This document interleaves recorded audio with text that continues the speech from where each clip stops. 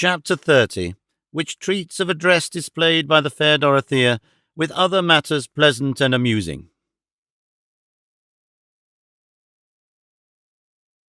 The curate had hardly ceased speaking when Sancho said, "In faith then, Signor Licentiate, he who did that deed was my master, and it was not for want of my telling him beforehand and warning him to mind what he was about, and that it was a sin to set them at liberty, as they were all on the march there because they were special scoundrels." "Blockhead!" said Don Quixote at this. "It is no business or concern of knights errant to inquire whether any persons in affliction, in chains, or oppressed, that they may meet on the high roads, go that way and suffer as they do because of their faults or because of their misfortunes. It only concerns them to aid them as persons in need of help, having regard to their sufferings and not to their rascalities. I encountered a chaplet or string of miserable and unfortunate people, and did for them what my sense of duty demands of me, and as for the rest, be that as it may, and whoever takes objection to it saving the sacred dignity of the Signor Licentiate and his honoured person, I say he knows little about chivalry and lies like a whoreson villain, and this I will give him to know to the fullest extent with my sword." And so saying, he settled himself in his stirrups, and pressed down his morion, for the barber's basin, which according to him was Mambrino's helmet, he carried hanging at the saddle-bow until he could repair the damage done to it by the galley slaves. Dorothea, who was shrewd and sprightly, and by this time thoroughly understood Don Quixote's crazy turn, and that all except Sancho Panza were making game of him, not to be behind the rest, said to him, on observing his irritation, "Sir Knight, remember the boon you have promised me, and that, in accordance with it, you must not engage in any other adventure, be it ever so pressing. Calm yourself, for if the licentiate had known that the galley slaves had been set free by that unconquered arm, he would have stopped his mouth thrice over, or even bitten his tongue 3 times before he would have said a word that tended towards disrespect of your worship." "That I swear heartily," said the curate, "and I would have even plucked off a moustache." "I will hold my peace, signora," said Don Quixote, "and I will curb the natural anger that had arisen in my breast, and I will proceed in peace and quietness until I have fulfilled my promise. But in return for this consideration I entreat you to tell me, if you have no objection to do so, what is the nature of your trouble, and how many, who, and what are the persons of whom I am to require due satisfaction, and on whom I am to take vengeance on your behalf." "That I will do with all my heart," replied Dorothea, "if it will be not wearisome to you to hear of miseries and misfortunes." "It will not be wearisome, signora," said Don Quixote, to which Dorothea replied, "Well, if that be so, give me your attention." As soon as she said this, Cardenio and the barber drew close to her side, eager to hear what sort of story the quick-witted Dorothea would invent for herself, and Sancho did the same, for he was as much taken in by her as his master, and she, having settled herself comfortably in the saddle, and with the help of coughing and other preliminaries, taken time to think, began with great sprightliness of manner in this fashion. "First of all, I would have you know, sirs, that my name is—" and here she stopped for a moment, for she forgot the name the curate had given her, but he came to her relief, seeing what her difficulty was, and said, "It is no wonder, signora, that your highness should be confused and embarrassed in telling the tale of your misfortunes, for such afflictions often have the effect of depriving the sufferers of memory, so that they do not even remember their own names, as is the case now with your ladyship, who has forgotten that she is called the Princess Micomicona, lawful heiress of the great kingdom Micomicon. And with this cue, your highness may now recall to your sorrowful recollection all you may wish to tell us." "That is the truth," said the damsel, "but I think from this on I shall have no need of any prompting, and I shall bring my true story safe into port, and here it is. The king, my father, who was called Tinacrio the Sapient, was very learned in what they call magic arts, and became aware by his craft that my mother, who was called Queen Jaramilla, was to die before he did, and that soon after he too was to depart this life, and I was to be left an orphan without father or mother. But all this, he declared, did not so much grieve or distress him as his certain knowledge that a prodigious giant, the lord of a great island close to our kingdom, Pandafilando of the Scowl by name, for it is averred that, though his eyes are properly placed and straight, he always looks askew as if he squinted, and this he does out of malignity to strike fear and terror into those he looks at. That he knew, I say, that this giant, on becoming aware of my orphan condition, would overrun my kingdom with a mighty force and strip me of all, not leaving me even a small village to shelter me, but that I could avoid all this ruin and misfortune if I were willing to marry him. However, as far as he could see, he never expected that I would consent to a marriage so unequal, and he said no more than the truth in this, for it has never entered my mind to marry that giant or any other, let him be ever so great or enormous. My father said, too, that when he was dead, and I saw Pandolfilando about to invade my kingdom, I was not to wait and attempt to defend myself, for that would be destructive to me, but that I should leave the kingdom entirely open to him if I wished to avoid the death and total destruction of my good and loyal vassals, for there would be no possibility of defending myself against the giant's devilish power, and that I should be at once with some of my followers set out for Spain, where I should obtain relief in my distress on finding a certain knight-errant, whose fame by that time would extend over the whole kingdom, and who would be called, if I remember rightly, Don Nazote or Don Gigote. Don Quixote, he must have said, Signora, observed Sancho at this, otherwise called the Knight of the Rueful Countenance. That is it, said Dorothea. He said, moreover, that he would be tall of stature and lank-featured, and that on his right side, under the left shoulder or thereabouts, he would have a grey mole with hairs like bristles.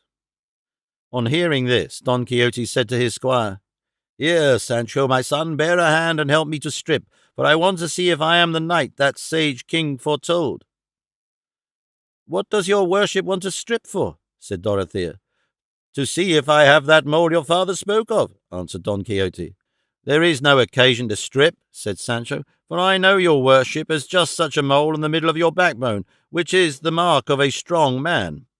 That is enough, said Dorothea, for with friends we must not look too closely into trifles, and whether it be on the shoulder or on the backbone matters little. It is enough if there is a mole, be it where it may, for it is all the same flesh. No doubt my good father hit the truth in every particular, and I have made a lucky hit in commending myself to Don Quixote, for he is the one my father spoke of, as the features of his countenance correspond with those assigned to this knight by that wide fame he has acquired, not only in Spain, but in all La Mancha. For I had scarcely landed at Osuna when I heard such accounts of his achievements that at once my heart told me he was the very one I had come in search of. But how did you land at Osuna, Senora? Asked Don Quixote, when it is not a seaport? But before Dorothea could reply, the curate anticipated her, saying, The princess meant to say that after she had landed at Malaga, the first place where she heard of your worship was Osuna. That is what I meant to say, said Dorothea. And that would be only natural, said the curate. Will your majesty please proceed? There is no more to add, said Dorothea, save that in finding Don Quixote I have had such good fortune that I already reckon and regard myself queen and mistress of my entire dominions, since of his courtesy and magnanimity he has granted me the boon of accompanying me whithersoever I may conduct him, which will be only to bring him face to face with Pandolfilando of the Scowl, that he may slay him and restore to me what has been unjustly usurped by him. For all this must come to pass satisfactorily, since my good father, Tinacrio the Sapient, foretold it, who likewise left it declared in writing in Chaldee or Greek characters, for I cannot read them, that if this predicted knight, after having cut the giant's throat, should be disposed to marry me, I was to offer myself at once without demur as his lawful wife, and yield him possession of my kingdom, together with my person. What thinkest thou now, friend Sancho? Said Don Quixote at this. Hearest thou that? Did I not tell thee so? See how we have already got a kingdom to govern, a queen to marry. On my oath it is so, said Sancho, and foul fortune to him who won't marry after slitting Signor Pandalilado's windpipe. And then, how ill-favoured the queen is. I wish the fleas in my bed were that sort. And so saying, he cut a couple of capers in the air with every sign of extreme satisfaction, and then ran to seize the bridle of Dorothea's mule, and checking it fell on his knees before her, begging her to give him her hand to kiss in token of his acknowledgment of her as his queen and mistress. Which of the bystanders could have helped laughing to see the madness of the master and the simplicity of the servant? Dorothea therefore gave her hand and promised to make him a great lord in her kingdom, when heaven should be so good as to permit her to recover and enjoy it, for which Sancho returned thanks in words that set them all laughing again. "This, sirs," continued Dorothea, "is my story. It only remains to tell you that of all the attendants I took with me from my kingdom, I have none left except this well-bearded squire, for all were drowned in a great tempest we encountered when in sight of port, and he and I came to land on a couple of planks as if by a miracle, and indeed the whole course of my life is a miracle and a mystery, as you may have observed. And if I have been over-minute in any respect, or not as precise as I ought, let it be accounted for by what the licentiate said at the beginning of my tale, that constant and excessive troubles deprive the sufferers of their memory."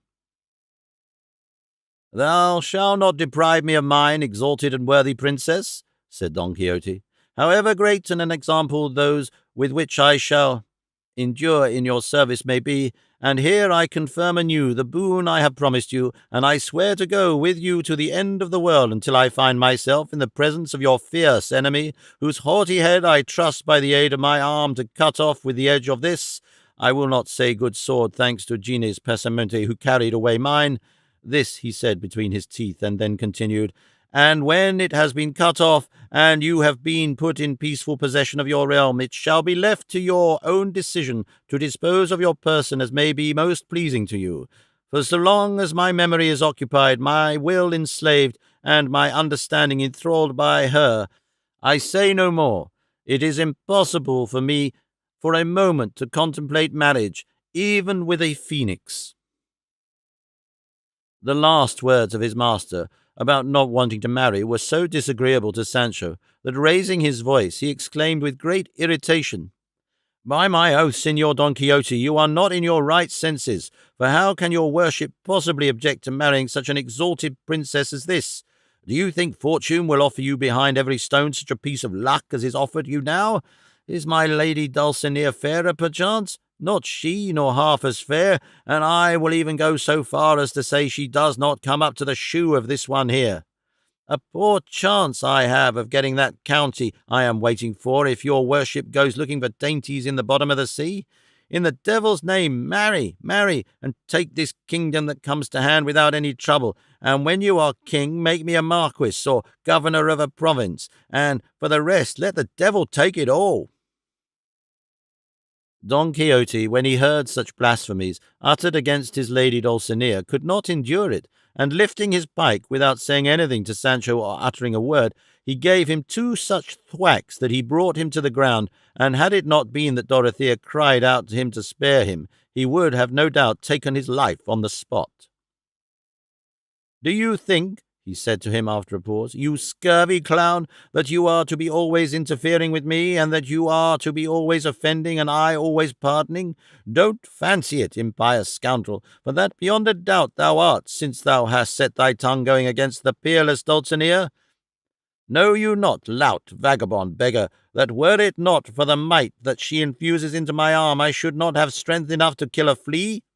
Say, scoffer with a viper's tongue, what think you has won this kingdom, and cut off this giant's beard, and made you marquis? For all this I count as already accomplished and decided, but the might of Dulcinea, employing my arm as the instrument of her achievements. She fights in me and conquers in me, and I live and breathe in her, and owe my life and being to her.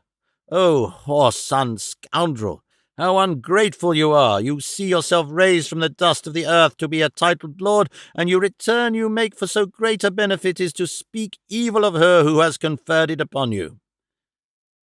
Sancho was not so stunned, but that he heard all his master said, and, rising with some degree of nimbleness, he ran to place himself behind Dorothea's palfrey, and from that position he said to his master, Tell me, signor, if your worship is resolved not to marry this great princess, it is plain that the kingdom will not be yours, and not being so, how can you bestow your favours upon me? That is what I complain of. Let your worship, at any rate, marry this queen, now that we have got her here as if showered down from heaven, and afterwards you may go back to my lady Dulcinea. For there must have been kings in the world who kept mistresses. As to beauty, I have nothing to do with it, and if the truth is to be told, I like them both, though I have never seen the lady Dulcinea. How? Never seen her, blasphemous traitor? Exclaimed Don Quixote. Hast thou not just now brought me a message from her? I mean, said Sancho, that I did not see her so much at my leisure that I could take particular notice of her beauty or of her charms piecemeal, but taken in the lump I like her.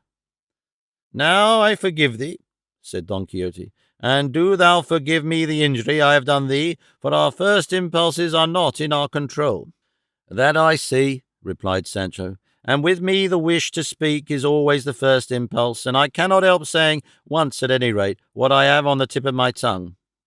For all that, Sancho, said Don Quixote, take heed of what thou sayest, for the pitcher goes so often to the well, I need say no more to thee. Well, well, said Sancho, God is in heaven and sees all tricks, and will judge who does most harm, I in not speaking right, or your worship in not doing right. That is enough, said Dorothea. Run, Sancho, and kiss your lord's hand and beg his pardon, and henceforward be more circumspect with your praise and abuse, and say nothing in disparagement of that lady Toboso, of whom I know nothing, save that I am her servant, and put your trust in God, for you will not fail to obtain some dignity so as to live like a prince. Sancho advanced, hanging his head, and begged his master's hand, which Don Quixote with dignity presented to him, giving him his blessing as soon as he had kissed it. He then bade him go on ahead a little, as he had questions to ask him and matters of great importance to discuss with him. Sancho obeyed, and when the two had gone some distance in advance, Don Quixote said to him, Since thy return I have had no opportunity or time to ask thee many particulars touching thy mission and the answer thou hast brought back. And now that chance has granted us the time and opportunity, deny me not the happiness thou canst give me by such good news. Let your worship ask what you will, answered Sancho, for I shall find a way out of all this as I found a way in, but I implore you, signor, not to be so revengeful in future. Why dost thou say that, Sancho? Said Don Quixote. I say it, he returned, because those blows just now were more because of the quarrel the devil stirred up between us both the other night than for what I said against my lady Dulcinea, whom I love and reverence as I would a relic, though there is nothing of that about her, merely as something belonging to your worship. Say no more on that subject for thy life, Sancho, said Don Quixote, for it is displeasing to me. I have already pardoned thee for that, and thou knowest the common saying, for a fresh sin a fresh penance. While this was going on, they saw coming along the road they were following a man mounted on an ass, who, when he came close, seemed to be a gipsy. But Sancho Panza, whose eyes and heart were there wherever he saw asses, no sooner beheld the man than he knew him to be Ginos de Pasamonte, and by the thread of the gipsy he had got at the ball, his ass, for it was, in fact, Dapple that carried Pasamonte, who, to escape recognition and to sell the ass, had disguised himself as a gipsy, being able to speak the gipsy language, and many more, as well as if they were his own. Sancho saw him and recognized him, and the instant he did so, he shouted to him, Ginosello, you thief, give up my treasure, release my life, embarrass thyself not with my repose, quit my ass, leave my delight, be off, rip, get thee gone, thief, and give up what is not thine. There was no necessity for so many words or objurgations, for at the first one Gines jumped down, and at a like racing speed made off and got clear of them all. Sancho hastened to his Dapple, and embracing him he said, How hast thou fared, my blessing, Dapple of my eyes, my comrade? All the while kissing him and caressing him, as if he were a human being. The ass held his peace, and let himself be kissed and caressed by Sancho, without answering a single word. They all came up and congratulated him on having found Dapple, Don Quixote especially, who told him that, notwithstanding this, he would not cancel the order for the 3 ass colts, for which Sancho thanked him. While the two had been going along conversing in this fashion, the curate observed to Dorothea that she had shown great cleverness, as well as in the story itself as in its conciseness, and the resemblance it bore to those of the books of chivalry. She said that she had many times amused herself reading them, but that she did not know the situation of the provinces or seaports, and so she had said at haphazard that she had landed at Osuna. "So I saw," said the curate, "and for that reason I made haste to say what I did, by which it was all set right. But is it not a strange thing to see how readily this unhappy gentleman believes all these figments and lies, simply because they are in the style and manner of the absurdities of his books?" "So it is," said Cardenio, "and so uncommon and unexampled, that were one to attempt to invent and concoct it in fiction, I doubt if there be any wit keen enough to imagine it." "But another strange thing about it," said the curate, "is that apart from the silly things which this worthy gentleman says in connection with his craze, when other subjects are dealt with, he can discuss them in a perfectly rational manner, showing that his mind is quite clear and composed, so that provided his chivalry is not touched upon, no one would take him to be anything but a man of thoroughly sound understanding." While they were holding this conversation, Don Quixote continued his with Sancho, saying, "Friend Panza, let us forgive and forget as to our quarrels, and tell me now, dismissing anger and irritation, where, how, and when didst thou find Dulcinea? What was she doing? What didst thou say to her? What did she answer? How did she look when she was reading my letter? Who copied it out for thee? And everything in the matter that seems to thee worth knowing, asking, and learning, neither adding nor falsifying to give me pleasure, nor yet curtailing lest you should deprive me of it." "Signor," replied Sancho, "if the truth is to be told, nobody copied out the letter for me, for I carried no letter at all." "It is as thou sayest," said Don Quixote, "for the notebook in which I wrote it I found in my own possession 2 days after thy departure, which gave me very great vexation, as I knew not what thou wouldst do on finding thyself without any letter, and I made sure thou wouldst return from the place where thou didst first miss it." "So I should have done," said Sancho, "if I had not got it by heart when your worship read it to me, so that I repeated it to a sacristan, who copied it out for me from hearing it, so exactly, that he said in all the days of his life, though he had read many letters of excommunication, he had never seen or read so pretty a letter as that."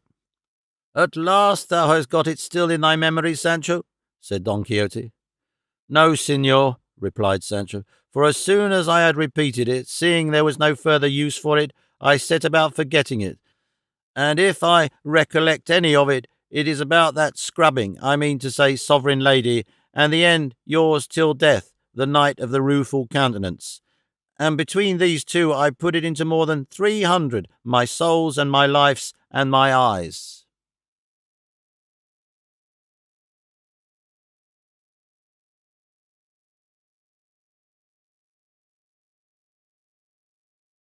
Chapter 31. Of the delectable discussion between Don Quixote and Sancho Panza, his squire, together with other incidents. "All that is not unsatisfactory to me," said Don Quixote. "Go on, thou didst reach her, and what was that Queen of Beauty doing? Surely thou didst find her stringing pearls or embroidering some device in golden thread for this her enslaved knight?" "I did not," said Sancho, "but I found her winnowing 2 bushels of wheat in the yard of her house." "Then depend upon it," said Don Quixote, "the grains of that wheat were pearls when touched by her hands. And didst thou look, friend? Was it white wheat or brown?" "It was neither, but red," said Sancho. "Then I promise thee," said Don Quixote, "that, winnowed by her hands, beyond a doubt the bread it made was of the whitest. But go on. When thou gavest her my letter, did she kiss it? Did she place it on her head? Did she perform any ceremony befitting it? Or what did she do?" "When I gave it to her," replied Sancho,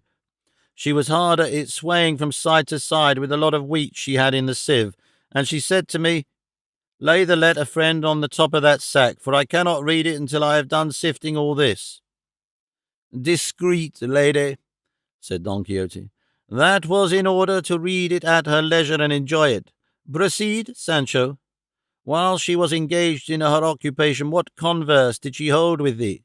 What did she ask about me, and what answer didst thou give? Make haste, tell me all, and let not an atom be left behind in the ink bottle." "She asked me nothing," said Sancho, "but I told her how your worship was left doing penance in her service, naked from the waist up, in among these mountains like a savage, sleeping on the ground, not eating bread off a tablecloth, nor combing your beard, weeping and cursing your fortune." "In saying I cursed my fortune, thou saidst wrong," said Don Quixote, "for rather do I bless it, and shall bless it all the days of my life, for having made me worthy of aspiring to love so lofty a lady as Dulcinea del Toboso." "And so lofty is she," said Sancho, "that she overtops me by more than a hand's breadth." "What, Sancho?" said Don Quixote, "didst thou measure with her?" "I measured in this way," said Sancho, "going to help her to put a sack of wheat on the back of an ass, as we came close together, that I could see she stood more than a good palm over me." "Well," said Don Quixote, "and doth she not of a truth accompany and adorn this greatness with 1,000,000,000 charms of mind? But one thing thou wilt not deny, Sancho, when thou camest close to her, didst thou not perceive a Sabaean odour, an aromatic fragrance, I know not what, delicious, that I cannot find a name for? I mean a redolence, an exaltation, as if thou wert in the shop of some dainty glover?" "All I can say is," said Sancho, "that I did perceive a little odour, something goaty. It must have been that she was all in a sweat with hard work." "It could not be that," said Don Quixote, "but thou must have been suffering from cold in the head, or must have smelt thyself. For I know well what would be the scent of that rose among thorns, that lily of the field, that dissolved amber." "Maybe so," replied Sancho. "There often comes from myself that same odour, which then seemed to me to come from her grace the Lady Dulcinea. But that's no wonder, for one devil is like another." "Well then," continued Don Quixote, "now she has done the sifting corn and sent it to the mill, what did she do when she read the letter?" "As for the letter," said Sancho, "she did not read it, for she said she could neither read nor write. Instead of that, she tore it up into small pieces, saying that she did not want to let anyone read it, lest her secret should become known in the village, and that what I had told her by word of mouth about the love your worship bore her, and the extraordinary penance you were doing for her sake, was enough. And, to make an end of it, she told me to tell your worship that she kissed your hands, and that she had a greater desire to see you than to write to you, and that therefore she entreated and commanded you, on sight of this present, to come out of these thickets, and to have done with carrying on absurdities, and to set out at once for El Toboso, unless something else of greater importance should happen, for she had a great desire to see your worship.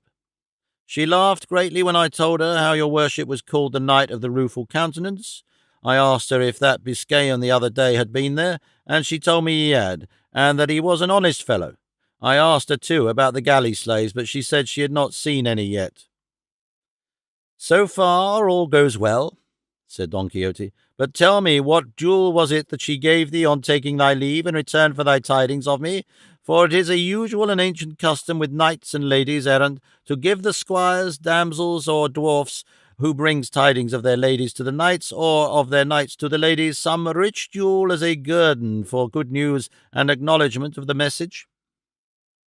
"That is very likely," said Sancho, "and a good custom it was to my mind, but that must have been in days gone by, for now it would seem to be the custom only to give a piece of bread and cheese, because that was what my lady Dulcinea gave me over the top of the yard wall when I took leave of her, and more by token it was sheep's milk's cheese." "She is generous in the extreme," said Don Quixote, "and if she did not give thee a jewel of gold, no doubt it must have been because she had not one to hand there to give thee, but sleeves are good after Easter. I shall see her, and all shall be made right. But knowest thou what amazes me, Sancho? It seems to me that thou must have gone and come through the air, for thou hast taken but little more than 3 days to go to El Toboso and return, though it is more than 30 leagues from here to there." from which I am inclined to think that the sage magician who is my friend and watches over my interests, for of necessity there is one and must be one, or else I should not be a right knight-errant, that this same, I say, must have helped thee to travel without thy knowledge. For some of these sages will catch up a knight-errant sleeping in his bed, and without his knowing how or in what way it happened, he wakes up the next day more than 1,000 leagues away from the place where he went to sleep. And if it were not for this, knights-errant would not be able to give aid to one another in peril, as they do at every turn. For a knight, maybe, is fighting in the mountains of Armenia with some dragon or fierce serpent or another knight, and gets the worst of the battle, and is at the point of death, but when he least looks for it, there appears over against him on a cloud or chariot of fire another knight, a friend of his, who just before had been in England, and who takes his part and delivers him from death, and at night he finds himself in his own quarters, supping very much to his satisfaction, and yet from one place to the other will have been 2,000 or 3,000 leagues. And all this is done by the craft and skill of the sage enchanters who take care of those valiant knights, so that, friend Sancho, I find no difficulty in believing that thou mayest have gone from this place to El Toboso and returned in such a short time, since, as I have said, some friendly sage must have carried thee through the air without thee perceiving it. That must have been it, said Sancho, for indeed Rocinante went like a gypsy's ass with quicksilver in his ears. Quicksilver, said Don Quixote, aye, and what is more, a legion of devils, folk that can travel and make others travel without being weary, exactly as the whim seizes them. But, putting this aside, what thinkest thou I ought to do about my lady's command to go and see her? For though I feel that I am bound to obey her mandate, I feel too that I am debarred by the boon I have accorded to the princess that accompanies us. And the law of chivalry compels me to have regard for my word in preference to my inclination. On the one hand, the desire to see my lady pursues and harasses me. On the other, my solemn promise and the glory I shall win in this enterprise urge and call me. But what I think I shall do is to travel with all speed and reach quickly the place where this giant is, and on my arrival I shall cut off his head and establish the princess peacefully in her realm, and forthwith I shall return to behold the light that lightens my senses, to whom I shall make such excuses that she will be led to approve of my delay, for she will see that it entirely tends to increase her glory and fame. For all that I have won, am winning, or shall win by arms in this life, comes to me of the favour she extends to me, and because I am hers. Ah, what a sad state your worship's brains are in, said Sancho. Tell me, signor, do you mean to travel all that way for nothing, and to let slip and lose so rich and great a match as this, where they give us a portion of kingdom that in sober truth I have heard say is more than 20,000 leagues round about, and abounds with all things necessary to support human life, and is bigger than Portugal and Castile put together? Peace, for the love of God! Blush for what you have said, and take my advice, and forgive me, and marry at once in the first village where there is a curate. If not, here is our licentiate who will do the business beautifully. Remember, I am old enough to give advice, and this I am giving comes pat to the purpose, for a sparrow in the hand is better than a vulture on the wing, and he who has the good to his hand and chooses the bad, that the good he complains of may not come to him. Look here, Sancho, said Don Quixote, if thou art advising me to marry, in order that immediately on slaying the giant I may become king, and be able to confer favours on thee, and give thee what I have promised, let me tell thee I shall be able very easily to satisfy thy desires without marrying. For before going into battle I will make it a stipulation that, if I come out of it victorious, even I do not marry, they shall give me a portion of the kingdom, that I may bestow it upon whomsoever I choose, and when they give it to me, upon whom wouldst thou have me bestow it but upon thee? That is plain speaking, said Sancho, but let your worship take care to choose it on the sea-coast, so that if I don't like the life, I may be able to ship off my black vassals and deal with them as I have said. Don't mind going to see my lady Dulcinea now, but go and kill this giant and let us finish off this business. For by God it strikes me it will be one of great honour and great profit. I hold thou art in the right of it, Sancho, said Don Quixote, and I will take thy advice as to accompanying the princess before going to see Dulcinea, but I counsel thee not to say anything to anyone, or to those who are with us, about what we have considered and discussed, for as Dulcinea is so decorous that she does not wish her thoughts to be known, it is not right that I or anyone for me should disclose them." "Well then, if that be so," said Sancho, "how is it that your worship makes all those you overcome by your arm go to present themselves before my lady Dulcinea? This being the same thing as signing your name to it, that you love her and are her lover. And as those who go must perforce kneel before her and say they come from your worship to submit themselves to her, how can the thoughts of both of you be hid?" "Oh, how silly and simple thou art," said Don Quixote. "Seest thou not, Sancho, that this tends to her greater exaltation? For thou must know that according to our way of thinking in chivalry, it is a high honour to a lady to have many knights-errant in her service, whose thoughts never go beyond serving her for her own sake, and who look for no other reward for their great and true devotion than that she should be willing to accept them as her knights." "It is with that kind of love," said Sancho. "I have heard preachers say we ought to love our Lord for himself alone, without being moved by the hope of glory or the fear of punishment, though, for my part, I would rather love and serve him for what he could do." "The devil take thee for a clown," said Don Quixote, "and what shrewd things thou sayest at times! One would think thou hast studied." "In faith, then, I cannot even read." Master Nicholas here called out to them to wait a while, as they wanted to halt and drink at a little spring there was there. Don Quixote drew up, not a little to the satisfaction of Sancho, for he was by this time weary of telling so many lies, and in dread of his master catching him tripping, for though he knew that Dulcinea was a peasant girl of El Toboso, he had never seen her in all his life. Cardenio had now put on the clothes which Dorothea was wearing when they found her, and though they were not very good, they were far better than those he put off. They dismounted together by the side of the spring,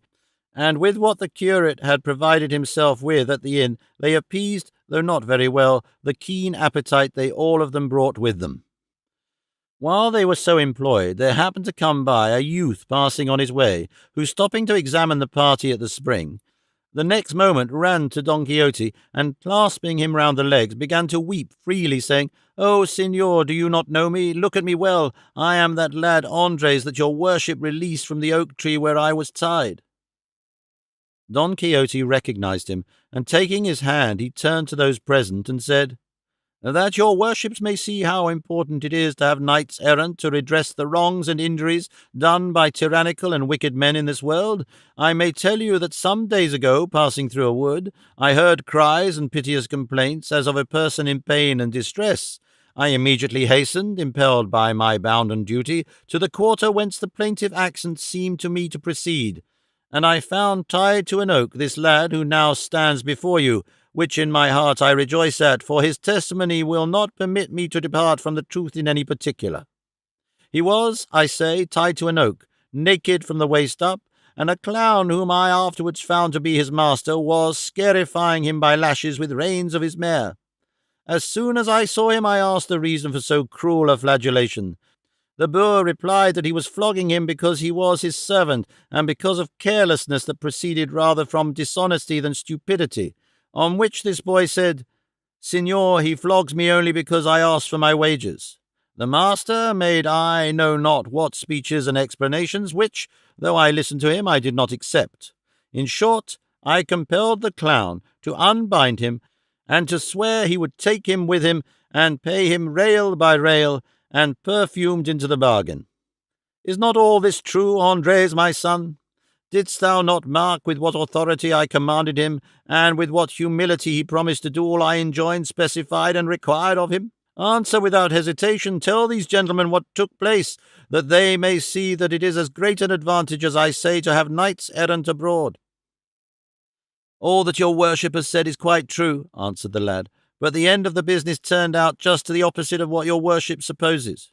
"How? The opposite?" said Don Quixote. "Did not the clown pay thee then?" Not only did he not pay me, replied the lad, but as soon as your worship had passed out of the wood, and we were alone, he tied me up again to the same oak, and gave me a fresh flogging, that left me like a flayed St. Bartholomew, and every stroke he gave me he followed up with some jest or jibe about having made a fool of your worship, and but for the pain I was suffering, I should have laughed at the things he said. In short, he left me in such a condition that I have been until now in a hospital, getting cured of the injuries which that rascally clown inflicted on me then, for all which your worship is to blame. For if you had gone your own way, and not come where there was no call for you, nor meddled in other people's affairs, my master would have been content with giving me 1 or 2 dozen lashes, and would have then loosed me and paid me what he owed me. But when your worship abused him so out of measure, and gave him so many hard words, his anger was kindled, and as he could not revenge himself on you, as soon as he saw you had left him, the storm burst upon me in such a way that I feel as if I should never be a man again. The mischief, said Don Quixote, lay in my going away, for I should not have gone until I had seen thee paid, because I ought to have known well by long experience that there is no clown who will keep his word if he finds it will not suit him to keep it. But thou rememberest, Andres, that I swore if he did not pay thee I would go and seek him and find him, though he were to hide himself in the whale's belly. That is true, said Andres, but it was of no use. Thou shalt see now whether it is of use or not, said Don Quixote, and so saying he got up hastily and bade Sancho bridle Rocinante, who was browsing while they were eating. Dorothea asked what he meant to do. He replied that he meant to go in search of this clown and chastise him for such iniquitous conduct, and see Andres paid to the last maravedi, despite and in the teeth of all the clowns in the world. To which she replied that he must remember that in accordance with his promise he could not engage in any enterprise until he had concluded hers, and that as he knew this better than anyone, he should restrain his ardour until his return from her kingdom. That is true, said Don Quixote, and Andres must have patience until my return, as you say, Signora, but I once more swear and promise not to stop until I have seen him avenged and paid. I have no faith in those oaths, said Andres. I would rather have now something to help me get to Seville than all the revenges in the world. If you have anything here to eat that I can take with me, give it me, and God be with your worship and all knights errant, and may their errands turn out as well for themselves as they have for me. Sancho took out from his store a piece of bread and another of cheese, and giving them to the lad, he said, Here, take this, brother Andres, for we have all of us a share in your misfortune. Why, what share have you got? This share of bread and cheese I am giving you, answered Sancho, and God knows whether I shall feel the want of it myself or not.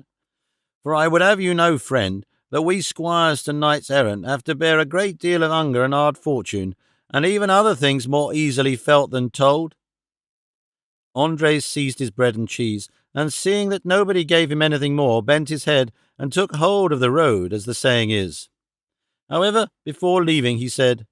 For the love of God, Sir Knight-errant, if you ever meet me again, though you may see them cutting me to pieces, give me no aid or succour, but leave me to my misfortune, which will not be so great, but that a greater one will come to me by being helped by your worship, on whom and all the knights-errant that have ever been born God send his curse. Don Quixote was getting up to chastise him, but he took to his heels at such a pace that no one attempted to follow him, and mightily chapfallen was Don Quixote at Andres' story, and the others had to take great care to restrain their laughter, so as not to put him entirely out of countenance.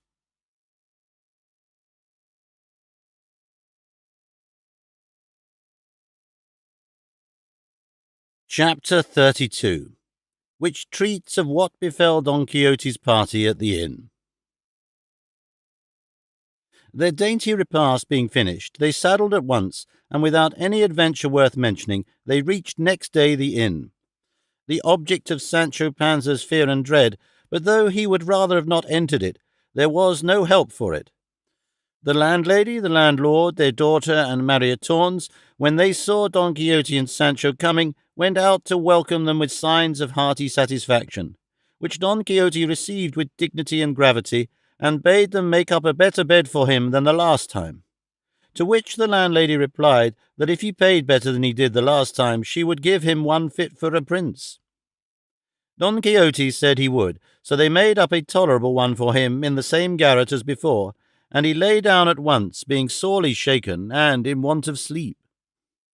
No sooner was the door shut upon him than the landlady made at the barber, and seizing him by the beard, said, "By my faith, you are not going to make a beard of my tail any longer. You must give me back my tail, for it is a shame the way that thing of my husband goes tossing about on the floor.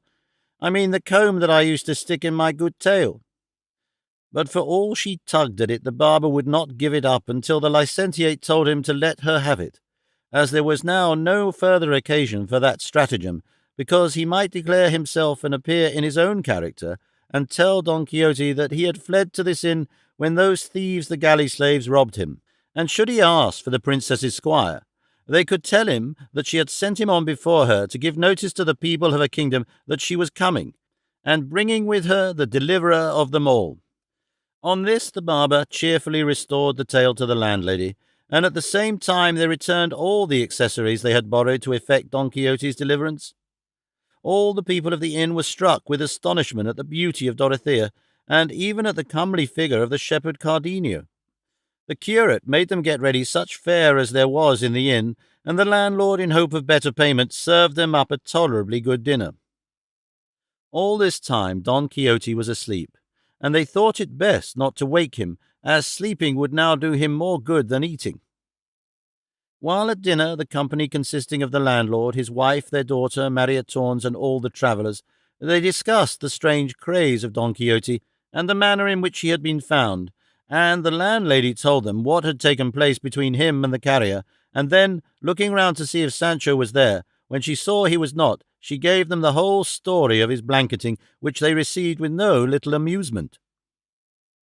But on the curate observing that it was the books of chivalry which Don Quixote had read that had turned his brain, the landlord said,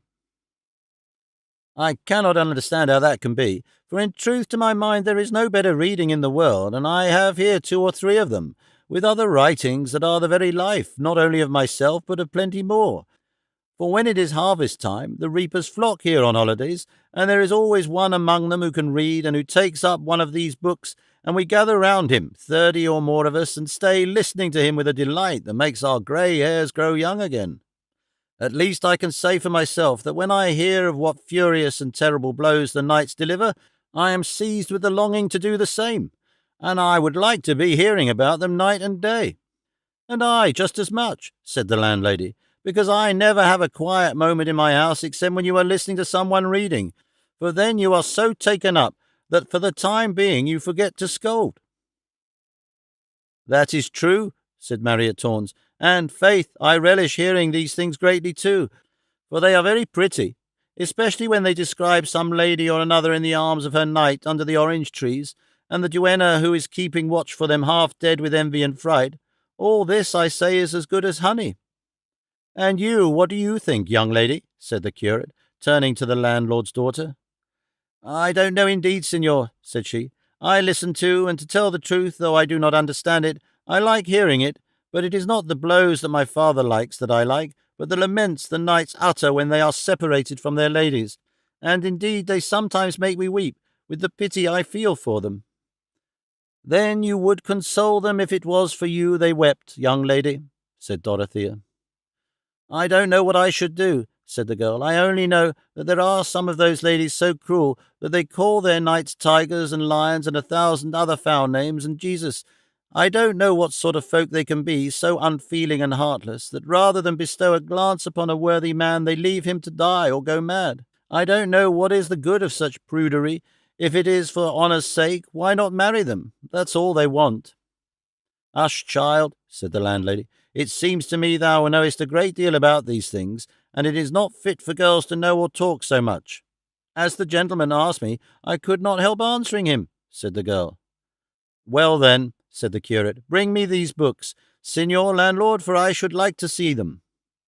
"With all my heart," said he, and going into his own room he brought out an old valise secured with a little chain, on opening which the curate found in it 3 large books and some manuscripts, written in a very good hand. The first that he opened he found to be Don Cirongilio of Thrace, the second Don Felix Marte of Hircania, and the other the history of the great Captain Gonzalo Hernandez de Cordova, with the life of Diego Garcia de Paredes. When the curate read the two first titles, he looked over the barber and said, "We want my friend's housekeeper and niece here now." "Nay," said the barber, "I can do just as well to carry them to the yard or to the hearth, and there is a very good fire there." "What? Your worship would burn my books?" said the landlord.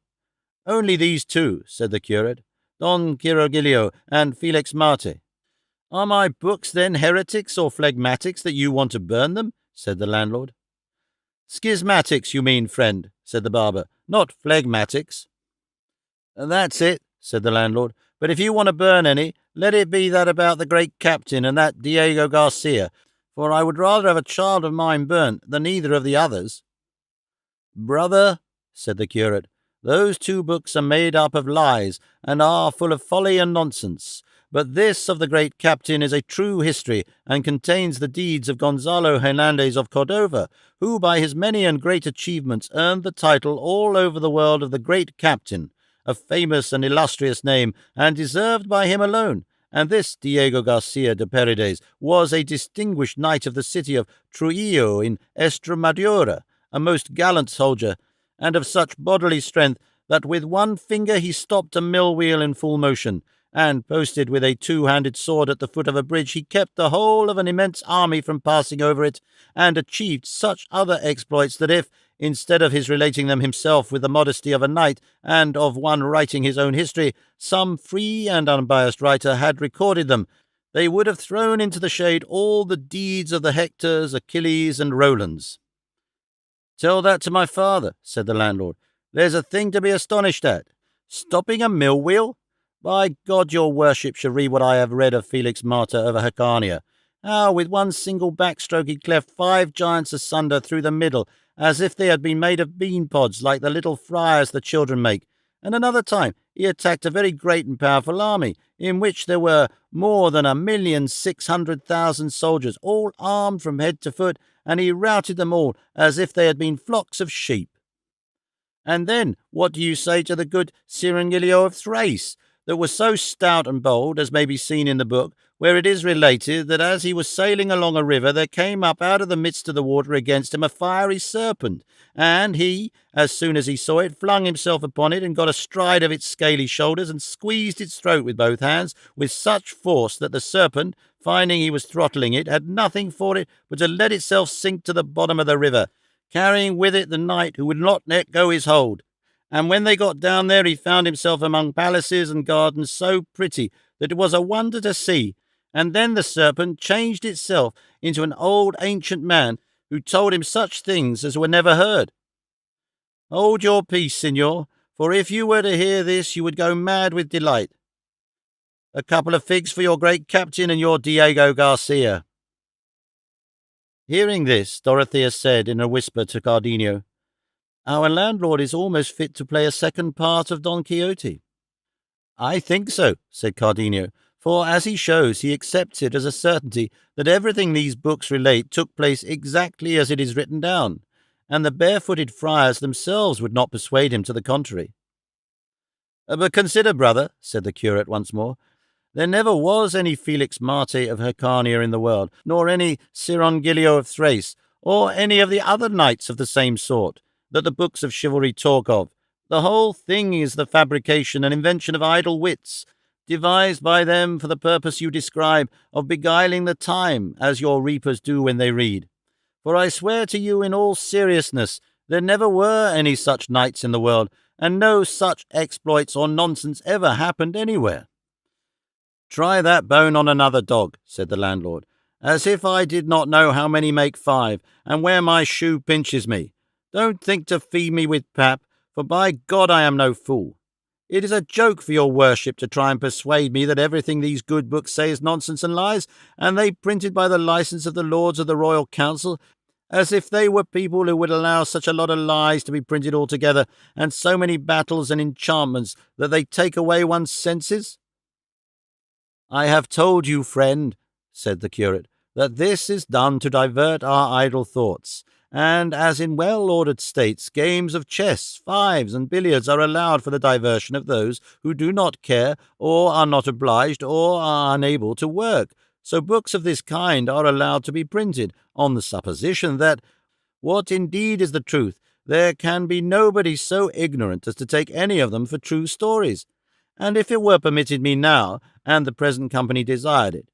I could say something about the qualities books of chivalry should possess to be good ones, that would be to the advantage and even to the taste of some. But I hope the time will come when I can communicate my ideas to someone who may be able to mend matters, and in the meantime, Signor Landlord, believe what I have said, and take your books and make up your mind about their truth or falsehood, and much good may they do you, and God grant you may not fall lame of the same foot your guest Don Quixote halts on.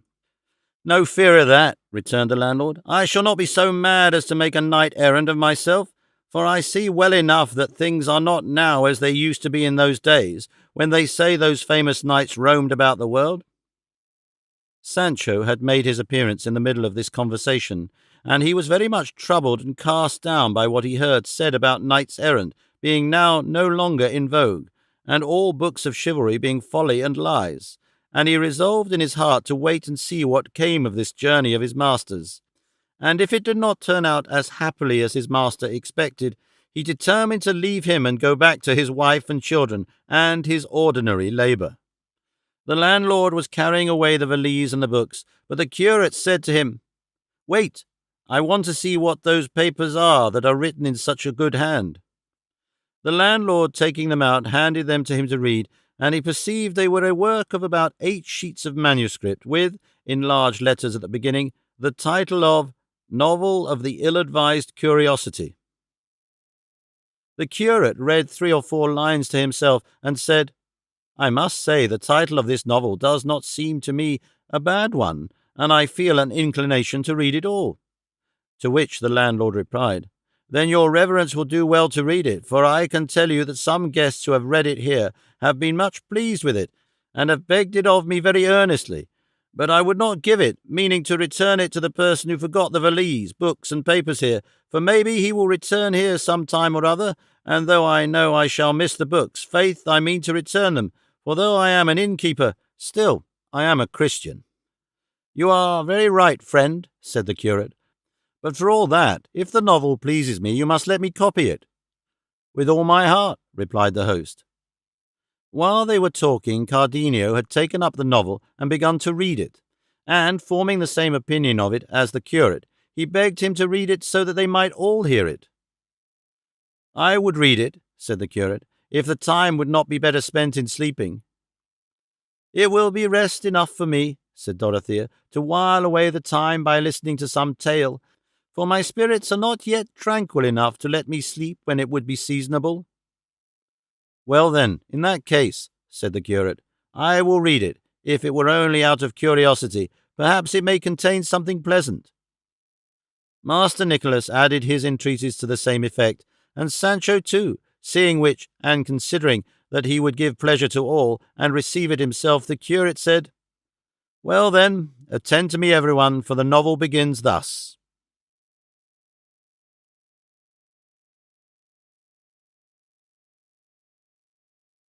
Chapter 33, in which is related the novel of the Ill-Advised Curiosity. In Florence, a rich and famous city of Italy in the province called Tuscany, there lived 2 gentlemen of wealth and quality, Anselmo and Lothario, such great friends that by way of distinction they were called by all that knew them the 2 friends. They were unmarried, young, of the same age, and of the same tastes, which was enough to account for the reciprocal friendship between them. Anselmo, it is true, was somewhat more inclined to seek pleasure in love than Lothario, for whom the pleasures of the chase had more attraction, but on occasion Anselmo would forego his own tastes to yield to those of Lothario, and Lothario would surrender his to fall in with those of Anselmo, and in this way their inclinations kept pace one with the other with a concord so perfect that the best regulated clock could not surpass it. Anselmo was deep in love with a high-born and beautiful maiden of the same city, the daughter of parents so estimable, and so estimable himself, that he resolved, with the approval of his friend Lothario, without whom he did nothing, to ask her of them in marriage, and did so, Lothario being the bearer of the demand, and conducting the negotiation so much to the satisfaction of his friend, that in a short time he was in possession of the object of his desires, and Camilla so happy in having won Anselmo for her husband, that she gave thanks unceasingly to heaven and to Lothario, by whose means such good fortune had fallen to her. The first few days, those of a wedding being usually days of merrymaking, Lothario frequented his friend Anselmo's house as he had been wont, striving to do honour to him and to the occasion, and to gratify him in every way he could. But when the wedding days were over, and the succession of visits and congratulations had slackened, he began purposely to leave off going to the house of Anselmo, for it seemed to him, as it naturally would to all men of sense, that friends' houses ought not to be visited after marriage with the same frequency as in their master's bachelor days, because, though true and genuine friendship cannot and should not be in any way suspicious, still a married man's honour is a thing of such delicacy that it is held liable to injury from others, much more from friends. Anselmo remarked the cessation of Lothario's visits, and complained of it to him, saying that if he had known that marriage was to keep him from enjoying his society as he used, he would never have married, and that,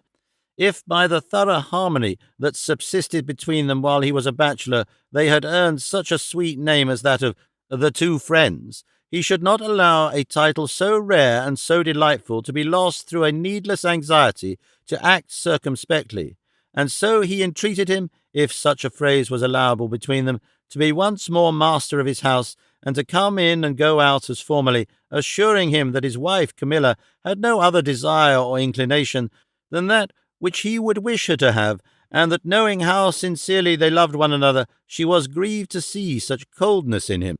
To all this, and much more, that Anselmo said to Lothario to persuade him to come to his house, as he had been in the habit of doing.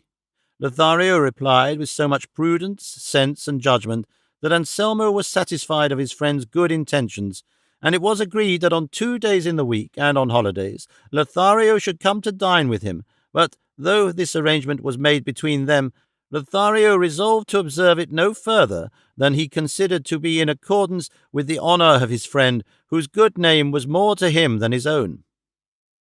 He said, and justly, that a married man upon whom heaven had bestowed a beautiful wife should consider as carefully what friends he brought to his house as what female friends his wife associated with, for what cannot be done or arranged in the marketplace, in church, at public festivals, or at stations, opportunities that husbands cannot always deny their wives, may be easily managed in the house of the female friend or relative in whom most confidence is reposed. Lothario said, too, that every married man should have some friend who would point out to him any negligence he might be guilty of in his conduct, for it will sometimes happen that, owing to the deep affection, the husband bears his wife, either he does not caution her, or, not to vex her, refrains from telling her to do or not to do certain things, doing or avoiding which may be a matter of honour or reproach to him, and errors of this kind he could easily correct if warned by a friend. But where is such a friend to be found as Lothario would have, so judicious, so loyal, and so true? Of a truth I know not. Lothario alone was such a one, for with the utmost care and vigilance he watched over the honour of his friend, and strove to diminish, cut down, and reduce the number of days for going to his house, according to their agreement, lest the visits of a young man, wealthy, high-born, and with the attractions he was conscious of possessing, at the house of a woman so beautiful as Camilla, should be regarded with suspicion by the inquisitive and malicious eyes of the idle public. For though his integrity and reputation might bridle slanderous tongues, still he was unwilling to hazard either his own good name or that of his friend, and for this reason most of the days agreed upon he devoted to some other business which he pretended was unavoidable, so that a great portion of the day was taken up with complaints on one side and excuses on the other. It happened, however, that on one occasion when the two were strolling together outside the city, Anselmo addressed the following words to Lothario. Thou mayest suppose, Lothario, my friend, that I am unable to give sufficient thanks for the favours God has rendered me in making me the son of such parents as mine were, and bestowing upon me with no niggard hand what are called the gifts of nature as well as those of fortune, and above all for what he has done in giving me thee for a friend and Camilla for a wife, two treasures that I value, if not as highly as I ought, at least as highly as I am able. And yet, with all these good things which are commonly all that men need to enable them to live happily, I am the most discontented and dissatisfied man in the whole world. For I know not how long since I have been harassed and oppressed by a desire so strange and so unusual, that I wonder at myself and blame and chide myself when I am alone, and strive to stifle it and hide it from my own thoughts, and with no better success than if I were endeavouring deliberately to publish it to all the world. And as, in short, it must come out, I would confide it to thy safe keeping, feeling sure that by this means, and by thy readiness as a true friend to afford me relief, I shall soon find myself freed from the distress it causes me, and that thy care will give me happiness in the same degree as my own folly has caused me misery. The words of Anselmo struck Lothario with astonishment, unable as he was to conjecture the purport of such a lengthy preamble, and though he strove to imagine what desire it could be that so troubled his friend, his conjectures were all far from the truth, and to relieve the anxiety which this perplexity was causing him, he told him he was doing a flagrant injustice to their great friendship in seeking circuitous methods of confiding to him his most hidden thoughts, for he well knew he might reckon upon his counsel in diverting them, or his help in carrying them into effect. "That is the truth," replied Anselmo, "and relying upon that I will tell thee, friend Lothario, that the desire which harasses me is that of knowing whether my wife Camilla is as good and as perfect as I think her to be, and I cannot satisfy myself of the truth on this point except by testing her in such a way that the trial may prove the purity of her virtue as the fire proves that of gold. Because I am persuaded, my friend, that a woman is virtuous only in proportion as she is or is not tempted, and that she alone is strong who does not yield to the promises, gifts, tears, and importunities of earnest lovers. For what thanks does a woman deserve for being good if no one urges her to be bad? And what wonder is it that she is reserved and circumspect, to whom no opportunity is given of going wrong, and who knows she has a husband that will take her life the first time he detects in her an impropriety? I do not therefore hold her who is virtuous through fear or want of opportunity in the same estimation as her who comes out of temptation and trial with a crown of victory. And so, for these reasons, and many others that I could give thee to justify and support the opinion I hold, I am desirous that my wife Camilla should pass this crisis, and be refined and tested by the fire of finding herself wooed, and by one worthy to set his affections upon her. And if she comes out, as I know she will, victorious from this struggle, I shall look upon my good fortune as unequalled. I shall be able to say that the cup of my desire is full, and that the virtuous woman, of whom the sage says, "Who shall find her has fallen to my lot," and if the result be the contrary of what I expect in the satisfaction of knowing that I have been right in my opinion, I shall bear without complaint the pain which my so dearly bought experience will naturally cause me. And as nothing of all thou wilt urge in opposition to my wish will avail to keep me from carrying it into effect, it is my desire, friend Lothario, that thou shouldst consent to become the instrument for effecting this purpose that I am bent upon, for I will afford thee opportunities to that end, and nothing shall be wanting that I may think necessary for the pursuit of a virtuous, honourable, modest, and high-minded woman. And, among other reasons, I am induced to entrust this arduous task to thee by the consideration that if Camilla be conquered by thee, the conquest will not be pushed to extremes, but only far enough to account that accomplished which from a sense of honour will be left undone. Thus I shall not be wronged in anything more than intention, and my wrong will remain buried in the integrity of thy silence, which I know well will be as lasting as that of death in what concerns me. If, therefore, thou wouldst have me enjoy what can be called life, thou wilt at once engage in this love struggle, not lukewarmly nor slothfully, but with the energy and zeal that my desire demands, and with the loyalty our friendship assures me of. Such were the words Anselmo addressed to Lothario, who listened to them with such attention that, except to say what has already been mentioned, he did not open his lips until the other had finished. Then, perceiving that he had no more to say, after regarding him for a while as one would regard something never before seen that excited wonder and amazement, he said to him, I cannot persuade myself, Anselmo, my friend, that what thou hast said to me is not in jest. If I thought that thou wert speaking seriously, I would not have allowed thee to go so far. So as to put a stop to thy long harangue by not listening to thee, I verily suspect that either thou dost not know me, or I do not know thee. But no, I know well thou art Anselmo, and thou knowest that I am Lothario. The misfortune is, it seems to me, that thou art not the Anselmo thou wert, and must have thought that I am not the Lothario I should be. For the things that thou hast said to me are not those of that Anselmo who was my friend, nor are those that thou demandest of me what should be asked of the Lothario thou knowest. True friends will prove their friends and make use of them, as a poet has said, usque ad aras, whereby he meant that they will not make use of their friendship in things that are contrary to God's will. If this, then, was a heathen's feeling about friendship, how much more should it be a Christian's who knows that the divine must not be forfeited for the sake of any human friendship?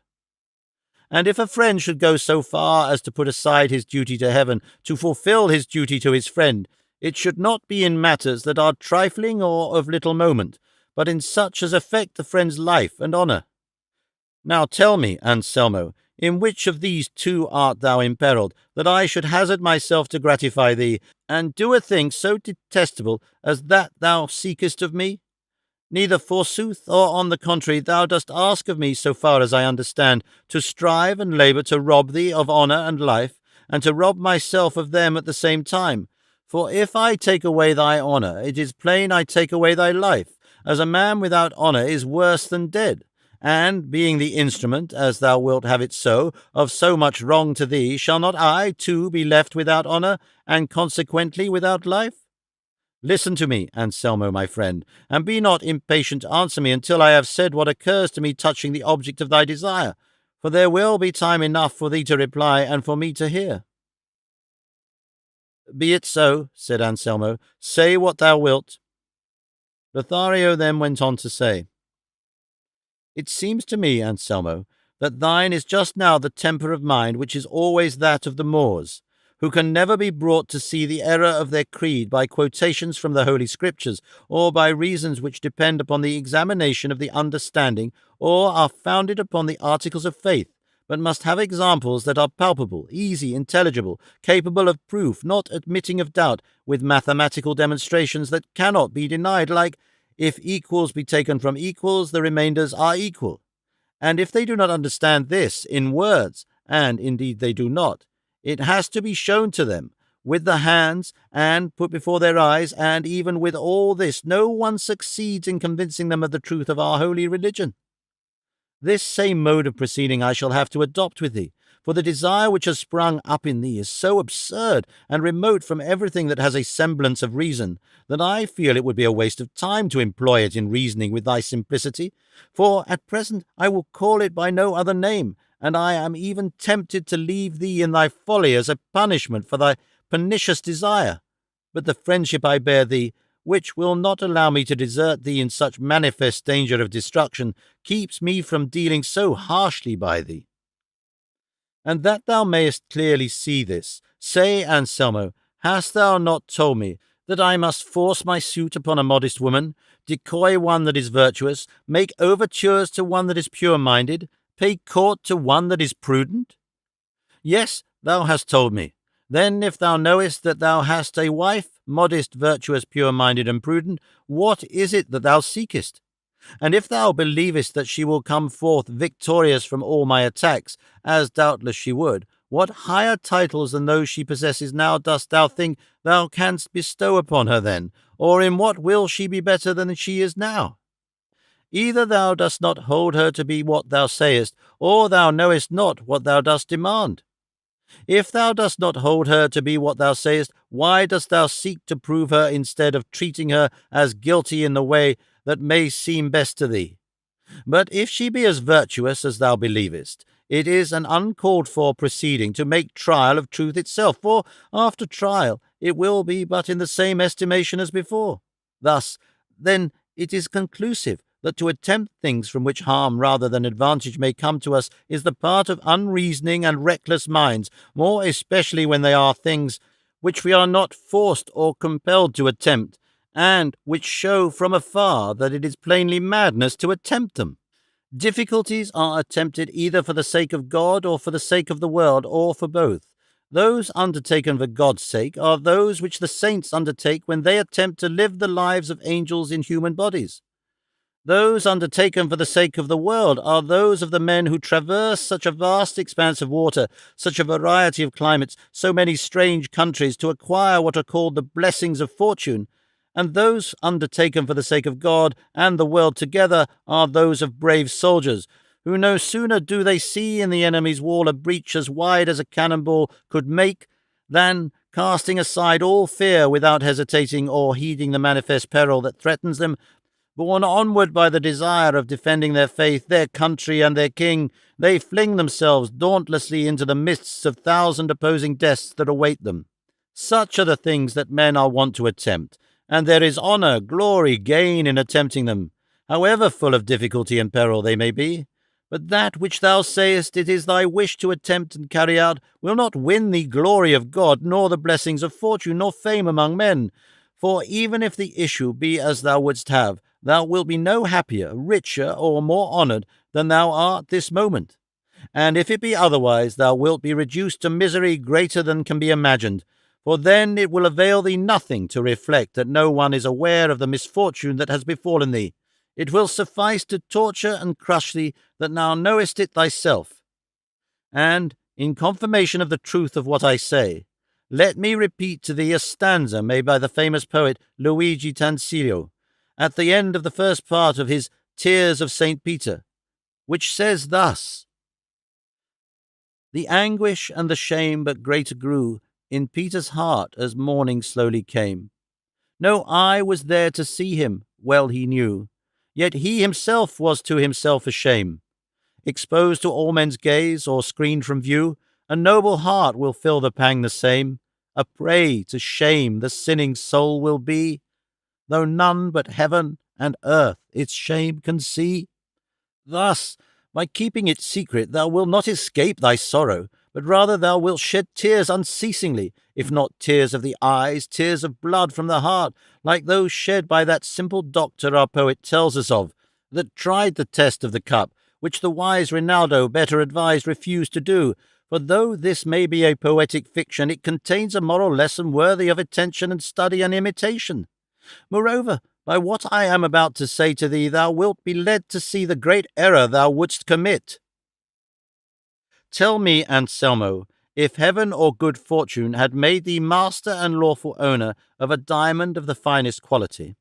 with the excellence and purity of which all the lapidaries that had seen it had been satisfied, saying with one voice and common consent that in purity, quality, and fineness it was all that a stone of the kind could possibly be, thou thyself too being of the same belief, as knowing nothing to the contrary, would it be reasonable in thee to desire to take that diamond and place it between an anvil and a hammer, and by mere force of blows and strength of arm try if it were as hard and as fine as they said?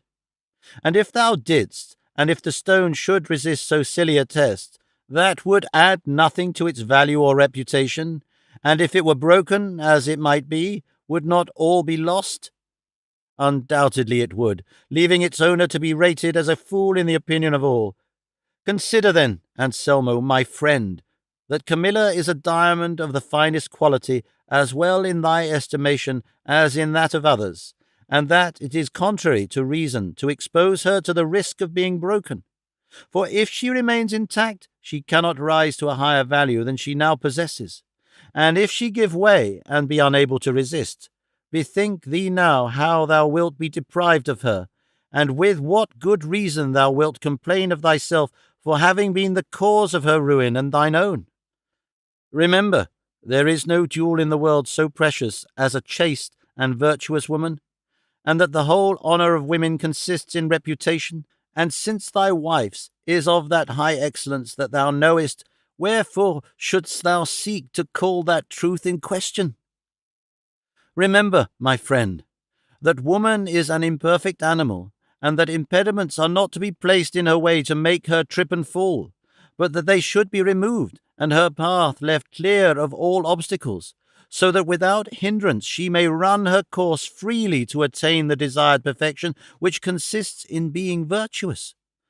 Naturalists tell us that the ermine is a little animal which has a fur of purest white,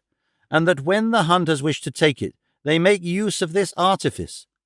Having ascertained the places which it frequents and passes, they stop the way to them with mud, and then, rousing it, drive it towards the spot, and as soon as the ermine comes to the mud it halts, and allows itself to be taken captive rather than pass through the mire, and spoil and sully its whiteness, which it values more than life and liberty.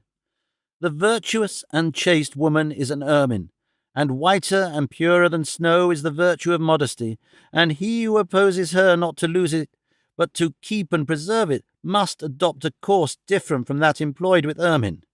He must not put before her the mire of the gifts and attentions of persevering lovers, because perhaps, and even without a perhaps, she may not have sufficient virtue and natural strength in herself to pass through and tread under foot these impediments.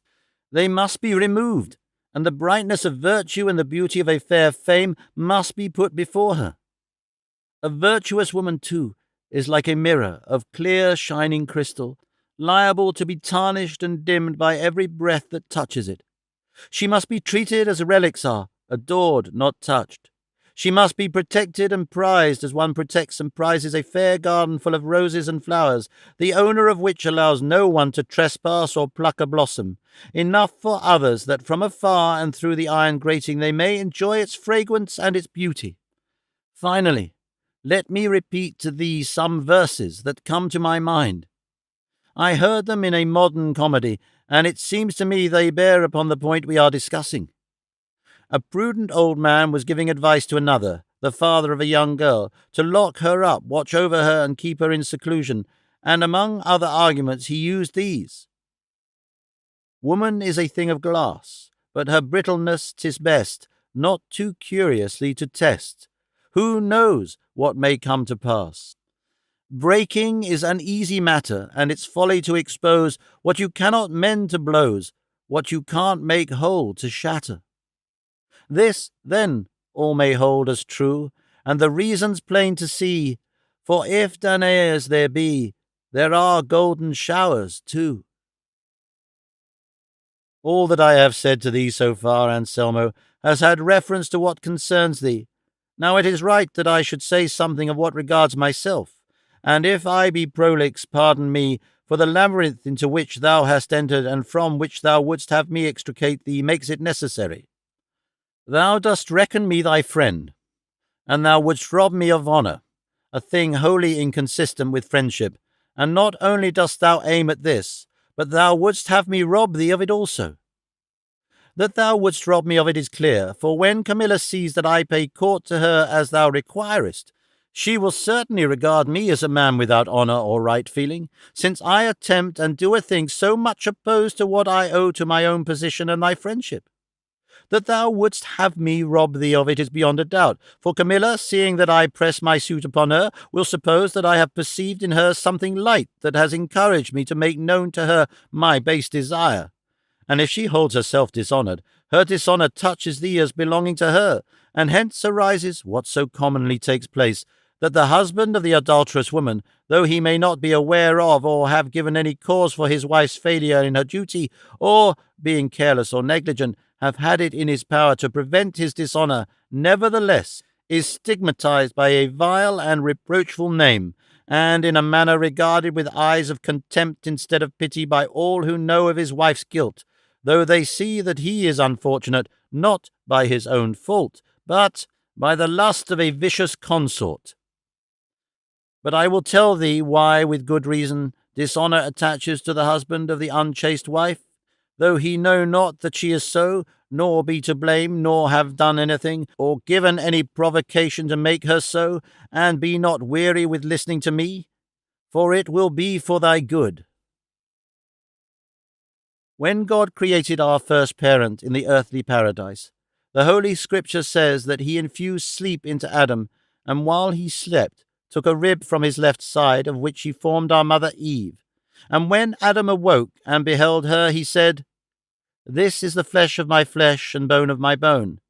And God said, For this shall a man leave his father and his mother, and they shall be two in one flesh. And then was instituted the divine sacrament of marriage, with such ties that death alone can loose them.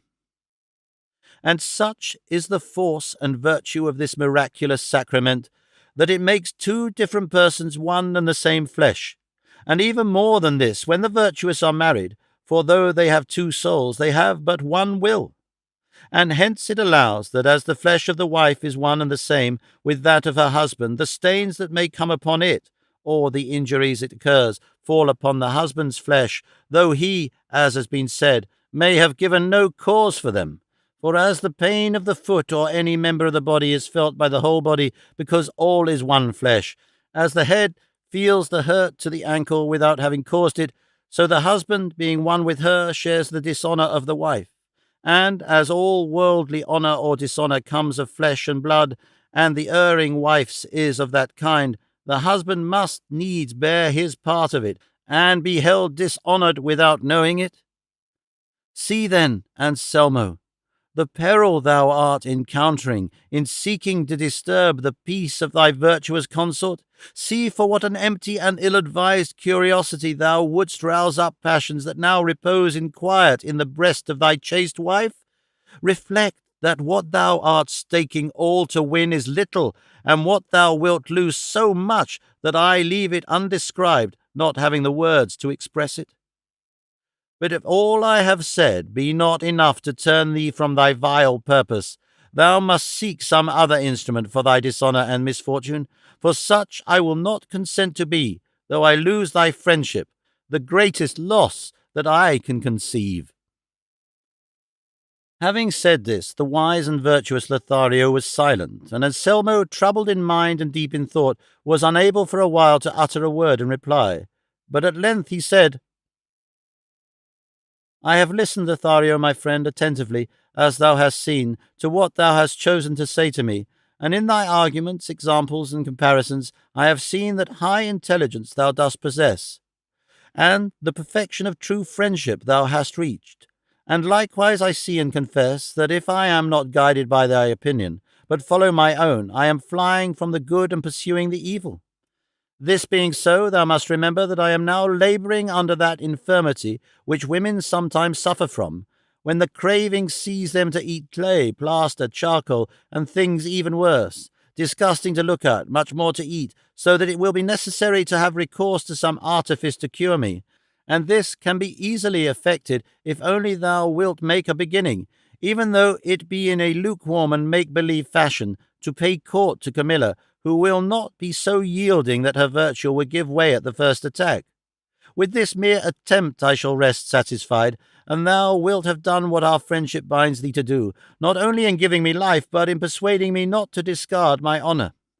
And this thou art bound to do for one reason alone, that, being as I am resolved to apply this test, it is not for thee to permit me to reveal my weakness to another, and so imperil that honour thou art striving to keep me from losing. And if thine may not stand as high as it ought in the estimation of Camilla while thou art paying court to her, that is of little or no importance, because ere long, on finding in her that constancy which we expect, thou canst tell her the plain truth as regards our stratagem, and so regain thy place in her esteem. And as thou art venturing so little, and by the venture canst afford me so much satisfaction, refuse not to undertake it, even if further difficulties present themselves to thee, for, as I have said, if thou wilt only make a beginning, I will acknowledge the issue decided.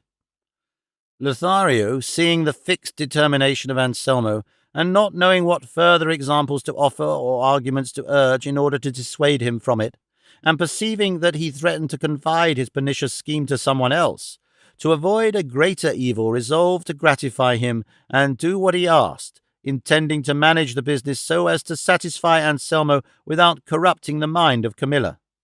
So, in reply, he told him not to communicate his purpose to any other, for he would undertake the task himself and would begin it as soon as he pleased. Anselmo embraced him warmly and affectionately, and thanked him for his offer as if he had bestowed some great favour upon him, and it was agreed between them to set about it the next day, Anselmo affording opportunity and time to Lothario to converse alone with Camilla, and furnishing him with money and jewels to offer and present to her. He suggested, too, that he should treat her to music and write verses in her praise, and if he was unwilling to take the trouble of composing them, he offered to do it himself. Lothario agreed to all with an intention very different from what Anselmo supposed, and with this understanding they returned to Anselmo's house, where they found Camilla awaiting her husband anxiously and uneasily, for he was later than usual in returning that day. Lothario repaired to his own house, and Anselmo remained in his, as well satisfied as Lothario was troubled in mind, for he could see no satisfactory way out of this ill-advised business. That night, however, he thought of a plan by which he might deceive Anselmo without any injury to Camilla. The next day he went to dine with his friend, and was welcomed by Camilla, who received and treated him with great cordiality, knowing the affection her husband felt for him. When dinner was over and the cloth removed, Anselmo told Lothario to stay there with Camilla while he attended to some pressing business, as he would return in an hour and a half. Camilla begged him not to go, and Lothario offered to accompany him, but nothing could persuade Anselmo, who, on the contrary, pressed Lothario to remain waiting for him, as he had a matter of great importance to discuss with him. At the same time, he bade Camilla not to leave Lothario alone until he came back.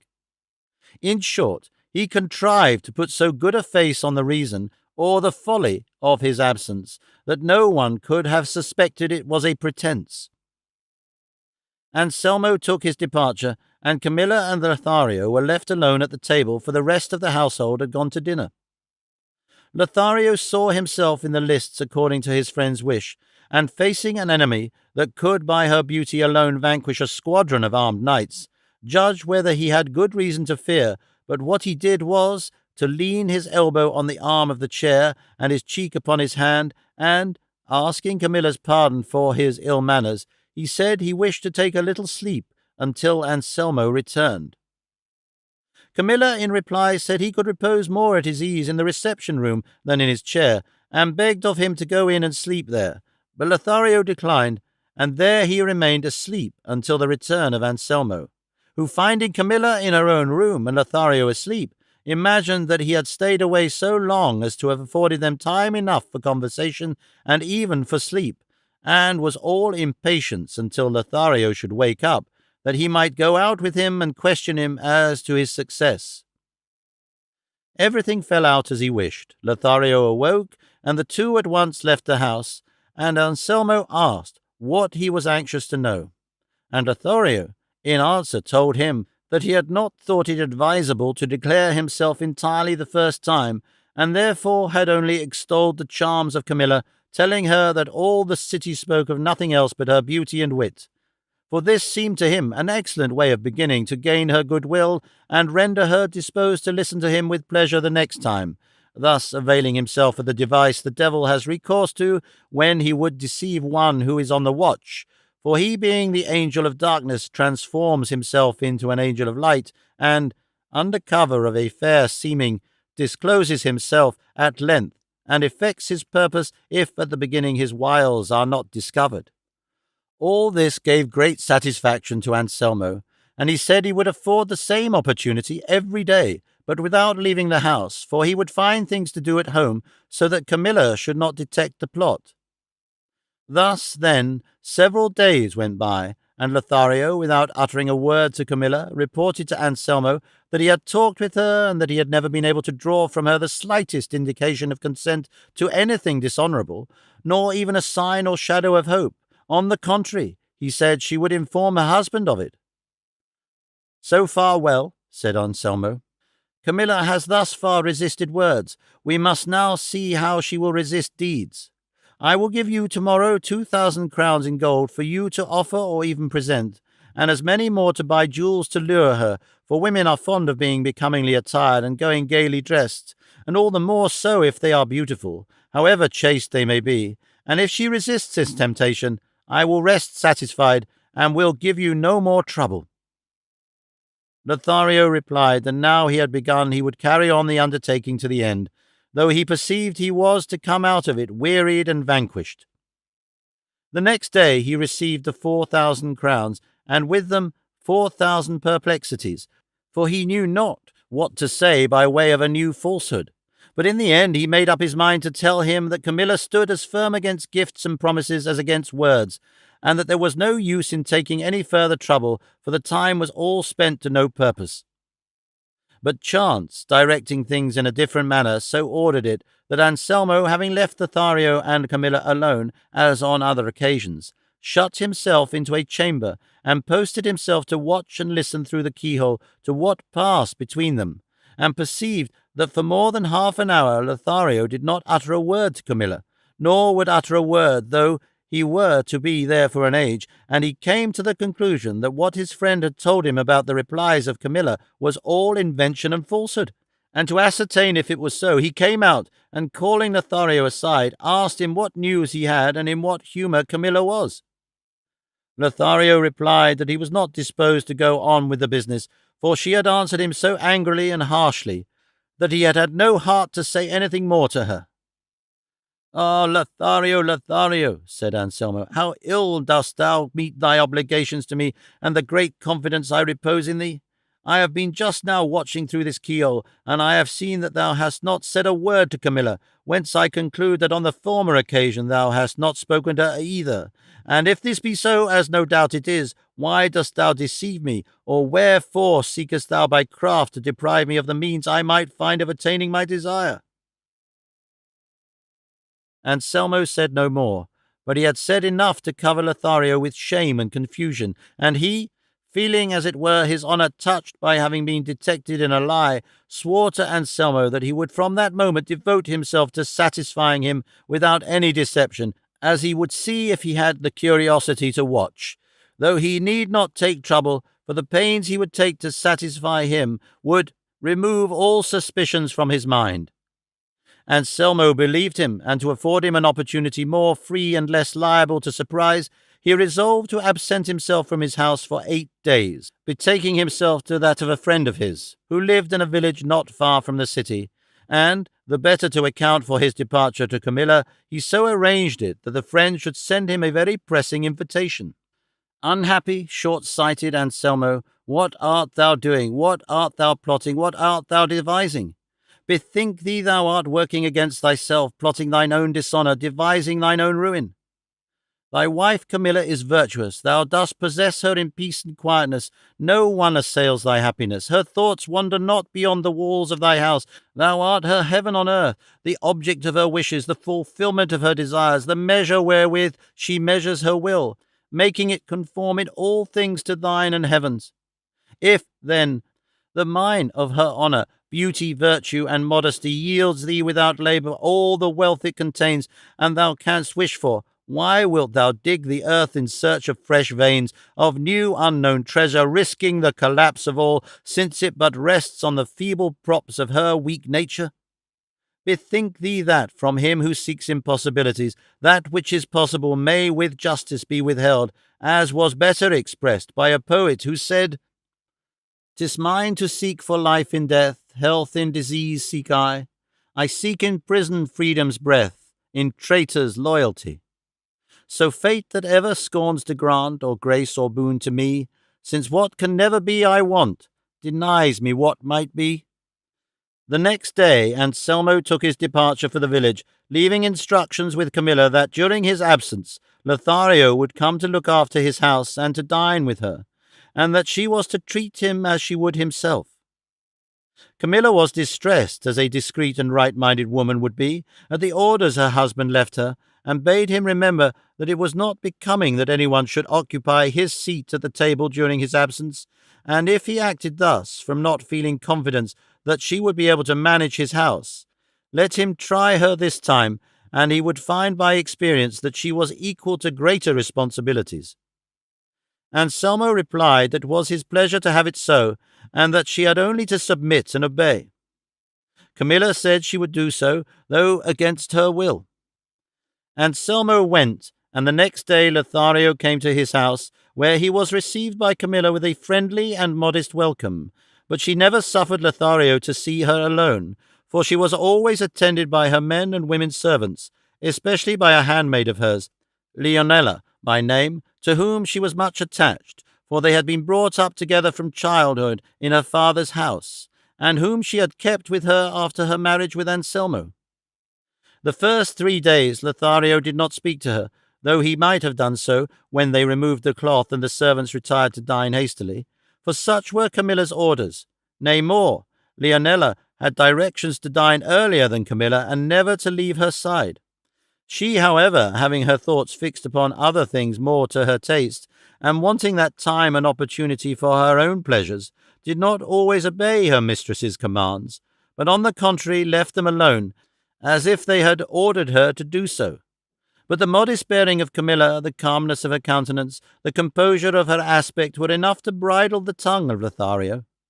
But the influence which the many virtues of Camilla exerted in imposing silence on Lothario's tongue proved mischievous for both of them. For if his tongue was silent, his thoughts were busy, and could dwell at leisure upon the perfections of Camilla's goodness and beauty one by one, charms enough to warm with love a marble statue, not to say a heart of flesh. Lothario gazed upon her when he might have been speaking to her, and thought how worthy of being loved she was, and thus reflection began little by little to assail his allegiance to Anselmo, and 1,000 times he thought of withdrawing from the city and going where Anselmo should never see him nor he see Camilla. But already the delight he found in gazing on her interposed and held him fast. He put a constraint upon himself and struggled to repel and repress the pleasure he found in contemplating Camilla. When alone, he blamed himself for his weakness, called himself a bad friend, nay, a bad Christian. Then he argued the matter and compared himself with Anselmo, always coming to the conclusion that the folly and rashness of Anselmo had been worse than his faithlessness, and that if he could excuse his intentions as easily before God as with man, he had no reason to fear any punishment for his offence. In short, the beauty and goodness of Camilla, joined with the opportunity which the blind husband had placed in his hands, overthrew the loyalty of Lothario, and giving heed to nothing save the object towards which his inclinations led him, after Anselmo had been 3 days absent, during which he had been carrying on a continual struggle with his passion, he began to make love to Camilla with so much vehemence and warmth of language that she was overwhelmed with amazement, and could only rise from her place and retire to her room without answering him a word. But the hope which always springs up with love was not weakened in Lothario by this repelling demeanour. On the contrary, his passion for Camilla increased, and she, discovering in him what she had never expected, knew not what to do. And considering it neither safe nor right to give him the chance or opportunity of speaking to her again, she resolved to send, as she did that very night, one of her servants with a letter to Anselmo, in which she addressed the following words to him.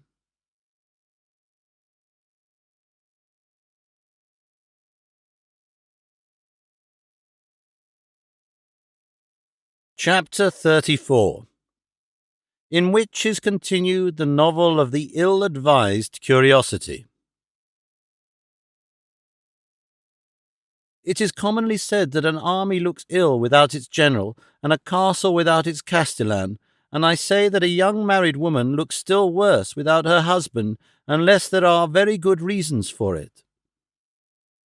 I find myself so ill at ease without you, and so incapable of enduring this separation, that unless you return quickly I shall have to go for relief to my parents' house, even if I leave yours without a protector.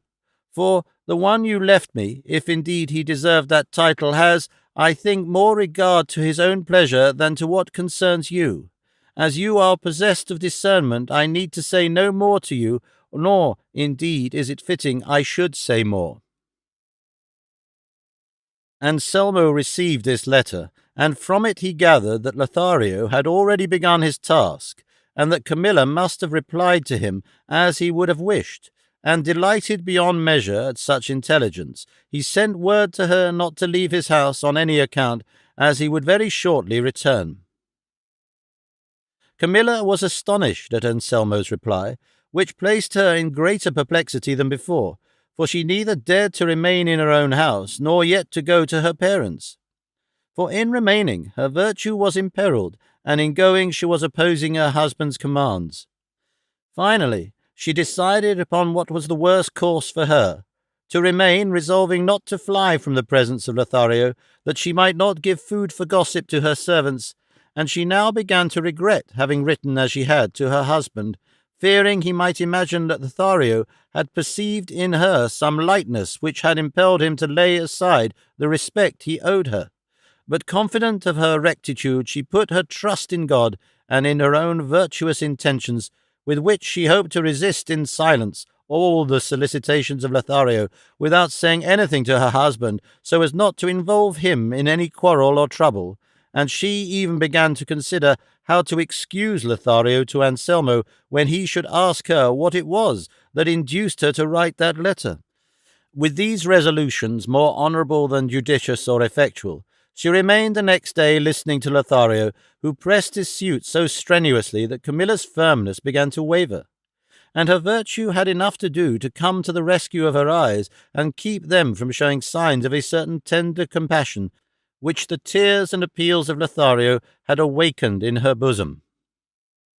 Lothario observed all this, and it inflamed him all the more. In short, he felt that while Anselmo's absence afforded time and opportunity, he must press the siege of the fortress, and so he assailed her self-esteem with praises of her beauty, for there is nothing that more quickly reduces and levels the castle towers of fair woman's vanity than vanity itself upon the tongue of flattery. In fact, with the utmost assiduity, he undermined the rock of her purity, with such engines that had Camilla been of brass she must have fallen.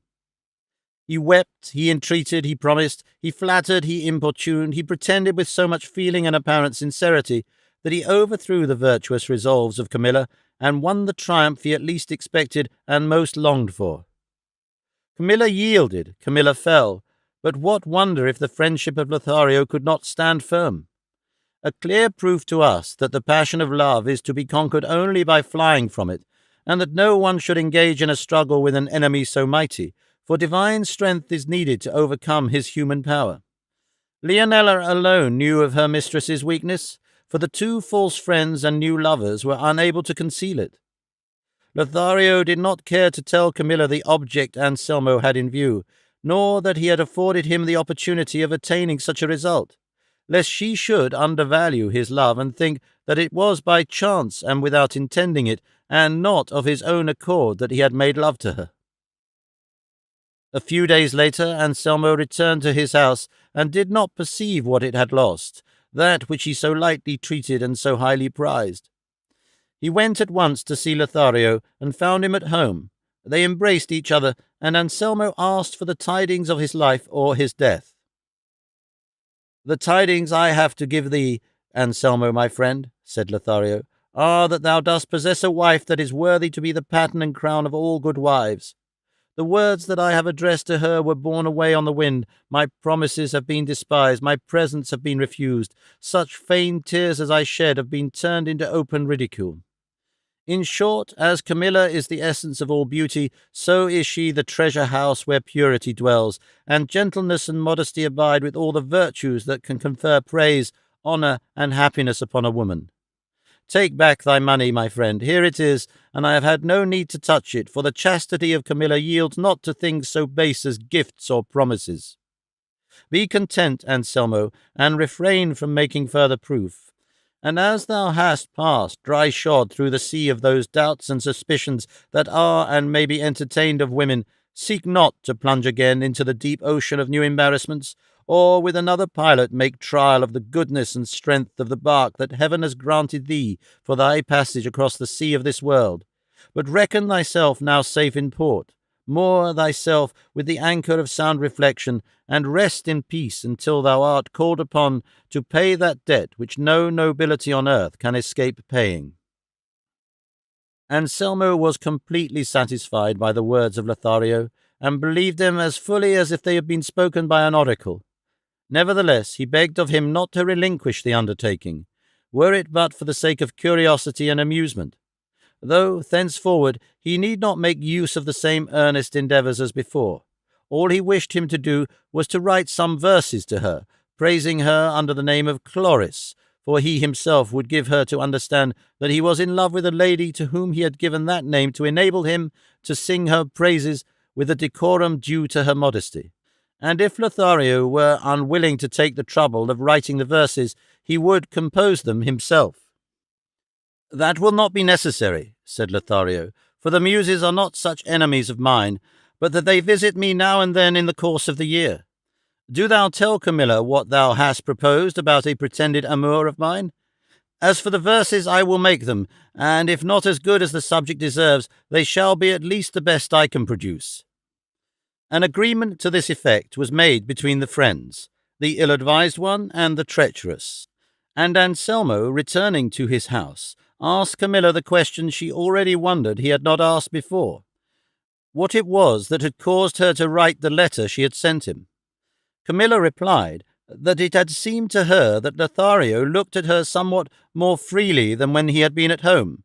but that now she was undeceived and believed it to have been only her imagination, for Lothario now avoided seeing her or being alone with her. Anselmo told her she might be quite easy on the score of that suspicion, for he knew that Lothario was in love with a damsel of rank in the city whom he celebrated under the name of Chloris, and that even if he were not, his fidelity and their great friendship left no room for fear. Had not Camilla, however, been informed beforehand by Lothario that this love for Chloris was a pretence, and that he himself had told Anselmo of it in order to be able to sometimes to give utterance to the praises of Camilla herself, no doubt she would have fallen into the despairing toils of jealousy. But being forewarned, she received the startling news without uneasiness. The next day, as the three were at table, Anselmo asked Lothario to recite something of what he had composed for his mistress Chloris, for as Camilla did not know her, he might safely say what he liked. "Even did she know her," returned Lothario, "I would hide nothing, for when a lover praises his lady's beauty and charges her with cruelty, he casts no imputation upon her fair name. At any rate, all I can say is that yesterday I made a sonnet on the ingratitude of this Chloris, which goes thus: At midnight in the silence, when the eyes of happier mortals balmy slumbers close, the weary tale of my unnumbered woes to Chloris and to heaven is wont to rise. And when the light of day returning dyes the portals of the east with tints of rose, with undiminished force my sorrow flows in broken accents and in burning sighs. And when the sun ascends his star-girt throne, and on the earth pours down his midday beams, noon but renews my wailing and my tears, and with the night again goes up my moan. Yet ever in my agony it seems to me that neither heaven nor Chloris hears. The sonnet pleased Camilla, and still more Anselmo, for he praised it and said the lady was excessively cruel, who made no return for sincerity so manifest. On which Camilla said, "Then all that love-smitten poets say is true."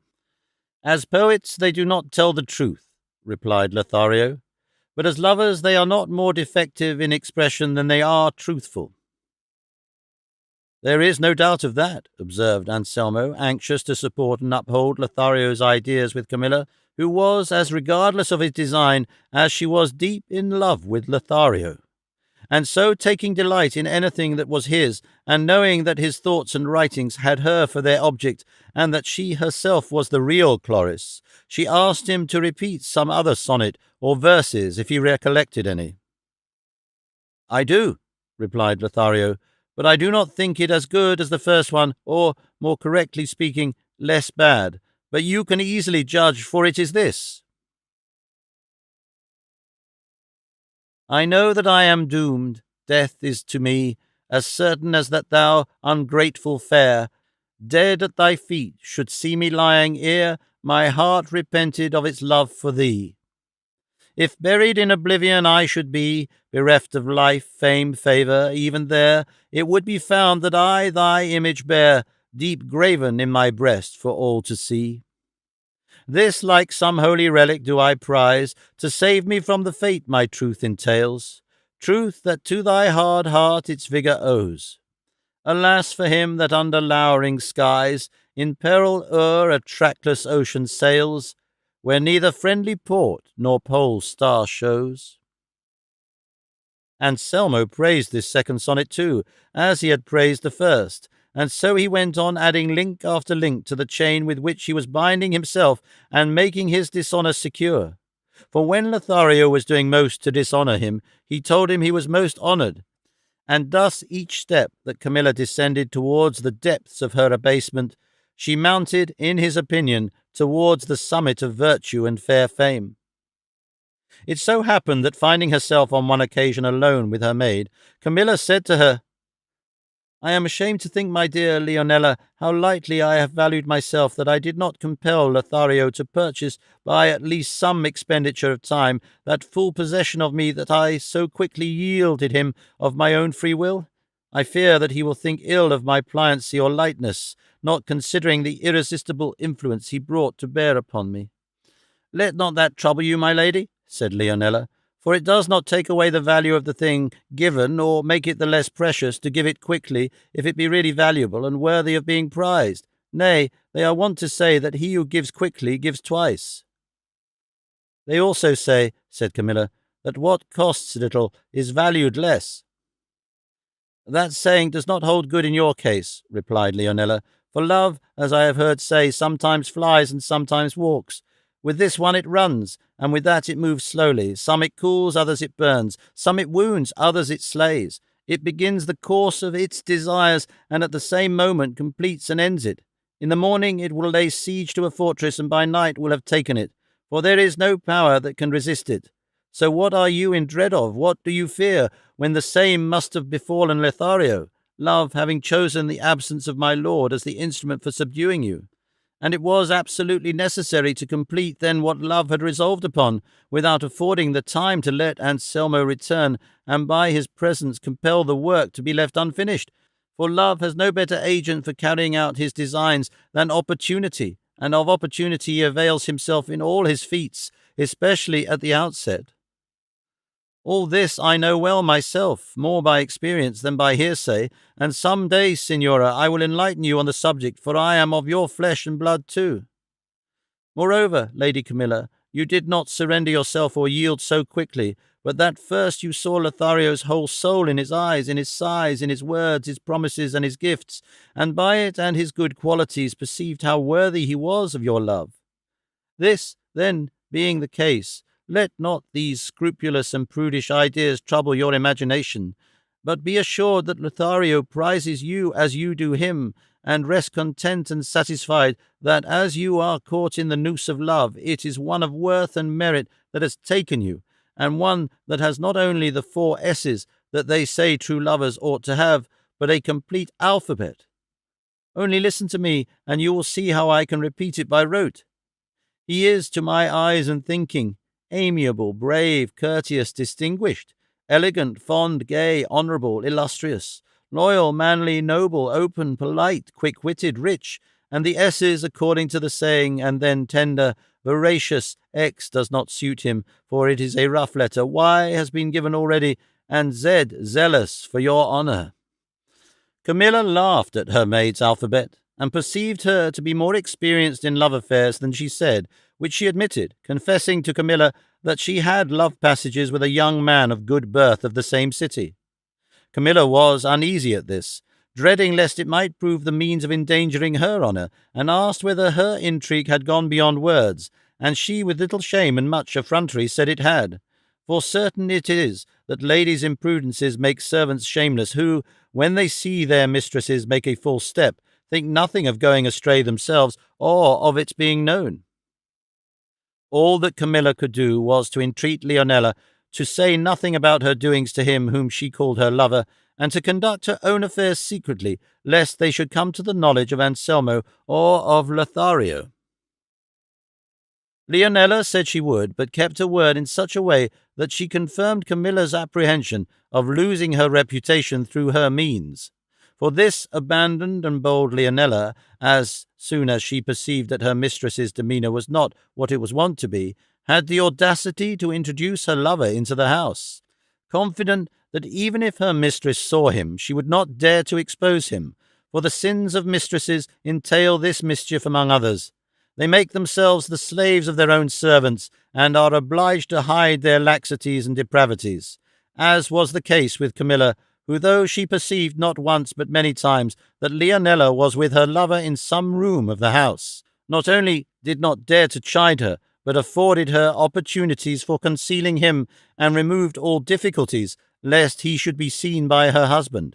She was unable, however, to prevent him from being seen on one occasion, as he sallied forth at daybreak by Lothario, who, not knowing who he was, at first took him for a spectre. But as soon as he saw him hasten away, muffling his face with his cloak and concealing himself carefully and cautiously, he rejected this foolish idea and adopted another, which would have been the ruin of all had not Camilla found a remedy.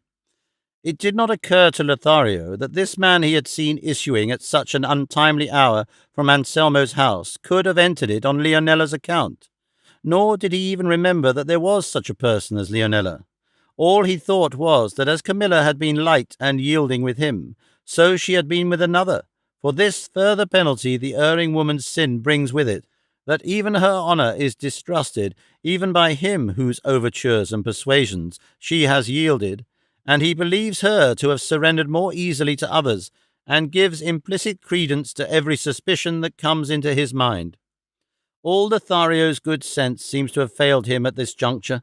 All his prudent maxims escaped his memory, for without once reflecting rationally, and without more ado, in his impatience and in the blindness of the jealous rage that gnawed his heart, and dying to revenge himself upon Camilla, who had done him no wrong, before Anselmo had risen, he hastened to him and said to him, "Know, Anselmo, that for several days past I have been struggling with myself, striving to withhold from thee what is no longer possible or right that I should conceal from thee. Know that Camilla's fortress has surrendered and is ready to submit to my will, and if I have been slow to reveal this fact to thee, it was in order to see if it were some light caprice of hers, or if she sought to try me and ascertain if the love I began to make to her, with thy permission, was made with a serious intention. I thought, too, that she, if she were what she thought to be, and what we both believed her, would have ere this given thee information of my addresses. But seeing that she delays, I believe the truth of the promise she has given me, that the next time thou art absent from the house, she will grant me an interview in the closet where thy jewels are kept. And it was true that Camilla used to meet him there. But I do not wish thee to rush precipitately to take vengeance, for the sin is as yet only committed in intention, and Camilla's may change perhaps between this and the appointed time, and the repentance spring up in its place. As hitherto thou hast always followed my advice, wholly or in part, follow and observe this that I will give thee now, so that, without mistake, and with mature deliberation, thou mayest satisfy thyself as to what may seem the best course.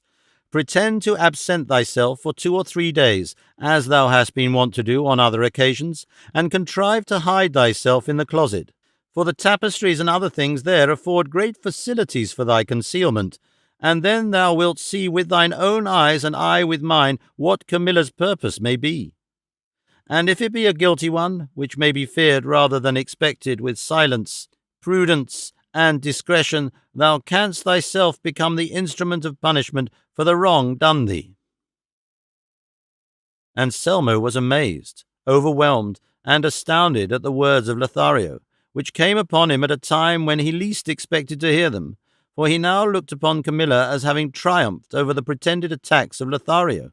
and was beginning to enjoy the glory of her victory.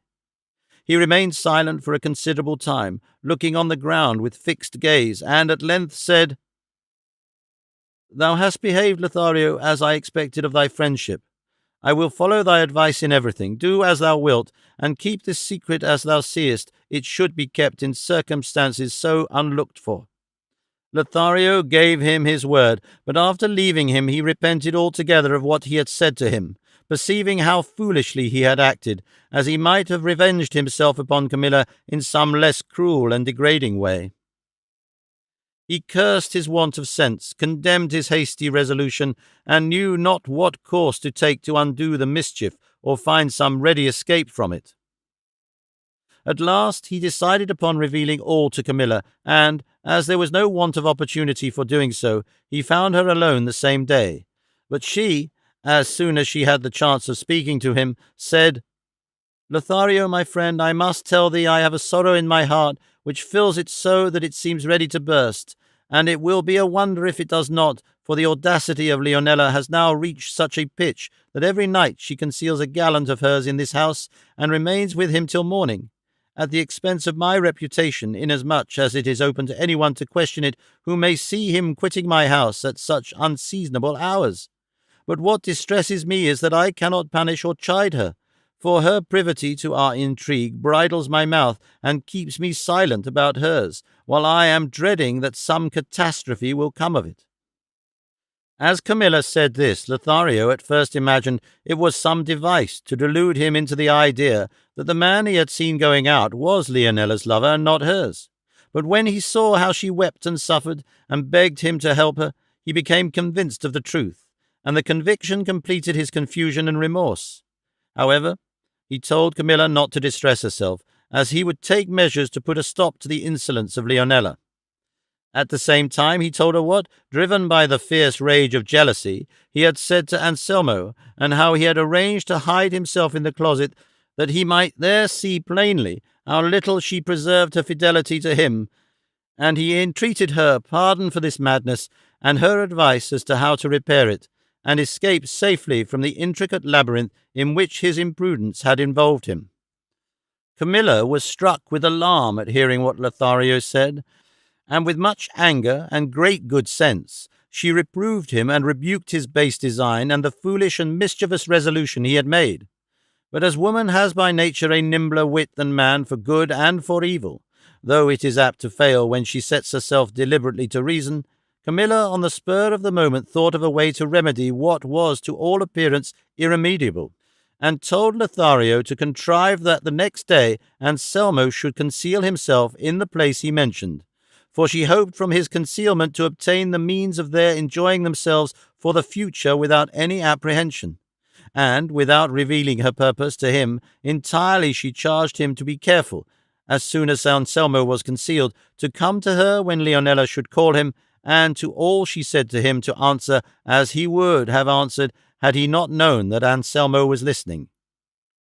Lothario pressed her to explain her intention fully, so that he might with more certainty and precaution take care to do what he saw to be needful.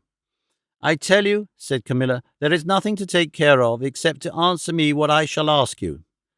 For she did not wish to explain to him beforehand what she meant to do, fearing lest he should be unwilling to follow out an idea which seemed to her such a good one, and should try or devise some other less practicable plan.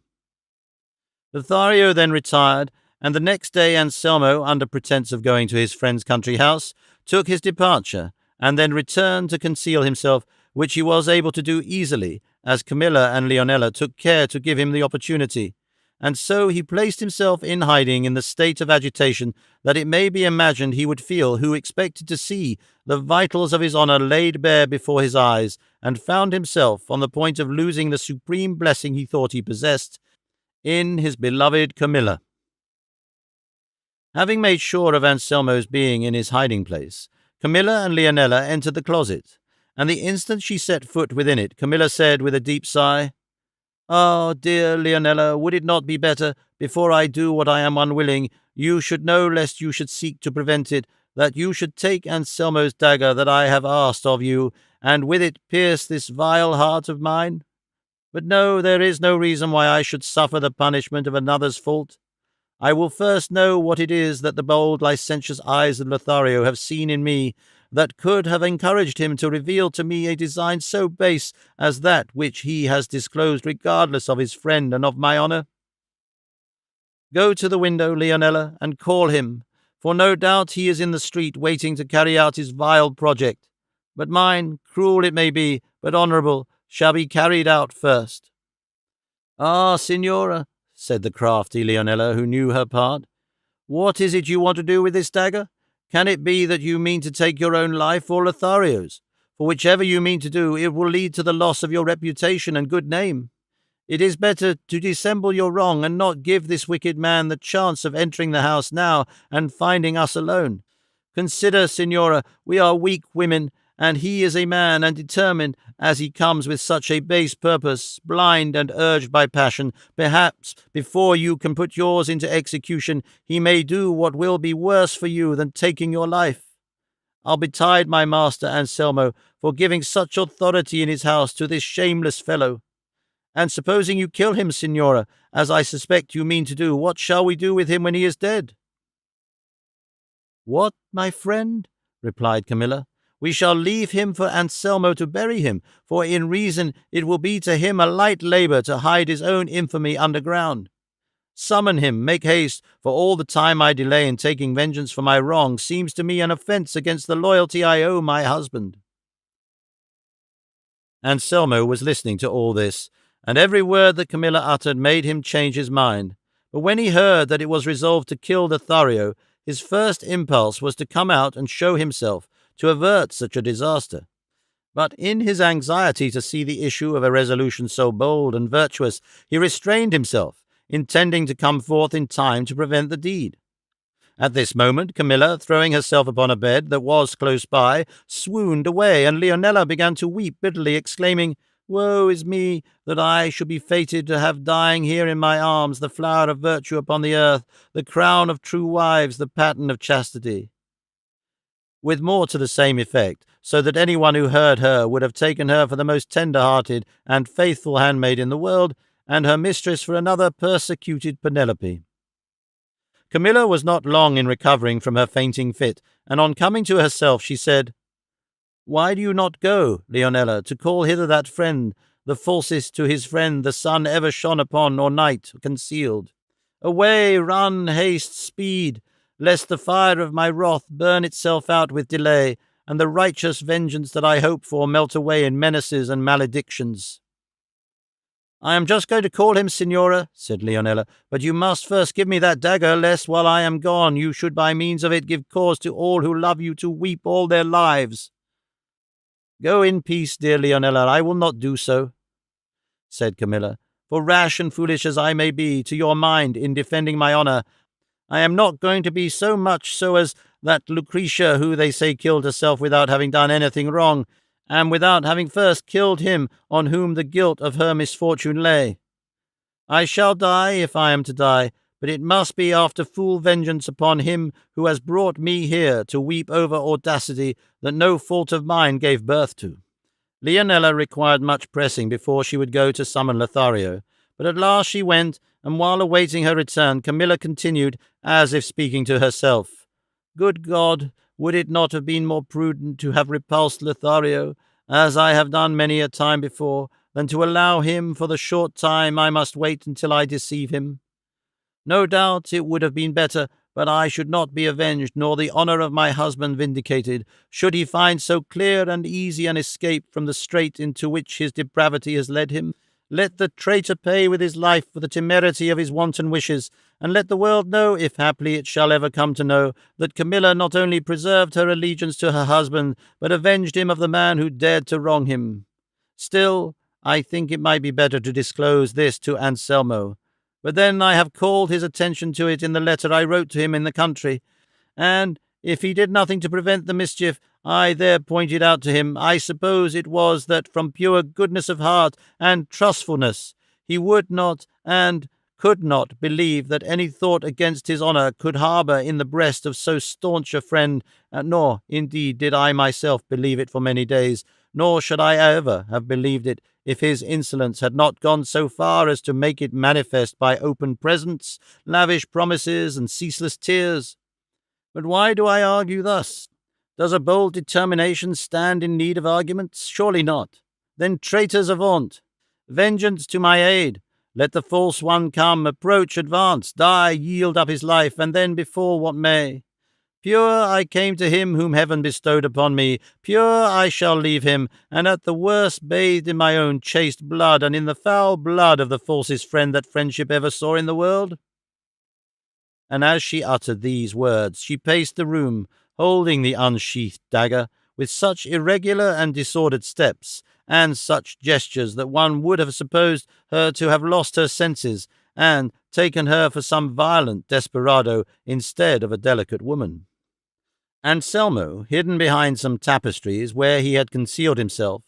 beheld and was amazed at all, and already felt that what he had seen and heard was a sufficient answer to even greater suspicions, and he would have been now well pleased if the proof afforded by Lothario's coming were dispensed with, as he feared some sudden mishap. But as he was on the point of showing himself and coming forth to embrace and undeceive his wife, he paused as he saw Leonela returning, leading Lothario. Camilla, when she saw him, drawing a long line in front of her on the floor, with the dagger, said to him, "Lothario, pay attention to what I say to thee. If by any chance thou darest to cross this line thou seest, or even approach it, the instant I see thee attempt it, that same instant will I pierce my bosom with this dagger that I hold in my hand, and before thou answerest me a word desire thee to listen to a few from me, and afterwards thou shalt reply as may please thee. First, I desire thee to tell me, Lothario, if thou knowest my husband Anselmo, and in what light thou regardest him, and secondly, I desire to know if thou knowest me too. Answer me this without embarrassment or reflecting deeply what thou wilt answer, for they are no riddles I put to thee." Lothario was not so dull, but that from the first, when Camilla directed him to make Anselmo hide himself, he understood what she intended to do, and therefore he fell in with her idea so readily and promptly that between them they made the imposture look more true than truth. So he answered her thus: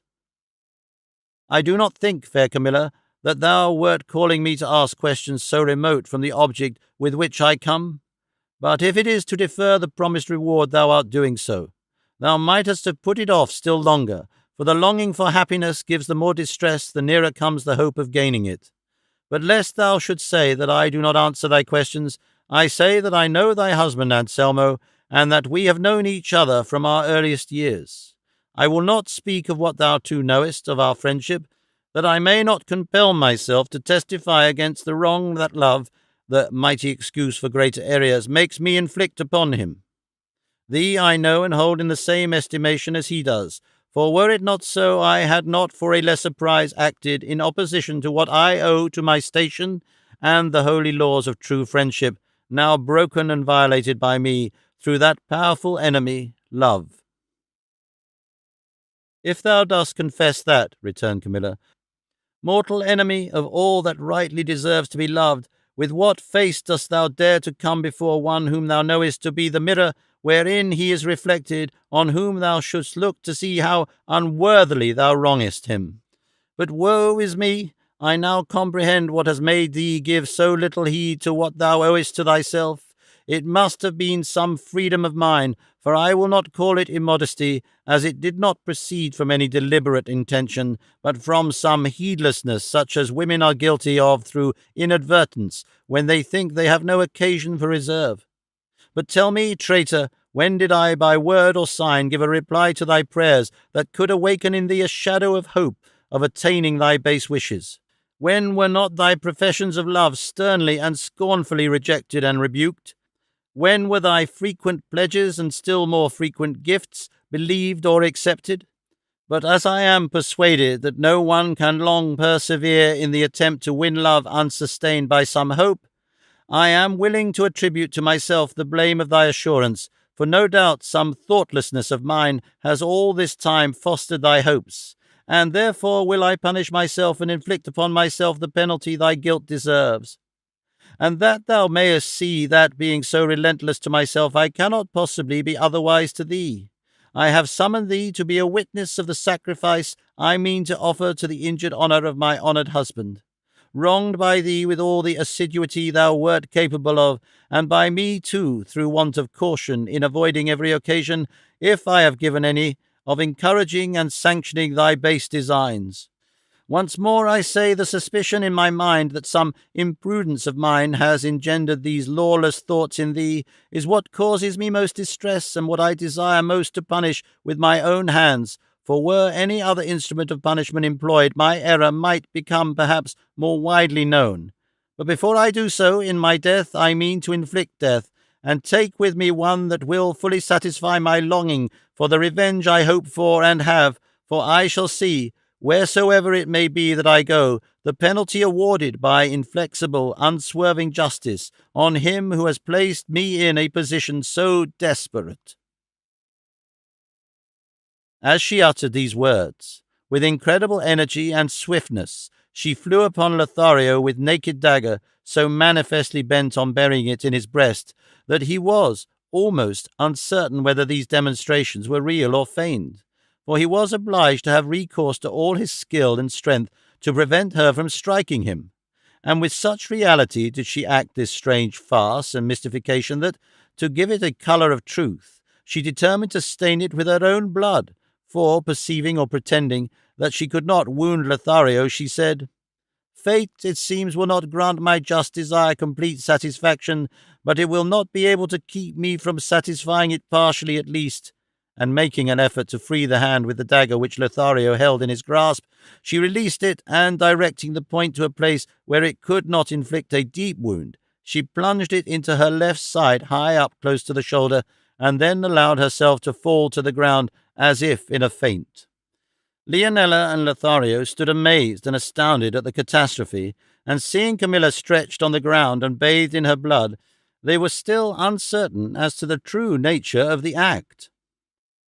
Lothario, terrified and breathless, ran in haste to pluck out the dagger, but when he saw how slight the wound was, he was relieved of his fears, and once more admired the subtlety, coolness, and ready wit of the fair Camilla.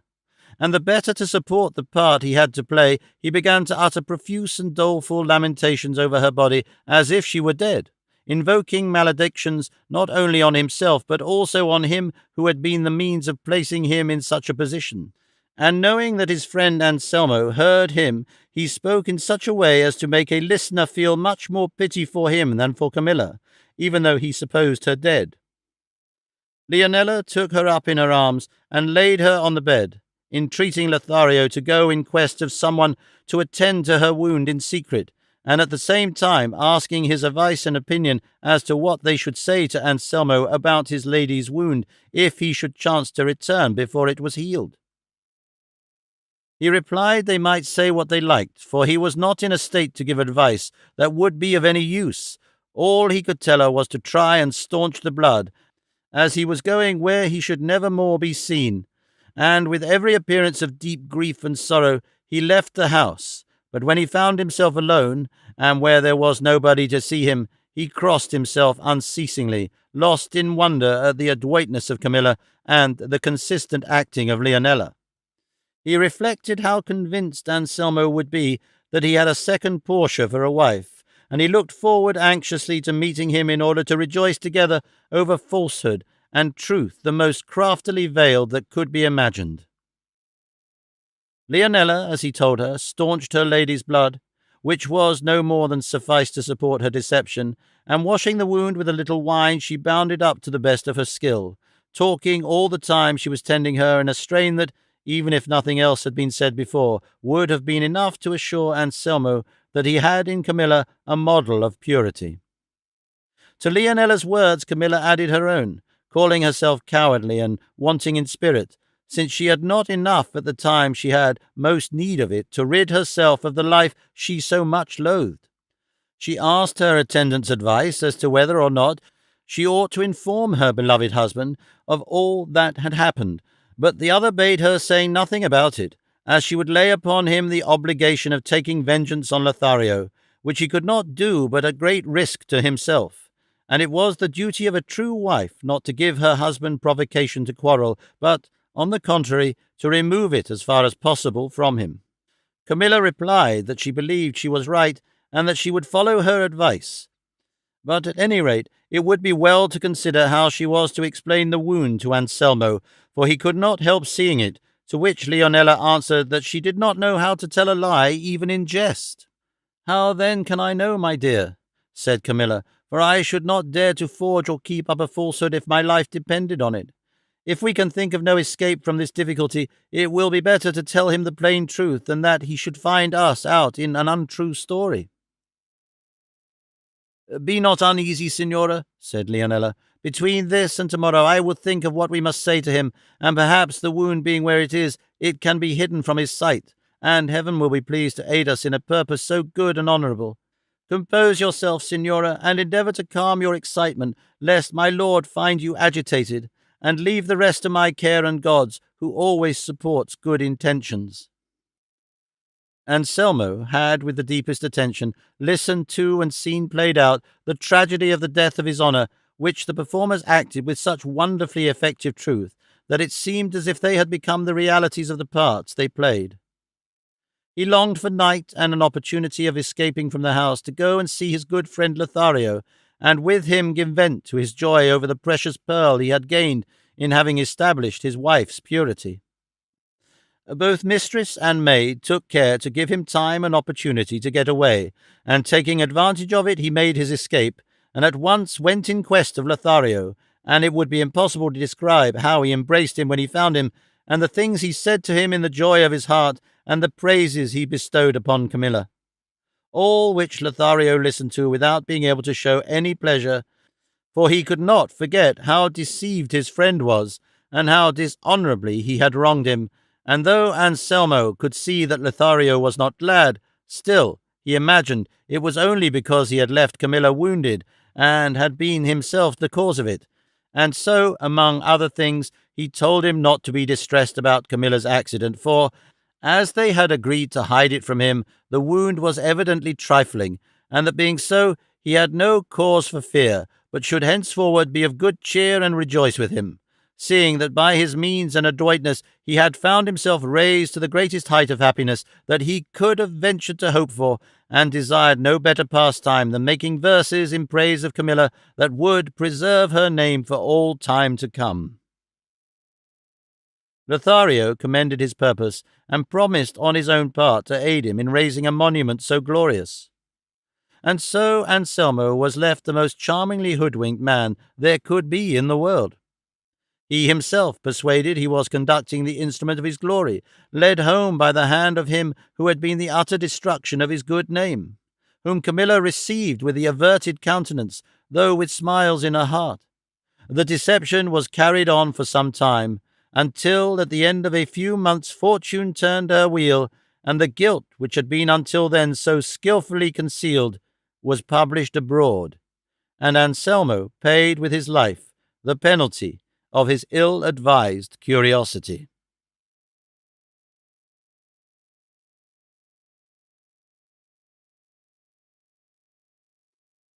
Chapter 35, which treats of the heroic and prodigious battle Don Quixote had with certain skins of red wine, and brings the novel of the ill-advised curiosity to a close. There remained but little more of the novel to be read, when Sancho Panza burst forth in wild excitement from the garret where Don Quixote was lying, shouting, "Run, sirs, quick, and help my master, who is in the thick of the toughest and stiffest battle I ever laid eyes on. By the living God, he has given the giant, the enemy of my lady, the Princess Micomicona, such a slash that he has sliced his head clean off as if it were a turnip." "What are you talking about, brother?" said the curate, pausing as he was about to read the remainder of the novel. "Are you in your senses, Sancho? How the devil can it be, as you say, when the giant is 2,000 leagues away?" Here they heard a loud noise in the chamber, and Don Quixote shouting out, "Stand, thief, brigand, villain! Now I have got thee, and thy scimitar shall not avail thee." And then it seemed as though he were slashing vigorously at the wall. "Don't stop to listen," said Sancho, "but go in and part them, or help my master, though there is no need of that now, for no doubt the giant is dead by this time, and giving account to God of his past wicked life. for I saw the blood flowing on the ground, and the head cut off and fallen on one side, and it is as big as a large wine-skin." "May I die," said the landlord at this, "if Don Quixote or Don Devil has not been slashing some of the skins of red wine that stand full at his bed's head, and the spilt wine must be what this good fellow takes for blood." And so saying, he went into the room, and the rest after him, and there they found Don Quixote in the strangest costume in the world. He was in his shirt, which was not long enough in front to cover his thighs completely, and was 6 fingers short behind. His legs were very long and lean, covered with hair, and anything but clean.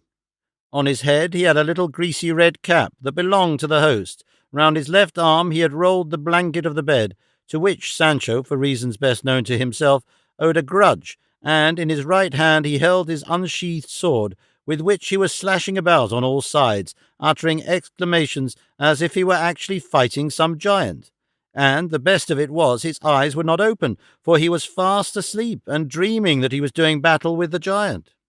For his imagination was so wrought upon by the adventure he was going to accomplish, that it made him dream he had already reached the kingdom of Micomicon, and was engaged in combat with his enemy, and believing he was laying on the giant, he had given so many sword cuts to the skins that the whole room was full of wine. On seeing this, the landlord was so enraged that he fell on Don Quixote, and with his clenched fist began to pummel him in such a way that if Cardenio and the curate had not dragged him off, he would have brought the war of the giant to an end. But in spite of all, the poor gentleman never woke until the barber brought a great pot of cold water from the well and flung it with one dash all over his body, on which Don Quixote woke up, but not so completely as to understand what was the matter. Dorothea, seeing how short and slight his attire was, would not go in to witness the battle between her champion and her opponent. As for Sancho, he went searching all over the floor for the head of the giant, and not finding it, he said, "I see now that it's all enchantment in this house. For the last time, on this very spot where I am now, I got ever so many thumps without knowing who gave them to me, or being able to see anybody, and now this head is not to be seen anywhere about, though I saw it cut off with mine own eyes, and the blood running from the body as if from a fountain." "What blood and fountains are you talking about, enemy of God and his saints?" said the landlord. "Don't you see, you thief, that the blood and the fountain are only these skins here that have been stabbed, and the red wine swimming all over the room? And I wish I saw the soul of him that stabbed them swimming in hell." "I know nothing about that," said Sancho. "All I know is it will be my bad luck that through not finding this head my county will melt away like salt water." For Sancho awake was worse than his master asleep, so much had his master's promises addled his wits. The landlord was beside himself at the coolness of the squire, and the mischievous doings of the master, and swore it should not be like the last time when they went without paying, and that their privileges of chivalry should not hold good this time, to let one or other of them off without paying, even to the cost of the plugs that would have to be put to the damaged wineskins. The curate was holding Don Quixote's hands, who, fancying he had now ended the adventure, and was in the presence of the Princess Micomicona, knelt before the curate and said, "Exalted and beauteous lady, your highness may live from this day forth fearless of any harm this base being could do you, and I too from this day forth am released from the promise I gave you, since by the help of God on high, and by the favour of her by whom I live and breathe, I have fulfilled it so successfully." "Did I not say so?" said Sancho on hearing this. "You see I wasn't drunk. There you see my master has already salted the giant. There's no doubt about the bulls. My county is all right." Who could have helped laughing at the absurdities of the pair, master and man? And laugh they did, all except the landlord, who cursed himself, but at length the barber, Cardenio, and the curate contrived with no small trouble to get Don Quixote on the bed, and he fell asleep with every appearance of excessive weariness. They left him to sleep, and came out to the gate of the inn to console Sancho Panza on not having found the head of the giant. But much more work had they to appease the landlord, who was furious at the sudden death of his wineskins, and said the landlady, half scolding, half crying, At an evil moment, and in an unlucky hour, he came into my house, this knight-errant. Would that I had never set eyes on him, for dear he has cost me. The last time he went off with the overnight score against him for supper, bed, straw, and barley, for himself and his squire, and a hack and an ass, saying he was a knight-adventurer. God send unlucky adventures to him and all the adventurers in the world, and therefore not bound to pay anything, for it was so settled by the knight-errantry tariff. And then, all because of him, came the other gentleman and carried off my tail, and gives it back more than 2 quartillos the worse, all stripped of its hair, so that it's no use for my husband's purpose, and then, for a finishing touch to all, to burst my wineskins and spill my wine. I wish I saw his own blood spilt, but let him not deceive himself, for by the bones of my father and the shade of my mother, they shall pay me down every quartz, or my name is not what it is, and I am not my father's daughter. All this, and more to the same effect, the landlady delivered with great irritation, and her good maid Maritornes backed her up, while the daughter held her peace and smiled from time to time. The curate smoothed matters by promising to make good all losses to the best of his power, not only as regarded the wineskins, but also the wine, and, above all, the depreciation of the tail, which they set such store by. Dorothea comforted Sancho, telling him that she pledged herself, as soon as it should appear certain that his master had decapitated the giant, and she found herself peacefully established in her kingdom, to bestow upon him the best county there was in it. With this Sancho consoled himself, and assured the princess she might rely upon it that he had seen the head of the giant, and more by token it had a beard that reached to the girdle, and that if it was not to be seen now, it was because everything that happened in that house went by enchantment, as he himself had proved the last time he had lodged there. Dorothea said she fully believed it, and that he need not be uneasy, for all would go well and turn out as he wished. All therefore being appeased, the curate was anxious to go on with the novel, as he saw there was but little more left to read. Dorothea and the others begged him to finish it, and he, as he was willing to please them and enjoyed reading it himself, continued the tale in these words. The result was that from the confidence Anselmo felt in Camilla's virtue, he lived happy and free from anxiety, and Camilla purposely looked coldly on Lothario, that Anselmo might suppose her feelings towards him to be the opposite of what they were, and the better to support the position. Lothario begged to be excused from coming to the house, as the displeasure with which Camilla regarded his presence was plain to be seen. But the befooled Anselmo said he would on no account allow such a thing, and so in 1,000 ways he became the author of his own dishonour, while he believed he was ensuring his happiness. Meanwhile, the satisfaction with which Leonela saw herself empowered to carry on her amour reached such a height that, regardless of everything else, she followed her inclinations unrestrainedly, feeling confident that her mistress would screen her, and even show her how to manage it safely. At last, one night, Anselmo heard footsteps in Leonela's room, and on trying to enter to see who it was, he found that the door was held against him, which made him all the more determined to open it, and, exerting his strength, he forced it open, and entered the room in time to see a man leaping through the window into the street. He ran quickly to seize him or discover who he was, but he was unable to effect either purpose, for Leonela flung her arms round him, crying, "Be calm, signor, do not give way to passion or follow him who has escaped from this. He belongs to me, and in fact he is my husband." Anselmo would not believe it, but blind with rage drew a dagger and threatened to stab Leonela, bidding her to tell the truth or he would kill her. She, in her fear, not knowing what she was saying, exclaimed, "Do not kill me, signor, for I can tell you things more important than any you can imagine." "Tell me then at once, or thou diest," said Anselmo. "It would be impossible for me now," said Leonela. "I am so agitated. Leave me till tomorrow, and then you shall hear from me what will fill you with astonishment. But rest assured that he who leapt through the window is a young man of this city who has given me his promise to become my husband." Anselmo was appeased with this, and was content to wait the time she asked of him, for he never expected to hear anything against Camilla. So satisfied and sure of her virtue was he, and so he quitted the room and left Leonela locked in, telling her she should not come out until she had told him all she had to make known to him. He went at once to see Camilla and tell her, as he did, all that had passed between her and her handmaiden, and the promise she had given to inform him matters of serious importance. There is no need of saying whether Camilla was agitated or not, for so great was her fear and dismay that, making sure, as she had good reason to do, that Leonela would tell Anselmo all she knew of her faithlessness, she had not the courage to wait and see if her suspicions were confirmed,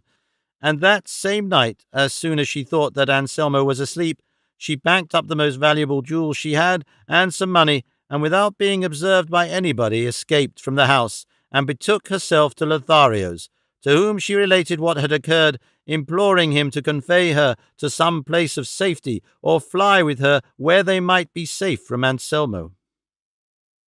The state of perplexity to which Camilla reduced Lothario was such that he was unable to utter a word in reply, still less to decide upon what he should do.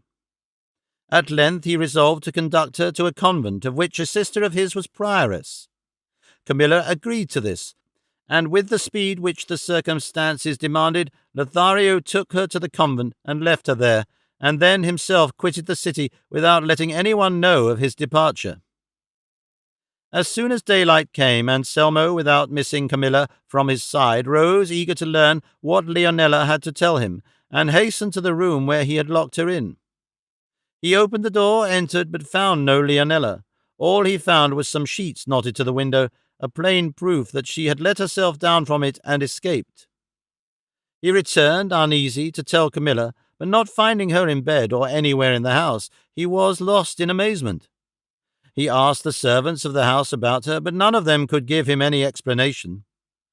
As he was going in search of Camilla, it happened by chance that he observed her boxes were lying open, and that the greater part of her jewels were gone, and now he became fully aware of his disgrace, and that Leonela was not the cause of his misfortune, and, just as he was, without delaying to dress himself completely, he repaired, sad at heart and dejected, to his friend Lothario to make known his sorrow to him. But when he failed to find him, and the servants reported that he had been absent from his house all night and had taken with him all the money he had, he felt as though he were losing his senses, and to make all complete, on returning to his own house, he found it deserted and empty, not one of all his servants, male or female, remaining in it. He knew not what to think or say or do, and his reason seemed to be deserting him little by little. He reviewed his position and saw himself in a moment left without wife, friend, or servants, abandoned, he felt, by the heaven above him, and more than all robbed of his honour, for in Camilla's disappearance he saw his own ruin. After long reflection, he resolved at last to go to his friend's village, where he had been staying when he afforded opportunities for the contrivance of this complication of misfortune. He locked the doors of his house, mounted his horse, and with a broken spirit set out on his journey. But he had hardly gone half-way when, harassed by his reflections, he had to dismount and tie his horse to a tree, at the foot of which he threw himself, giving vent to piteous heart-rending sighs, and there he remained till nearly nightfall, when he observed a man approaching on horseback from the city, of whom, after saluting him, he asked what was the news in Florence. The citizen replied, "The strangest that have been heard for many a day, for it is reported that Lothario, the great friend of the wealthy Anselmo, who lived at San Giovanni, carried off last night Camilla, the wife of Anselmo, who also has disappeared. All this has been told by a maidservant of Camilla's, whom the governor found last night lowering herself by a sheet from the windows of Anselmo's house. I know not indeed precisely how the affair came to pass. All I know is that the whole city is wondering at the occurrence, for no one could have expected a thing of the kind, seeing the great and intimate friendship that existed between them, so great, they say, that they were called the Two Friends." "Is it known to all," said Anselmo, "what road Lothario and Camilla took?" "Not in the least," said the citizen, "though the governor has been very active in searching for them." "God speed you, signor," said Anselmo. "God be with you," said the citizen, and went his way. This disastrous intelligence almost robbed Anselmo not only of his senses, but of his life. He got up as well as he was able and reached the house of his friend, who as yet knew nothing of his misfortune, but seeing him come pale, worn, and haggard, perceived that he was suffering some heavy affliction. Anselmo at once begged to be allowed to retire to rest and to be given writing materials. His wish was complied with, and he was left lying down and alone, for he desired this, and even that the door should be locked. Finding himself alone, he so took to heart the thought of his misfortune that by the signs of death he felt within him he knew well his life was drawing to a close, and therefore he resolved to leave behind him a declaration of the cause of his strange end. He began to write, but before he had put down all he meant to say, his breath failed him, and he yielded up his life, a victim to the suffering which his ill-advised curiosity had entailed upon him. The master of the house, observing that it was now late, and that Anselmo did not call, determined to go in and ascertain if his indisposition was increasing, and found him lying on his face, his body partly in the bed, partly on the writing table, on which he lay with the written paper open and the pen still in his hand. Having first called to him without receiving any answer, his host approached him, and taking him by the hand, found that it was cold, and saw that he was dead. Greatly surprised and distressed, he summoned the household to witness the sad fate which had befallen Anselmo, and then he read the paper, the handwriting of which he recognized as his, and which contained these words: "A foolish and ill-advised desire has robbed me of life. If the news of my death should reach the ears of Camilla, let her know that I forgive her, for she was not bound to perform miracles, nor ought I have required her to perform them, and since I have been the author of my own dishonour, there is no reason why—" So far Anselmo had written, and thus it was plain that at this point, before he could finish what he had to say, his life came to an end. The next day his friend sent intelligence of his death to his relatives, who had already ascertained his misfortune, as well as the convent where Camilla lay almost on the point of accompanying her husband on that inevitable journey, not on account of the tidings of his death, but because of those she received of her lover's departure. Although she saw herself a widow, it is said she refused either to quit the convent or take the veil until, not long afterwards, intelligence reached her that Lothario had been killed in a battle in which Monsieur de Lautrec had been recently engaged with the great Captain Gonzalo Fernandez de Cordova in the kingdom of Naples, whither her too late repentant lover had repaired. On learning this, Camilla took the veil, and shortly afterwards died, worn out by grief and melancholy. This was the end of all three, an end that came of a thoughtless beginning. "I like this novel," said the curate, "but I cannot persuade myself of its truth, and if it has been invented, the author's invention is faulty, for it is impossible to imagine any husband so foolish as to try such a costly experiment as Anselmo's. If it has been represented as occurring between a gallant and his mistress, it might pass, but between husband and wife there is something of an impossibility about it. As to the way in which the story is told, however, I have no fault to find."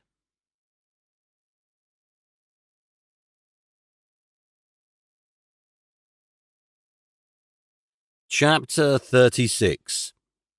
which treats of more curious incidents that occurred at the inn.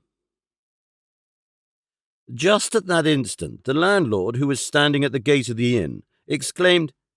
"Here comes a fine troop of guests. If they stop here, we may say Gaudamus." "What are they?" said Cardenio. "4 men," said the landlord, "riding a la Ginetta with lances and bucklers, and all with black veils, and with them there is a woman in white on a side saddle, whose face is also veiled, and 2 attendants on foot." "Are they very near?" said the curate. "So near," answered the landlord, "that here they come."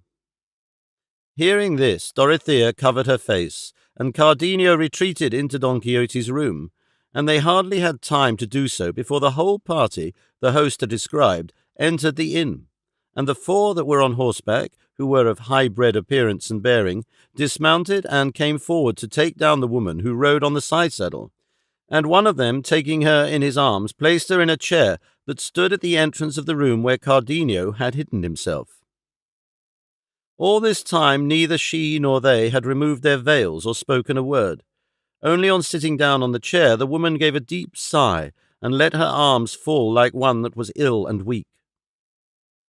The attendants on foot then led the horses away to the stable. Observing this, the curate, curious to know who these people in such a dress and preserving such silence were, went to where the servants were standing and put the question to one of them, who answered them, "Faith, sir, I cannot tell you who they are. I only know they seem to be people of distinction, particularly he who advanced to take the lady you saw in his arms, and I say so because all the rest show him respect, and nothing is done except what he directs in others." "And the lady, who is she?" asked the curate. "That I cannot tell you either," said the servant, "for I have not seen her face all the way. I have indeed heard her sigh many times and utter such groans that she seems to be giving up the ghost every time, but it is no wonder if we do not know more than we have told you, as my comrade and I have only been in their company 2 days, for having met us on the road, they begged and persuaded us to accompany them to Andalusia, promising to pay us well." "And have you heard any of them called by his name?" asked the curate. "No, indeed," replied the servant. "They all preserve a marvellous silence on the road, for not a sound is to be heard among them except the poor lady's sighs and sobs, which make us pity her, and we feel sure that wherever it is she is going, it is against her will, and as far as one can judge from her dress, she is a nun, or, what is more likely, about to become one, and perhaps it is because taking the vows is not of her own free will that she is so unhappy as she seems to be." "That may well be," said the curate, and leaving them, he returned to where Dorothea was, who, hearing the veiled lady sigh, moved by natural compassion, drew near to her and said, "What are you suffering from, Signora? If it be anything that women are accustomed and know how to relieve, I offer you my services with all my heart." To this the unhappy lady made no reply, and though Dorothea repeated her offers more earnestly, she still kept silence, until the gentleman with the veil, who, the servant said, was obeyed by the rest, approached and said to Dorothea, "Do not give yourself the trouble, Signora, of making any efforts to that woman, for it is her way to give no thanks for anything that is done for her, and do not try to make her answer unless you want to hear some lie from her lips." "I have never told a lie," was the immediate reply of her who had been silent until now. "On the contrary, it is because I am so truthful and so ignorant of lying devices that I am now in this miserable condition, and this I call you yourself to witness, for it is my unstained truth that has made you false and a liar." Cardenio heard these words clearly and distinctly, being quite close to the speaker, for there was only the door of Don Quixote's room between them, and the instant he did so, uttering a loud exclamation, he said, "Good God! What is this I hear? What voice is this that has reached my ears?" Startled at the voice, the lady turned her head, and not seeing the speaker, she stood up and attempted to enter the room, observing which the gentleman held her back, preventing her from moving a step. In her agitation and sudden movement, the silk with which she had covered her face fell off, and disclosed a countenance of incomparable and marvellous beauty, but pale and terrified, for she kept turning her eyes everywhere she could direct her gaze, with an eagerness that made her look as if she had lost her senses, and so marked that it excited the pity of Dorothea and all who beheld her, though they knew not what caused it.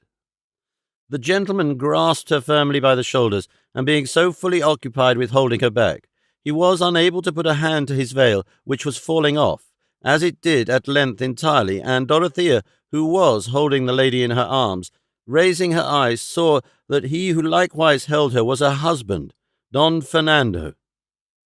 The instant she recognized him, with a prolonged plaintive cry drawn from the depths of her heart, she fell backwards, fainting, and, but for the barber being close by to catch her in his arms, she would have fallen completely to the ground. The curate at once hastened to uncover her face and throw water on it, and as he did so, Don Fernando, for he it was who held the other in his arms, recognized her, and stood as if death-stricken by the sight, not, however, relaxing his grasp of Lucinda, for it was she that was struggling to release herself from his hold, having recognized Cardenio by his voice, as he had recognized her. Cardenio also heard Dorothea's cry as she fell fainting, and, imagining that it came from his Lucinda, burst forth in terror from the room, and the first thing he saw was Don Fernando with Lucinda in his arms. Don Fernando, too, knew Cardenio at once, and all three, Lucinda, Cardenio, and Dorothea, stood in silent amazement, scarcely knowing what had happened to them. They gazed at one another without speaking, Dorothea at Don Fernando at Cardenio, Cardenio at Lucinda, and Lucinda at Cardenio. The first to break silence was Lucinda, who thus addressed Don Fernando. "Leave me, Señor Don Fernando, for the sake of what you owe to yourself. If no other reason will induce you, leave me to cling to the wall of which I am the ivy, to the support from which neither your importunities, nor your threats, nor your promises, nor your gifts have been able to detach me. See how heaven, by ways strange and hidden from our sight, has brought me face to face with my true husband. And well you know by dear bought experience that death alone will be able to efface him from my memory. May this plain declaration then lead you, as you can do nothing else, to turn your love into rage, your affection into resentment, and so to take my life. For if I yield it up in the presence of my beloved husband, I count it well bestowed. It may be by my death he will be convinced that I kept my faith to him to the last moment of life." Meanwhile Dorothea had come to herself, and had heard Lucinda's words, by means of which she divined who she was. But seeing that Don Fernando, who did not yet release her or reply to her, summoning up her resolution as well as she could, she rose and knelt at his feet, and with a flood of bright and touching tears addressed him thus. "If, my lord, the beams of that sun that thou holdest eclipsed in thine arms did not dazzle and rob thine eyes of sight, thou wouldst have seen by this time that she who kneels at thy feet is, so long as thou wilt have it so, the unhappy and unfortunate Dorothea. I am that lowly peasant girl whom thou in thy goodness or for thy pleasure wouldst raise high enough to call herself thine. I am she who in the seclusion of innocence led a contented life until at the voice of thy importunity and thy true and tender passion, as it seemed, she opened the gates of her modesty and surrendered to thee the keys of her liberty. A gift received by thee, but thanklessly, as is clearly shown by my forced retreat to the place where thou dost find me, and by thy appearance under the circumstances in which I see thee. Nevertheless, I would not have thee suppose that I have come here driven by shame. It is only grief and sorrow at seeing myself forgotten by thee that have led me. It was thy will to make me thine, and thou dost so follow thy will that now, even though thou repentest, thou canst not help being mine. Bethink thee, my lord, the unsurpassable affection I bear thee may compensate for the beauty and noble birth for which thou wouldst desert me. Thou canst not be the fair Lucinda's because thou art mine, nor can she be thine because she is Cardenio's. And it will be easier, remember, to bend thy will to love one who adores thee than to lead one to love thee who abhors thee now. Thou didst address thyself to my simplicity, thou didst lay siege to my virtue, thou wert not ignorant of my station. Well dost thou know how I yielded wholly to thy will. There is no ground or reason for thee to plead deception, and if it be so as it is, and if thou art a Christian as thou art a gentleman, why dost thou by such subterfuges put off making me as happy at last as thou didst at first? And if thou wilt not have me for what I am, thy true and lawful wife, at least take and accept me as thy slave, for so long as I am thine, I will count myself happy and fortunate.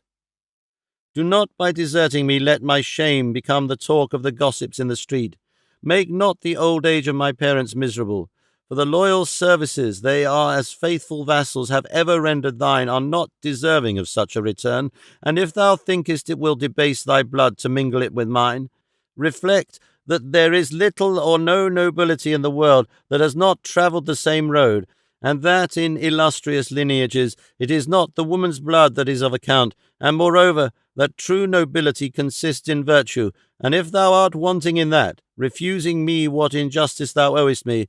then even I have higher claims to nobility than thine.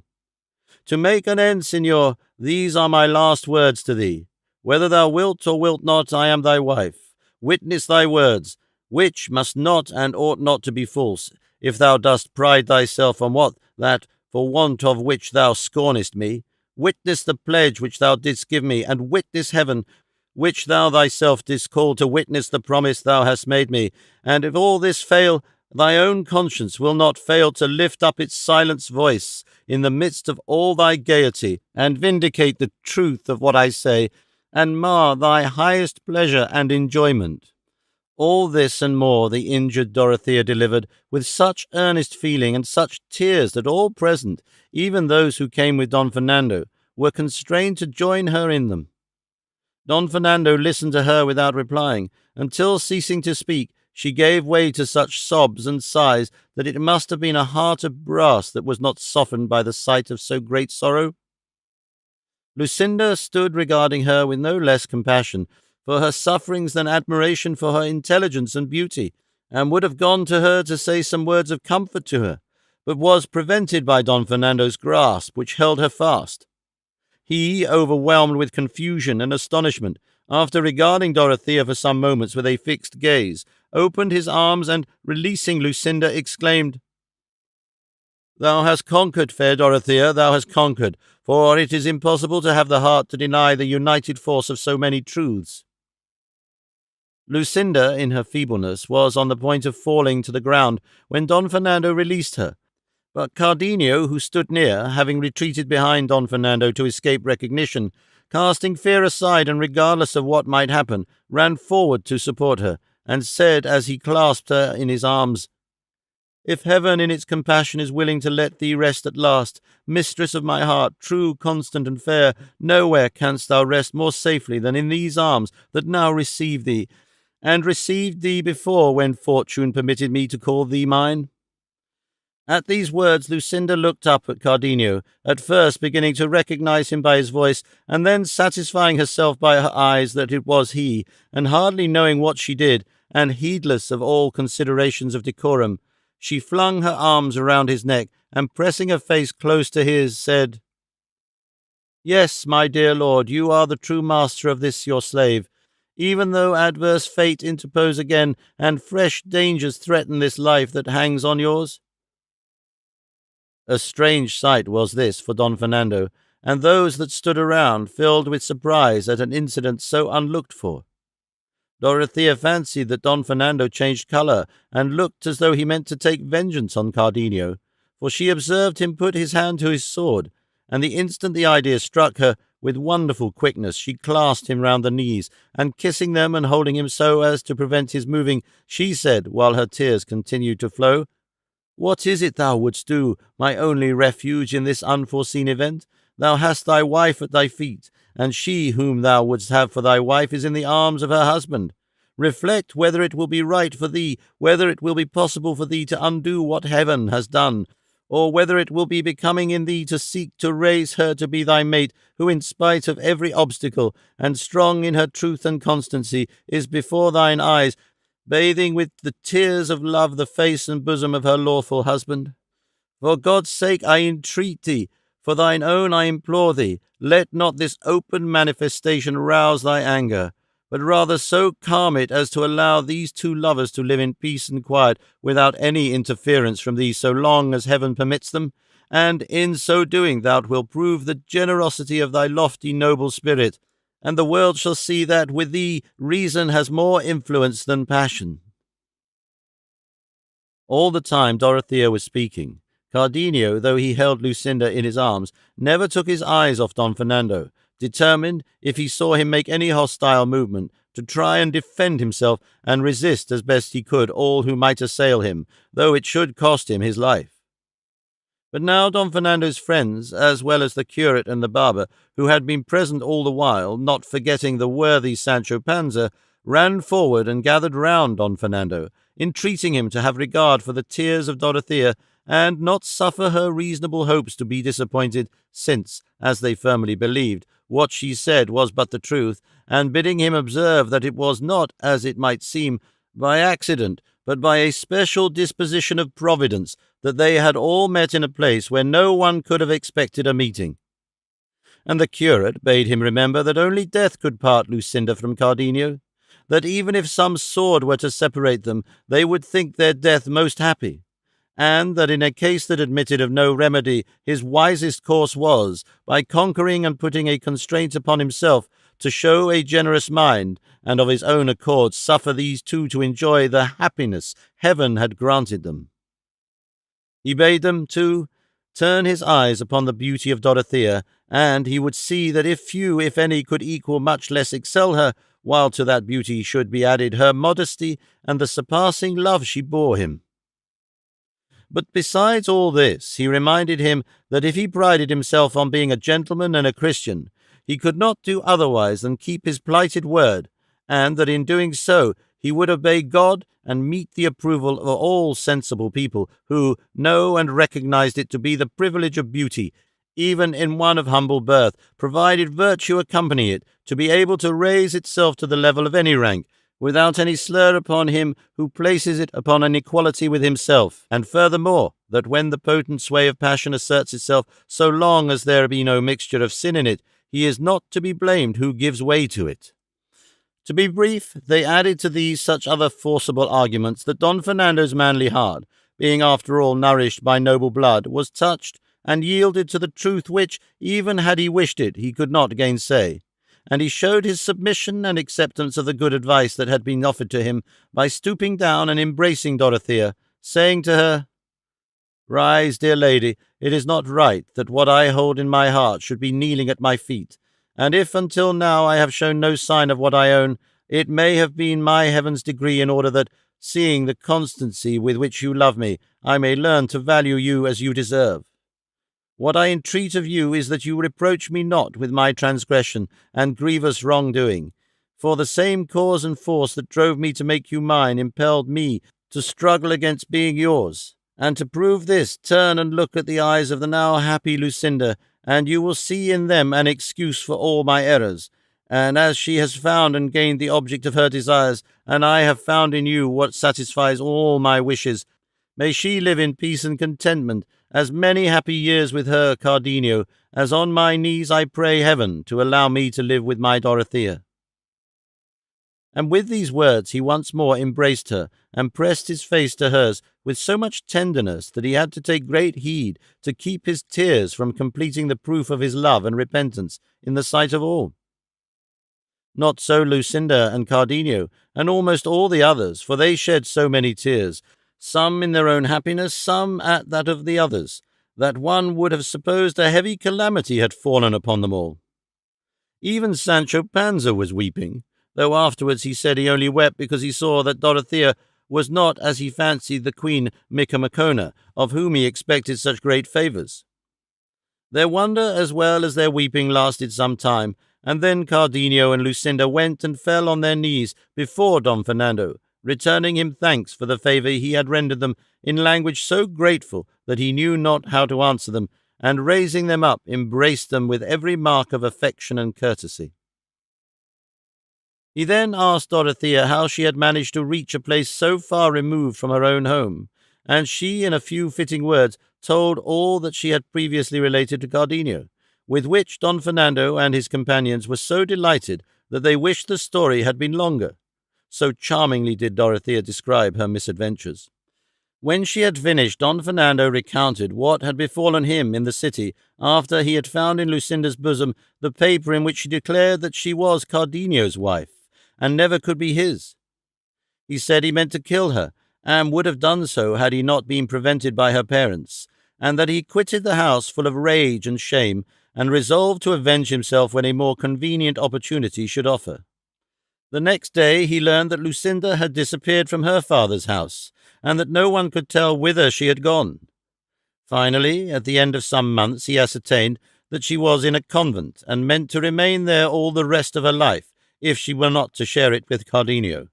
And as soon as he had learned this, taking these 3 gentlemen as his companions, he arrived at the place where she was, but avoided speaking to her,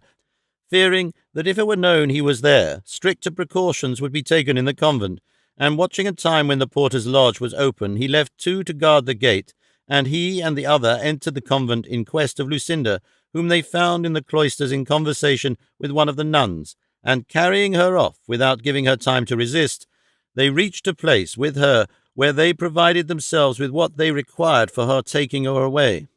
all which they were able to do in complete safety, as the convent was in the country at a considerable distance from the city. He added that when Lucinda found herself in his power, she lost all consciousness, and after returning to herself did nothing but weep and sigh without speaking a word, and thus in silence and tears they reached that inn, which for him was reaching heaven, where all the mischances of earth are over and at an end.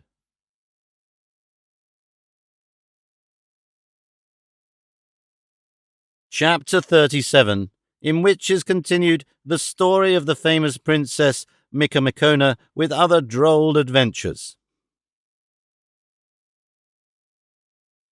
To all this Sancho listened with no little sorrow at heart to see how his hopes of dignity were fading away and vanishing in smoke, and how the fair Princess Micomicona had turned into Dorothea, and the giant into Don Fernando, while his master was sleeping tranquilly, totally unconscious of all that had come to pass.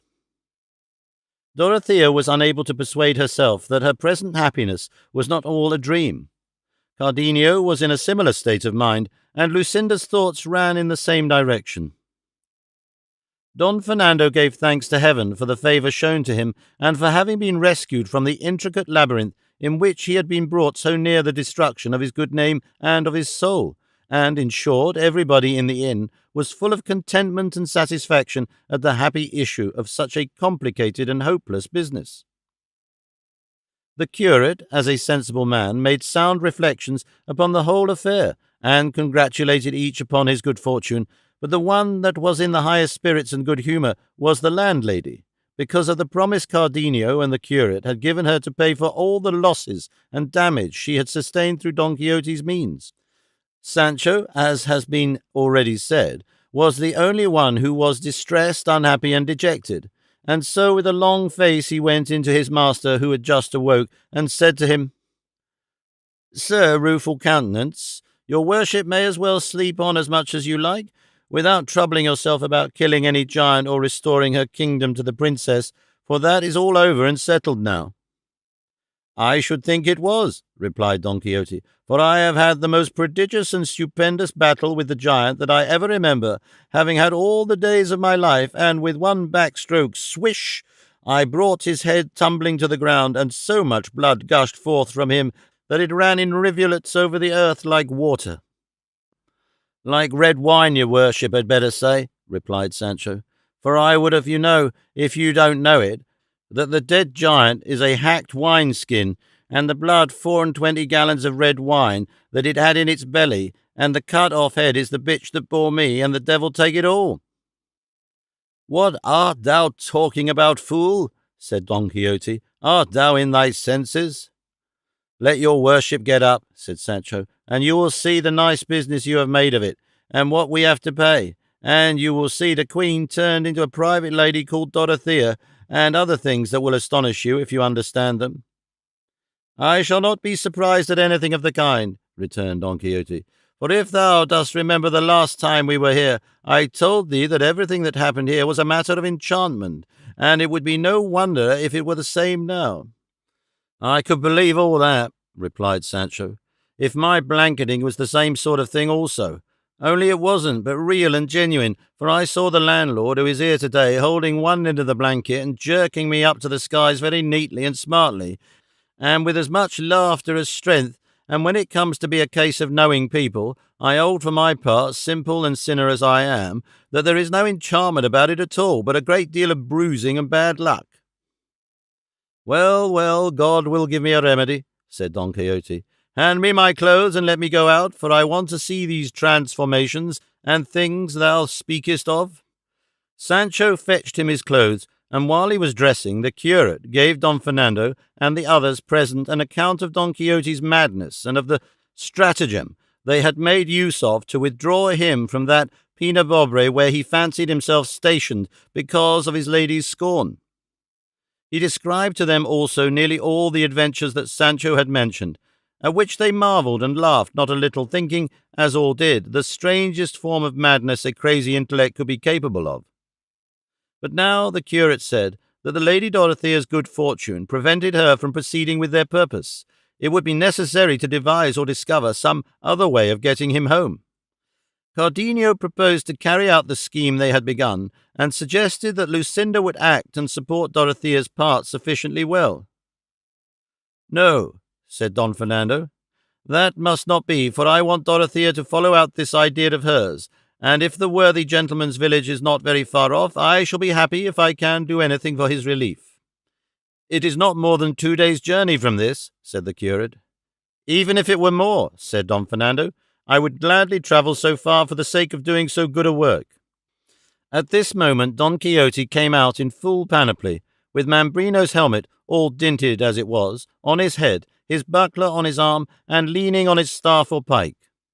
The strange figure he presented filled Don Fernando and the rest with amazement, as they contemplated his lean yellow face, half a league long, his armour of all sorts, and the solemnity of his deportment.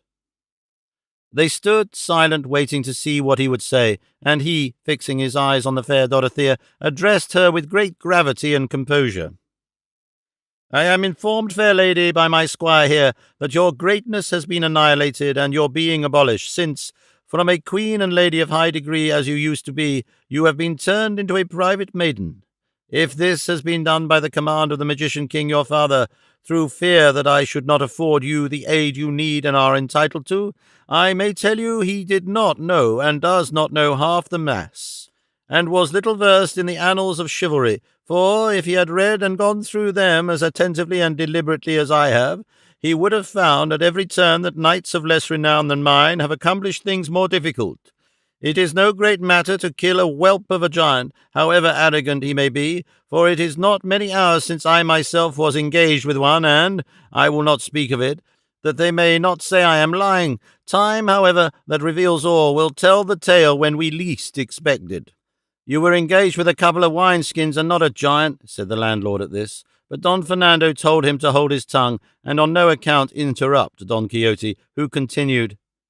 "I say in conclusion, high and disinherited lady, that if your father has brought about this metamorphosis in your person for the reason I have mentioned, you ought not to attach any importance to it, for there is no peril on earth through which my sword will not force a way, and with it, before many days are over, I will bring your enemy's head to the ground and place on yours the crown of your kingdom."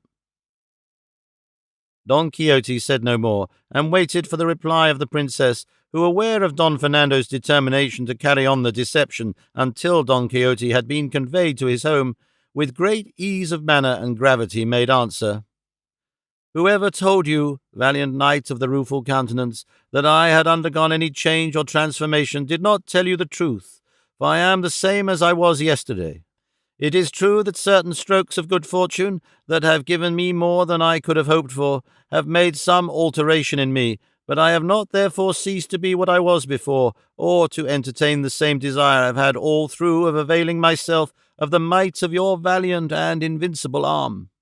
And so, Signor, let your goodness reinstate the father that begot me in your good opinion, and be assured that he was a wise and prudent man, since by his craft he found out such a sure and easy way of remedying my misfortune. For I believe, Signor, that had it not been for you, I should never have lit upon the good fortune I now possess. And in this I am saying what is perfectly true, as most of these gentlemen who are present can fully testify. All that remains is to set out on our journey tomorrow, for today we could not make much way, and for the rest of the happy results I am looking forward to. I trust to God and the valour of your heart." So said the sprightly Dorothea, and on hearing her, Don Quixote turned to Sancho, and said to him with an angry air, "I declare now, little Sancho, thou art the greatest little villain in Spain. Say, thief and vagabond, hast thou not just now told me that this princess had been turned into a maiden called Dorothea, and that the head which I am persuaded I cut off from a giant was the bitch that bore thee, and other nonsense that put me in the greatest perplexity I have ever been in all my life? I vow," and here he looked to heaven and ground his teeth, I have a mind to play the mischief with thee in a way that will teach sense for the future to all lying squires of knights-errant in the world." "Let your worship be calm, Signor," returned Sancho, "for it may well be that I have been mistaken as to the change of the Lady Princess Micomicona, but as to the giant's head, or at least as to the piercing of the wineskins, and the blood being red wine, I make no mistake, as sure as there is a God, because the wounded skins are there at the head of your worship's bed, and the wine has made a lake of the room. If not, you will see when the eggs come to be fried. I mean, when his worship the landlord calls for all the damages. For the rest, I am heartily glad that her ladyship the queen is as she was, for it concerns me as much as anyone." "I tell thee again, Sancho, thou art a fool," said Don Quixote. "Forgive me, and that will do." "That will do," said Don Fernando. "Let us say no more about it, and as her ladyship the princess proposes to set out tomorrow because it is too late today, so be it, and we will pass the night in pleasant conversation, and tomorrow we will all accompany Señor Don Quixote, for we wish to witness the valiant and unparalleled achievements he is about to perform in the course of this mighty enterprise which he has undertaken." "It is I who shall wait upon and accompany you," said Don Quixote, "and I am much gratified by the favour that is bestowed upon me, and the good opinion entertained of me, which I shall strive to justify, or it shall cost me my life, or even more, if it can possibly cost me more." Many were the compliments and expressions of politeness that passed between Don Quixote and Don Fernando, but they were brought to an end by a traveller who at this moment entered the inn, and who seemed from his attire to be a Christian lately come from the country of the Moors, for he was dressed in a short-skirted coat of blue cloth, with half sleeves and without a collar. His breeches were also of blue cloth, and his cap of the same colour, and he wore yellow buskins and had a Moorish cutlass slung from a baldric across his breast. Behind him, mounted upon an ass, there came a woman dressed in Moorish fashion, with her face veiled and a scarf on her head, and wearing a little brocaded cap and a mantle that covered her from her shoulders to her feet. The man was of a robust and well-proportioned frame, in age a little over 40, rather swarthy in complexion, with long moustaches and a full beard, and, in short, his appearance was such that if he had been well dressed he would have been taken for a person of quality and good birth. On entering he asked for a room, and when they told him there was none in the inn he seemed distressed, and approaching her, who by her dress seemed to be a Moor, he took her down from the saddle in his arms. Lucinda, Dorothea, the landlady, her daughter, and Maritornes, attracted by the strange, and to them entirely new costume, gathered round her, and Dorothea, who was always kindly, courteous, and quick-witted, perceiving that both she and the man who had brought her were annoyed at not finding a room, said to her, "Do not be put out, Signora, by the discomfort and want of luxuries here, for it is the way of roadside inns to be without them. Still, if you will be pleased to share our lodging with us," pointing to Lucinda, "perhaps you will have found worse accommodation in the course of your journey." To this the veiled lady made no reply. All she did was to rise from a seat, crossing her hands upon her bosom, bowing her head, and bending her body as a sign that she returned thanks. From her silence they concluded that she must be a Moor, and unable to speak a Christian tongue. At this moment the captive came up, having been until now otherwise engaged, and seeing that they all stood round his companion, and that she made no reply to what they addressed to her, he said, "Ladies, this damsel hardly understands my language, and can speak none but that of her own country, for which reason she does not and cannot answer what has been asked of her." "Nothing has been asked of her," returned Lucinda. "She has only been offered our company for this evening, and a share of the quarters we occupy, where she shall be made as comfortable as the circumstances allow, with the good will we are bound to show all strangers that stand in need of it, especially if it be a woman to whom the service is rendered." "On her part, my own Signora," replied the captive, "I kiss your hands, and I esteem highly, as I ought, the favour you have offered, which, on such an occasion, and coming from persons of your appearance, is, it is plain to see, a very great one." "Tell me, Signor," said Dorothea, "is this lady a Christian or a Moor? For her dress and her silence lead us to imagine that she is what we could wish she was not." "In dress and outwardly," said he, she is a Moor, but at heart she is a thoroughly good Christian, for she has the greatest desire to become one." "Then she has not been baptized?" returned Lucinda. "There has been no opportunity for that," replied the captive. "Since she left Algiers, her native country and home, and up to the present she has not found herself in any such imminent danger of death as to make it necessary to baptize her before she has been instructed in all the ceremonies our Holy Mother Church ordains. But, please God, ere long she shall be baptized with a solemnity befitting her, which is higher than her dress or mine indicates." By these words he excited a desire in all who heard him, to know who the Moorish lady and the captive were, but no one liked to ask just then, seeing that it was a fitter moment for helping them to rest themselves than for questioning them about their lives. Dorothea took the Moorish lady by the hand, and leading her to a seat beside herself, requested her to remove her veil. She looked at the captive as if to ask him what they meant and what she was to do. He said to her in Arabic that they asked her to take off her veil, and thereupon she removed it, and disclosed a countenance so lovely that to Dorothea she seemed more beautiful than Lucinda, and to Lucinda more beautiful than Dorothea, and all the bystanders felt that if any beauty could compare with theirs, it was the Moorish lady's, and there were even those who were inclined to give it somewhat the preference. And, as it is the privilege and charm of beauty to win the heart and secure goodwill, all forthwith became eager to show kindness and attention to the lovely Moor.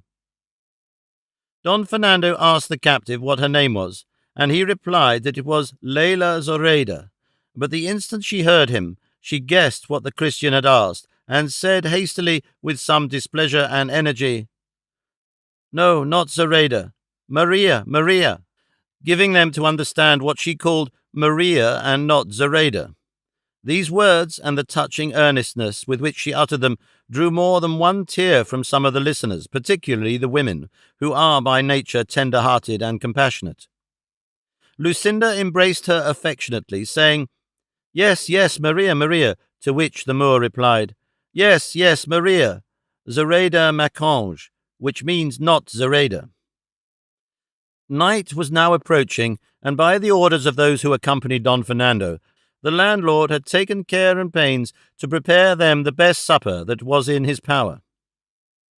The hour, therefore, having arrived, they all took their seats at a long table like a refectory one. For round or square table there was none in the inn, and the seat of honour at the head of it, though he was for refusing it, they assigned to Don Quixote, who desired the Lady Micomicona to place herself by his side, as he was her protector. Lucinda and Zoraida took their places next her. Opposite to them were Don Fernando and Cardenio, and next the captive and the other gentlemen, and by the side of the ladies the curate and the barber. And so they supped in high enjoyment, which was increased when they observed Don Quixote leave off eating, and, moved by an impulse like that which made him deliver himself at such length when he supped with the goatherds, begin to address them. "Verily, gentlemen, if we reflect upon it, great and marvellous are the things they see who make profession of the order of knight-errantry. Say, what being is there in this world who, entering the gate of this castle at this moment, and seeing us as we are, would suppose or imagine us to be what we are? Who would say that this lady who is beside me was the great queen that we all know her to be, or that I am that knight of the rueful countenance, trumpeted far and wide by the mouth of fame? Now there can be no doubt that this art and calling surpasses all those that mankind has invented, and is the more deserving of being held in honour in proportion as it is the more exposed to peril. Away with those who assert that letters have the preeminence over arms. I will tell thee, whosoever they may be, that they know not what they say. For the reason which such persons commonly assign, and upon which they chiefly rest, is, that the labours of the mind are greater than those of the body, and that arms give employment to the body alone, as if the calling were a porter's trade, for which nothing more is required than sturdy strength, or as if, in what we who profess them call arms, there were not included acts of vigour for the execution of which high intelligence is requisite, or as if the soul of the warrior, when he has an army or the defence of a city under his care, did not exert itself as much by mind as by body. Nay, see whether by bodily strength it be possible to learn or divine the intentions of the enemy, his plans, stratagems, or obstacles, or to ward off impending mischief. For all these are the work of the mind, and in them the body has no share whatsoever. Since, therefore, arms have need of the mind, as much as letters, let us see now which of the two minds, that of the man of letters or that of the warrior, has most to do. And this will be seen by the end and goal that each seeks to attain. For that purpose is the more estimable which has for its aim the nobler object. The end and goal of letters, I am not speaking now of divine letters, the aim of which is to raise and direct the soul to heaven, for with an end so infinite no other can be compared. I speak of human letters, the end of which is to establish distributive justice, give to every man that which is his, and see and take care that good laws are observed, an end undoubtedly noble, lofty, and deserving of high praise, but not such as should be given to that sort by arms, which have for their end an objective peace, the greatest boon that men can desire in this life. The first good news the world and mankind received was that which the angels announced on the night that was our day, when they sang in the air, "Glory to God in the highest, and peace on earth to men of good will." And the salutation which the great Master of heaven and earth taught his disciples and chosen followers when they entered any house was to say, "Peace be on this house." And many other times he said to them, "My peace I give unto you, my peace I leave you, peace be with you." A jewel and a precious gift given and left by such a hand. A jewel without which there can be no happiness either on earth or in heaven. This peace is the true end of war, and war is only another name for arms. This, then, being admitted, that the end of war is peace, and that so far it has the advantage of the end of letters, let us turn to the bodily labours of the man of letters, and those of him who follows the profession of arms, and see which are the greater. Don Quixote delivered his discourse in such a manner and in such correct language, that for the time being he made it impossible for any of his hearers to consider him a madman. On the contrary, as they were mostly gentlemen, to whom arms are an appurtenance of birth, they listened to him with great pleasure as he continued. Here, then, I say, is what the student has to undergo. First of all, poverty, not that all are poor, but to put the case as strongly as possible, and when I have said that he endures poverty, I think nothing more need be said about his hard fortune, for he who is poor has no share of the good things of life. This poverty he suffers from in various ways, hunger or cold or nakedness or all together, but for all that it is not so extreme, but that he gets something to eat, though it may be at somewhat unseasonable hours, and from the leavings of the rich. For the greatest misery of the student is what they themselves call going out for soup, and there is always some neighbour's brazier or hearth for them, which, if it does not warm, at least tempers the cold to them, and lastly, they sleep comfortably at night under a roof. I will not go into other particulars, as, for example, want of shirts, and no superabundance of shoes, thin and threadbare garments, and gorging themselves to surfeit in their voracity when good luck has treated them to a banquet of some sort. By this road that I have described, rough and hard, stumbling here, falling there, getting up again to fall again, they reach the rank they desire, and that once attained, we have seen many who have passed these Certes and Scyllas and Charibidises, as if borne flying on the wings of favouring fortune. We have seen them, I say, ruling and governing the world from a chair, their hunger turned into satiety, their cold into comfort, their nakedness into fine refinement, their sleep on a mat into repose in Holland and Damask, the justly earned reward of their virtue, but contrasted and compared with what the warrior undergoes, all they have undergone falls far short of it, as I am now about to show.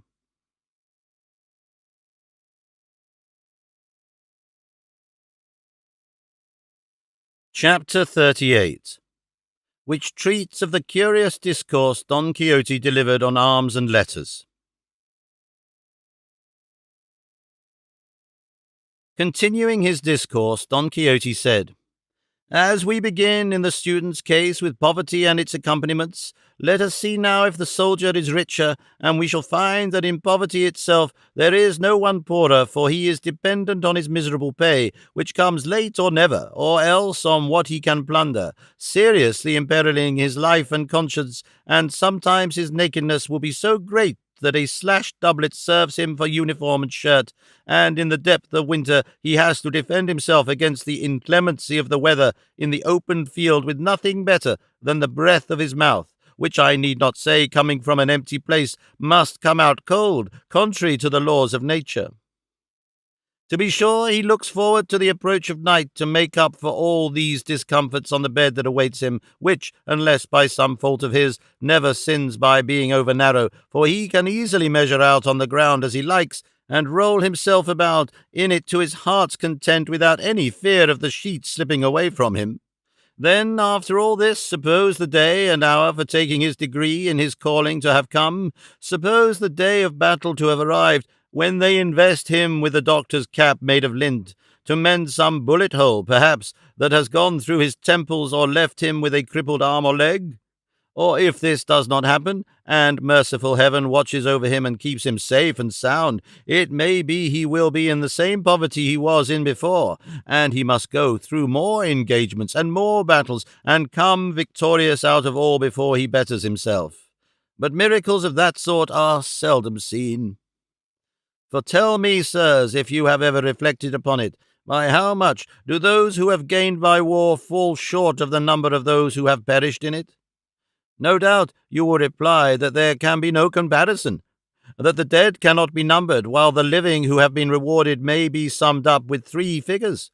all which is the reverse in the case of men of letters, for by skirts, to say nothing of sleeves, they all find means of support, so that though the soldier has more to endure, his reward is much less. But against all this it may be urged that it is easier to reward 2,000 soldiers, for the former may be remunerated by giving them places which must perforce be conferred upon men of their calling, while the latter can only be recompensed out of the very poverty of the master they serve. But this impossibility only strengthens my argument.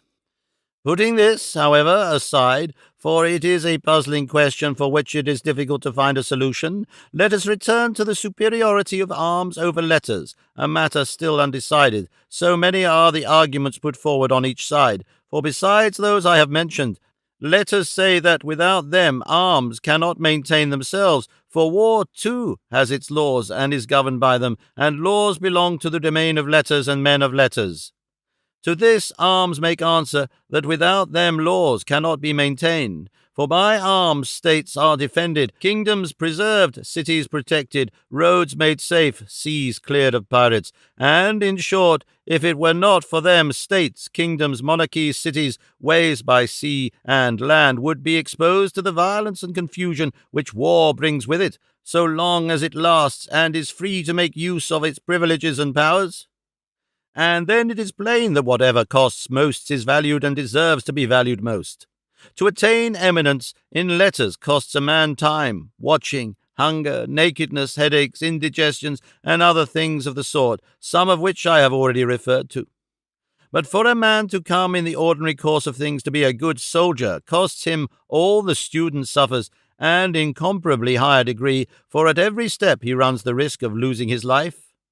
For what dread of want or poverty that can reach or harass the student can compare with what the soldier feels who finds himself beleaguered in some stronghold, mounting guard in some ravelin or cavalier, knows that the enemy is pushing in mind towards the post where he is stationed, and cannot under any circumstances retire or fly from the imminent danger that threatens him? All he can do is to inform his captain of what is going on so that he may try to remedy it by a countermine, and then stand his ground in fear and expectation of the moment when he will fly up to the clouds without wings and descend into the deep against his will. And if this seems a trifling risk, let us see whether it is equalled or surpassed by the encounter of 2 galleys stem to stem in the midst of the open sea, locked and entangled one with the other, when the soldier has no more standing room than 2 feet of the plank of the spur, and yet, though he sees before him threatening him as many ministers of death as there are cannon of the foe pointed at him, not a lance length from his body, and sees, too, that with the first heedless step he will go down to visit the profundities of Neptune's bosom, still with dauntless heart, urged on by honour that nerves him, he makes himself a target for all that musketry, and struggles to cross that narrow path to the enemy's ship. And what is still more marvellous, no sooner has one gone down into the depths he will never rise from till the end of the world, then another takes his place, and if he too falls into the sea that waits for him like an enemy, another and another will succeed him without a moment's pause between their deaths. Courage and daring, the greatest that all the chances of war can show. Happy the blessed ages that knew not the dread fury of those devilish engines of artillery, whose inventor, I am persuaded, is in hell receiving the reward of his diabolical invention, by which he made it easy for a base and cowardly arm to take the life of a gallant gentleman, and that, when he knows not how or whence, in the height of the ardour and enthusiasm that fire and animate brave hearts, there should come some random bullet, discharged perhaps by one who fled in terror at the flash when he fired off his accursed machine, which, in an instant, puts an end to the projects and cuts off the life of one who deserved to live for ages to come. And thus, when I reflect on this, I am almost tempted to say that in my heart I repent of having adopted this profession of knight-errant in so detestable an age as we live in now, for though no peril can make me fear, still it gives me some uneasiness to think that powder and lead may rob me of the opportunity of making myself famous and renowned throughout the known earth by the might of my arm and the edge of my sword.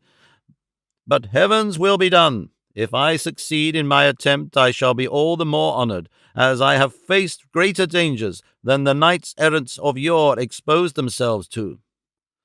All this lengthy discourse Don Quixote delivered while the others supped, forgetting to raise a morsel to his lips, though Sancho more than once told him to eat his supper, as he would have time enough afterwards to say all he wanted. It excited fresh pity in those who had heard him to see a man of apparently sound sense, and with rational views on every subject he discussed, so hopelessly wanting in all, when his wretched, unlucky chivalry was in question. The curate told him he was quite right in all he had said in favour of arms, and that he himself, though a man of letters and a graduate, was of the same opinion. They finished their supper, the cloth was removed, and while the hostess, her daughter, and Maritornes were getting Don Quixote of La Mancha's garret ready, in which it was arranged that the women were to be quartered by themselves for the night, Don Fernando begged the captive to tell them the story of his life, for it could not fail to be strange and interesting, to judge by the hints he had let fall on his arrival in company with Zoraida. To this the captive replied that he would very willingly yield to his request, only he feared his tale would not give them as much pleasure as he wished. Nevertheless, not to be wanting in compliance, he would tell it.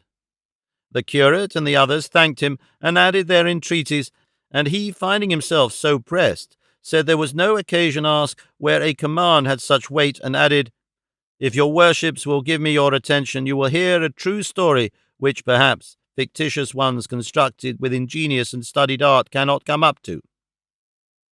These words made them settle themselves in their places and preserve a deep silence, and he, seeing them waiting on his words in mute expectation, began thus in a pleasant, quiet voice.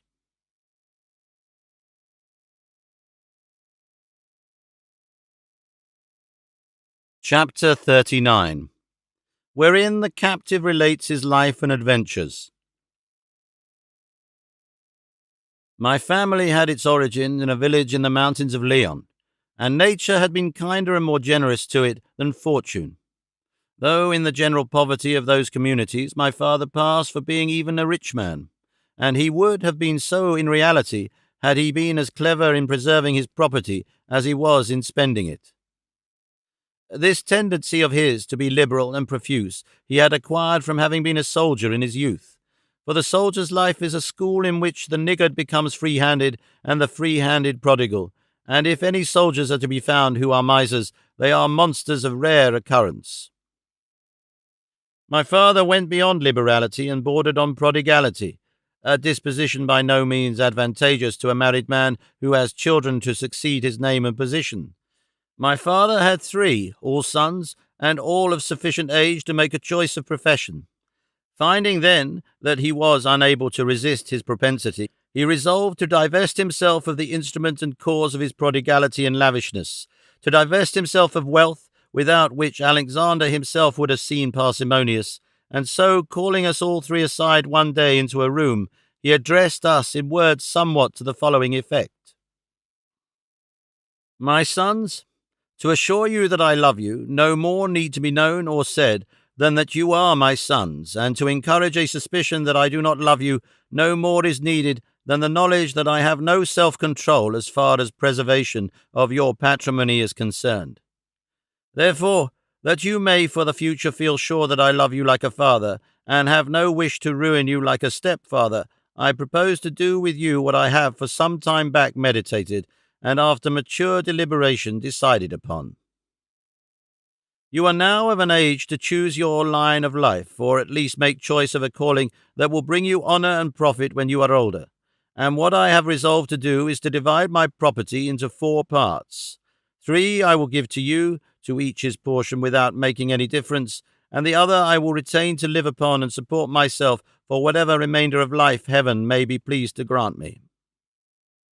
But I wish each of you, on taking possession of the share that falls to him, to follow one of the paths I shall indicate. In this Spain of ours there is a proverb, to my mind very true, as they all are, being short aphorisms drawn from long practical experience, and the one I refer to says, "The church or the sea or the king's house," as much as to say, in plainer language, whoever wants to flourish and become rich, let him follow the church or go to sea, adopting commerce as his calling, or go into the king's service in his household, for they say, better a king's crumb than a lord's favour.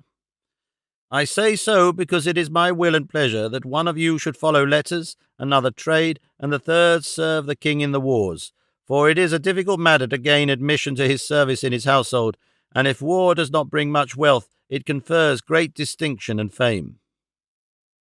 8 days hence I will give you your full shares in money, without defrauding you of a farthing, as you will see in the end.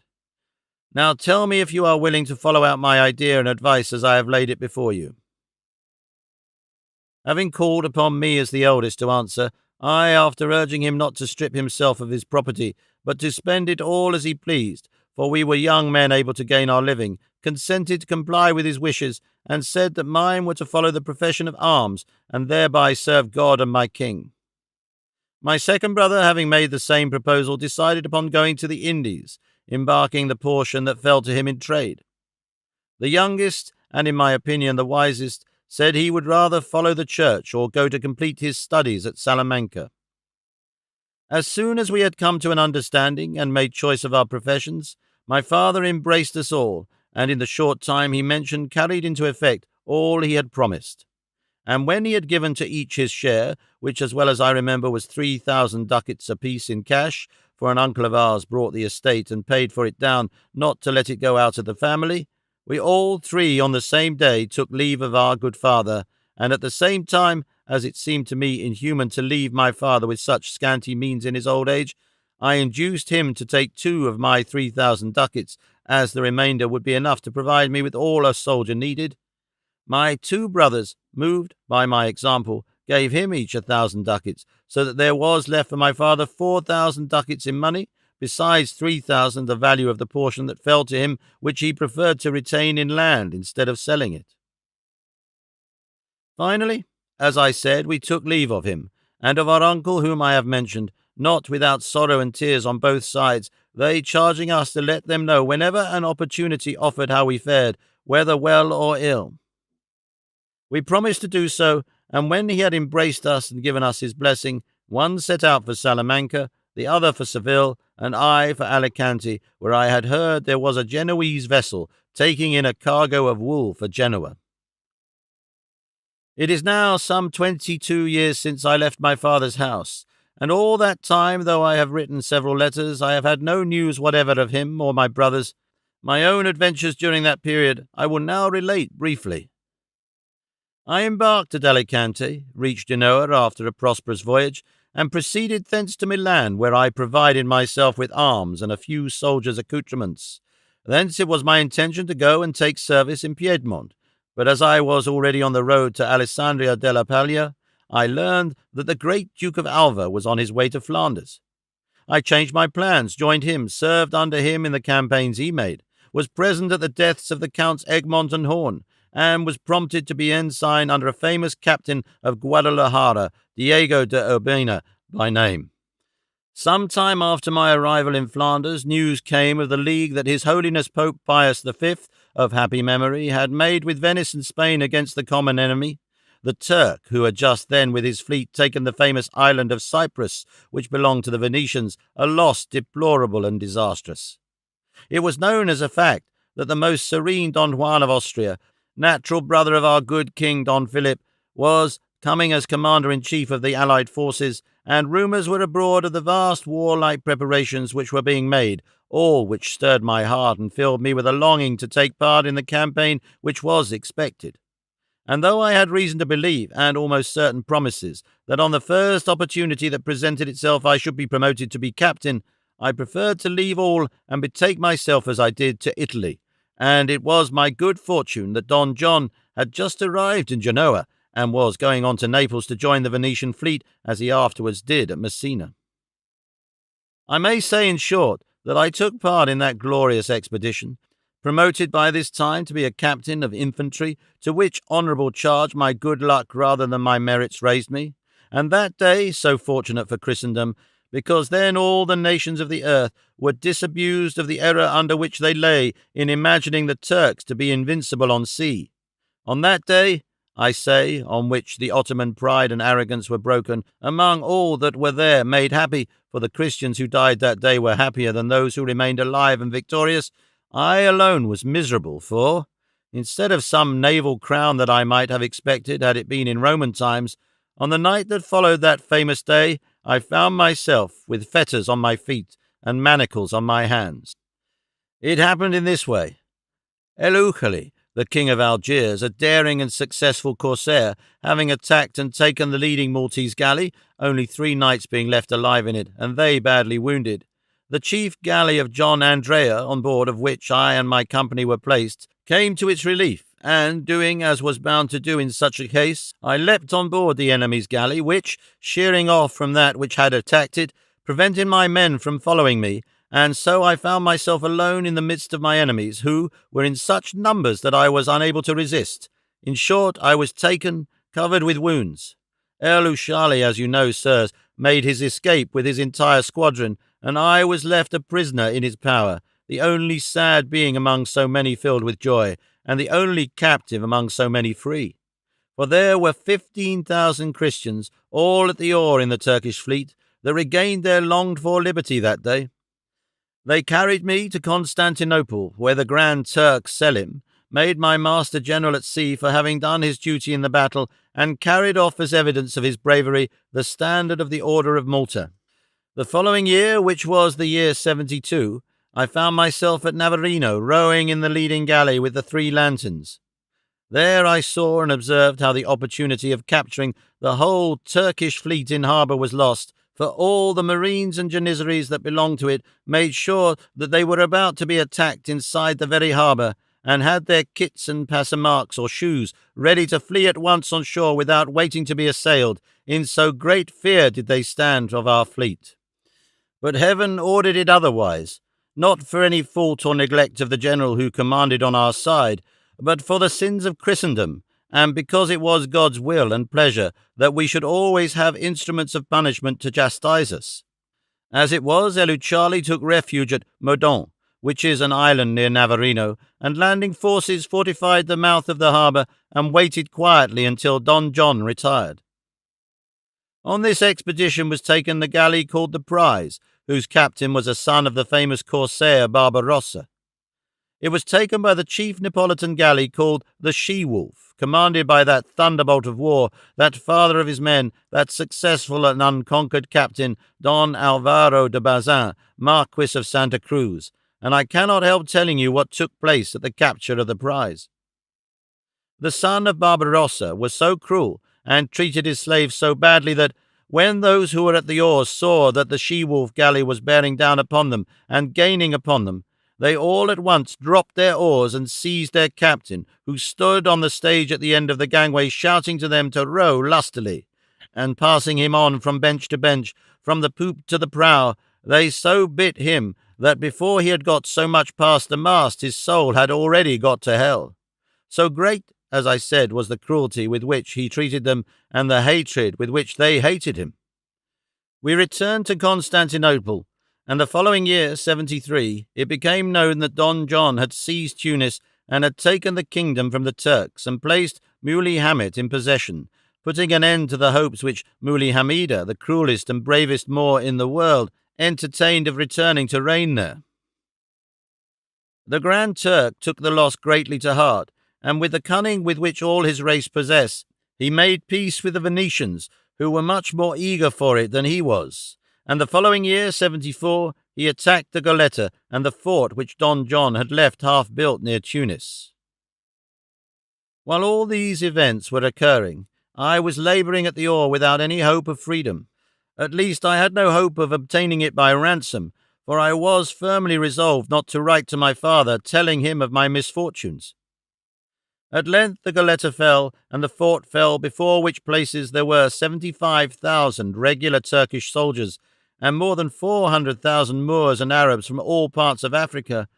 and in the train of all this great host of such munitions and engines of war, and so many pioneers, that with their hands they might have covered the Goletta and the fort with handfuls of earth. The first to fall was the Goletta, until then reckoned impregnable, and it fell, not by any fault of its defenders, who did all they could and should have done, but because experiment proved how easily entrenchments could be made in the desert sand there, for water used to be found at 2 palms depth, while the Turks found none at 2 yards, and so by means of a quantity of sandbags they raised their works so high that they commanded the walls of the fort, sweeping them as if from a cavalier, so that no one was able to make a stand or maintain the defence. It was a common opinion that our men should not have shut themselves up in the Goletta, but should have waited in the open at the landing place. But those who say so talk at random, and with little knowledge of such matters, for if in the Goletta and in the fort there were barely 7,000 soldiers, how could such a small number, however resolute, sally out and hold their own against numbers like those of the enemy? And how is it possible to help losing a stronghold that is not relieved above all when surrounded by a host of determined enemies in their own country? But many thought, and I thought so too, that it was special favour and mercy which heaven showed to Spain in permitting the destruction of that source and hiding place of mischief, that devourer, sponge and moth of countless money, fruitlessly wasted there to no other purpose save preserving the memory of its capture by the invincible Charles V, as if to make that eternal as it is and will be, these stones were needed to support it. The fort also fell, but the Turks had to win it inch by inch, for the soldiers who defended it fought so gallantly and stoutly that the number of the enemy killed in 22 general assaults exceeded 25,000. Of 300 that remained alive, not one was taken unwounded, a clear and manifest proof of their gallantry and resolution, and how sturdily they had defended themselves and held their post. A small fort, or tower, which was in the middle of the lagoon under the command of Don Juan Zanoguera, a Valencian gentleman and a famous soldier, capitulated upon terms. They took prisoner Don Pedro Puertocarrero, commandant of the Goletta, who had done all in his power to defend his fortress, and took the loss of it much to heart that he died of grief on the way to Constantinople, when they were carrying him a prisoner. They also took the commandant of the fort, Gabriel Cabellon by name, a Milanese gentleman, a great engineer and a very brave soldier. In these 2 fortresses perished many persons of note, among whom was Pagano Doria, Knight of the Order of St. John, a man of generous disposition, as was shown by his extreme liberality to his brother, the famous John Andrea Doria. And what made his death the more sad was that he was slain by some Arabs, to whom, seeing that the fort was now lost, he entrusted himself, and who offered to conduct him in the disguise of a Moor to Tabarca, a small fort or station on the coast held by the Genoese employed in the coral fishery. These Arabs cut off his head and carried it to the commander of the Turkish fleet, who proved on them the truth of our Castilian proverb that, though the treason may please, the traitor is hated. For they say he ordered those who brought him the present to be hanged for not having brought him alive. Among the Christians who were taken in the fort was one named Don Pedro de Aguirre, a native of some place, I know not what, in Andalusia, who had been ensign in the fort, a soldier of great repute and rare intelligence, who had in particular a special gift for what they call poetry. I say so because his fate brought him to my galley and to my bench, and made him a slave to the same master. And before we left the port, this gentleman composed 2 sonnets by way of epitaphs, one on the Goletta and the other on the fort. Indeed, I may as well repeat them, for I have them by heart, and I think they will be liked rather than disliked. The instant the captive mentioned the name of Don Pedro de Aguiar, Don Fernando looked at his companions, and they all 3 smiled. And when he came to speak of the sonnets of one of them, "Before your worship proceeds any further, I entreat you to tell me what became of that Don Pedro de Aguiar you have spoken of." "All I know is," replied the captive, "that after having been in Constantinople 2 years, he escaped in the disguise of an Arnaut, in company with a Greek spy, but whether he regained his liberty or not I cannot tell, though I fancy he did, because a year afterwards I saw the Greek at Constantinople, though I was unable to ask him what the result of the journey was." "Well, then, you are right," returned the gentleman, "for that Don Pedro is my brother, and he is now in our village in good health, rich, married, and with 3 children." "Thanks be to God for all the mercies he has shown him," said the captive, "for to my mind there is no happiness on earth to compare with recovering lost liberty." "And what is more," said the gentleman, "I know the sonnets my brother made." "Then let your worship repeat them," said the captive, "for you will recite them better than I can." "With all my heart," said the gentleman. "That on the Goletta runs thus."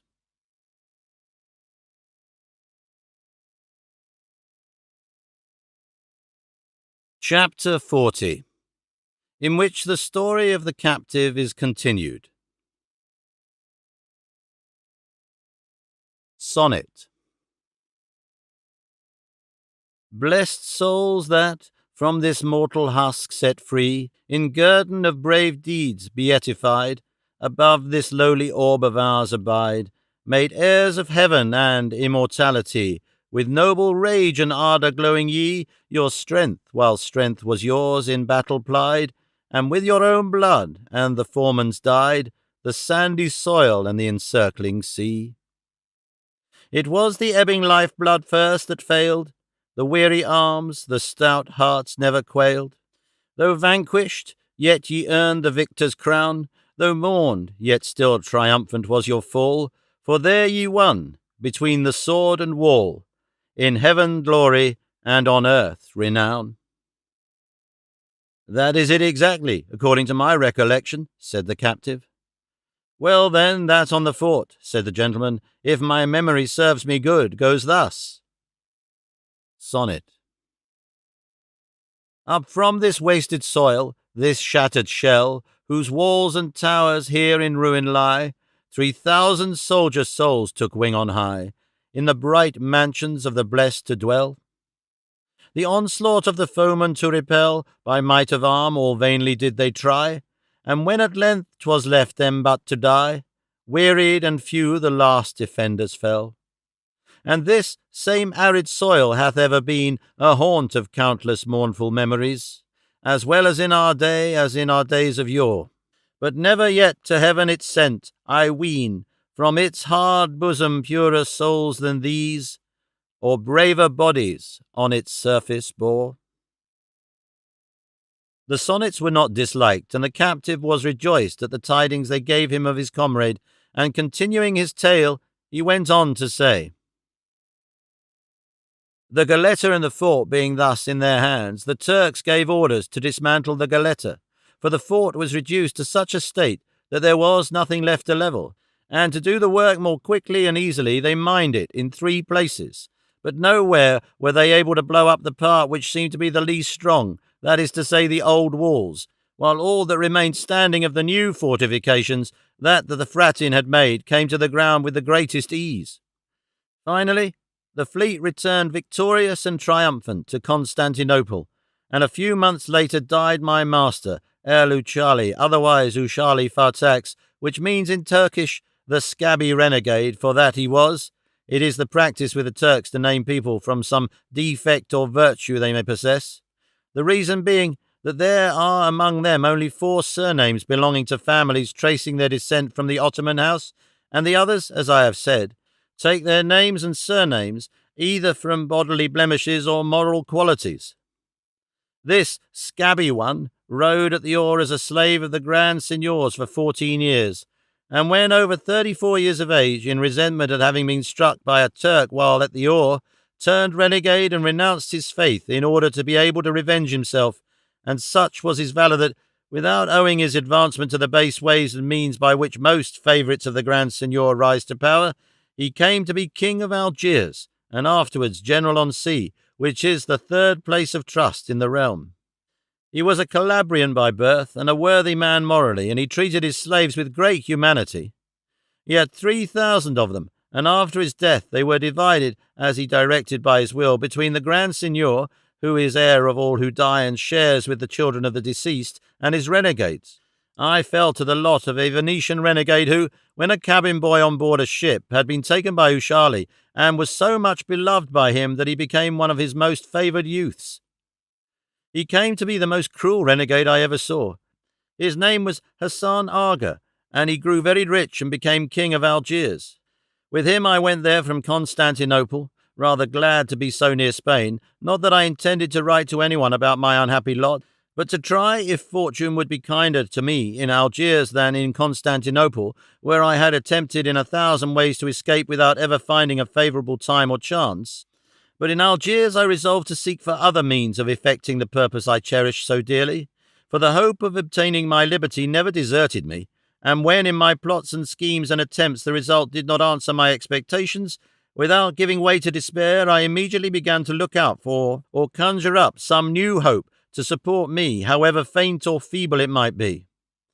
In this way I lived on immured in a building or prison called by the Turks Abano, in which they confine the Christian captives, as well as those that are the king's as those belonging to private individuals, and also what they call those of the Almacen, which is as much to say the slaves of the municipality, who serve the city in the public works and other employments. But captives of this kind recover their liberty with great difficulty, for as they are public property and have no particular master, there is no one with whom to treat for their ransom, even though they may have the means. To these Barnos, as I have said, some private individuals of the town are in the habit of bringing their captives, especially when they are to be ransomed, because there they can keep them in safety and comfort until their ransom arrives. The king's captives also, that are on ransom, do not go out to work with the rest of the crew, unless when their ransom is delayed, for then, to make them right for it more pressingly, they compel them to work and go for wood, which is no light labour. I, however, was one of those on ransom, for when it was discovered that I was a captain, although I declared my scanty means and want of fortune, nothing could dissuade them from including me among the gentlemen and those waiting to be ransomed. They put a chain on me, more as a mark of this than to keep me safe, and so I passed my life in that Barno with several other gentlemen and persons of quality, marked out as held to ransom. But though at times, or rather almost always, we suffered from hunger and scanty clothing, nothing distressed us so much as hearing and seeing at every turn the unexampled and unheard-of cruelties my master inflicted upon the Christians. Every day he hanged a man, impaled one, cut off the ears of another, and all with so little provocation or so entirely without any, that the Turks acknowledged he did it merely for the sake of doing it, and because he was by nature murderously disposed towards the whole human race. The only one that fared at all well with him was a Spanish soldier, something de Saavedra by name, to whom he never gave blow himself, or ordered a blow to be given, or addressed a hard word, although he had done things that will dwell in the memory of the people there for many a year, and all to recover his liberty. And for the least of the many things he did, we all dreaded that he would be impaled, and he himself was in fear of it more than once, and only that time does not allow, I could tell you now something of what that soldier did that would interest and astonish you much more than the narration of my own tale. To go on with my story, the courtyard of our prison was overlooked by the windows of the house belonging to a wealthy Moor of high position, and these, as is usual in Moorish houses, were rather loopholes than windows, and besides were covered with thick and close lattice work. It so happened then that as I was one day on the terrace of our prison with 3 other comrades, trying to pass away the time, How far could we leap with our chains, we being alone, for all the other Christians had gone out to work? I chanced to raise my eyes, and from one of these little closed windows I saw a reed appear, with a cloth attached to the end of it, and it kept waving to and fro, and moving as if making signs to us to come and take it. We watched it, and one of those who were with me went and stood under the reed to see whether they would let it drop, or what they would do. But as he did so, the reed was raised and moved from side to side, as if they meant to say no by a shake of the head. The Christian came back, and it was again lowered, making the same movements as before. Another of my comrades went, and with him the same happened as with the first, and then the third went forward, but with the same results as the first and second. Seeing this, I did not like to try my luck, and as soon as I came under the reed, it was dropped and fell inside the barno at my feet. I hastened to untie the cloth, in which I perceived a knot, and in it this were 10 chianis, which are coins of base gold, current among the Moors, and each worth 10 reals of our money. It is needless to say I rejoiced over this godsend, and my joy was not less than my wonder, as I strove to imagine how this good fortune could have come to us, but to me specially, for the evident unwillingness to drop the reed for any but me showed that it was for me the favour was intended. I took my welcome money, broke the reed, and returned to the terrace, and looking up at the window, I saw a very white hand put out that opened and shut very quickly. From this we gathered or fancied that it must be some woman living in that house that had done us this kindness, and to show that we were grateful for it, we made salams after the fashion of the Moors, bowing the head, bending the body, and crossing the arms on the breast. Shortly afterwards, at the same window, a small cross made of reeds was put out and immediately withdrawn. This sign led us to believe that some Christian woman was a captive in the house, and it was she who had been so good to us. But the whiteness of the hand and the bracelets we had perceived made us dismiss that idea, though we thought it might be one of the Christian renegades whom their masters very often take as lawful wives, and gladly, for they prefer them to the women of their own nation. In all our conjectures we were wide of the truth, so from that time forward our sole occupation was watching and gazing at the window where the cross had appeared to us, as if it were our pole star. But at least 15 days passed without our seeing either it or the hand, or any other sign, and though meanwhile we endeavoured with the utmost pains to ascertain who it was that lived in the house, and whether there were any Christian renegade in it, nobody could ever tell us anything more than that he who lived there was a rich Moor of high position, Haji Morato by name, formerly Alcaide of La Plata, an office of high dignity among them. But when we at least thought it was going to rain any more cianis from that quarter, we saw the reed suddenly appear with another cloth tied in a larger knot attached to it, and this at a time when, as on the former occasion, the barno was deserted and unoccupied. We made trial as before, each of the same 3 going forward before I did, but the reed was delivered to none but me, and on my approach it was let drop. I untied the knot, and I found 40 Spanish gold crowns with a paper written in Arabic, and at the end of the writing there was a large cross drawn. I kissed the cross, took the crowns, and returned to the terrace, and we all made our salams. Again the hand appeared. I made signs that I would read the paper, and then the window was closed. We were all puzzled, though filled with joy at what had taken place, and as none of us understood Arabic, great was our curiosity to know what the paper contained, and still greater the difficulty of finding someone to read it. At last I resolved to confide in a renegade, a native of Murcia, who professed a very great friendship for me, and had given pledges that bound him to keep any secret I might entrust to him, for it is the custom with some renegades, when they intend to return to Christian territory, to carry about them certificates from captives of mark testifying, in whatever form they can, that such and such a renegade is a worthy man who has always shown kindness to Christians, and is anxious to escape on the first opportunity that may present itself. Some obtain these testimonials with good intentions, others put them to a cunning use, for when they go to pillage on Christian territory, if they chance to be cast away or taken prisoners, they produce their certificates, and say that from these papers may be seen the object they came for, which was to remain on Christian ground, and that it was to this end they joined the Turks in their foray. In this way they escape the consequences of the first outburst and make their peace with the church before it does them any harm, and then when they have their chance they return to Barbary to become what they were before. Others, however, there are who procure these papers and make use of them honestly, and remain on Christian soil. This friend of mine, then, was one of these renegades that I have described. He had certificates from all our comrades, in which we testified in his favour as strongly as we could, and if the Moors had found the papers, they would have burned him alive. I knew that he understood Arabic very well, and could not only speak but also write it, but before I disclosed the whole matter to him, I asked him to read for me this paper which I had found by accident in a hole in my cell. He opened it and remained some time examining it and muttering to himself as he translated it. I asked him if he understood it, and he told me he did perfectly well, and that if I wished him to tell me its meaning word for word, I must give him pen and ink that he might do it more satisfactorily. We at once gave him what he required, and he set about translating it bit by bit, and when he had done he said, "All that is here in Spanish is what the Moorish paper contains, and you must bear in mind that when it says Leila Marian, it means Our Lady of the Virgin." We read the paper, and it ran thus.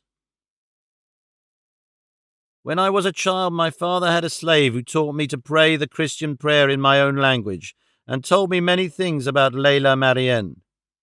The Christian died, and I know that she did not go to the fire, but to Allah, because since then I have seen her twice, and she told me to go to the land of the Christians, to see Leila Marian, who had great love for me. I know not how to go. I have seen many Christians, but except thyself none has seemed to me to be a gentleman. I am young and beautiful, and have plenty of money to take with me. See if thou canst contrive how we may go, and if thou wilt, thou shalt be my husband there, and if thou wilt not, it will not distress me, for Leila Marian will find me someone to marry me. I myself have written this. Have a care to whom thou givest it to read. Trust no more, for they are all perfidious. I am greatly troubled on this account, for I would not have thee confide in anyone, because if my father knew, he would at once fling me down a well and cover me with stones. I will put a thread to the reed, tie the answer to it, and if thou hast no one to write for thee in Arabic, tell it to me by signs, for Leila Marian will make me understand thee. She and Allah and this cross, which I often kiss as the captive bade me, protect thee. Judge, sirs, whether we had reason for surprise and joy at the words of this paper, and both one and the other were so great that the renegade perceived that the paper had not been found by chance, but had been in reality addressed to some one of us, and he begged us, if what he suspected were the truth, to trust him and tell him all, for he would risk his life for our freedom, and so saying he took out from his breast a metal crucifix, and, with many tears, swore by the God the image represented, in whom, sinful and wicked as he was, he truly and faithfully believed, to be loyal to us and keep secret whatever we chose to reveal to him. For he thought and almost foresaw that by means of her who had written that paper, he and all of us would obtain our liberty, and he himself obtain the object he so much desired, his restoration to the bosom of the Holy Mother Church, from which by his own sin and ignorance he was now severed like a corrupt limb. The renegade said this with so many tears and such signs of repentance, that with one consent we all agreed to tell him the whole truth of the matter, and so we gave him a full account of all without hiding anything from him. We pointed out to him the window at which the reed appeared, and he by that means took note of the house, and resolved to ascertain with particular care who lived in it. We agreed also that it would be advisable to answer the Moorish lady's letter, and the renegade without a moment's delay took down the words I dictated to him, which were exactly what I shall tell you, for nothing of importance that took place in this affair has escaped my memory, or ever will while life lasts. This, then, was the answer returned to the Moorish lady. The true Allah protect thee, lady, and that blessed Marianne, who is the true mother of God, and who has put it into thy heart to go to the land of the Christians, because she loves thee. Entreat her that she be pleased to show thee how thou canst execute the command she gives thee, for she will, such is her goodness.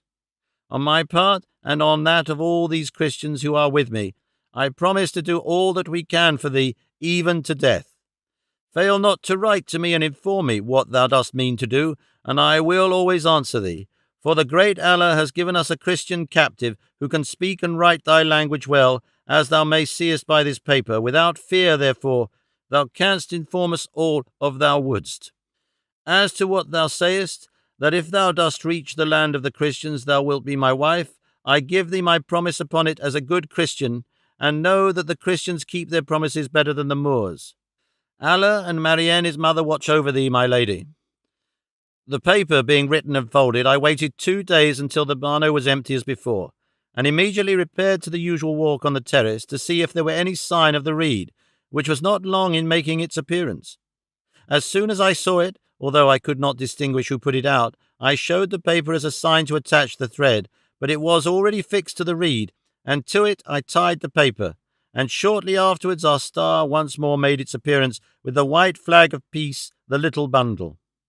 It was dropped, and I picked it up, and found in the cloth, in gold and silver coins of all sorts, more than 50 crowns, which 50 times more strengthened our joy, and doubled our hope of gaining our liberty. That very night our renegade returned, and said he had learned that the Moor we had been told of lived in that house, that his name was Haji Morato, that he was enormously rich, that he had one only daughter, the heiress of all his wealth, and that it was the general opinion throughout the city that she was the most beautiful woman in Barbary, and that several of the viceroys who came there had sought her for a wife, but that she had always been unwilling to marry, and he had learned, moreover, that she had a Christian slave who was now dead, all which agreed with the contents of the paper.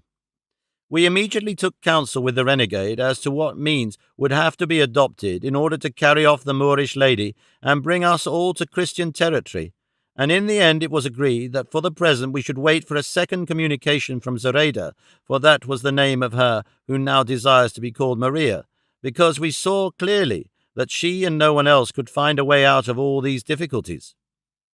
When we had decided upon this, the renegade told us not to be uneasy, for he would lose his life or restore us to liberty. For 4 days the bano was filled with people, for which reason the reed delayed its appearance for 4 days. But at the end of that time, when the bano was, as it generally was, empty, it appeared with the cloth so bulky that it promised a happy birth. Reed and cloth came down to me, and I found another paper and 100 crowns in gold, without any other coin. The renegade was present, and in our cell we gave him the paper to read, which was to this effect: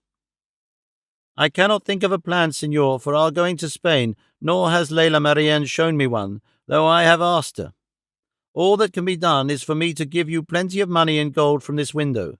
With it ransom yourself and your friends, and let one of you go to the land of the Christians, and there buy a vessel and come back for the others, and he will find me in my father's garden, which is at the Babazon gate near the seashore, where I shall be all this summer with my father and my servants.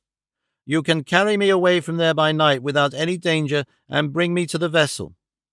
And remember thou art to be my husband, else I will pray to Marianne to punish thee. If thou canst not trust anyone to go for the vessel, ransom thyself, and do thou go, for I know thou wilt return more surely than any other, as thou art a gentleman and a Christian. Endeavour to make thyself acquainted with the garden, and when I see thee walking yonder, I shall know that the bano is empty, and I will give thee abundance of money. Allah protect thee, Signor. These were the words and contents of the second paper, and on hearing them, each declared himself willing to be the ransomed one, and promised to go and return with scrupulous good faith, and I too made the same offer, but to all this the renegade objected, saying that he would not on any account consent to one being set free before all went together, as experience had taught him how ill those who have been set free keep promises which they made in captivity. For captives of distinction frequently had recourse to this plan, paying the ransom of one who has to go to Valencia or Mallorca with the money to enable him to arm a bark and return for the others who had ransomed him, but who never came back.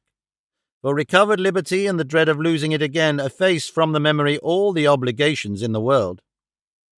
And to prove the truth of what he said, he told us briefly what had happened to a certain Christian gentleman almost at that very time, the strangest case that had ever occurred even there, where astonishing and marvellous things are happening every instant.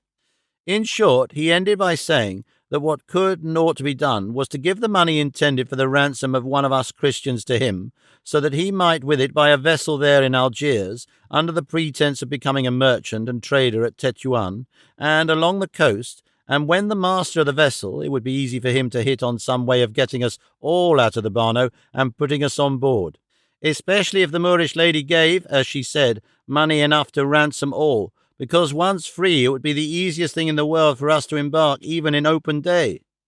But the greatest difficulty was that the Moors do not allow any renegade to buy or own any craft, unless it be a large vessel for going on roving expeditions, because they are afraid that anyone who buys a small vessel, especially if he be a Spaniard, only wants it for the purpose of escaping to Christian territory. This, however, he could get over by arranging with a Tagarin Moor to go shares with him in the purchase of the vessel and in the profit on the cargo, and under cover of this he could become master of the vessel, in which case he looked upon all the rest as accomplished. But though to me and my comrades it had seemed a better plan to send to Majorca for the vessel, as the Moorish lady suggested, we did not dare oppose him, fearing that if we did not do as he said, he would denounce us, and place us in danger of losing all our lives if he were to disclose our dealings with Zoraida, for whose life we would have all given our own. We therefore resolved to put ourselves in the hands of God and in the renegades, and at the same time an answer was given to Zoraida, telling her that we would do all she recommended, for she had given as good advice as if Layla Marianne had delivered it, and that it depended on her alone whether we were to defer the business or put it in execution at once. I renewed my promise to be her husband, and thus the next day that the Barno chanced to be empty, she at different times gave us by means of the reed and cloth 2,000 gold crowns, and a paper in which she said that the next Juma, that is to say Friday, she was going to her father's garden, but that before she went she would give us more money. And if it were not enough, we were to let her know, as she would give us as much as we asked, for her father had so much he would not miss it, and besides she kept all the keys. We at once gave the renegade 500 crowns to buy the vessel, and with 800 I ransomed myself, giving the money to a Valencian merchant who happened to be in Algiers at the time, and who had me released on his word, pledging it that on arrival of the first ship from Valencia he would pay my ransom, for if he had given the money at once, it would have made the king suspect that my ransom money had been for a long time in Algiers, and that the merchant had for his own advantage kept it secret. In fact, my master was so difficult to deal with that I dared not on any account pay down the money at once. The Thursday before the Friday on which the fair Zoraida was to go to the garden, she gave us 1,000 crowns more, and warned us of her departure, begging me, if I were ransomed, to find out her father's garden at once, and by all means to seek an opportunity of going there to see her. I answered in a few words that I would do so, and that she must remember to commend us to Layla Marianne with all the prayers the captive had taught her. This having been done, steps were taken to ransom our 3 comrades, so as to enable them to quit the Barno, and lest, seeing me ransomed and themselves not, though the money was forthcoming, they should make a disturbance about it, and the devil should prompt them to do something that might injure Zoraida. For though their position might be sufficient to relieve me from this apprehension, nevertheless I was unwilling to run any risk in the matter, and so I had them ransomed in the same way as I was, handing over all the money to the merchant, so that he might with safety and confidence give security, without, however, confiding our arrangement and secret to him, which might have been dangerous.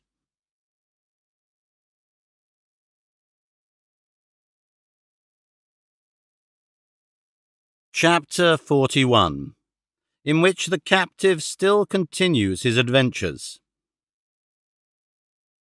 Before 15 days were over, our renegade had already purchased an excellent vessel, with room for more than 30 persons, and to make the transaction safe and lend a colour to it, he thought it well to make, as he did, a voyage to a place called Shershel, 20 leagues from Algiers on the Oran side, where there is an extensive trade in dried figs. 2 or 3 times he made this voyage in company with the Tagarin already mentioned. The Moors of Aragon are called Tagarins in Barbary, and those of Granada Mudejares, but in the kingdom of Fez they call the Mudejares Elches, and they are the people the king chiefly employs in war. To proceed, Every time he passed with his vessel, he anchored in a cove that was not 2 crossbow shots from the garden where Zoraida was waiting, and there the renegade, together with the 2 Moorish lads that rowed, used purposely to station himself, either going through his prayers or else practising as a part what he meant to perform in earnest. And thus he would go to Zoraida's garden and ask for fruit, which her father gave him, not knowing him, but though, as he afterwards told me, he sought to speak to Zoraida and tell her who he was, and that by my orders he was to take her to the land of the Christians so that she might feel satisfied and easy, he had never been able to do so. For the Moorish women do not allow themselves to be seen by any Moor or Turk, unless their husband or father bid them. With Christian captives they permit freedom of intercourse and communication, even more than might be considered proper. But for my part, I should have been sorry if he had spoken to her, for perhaps it might have alarmed her to find her affairs talked of by renegades. But God, who ordered it otherwise, afforded no opportunity for our renegade's well-meant purpose, and he, seeing how safely he could go to Shershel and return, and anchor when and how and where he liked, and that the Tagarin his partner had no will but his, and that now, as I was ransomed, all we wanted was to find some Christians to row, told me to look out for any I should be willing to take with me, over and above those who had been ransomed, and to engage them for the next Friday, which he fixed upon for our departure. On this I spoke to 12 Spaniards, all stout rowers, and such as could most easily leave the city. But it was no easy matter to find so many just then, because there were 20 ships out on a cruise, and they had taken all the rowers with them. And these would not have been found were it not that their master remained at home that summer, without going to sea in order to finish a galliot that he had upon the stocks. To these men I said nothing more than that the next Friday in the evening they were to come out stealthily, one by one, and hang about Haji Murato's garden, waiting for me there until I came. These directions I gave each one separately, with orders that if they saw any other Christians, they were not to say anything to them except that I had directed them to wait at that spot. This preliminary having been settled, another still more necessary step had to be taken, which was to let Zoraida know how matters stood, that she might be prepared and forewarned, so as not to be taken by surprise if we were suddenly to seize upon her before she thought the Christian's vessel could have returned. I determined, therefore, to go to the garden and try if I could speak to her, and the day before my departure I went there under the pretence of gathering herbs. The first person I met was her father, who addressed me in the language that all over Barbary, and even in Constantinople, is the medium between captives and Moors, and is neither Morisco nor Castilian, nor of any other nation, but a mixture of all languages, by means of which we can all understand one another. In this sort of language, I say, he asked me what I wanted in his garden, and to whom I belonged. I replied that I was a slave of the Arnaud Mami, for I knew as a certainty that he was a very great friend of his, and that I wanted some herbs to make a salad. He asked me then whether I were on ransom or not, and what my master demanded for me. While these questions and answers were proceeding, the fair Zoraida, who had already perceived me some time before, came out of the house in the garden, and as Moorish women are by no means particular about letting themselves be seen by Christians, or, as I have said before, at all coy, she had no hesitation in coming to where her father stood with me. Moreover, her father, seeing her approaching slowly, called to her to come. It would be beyond my power now to describe you the great beauty, the high-bred air, the brilliant attire of my beloved Zoraida as she presented herself before my eyes. I will content myself with saying that more pearls hung from her fair neck, her ears, and her hair than she had hairs on her head. On her ankles, which, as is customary, were bare, she had carcajes, for so bracelets or anklets are called in Morisco, of the purest gold, set with so many diamonds that she told me afterwards her father valued them at 10,000 doubloons, and those she had on her wrists were worth as much more. The pearls were in profusion and very fine, for the highest display and adornment of the Moorish women is decking themselves with rich pearls and seed pearls, and of these there are therefore more among the Moors than among any other people. Zoraida's father had to the reputation of possessing a great number, and the purest in all Algiers, and of possessing almost more than 200,000 Spanish crowns, and she, who is now mistress of me only, was mistress of all this. Whether thus adorned she would have been beautiful or not, and what she must have been in her prosperity may be imagined from the beauty remaining to her after so many hardships. For, as everyone knows, the beauty of some women has its times and its seasons, and is increased or diminished by chance causes, and naturally the emotions of the mind will heighten or impair it, though indeed more frequently they totally destroy it. In a word, she presented herself before me that day attired with the utmost splendor and supremely beautiful. At any rate, she seemed to me the most beautiful object I had ever seen, and when besides I thought of all I owed to her, I felt as though I had before me some heavenly being come to earth to bring me relief and happiness. As she approached, her father told her in his own language that I was a captive belonging to his friend the Arnaut Mami, and that I had come for salad. She took up the conversation, and in that mixture of tongues I have spoken of, she asked me if I was a gentleman and why I was not ransomed. I answered that I was already ransomed, and that by the price it might be seen what value my master set on me, as they had given 1,500 zoltanis for me, to which she replied, "Hadst thou been my father's, I can tell thee, I would not have let him part with thee for twice as much, for you Christians always tell lies about yourselves, and make yourselves out poor to cheat the Moors." "That may be, lady," said I, "but indeed I dealt truthfully with my master, as I do and mean to do with everybody in the world." "And when dost thou go?" said Zoraida. "Tomorrow, I think," said I, "for there is a vessel here from France which sails tomorrow, and I think I shall go in her." "Would it not be better," said Zoraida, "to wait for the arrival of ships from Spain, and go with them and not with the French who are not your friends?" "No," said I, "though if there were intelligence that a vessel were now coming from Spain, it is true I might perhaps wait for it. However, it is more likely I shall depart tomorrow, for the longing I feel to return to my country and to those I love is so great that it will not allow me to wait for another opportunity, however more convenient, if it be delayed." "No doubt thou art married in thine own country," said Zoraida, "and for that reason thou art anxious to go and see thy wife." "I am not married," I replied, "but I have given my promise to marry on my arrival there." "And is the lady beautiful to whom thou hast given it?" said Zoraida. "So beautiful," said I, "that to describe her worthily and tell thee the truth, she is very like thee." At this her father laughed very heartily and said, "By Allah, Christian, she must be very beautiful, as she is like my daughter, who is the most beautiful woman in all this kingdom. Only look at her well, and thou wilt see I am telling the truth." Zoraida's father, as the better linguist, helped to interpret most of these words and phrases, for though she spoke the bastard language that, as I have said, is employed there, she expressed her meaning more by signs than by words. While we were still engaged in this conversation, a Moor came running up, exclaiming that 4 Turks had leapt over the fence or wall of the garden, and were gathering the fruit, though it was not yet ripe.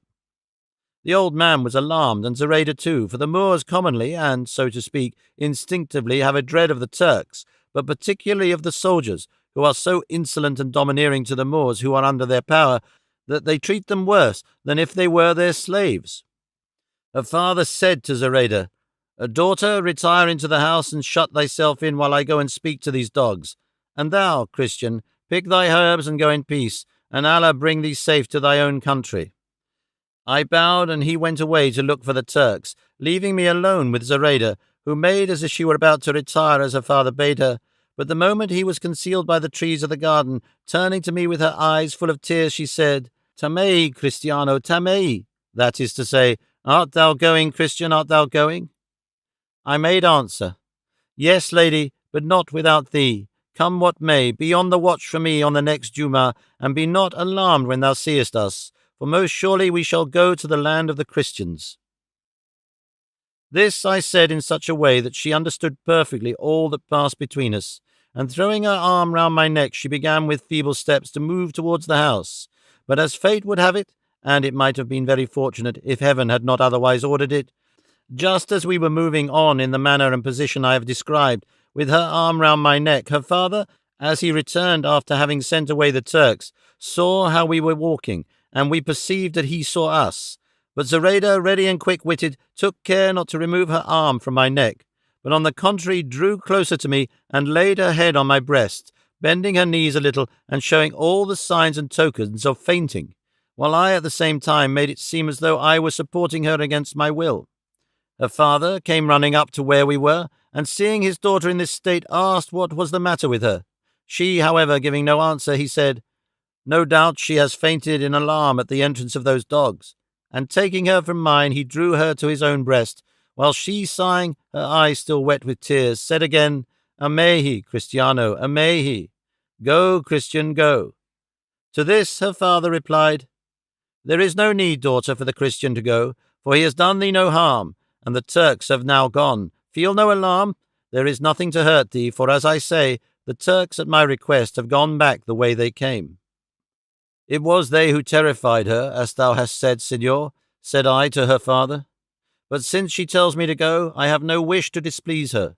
Peace be with thee, and with thy leave I will come back to this garden for herbs, if need be, for my master says there are nowhere better herbs for salad than here." "Come back for any thou hast need of," replied Haji Murato, "for my daughter does not speak thus because she is displeased with thee or any Christian. She only meant that the Turk should go, not thou, or that it was time for thee to look for thy herbs."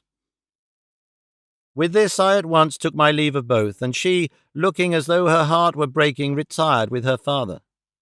While pretending to look for herbs, I made the round of the garden at my ease, and studied carefully all the approaches and outlets, and the fastenings of the house, and everything that could be taken advantage of to make our task easy.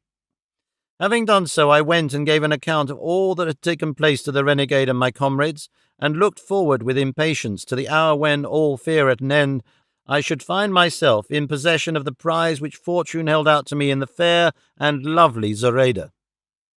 The time passed at length, and the appointed day we so longed for arrived, and, all following out the arrangement and plan which, after careful consideration and many a long discussion, we had decided upon, we succeeded as fully as we could have wished, for on the Friday following the day upon which I spoke to Zoraida in the garden, the renegade anchored his vessel at nightfall almost opposite the spot where she was.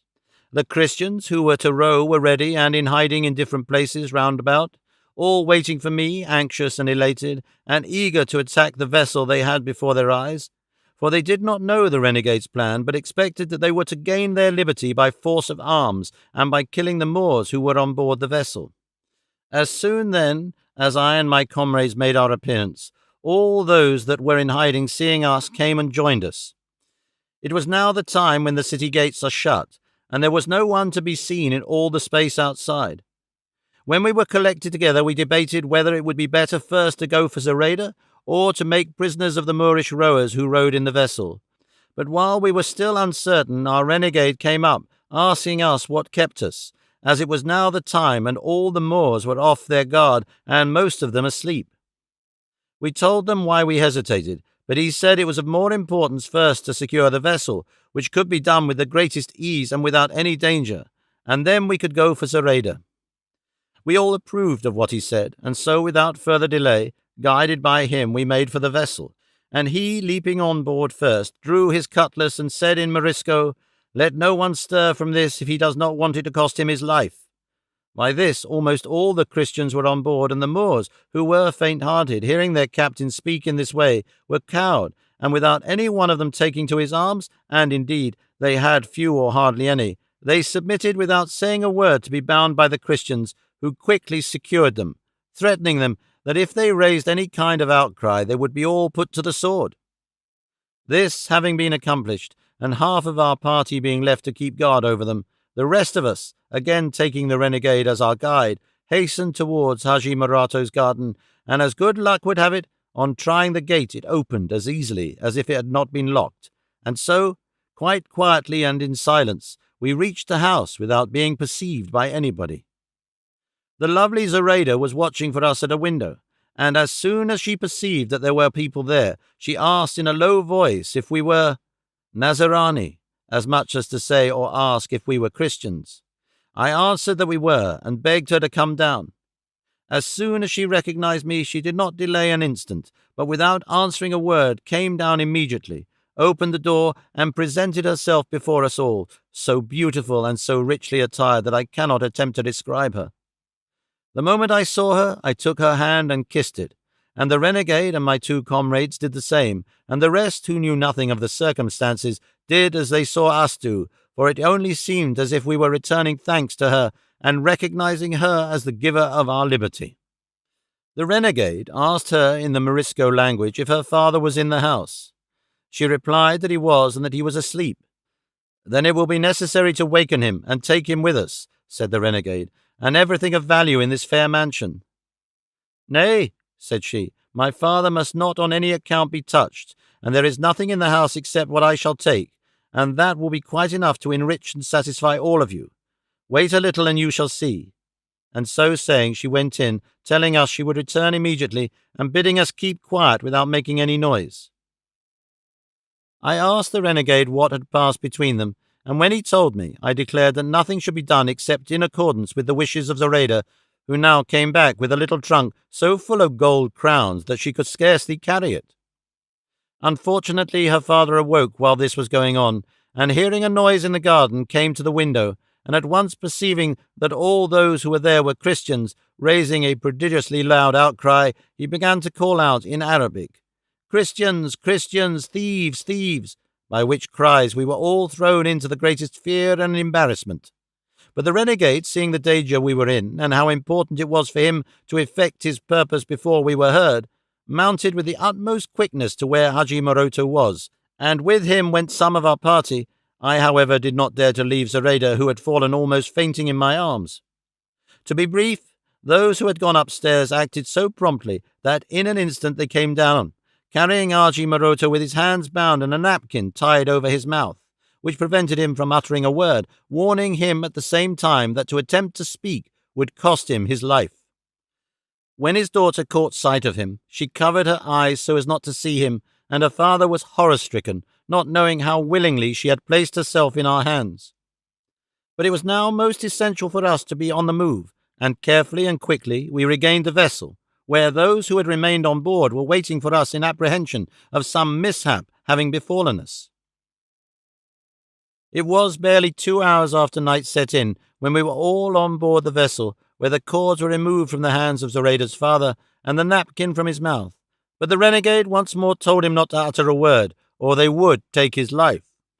He, when he saw his daughter there, began to sigh piteously, and still more when he perceived that I held her closely embraced, and that she lay quiet without resisting or complaining, or showing any reluctance. Nevertheless, he remained silent, lest they should carry into effect the repeated threats the renegade had addressed to him.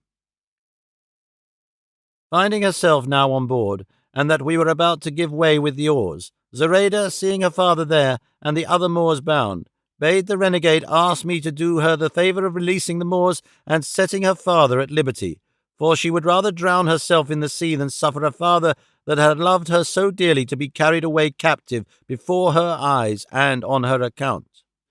The renegade repeated this to me, and I replied that I was very willing to do so, but he replied that it was not advisable, because if they were left there they would at once raise the country and stir up the city, and lead to the dispatch of swift cruisers in pursuit, and our being taken by sea or land without any possibility of escape, and all that could be done was to set them free on the first Christian ground we reached. On this point we all agreed, and Zoraida, to whom it was explained, together with the reasons that prevented us from doing at once what she desired, was satisfied likewise, and then in glad silence and with cheerful alacrity, each of our stout rowers took his oar, and commending ourselves to God with all our hearts, we began to shape our course for the island of Majorca, the nearest Christian land. Owing, however, to the Tramontana rising a little, and the sea growing somewhat rough, it was impossible for us to keep a straight course for Majorca, and we were compelled to coast in the direction of Oran, not without great uneasiness on our part, lest we should be observed from the town of Shershel, which lies on that coast, not more than 60 miles from Algiers. Moreover, we were afraid of meeting on that course one of the galliots that usually come with goods from Tetuan, although each of us for himself and all of us together felt confident that if we were to meet a merchant galliot, so that it were not a cruiser, not only should we not be lost, but that we should take a vessel in which we could more safely accomplish our journey. As we pursued our course, Zoraida kept her head between my hands so as not to see her father, and I felt that she was praying to Lela Marienne to help us. We might have made about 30 miles when daybreak found us some 3 musket shots off the land, which seemed to us deserted, and without anyone to see us. For all that, however, by hard rowing we put out a little to sea, for it was now somewhat calmer, and having gained about 2 leagues, the word was given to row by batches, while we ate something, for the vessel was well provided, but the rowers said it was not a time to take any rest. Let food be served out to those who were not rowing, but they would not leave their oars on any account.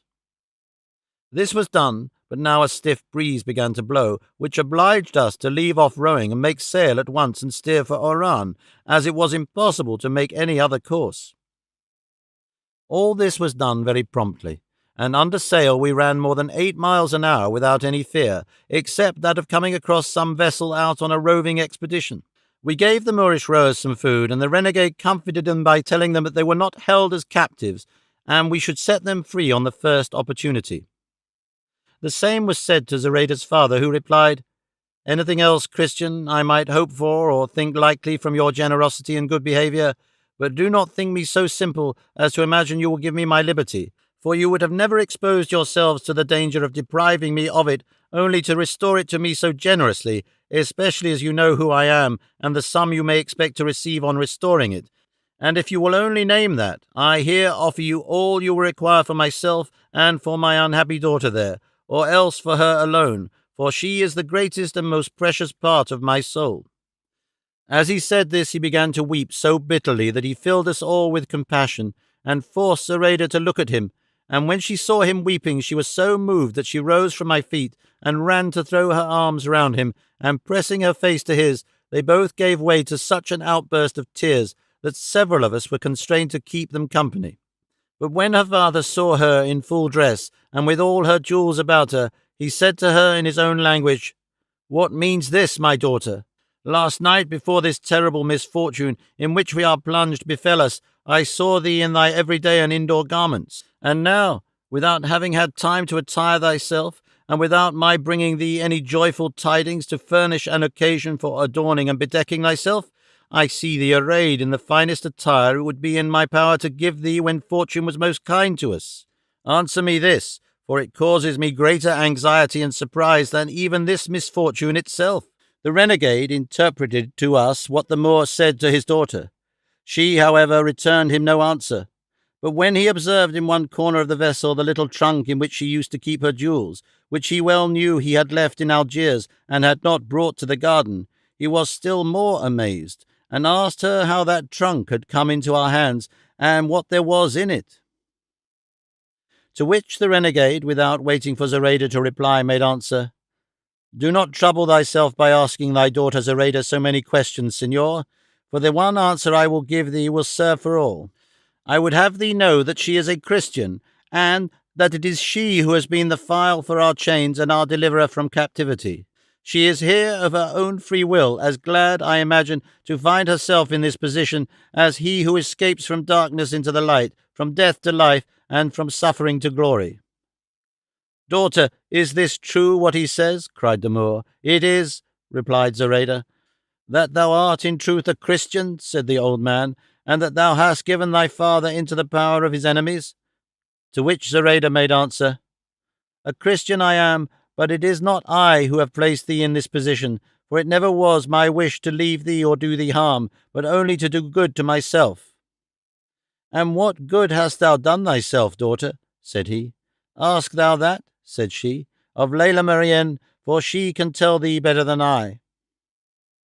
The Moor had hardly heard these words, when with marvellous quickness he flung himself head-foremost into the sea, where, no doubt, he would have been drowned had not the long and full dress he wore held him up for a little on the surface of the water. Zoraida cried aloud to us to save him, and we all hastened to help, and seizing him by his robe, we drew him in, half drowned and insensible, at which Zoraida was in such distress that she wept over him as piteously and bitterly as though he were already dead. We turned him upon his face, and he voided a great quantity of water, and at the end of 2 hours came to himself. Meanwhile, the wind having changed, we were compelled to head for the land, and ply our oars to avoid being driven on shore. but it was our good fortune to reach a creek that lies on one side of a small promontory or cape called by the Moors that of the Cave Rumia, which in our language means the wicked Christian woman, for it is a tradition among them that La Cava, through whom Spain was lost, lies buried at that spot, Cava in their language meaning wicked woman, and Rumia Christian. Moreover, they count it unlucky to anchor there when necessity compels them, and they never do so otherwise. For us, however, it was not the resting place of the wicked woman, but a haven of safety for our relief. So much had the sea now got up. We posted a lookout on shore, and never let the oars out of our hands, and ate of the stores the renegade had laid in, imploring God and Our Lady with all our hearts to help and protect us, that we might give a happy ending to a beginning so prosperous. At the entreaty of Zoraida, orders were given to set on shore her father and the other Moors, who were still bound, for she could not endure, nor could her tender heart bear to see her father in bonds and her fellow countrymen prisoners before her eyes. We promised her to do this at the moment of departure, for as it was uninhabited, we ran no risk in releasing them at that place. Our prayers were not so far in vain as to be unheard of by heaven, for after a while the wind changed in our favour, and made the sea calm, inviting us once more to resume our voyage with a good heart. Seeing this, we unbound the Moors, and one by one put them on shore, at which they were filled with amazement. But when we came to land Zoraida's father, who had now completely recovered his senses, he said, "Why is it, think ye, Christians, that this wicked woman is rejoiced at your giving me my liberty? Think ye it is because of the affection she bears me? Nay, verily, it is only because of the hindrance my presence offers to the execution of her base designs. And think not that it is her belief that yours is better than ours that has led her to change her religion. It is only because she knows that immodesty is more freely practiced in your country than in ours." Then, turning to Zoraida, while I and another of the Christians held him fast by both arms, lest he should do some mad act, he said to her, "Infamous girl, misguided maiden, whither in thy blindness and madness art thou going in the hands of these dogs, our natural enemies? Cursed be the hour when I begot thee, cursed the luxury and indulgence in which I reared thee." But seeing that he was not likely soon to cease, I made haste to put him on shore, and thence he continued his maledictions and lamentations aloud, calling on Mohammed to pray to Allah to destroy us, to confound us, to make an end of us. And when, in consequence of having made sail, we could no longer hear what he said, we could see what he did, how he plucked out his beard and tore his hair, and lay writhing on the ground. But once he raised his voice to such a pitch that we were able to hear what he said. "Come back, dear daughter, come back to shore. I forgive thee all. Let those men have the mercy, for it is theirs now, and come back to comfort thy sorrowing father, who will yield up his life on this barren strand if thou dost leave him." All this Zoraida heard, and heard with sorrow and tears, and all she could say in answer was, "Allah grant that Layla Marianne, who has made me become a Christian, give thee comfort in thy sorrow, my father. Allah knows that I could not do otherwise than I have done, and that these Christians owe nothing to my will, for even had I wished not to accompany them, but to remain at home, it would have been impossible for me, so eagerly did my soul urge me on to the accomplishment of this purpose, which I feel to be as righteous as to thee, dear father, it seems wicked." But neither could her father hear her, nor we see him when she said this, and so, while I consoled Zoraida, we turned our attention to our voyage, in which a breeze from the right point so favoured us that we made sure of finding ourselves off the coast of Spain on the morrow by daybreak. But as good seldom or never comes pure and unmixed, without being attended or followed by some disturbing evil that gives a shock to it, our fortune, or perhaps the curses which the Moor had hurled at his daughter, for whatever kind of father they may come from, these are always to be dreaded, brought it about that when we were now in mid-sea, and the night about 3 hours spent, as we were running with all sail set and oars lashed, for the favouring breeze saved us the trouble of using them, we saw by the light of the moon, which shone brilliantly, a square-rigged vessel in full sail close to us, luffing up and standing across our course, and so close that we had to strike sail to avoid running foul of her, while they too put the helm hard up to let us pass. They came to the side of the ship to ask who we were, whither we were bound, and whence we came. But as they asked this in French, our renegade said, "Let no one answer, for no doubt these are French corsairs who plunder all comers."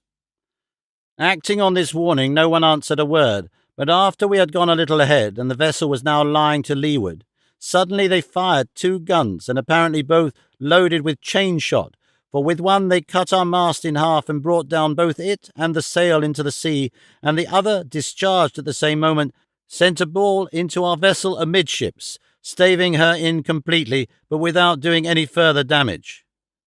We, however, finding ourselves sinking, began to shout for help, and call upon those in the ship to pick us up as we were beginning to fill. They then lay to, and lowering a skiff or boat, as many as 12 Frenchmen, well armed with matchlocks, and their matches burning, got into it and came alongside, and seeing how few we were, and that our vessel was going down, they took us in, telling us that this had come to us through our incivility in not giving them an answer. Our renegade took the trunk containing Zoraida's wealth, and dropped it into the sea without anyone perceiving what he did. In short, we went on board with the Frenchmen, who, after having ascertained all they wanted to know about us, rifled us of everything we had, as if they had been our bitterest enemies, and from Zoraida they took even the anklets she wore on her feet. But the distress they caused her did not distress me so much as the fear I was in, that from robbing her of her rich and precious jewels, they would proceed to rob her of the most precious jewel that she valued more than all. The desires, however, of those people do not go beyond money, but of that their covetousness is insatiable, and on this occasion it was carried to such a pitch that they would have taken even the clothes we wore as captives if they had been worth anything to them. It was the advice of some of them to throw us all into the sea, wrapped up in a sail, for their purpose was to trade at some of the ports of Spain, giving themselves out as Bretons, and if they brought us alive, they would be punished as soon as the robbery was discovered. But the captain, who was the one who had plundered my beloved Zoraida, said he was satisfied with the prize he had got, and that he would not touch any Spanish port, but pass the Straits of Gibraltar by night, or, as best he could, and make for La Rochelle, from which he had sailed.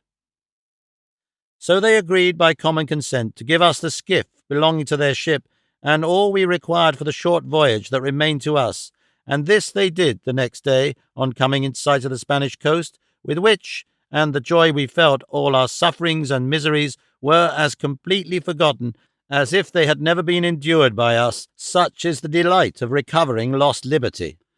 It may have been about midday when they placed us in the boat, giving us 2 kegs of water and some biscuit, and the captain, moved by I know not what compassion, as the lovely Zoraida was about to embark, gave her some 40 gold crowns, and would not permit his men to take from her those same garments which she now has on. We got into the boat, returning them thanks for their kindness to us, and showing ourselves grateful rather than indignant. They stood out to sea, steering for the straits. We, without looking to any compass save the land we had before us, set ourselves to row with such energy that by sunset we were so near that we might easily, we thought, land before the night was far advanced. But as the moon did not show that night, and the sky was clouded, and as we knew not whereabouts we were, it did not seem to us a prudent thing to make for the shore, as several of us advised, saying we ought to run ourselves ashore even if it were on the rocks and far from any habitation, for in this way we should be relieved from the apprehensions we naturally felt of the prowling vessels of the Tetuan corsairs, who leave Barbary at nightfall, and are on the Spanish coast by daybreak, where they commonly take some prize, and then go home to sleep in their own houses. But of the conflicting counsels, the one which was adopted was that we should approach gradually, and land where we could, if the sea were calm enough to permit us. This was done, and a little before midnight we drew near to the foot of a huge and lofty mountain, not so close to the sea but that it left a narrow space on which to land conveniently. We ran our boat up on the sand, and all sprang out and kissed the ground, and with tears of joyful satisfaction returned thanks to God our Lord for all his incomparable goodness to us on our voyage. We took out of the boat the provisions it contained, and drew it up on the shore, and then climbed a long way up the mountain, for even there we could not feel easy in our hearts, or persuade ourselves that it was Christian soil that was now under our feet. The dawn came more slowly, I think, than we could have wished. We completed the ascent in order to see if, from the summit any habitation or any shepherd's huts could be discovered.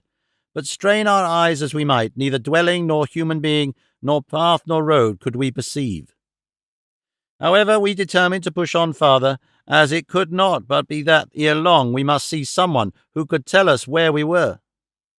But what distressed me most was to see Zoraida going on foot over that rough ground, for though I once carried her on my shoulders, she was more wearied by my weariness than rested by the rest, and so she would never again allow me to undergo the exertion, and went on very patiently and cheerfully, while I led her by the hand. We had gone rather less a quarter of a league when the sound of a little bell fell on our ears, a clear proof that there were flocks hard by, and looking about carefully to see if any were within view, we observed a young shepherd tranquilly and unsuspiciously trimming a stick with his knife at the foot of a cork tree. We called to him, and he, raising his head, sprang nimbly to his feet, for, as we afterwards learned, the first who presented themselves to his sight were the renegade and Zoraida, and seeing them in Moorish dress, he imagined that all the Moors of Barbary were upon him, and plunging with marvellous swiftness into the thicket in front of him, he began to rage a prodigious outcry, exclaiming, the Moors have landed! To arms! To arms!" We were all thrown into perplexity by these cries, not knowing what to do, but reflecting that the shouts of the shepherd would raise the country, and that the mounted coastguard would come at once to see what was the matter, we agreed that the renegade must strip off his Turkish garments and put on a captive's jacket or coat, which one of our party gave him at once, though he himself was reduced to his shirt, and so, commending ourselves to God, we followed the same road which we saw the shepherd take, expecting every moment that the coastguard would be down upon us. Nor did our expectation deceive us, for 2 hours had not passed when, coming out of the brushwood into the open ground, we perceived some 50 mounted men swiftly approaching us at a hand gallop. As soon as we saw them, we stood still, waiting for them. But as they came close and, instead of the Moors they were in quest of, saw a set of poor Christians, they were taken aback, and one of them asked if it could be we who were the cause of the shepherd having raised the call to arms. I said yes, and as I was about to explain to him what had occurred, and whence we came and who we were, one of the Christians of our party recognized the horseman who had put the question to us. Before I could say anything more, he exclaimed, "Thanks be to God, sirs, for bringing us to such good quarters, for, if I do not deceive myself, the ground we stand on is that of Vélez Malaga, unless, indeed, all my years of captivity have made me unable to recollect that you, Signor, who ask who we are Pedro de Bustamante, my uncle." The Christian captive had hardly uttered these words when the horseman threw himself off his horse and ran to embrace the young man, crying, "Nephew, my soul and life, I recognize thee now, and long have I mourned thee as dead, I, and my sister thy mother, and all thy kin that are still alive, and whom God has been pleased to preserve, that they may enjoy the happiness of seeing thee. We knew long since that thou wert in Algiers, and from the appearance of thy garments, and those of all this company, I conclude that ye have had a miraculous restoration to liberty." "It is true," replied the young man, "and by we will tell you all." As soon as the horsemen understood that we were Christian captives, they dismounted from their horses, and each offered his to carry us to the city of Vélez Malaga, which was 1.5 leagues distant. Some of them went to bring the boat to the city, we having told them where we had left it. Others took us up behind them, and Zoraida was placed on the horse of the young man's uncle. The whole town came out to meet us, for they had by this time heard of our arrival from one who had gone on in advance. They were not astonished to see liberated captives or captive Moors, for people on that coast are well used to see both one and the other, but they were astonished at the beauty of Zoraida, which was just then heightened, as well as by the exertion of travelling, as by joy at finding herself on Christian soil, and relieved of all fear of being lost, for this had brought such a glow upon her face, that unless my affection for her were deceiving me, I would venture to say that there was not a more beautiful creature in the world, at least that I had ever seen. We went straight to the church to return thanks to God for the mercies we had received, and when Zoraida entered it, she said there were faces there like Leila Marienne's. We told her they were her images, and as well as we could, the renegade explained to her what they meant, that she might adore them as if each of them were the very same Lela Marienne that had spoken to her, and she, having great intelligence and a quick and clear instinct, understood at once all he said to her about them. Thence they took us away, and distributed us all in different houses in the town. But as for the renegade, Zoraida and myself, the Christian who came with us brought us to the house of his parents, who had a fair share of the gifts of fortune, and treated us with as much kindness as they did their own son. We remained 6 days in Velez, at the end of which the renegade, having informed himself of all that was requisite for him to do, set out for the city of Granada to restore himself to the sacred bosom of the Church through the medium of the Holy Inquisition. The other released captives took their departures, each the way that seemed best to him, and Zoraida and I were left alone, with nothing more than the crowns which the courtesy of the Frenchman had bestowed upon Zoraida, out of which I brought the beast on which she rides, and I, for the present, attending her as her father and squire, and not as her husband. We are now going to ascertain if my father is living, or if any of my brothers has had better fortune than mine has been, though, as heaven has made me the companion of Zoraida, I think no other lot could be assigned to me, however happy, that I would rather have. The patience with which she endures the hardships that poverty brings with it, and the eagerness she shows to become a Christian, are such that they fill me with admiration and bind me to serve her all my life, though the happiness I feel in seeing myself hers and her mine is disturbed and marred by not knowing whether I shall find any corner to shelter her in my own country, or whether time and death may not have made such changes in the fortunes and lives of my father and brothers that I shall hardly find anyone who knows me if they are not alive. I have no more of my story to tell you, gentlemen. Whether it be an interesting or curious one, let your better judgments decide. All I can say is I would gladly have told it to you more briefly, although my fear of wearying you has made me leave out more than one circumstance.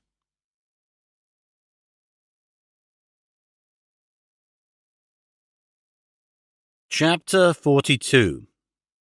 which treats of what further took place in the inn, and of several other things worth knowing. With these words the captive held his peace, and Don Fernando said to him, "In truth, Captain, the manner in which you have related this remarkable adventure has been such as befitted the novelty and strangeness of the matter. The whole story is curious and uncommon, and abounds with incidents that fill the hearers with wonder and astonishment. And so great is the pleasure we have found in listening to it, that we should be glad if it were to begin again, even though tomorrow were to find us still occupied with the same tale." And while he said this, Cardenio and the rest of them offered to be of service to him in any way that lay in their power, and in words and language so kindly and sincere that the captain was much gratified by their goodwill. In particular, Don Fernando offered, if he would go back with him, to get his brother the Marquis to become godfather at the baptism of Zoraida, and on his own part to provide him with the means of making his appearance in his own country with the credit and comfort he was entitled to. For all this the captive returned thanks very courteously, although he would not accept any of their generous offers. By this time night closed in, and as it did there came up to the inn a coach attended by some men on horseback, who demanded accommodation, to which the landlady replied that there was not a hand's breadth of the whole inn unoccupied. "Still, for all that," said one of those who had entered on horseback, "room must be found for his lordship and the judge here." At this name the landlady was taken aback, and said, "Signor, the fact is I have no beds, but if his lordship the judge carries one with him, as no doubt he does, let him come in and welcome, for my husband and I will give up our room to accommodate his worship." "Very good, so be it," said the squire. But in the meantime a man had got out of the coach, whose dress indicated at a glance that the office and post he held, for the long robe with ruffled sleeves that he wore showed that he was, as his servant said, a judge of appeal.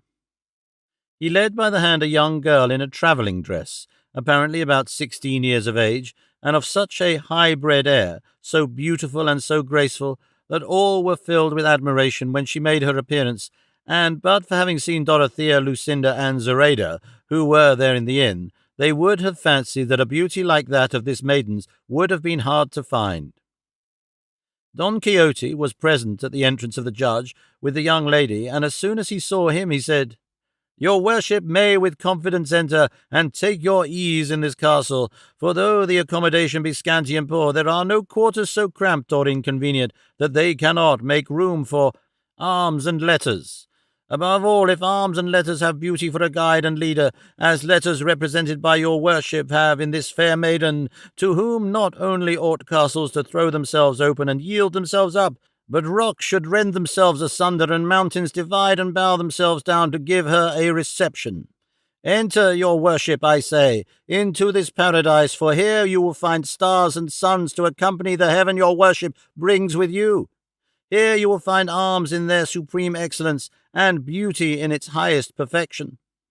The judge was struck with amazement at the language of Don Quixote, whom he scrutinized very carefully, no less astonished by his figure than by his talk, and before he could find words to answer him, he had a fresh surprise when he saw opposite him Lucinda, Dorothea, and Zoraida, who, having heard of the new guests and of the beauty of the young lady, had come to see her and welcome her. Don Fernando, Cardenio, and the curate, however, greeted him in a more intelligible and polished style. In short, the judge made his entrance in a state of bewilderment, as well with what he saw as what he heard, and the fair ladies of the inn gave the fair damsel a cordial welcome. On the whole, he could perceive that all who were there were people of quality, but with the figure, countenance, and bearing of Don Quixote, he was at his wits' end. And all civilities having been exchanged, and the accommodation of the inn inquired into, it was settled, as it had been before settled, that all the women should retire to the garret that has been already mentioned, and that the men should remain outside as if to guard them. The judge, therefore, was very well pleased to allow his daughter, for such the damsel was, to go with the ladies, which she did very willingly. And with part of the host's narrow bed, and half of what the judge had brought with him, they made a more comfortable arrangement for the night than they had expected. The captive, whose heart had leapt within him the instant he saw the judge, telling him somehow that this was his brother, asked one of the servants who accompanied him what his name was, and whether he knew from what part of the country he came. The servant replied that he was called the licentiate Juan Perez de Viedma, and that he had heard it said he came from a village in the mountains of Leon. From this statement and what he himself had seen, he felt convinced that this was his brother, who had adopted letters by his father's advice, and excited and rejoiced he called Don Fernando and Cardenio and the curate aside, and told them how the matter stood, assuring them that the judge was his brother.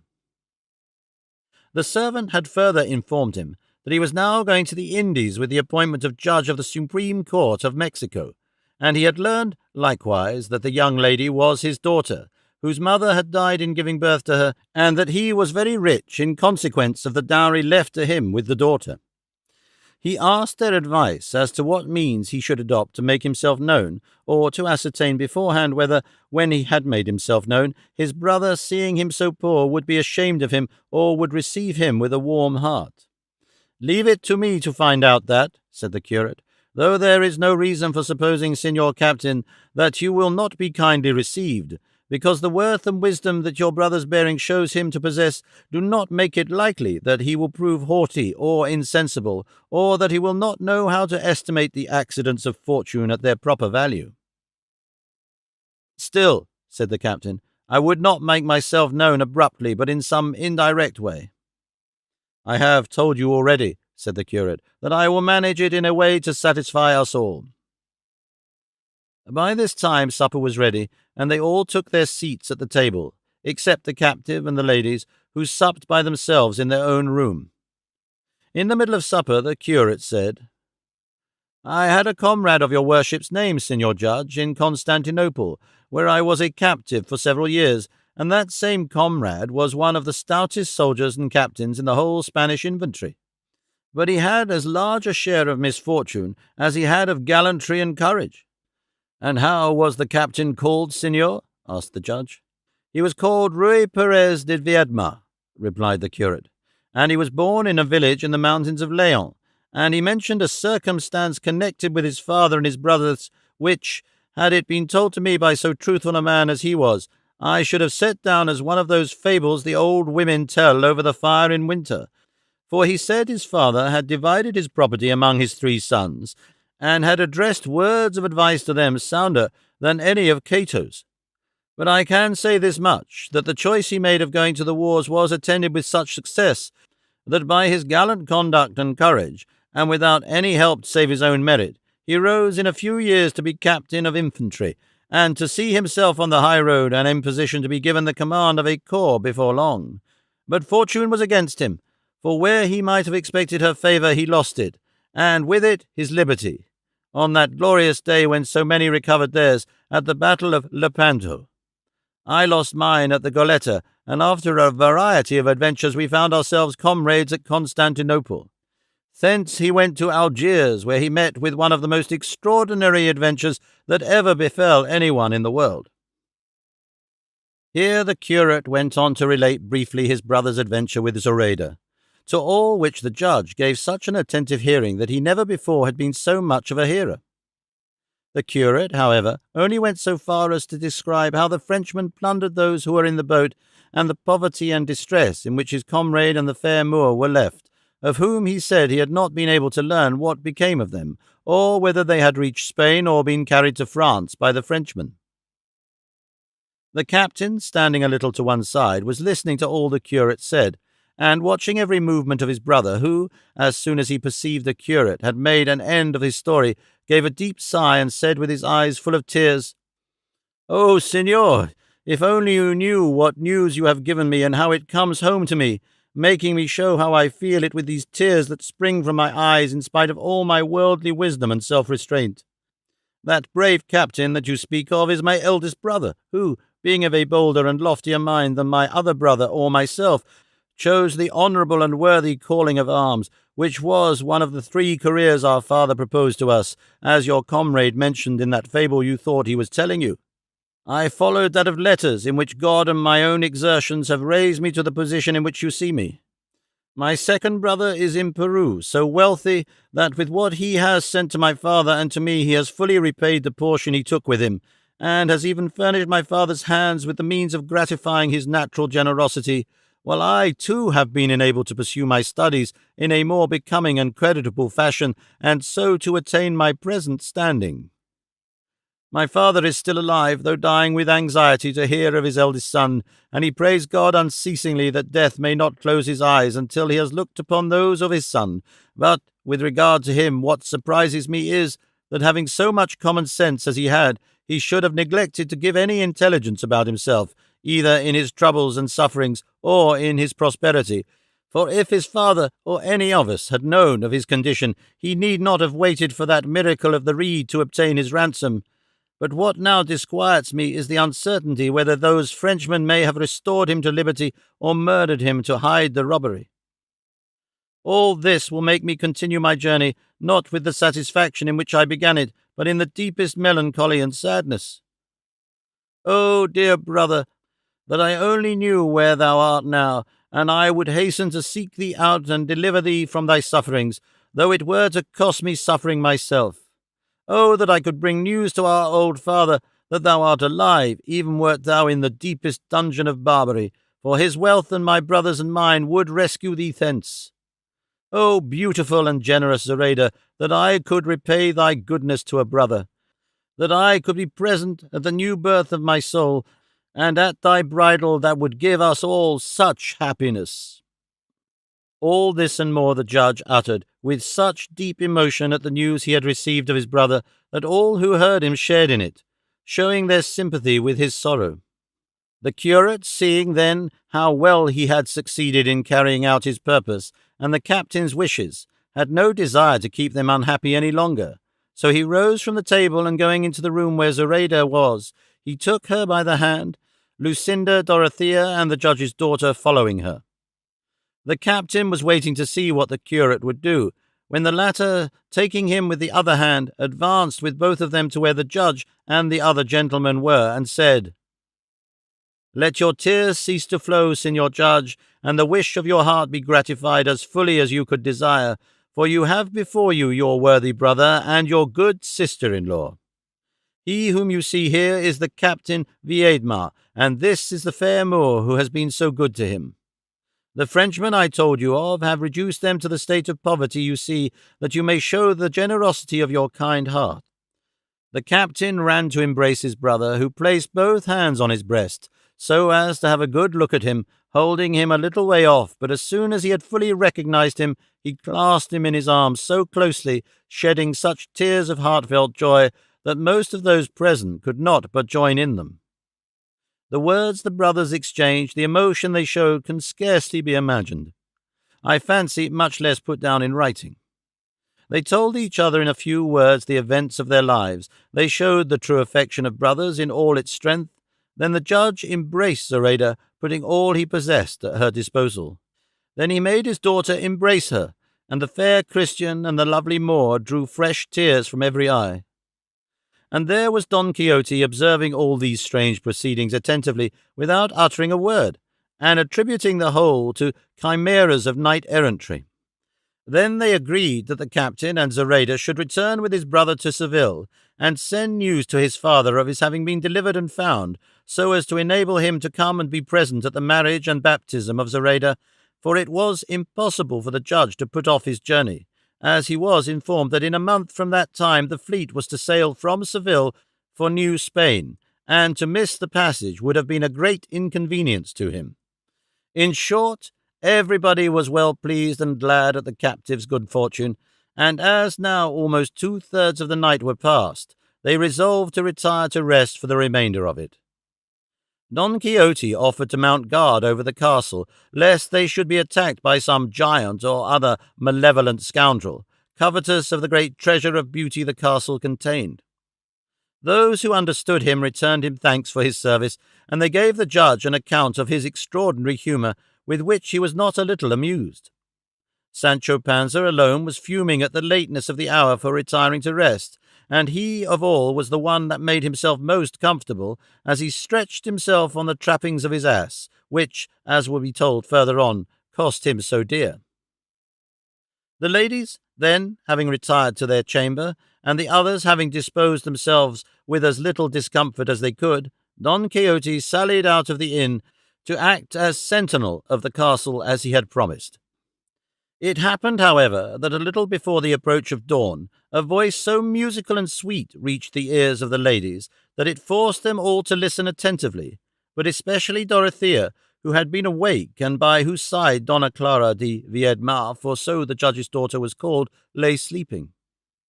No one could imagine who it was that sang so sweetly, and the voice was unaccompanied by any instrument.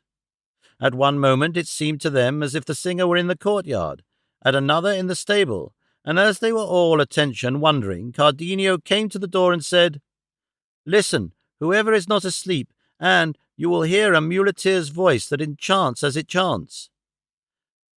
"We are listening to it already, signor," said Dorothea, on which Cardenio went away, and Dorothea, giving all her attention to it, made out the words of the song to be these.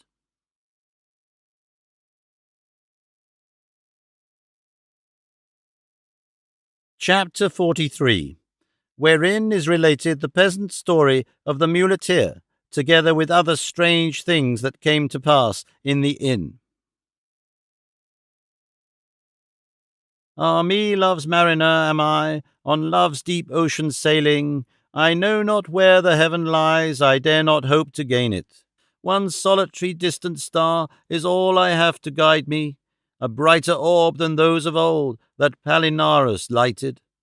And vaguely drifting am I borne, I know not where it leads, I fix my gaze on it alone, of all beside it heedless.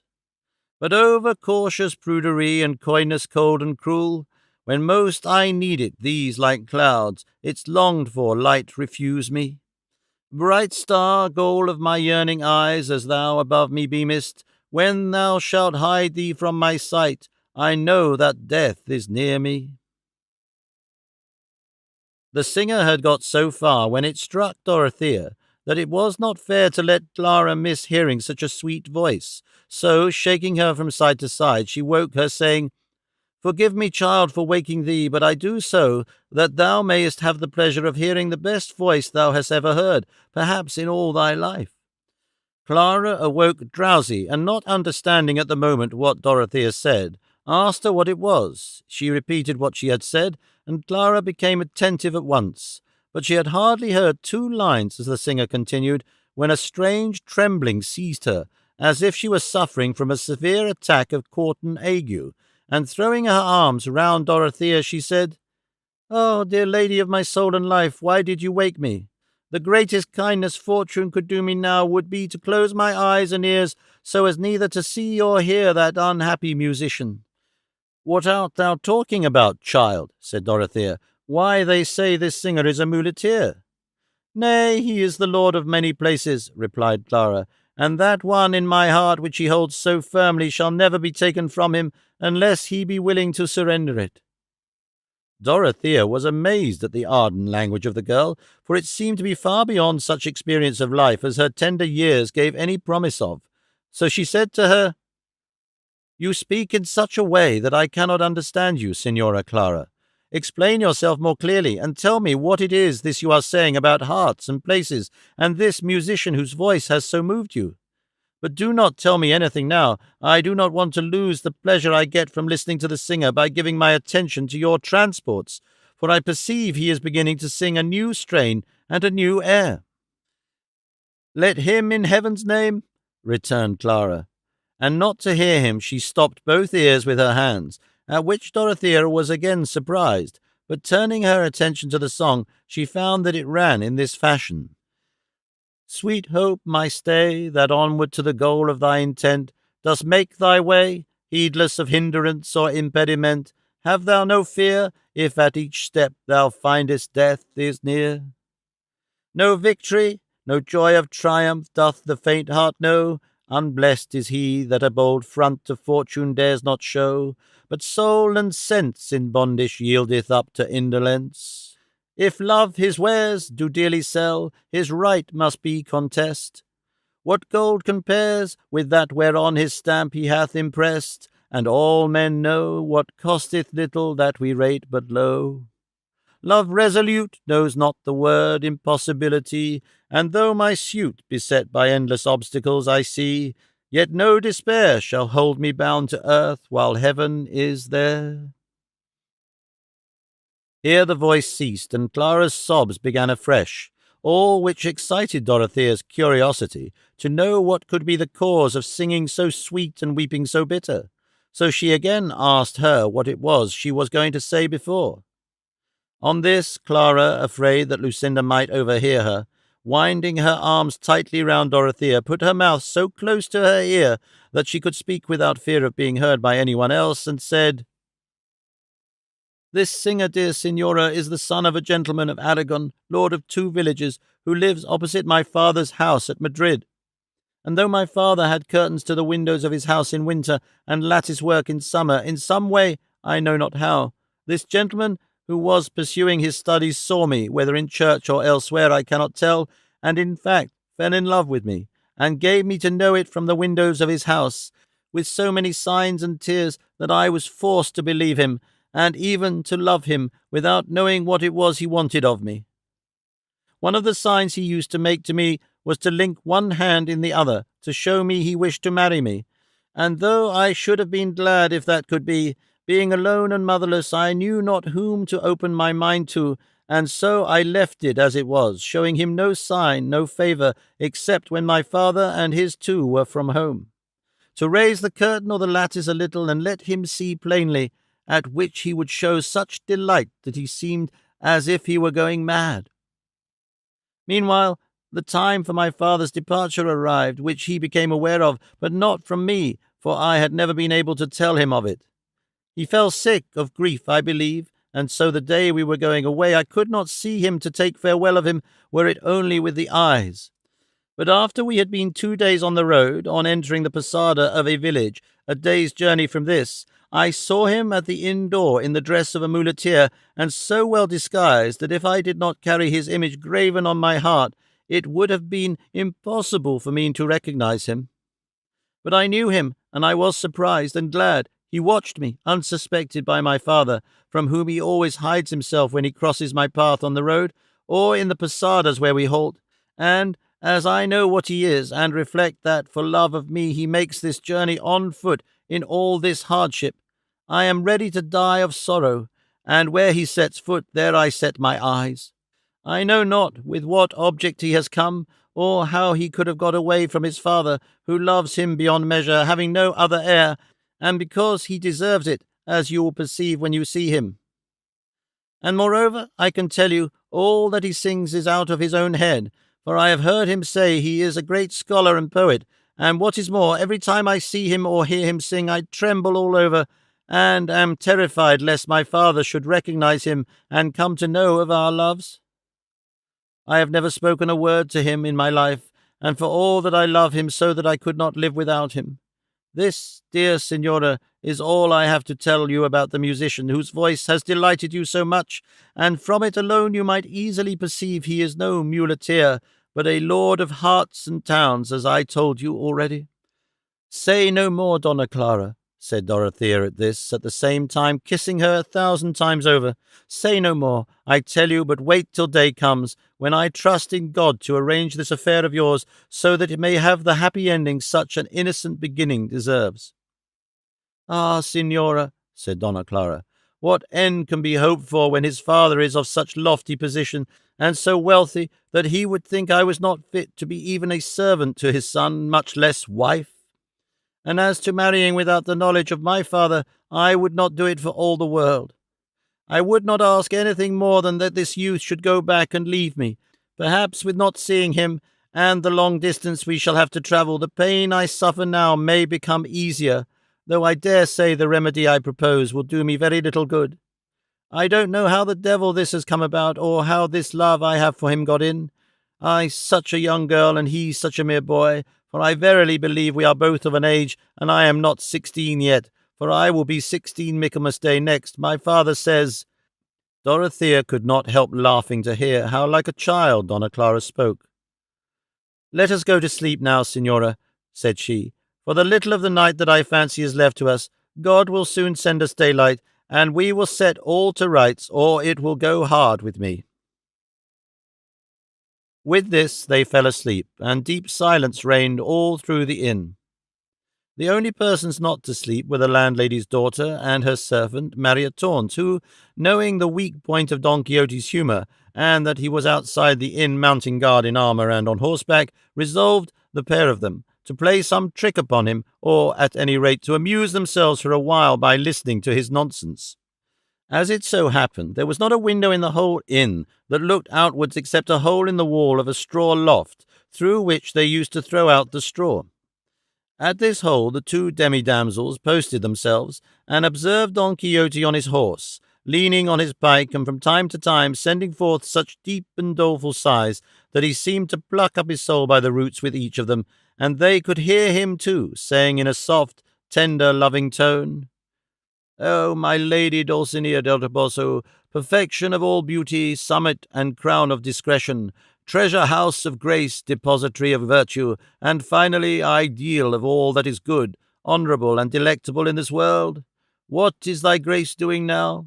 Art thou perchance mindful of thy enslaved knight, who is of his own free will, hath exposed himself to so great perils, and all to serve thee? Give me tidings of her, O luminary of the three faces. Perhaps at this moment, envious of hers, thou art regarding her, either as she paces to and fro some gallery of her sumptuous palaces, or leans over some balcony, meditating how, whilst preserving her purity and greatness, she may mitigate the tortures this wretched heart of mine endures for her sake. What glory should recompense my sufferings, what repose my toil, and lastly, what death my life, and what reward my services? And thou, O sun, that art now doubtless harnessing thy steeds in haste to rise betimes, and come forth to see my lady, when thou seest her, I entreat of thee to salute her on my behalf, but have a care, when thou shalt see her and salute her, that thou kiss not her face, for I shall be more jealous of thee than thou wert of that light-footed ingrate that made thee sweet and run so on the plains of Thessaly, or on the banks of the Peneus, for I do not exactly recollect it was thou didst run on that occasion, in thy jealousy and love." Don Quixote had got so far in his pathetic speech, when the landlady's daughter began to signal to him, saying, Signor, come over here, please." At these signals and voice, Don Quixote turned his head and saw by the light of the moon, which then was in its full splendour, that someone was calling to him from the hole in the wall, which seemed to him to be a window, and what is more, with a gilt grating, as rich castles, such as he believed the inn to be, ought to have. And it immediately suggested itself to his imagination that, as on the former occasion, the fair damsel, the daughter of the lady of the castle, overcome by love for him, was once more endeavouring to win his affections, and with this idea, not to show himself discourteous or ungrateful, he turned Rocinante's head and approached the hole, and as he perceived the two wenches, he said, "I pity you, beauteous lady, that you should have directed your thoughts of love to a quarter from whence it is impossible that such a return can be made to you as is due to your great merit and gentle birth, for which you must not blame this unhappy knight-errant, whom love renders incapable of submission to any other than her whom, the first moment his eyes beheld her, he made absolute mistress of his soul. Forgive me, noble lady, and retire to your apartment, and do not, by any further declaration of your passion, compel me to show myself more ungrateful. And if, of the love you bear me, you should find that there is anything else in my power wherein I can gratify you, provided it be not love itself, demand it of me, for I swear to you by that sweet absent enemy of mine to grant it this instant, though it be that you require of me a lock of Medusa's hair, which was all snakes, or even the very beams of the sun shut up in a vial." "My mistress wants nothing of that sort, Sir Knight," said Marriott Tawns at this. "What then, discreet dame, is it that your mistress wants?" replied Don Quixote. "Only one of your fair hands," said Marriott Tawns, "to enable her to vent over it the great passion which has brought her to this loophole, so much to the risk of her honour. For if the lord her father had heard her, the least slice he would cut off her would be her ear." "I should like to see that tried," said Don Quixote, "but he had better beware of that, if he does not want to meet the most disastrous end that ever father in the world met for having laid hands on the tender limbs of a love-stricken daughter."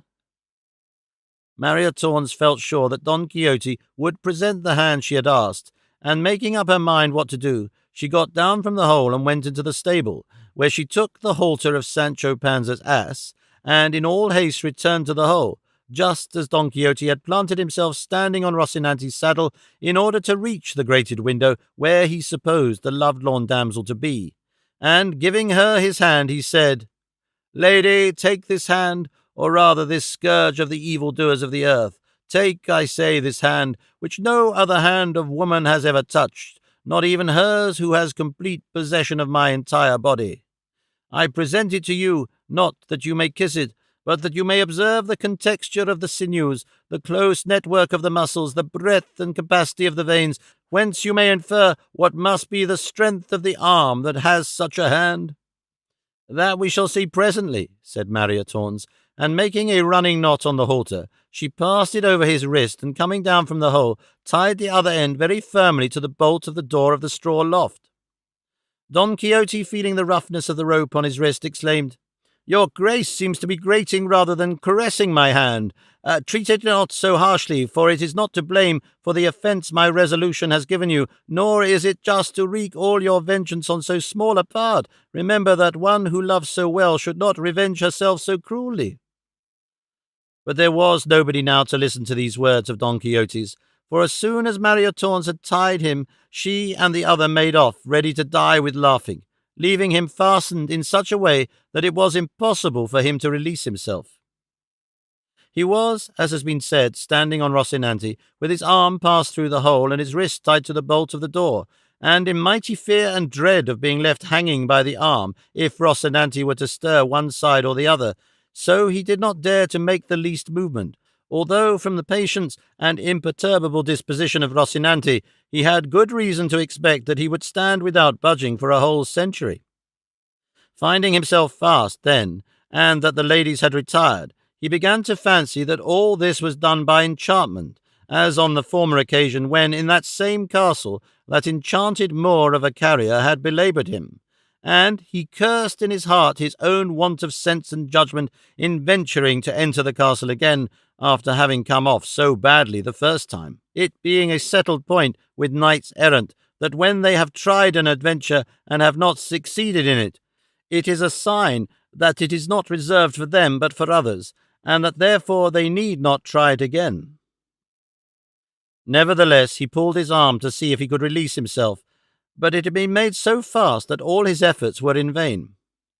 It is true he pulled it gently lest Rocinante should move, but try as he might to seat himself in the saddle, he had nothing for it but to stand upright or pull his hand off. Then it was he wished for the sword of Amadis, against which no enchantment whatever had any power. Then he cursed his ill fortune. Then he magnified the loss the world would sustain by his absence while he remained there enchanted, for that he believed he was beyond all doubt. Then he once more took thinking of his beloved Dulcinea del Toboso. Then he called his worthy squire Sancho Panza, who, buried in sleep and stretched upon the back saddle of his ass, was oblivious at that moment of the mother that bore him. Then he called upon the sages Lagrandeo and Alquifi to come to his aid. Then he invoked his good friend Urganda to succor him. And then, at last, morning found him in such a state of desperation and perplexity that he was bellowing like a bull, for he had no hope that day would bring any relief to his suffering, which he believed would last forever, inasmuch as he was enchanted, and of this he was convinced by seeing that Rocinante never stirred, much or little, and he felt persuaded that he and his horse were to remain in this state, without eating or drinking or sleeping, until the malign influence of the stars was overpast, or until some other more sage enchanter should disenchant him. But he was very much deceived in this conclusion, for daylight had hardly begun to appear, when there came up to the inn 4 men on horseback,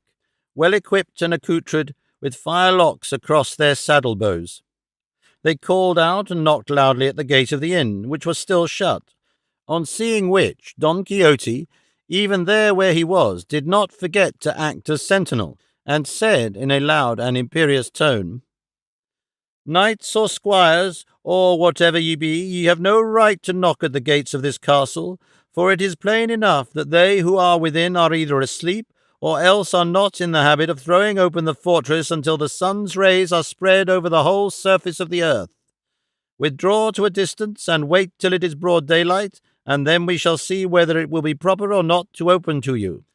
"What the devil fortress or castle is this," said one, "to make us stand on such ceremony? If you are the innkeeper, bid them open to us. We are travellers who only want to feed our horses and go on, for we are in haste." "Do you think, gentlemen, that I look like an innkeeper?" said Don Quixote. "I don't know what you look like," replied the other, "but I know that you are talking nonsense when you call this inn a castle." "A castle it is," returned Don Quixote, "nay more, one of the best in this whole province, and it has within it people who have had the sceptre in the hand and the crown on the head." "It would be better if it were the other way," said the traveller, "the sceptre on the head and the crown in the hand. But if so, maybe there is within some company of players with whom it is a common thing to have those crowns and sceptres you speak of, for in such a small inn as this, and where such silence is kept, I do not believe any people entitled to crowns and sceptres can have taken up their quarters." "You know but little of the world," returned Don Quixote, "since you are ignorant of what commonly occurs in knight-errantry."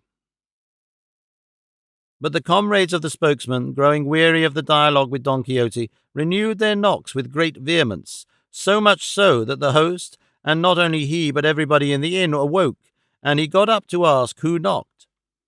It happened at this moment that one of the horses of the 4 who were seeking admittance went to smell Rocinante, who, melancholy, dejected, and with drooping ears stood motionless, supporting his sorely stretched master, and as he was, after all, flesh, though he looked as if he were made of wood, he could not help giving way and in return smelling the one who had come to offer him attentions. But he had hardly moved at all when Don Quixote lost his footing, and slipping off the saddle, he would have come to the ground but for being suspended by the arm, which caused him such agony that he believed either his wrist would be cut through or his arm torn off.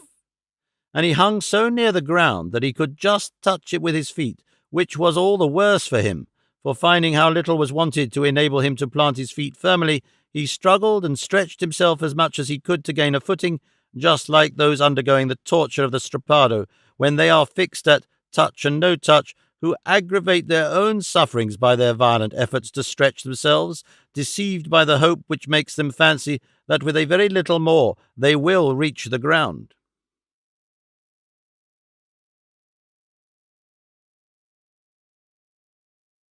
Chapter 44, in which are continued the unheard-of adventures of the inn.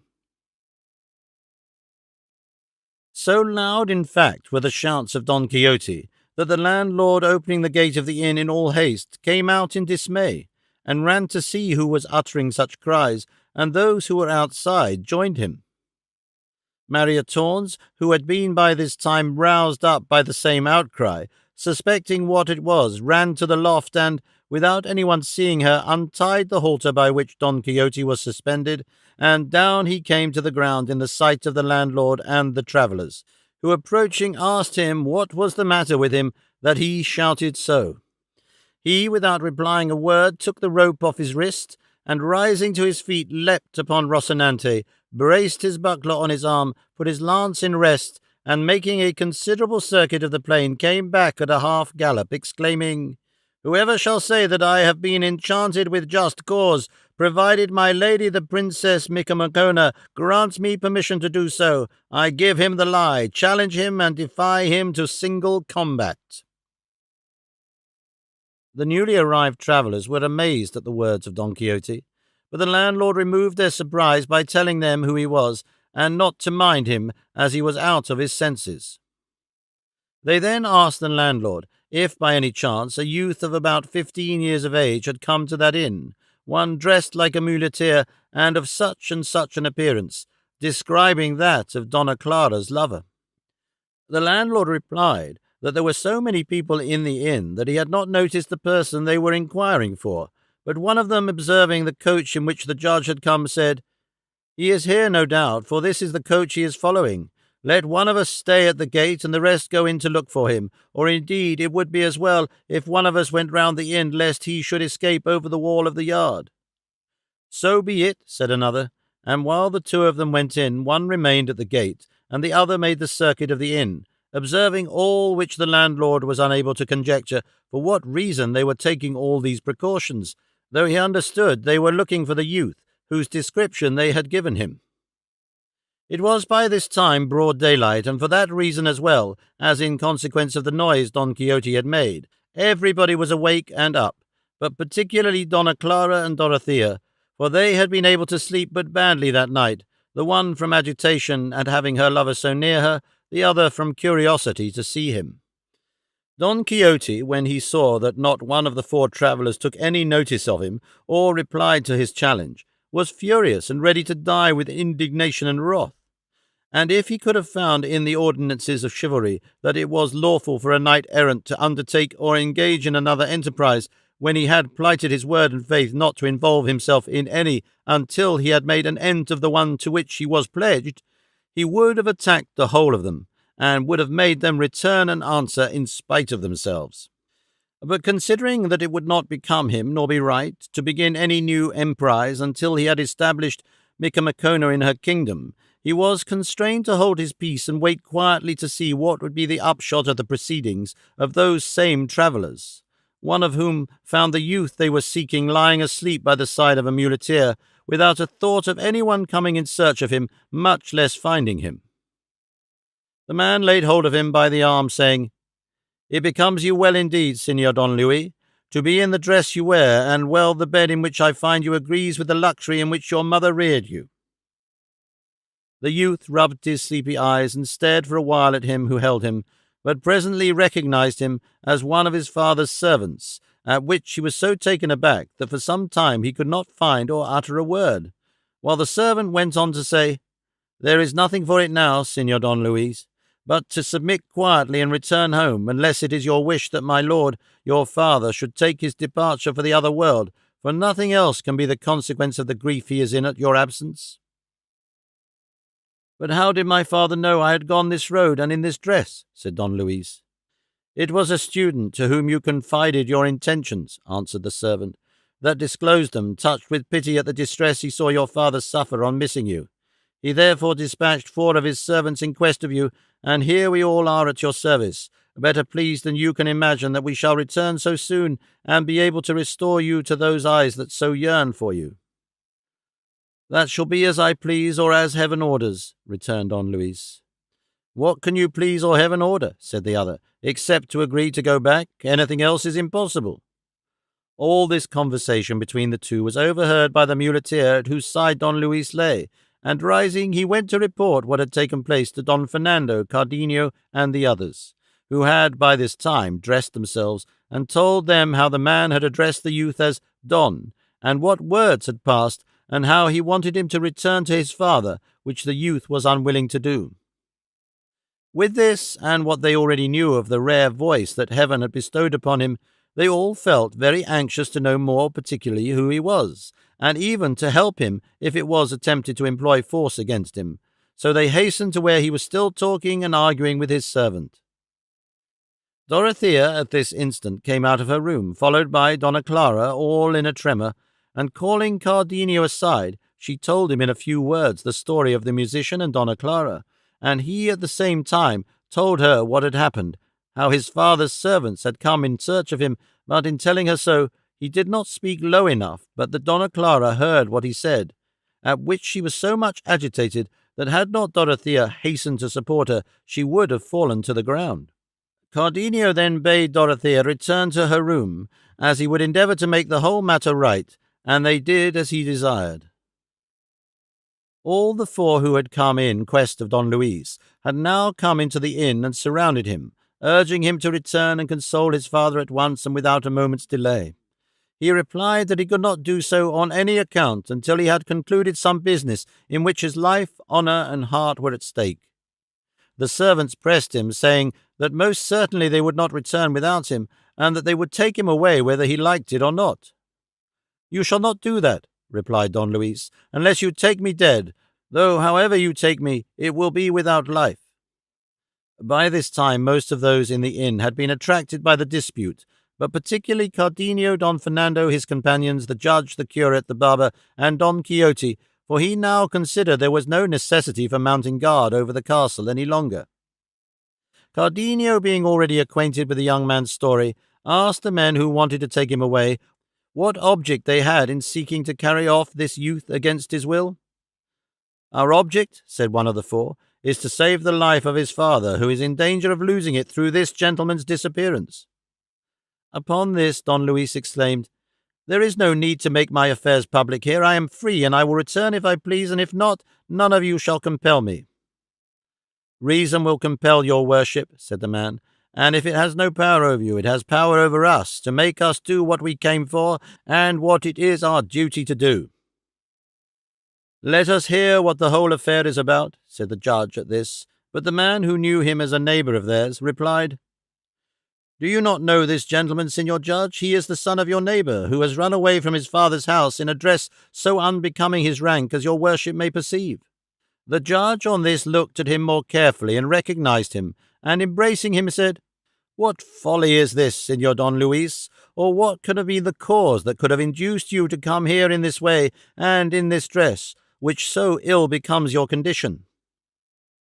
Tears came into the eyes of the young man, and he was unable to utter a word in reply to the judge, who told the 4 servants not to be uneasy, for all would be satisfactorily settled, and then, taking Don Luis by the hand, he drew him aside and asked the reason of his having come there.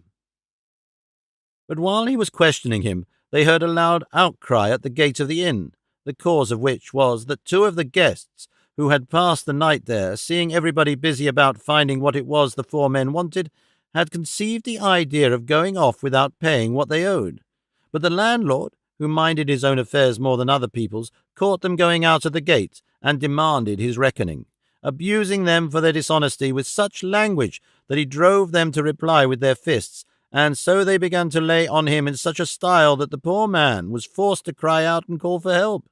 The landlady and her daughter could see no more free to give aid than Don Quixote, and to him the daughter said, "Sir Knight, by the virtue God has given you, help my poor father, for 2 wicked men are beating him to a mummy."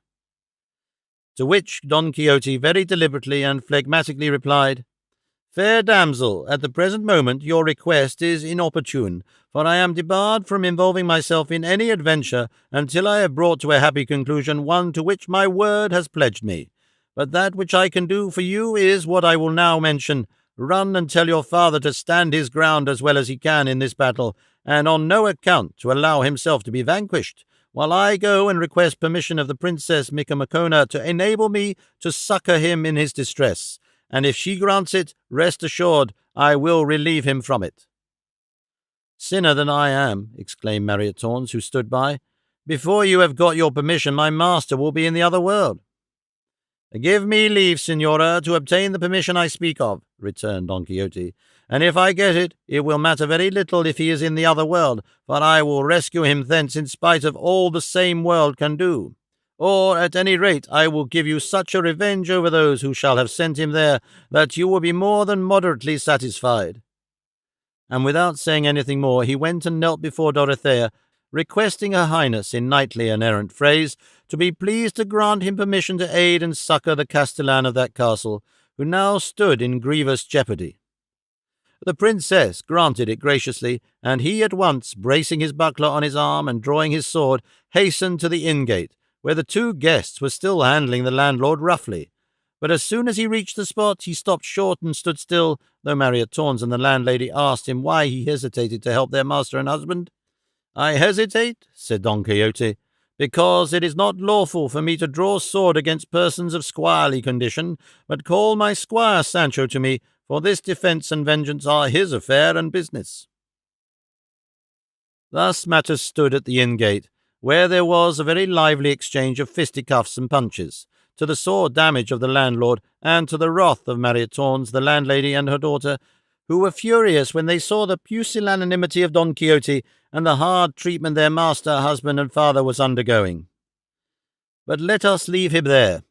for he will surely find someone to help him, and if not, let him suffer and hold his tongue who attempts more than his strength allows him to do, and let us go back 50 paces to see what Don Luis said in reply to the judge, whom he left questioning him privately as to his reasons for coming on foot and so meanly dressed.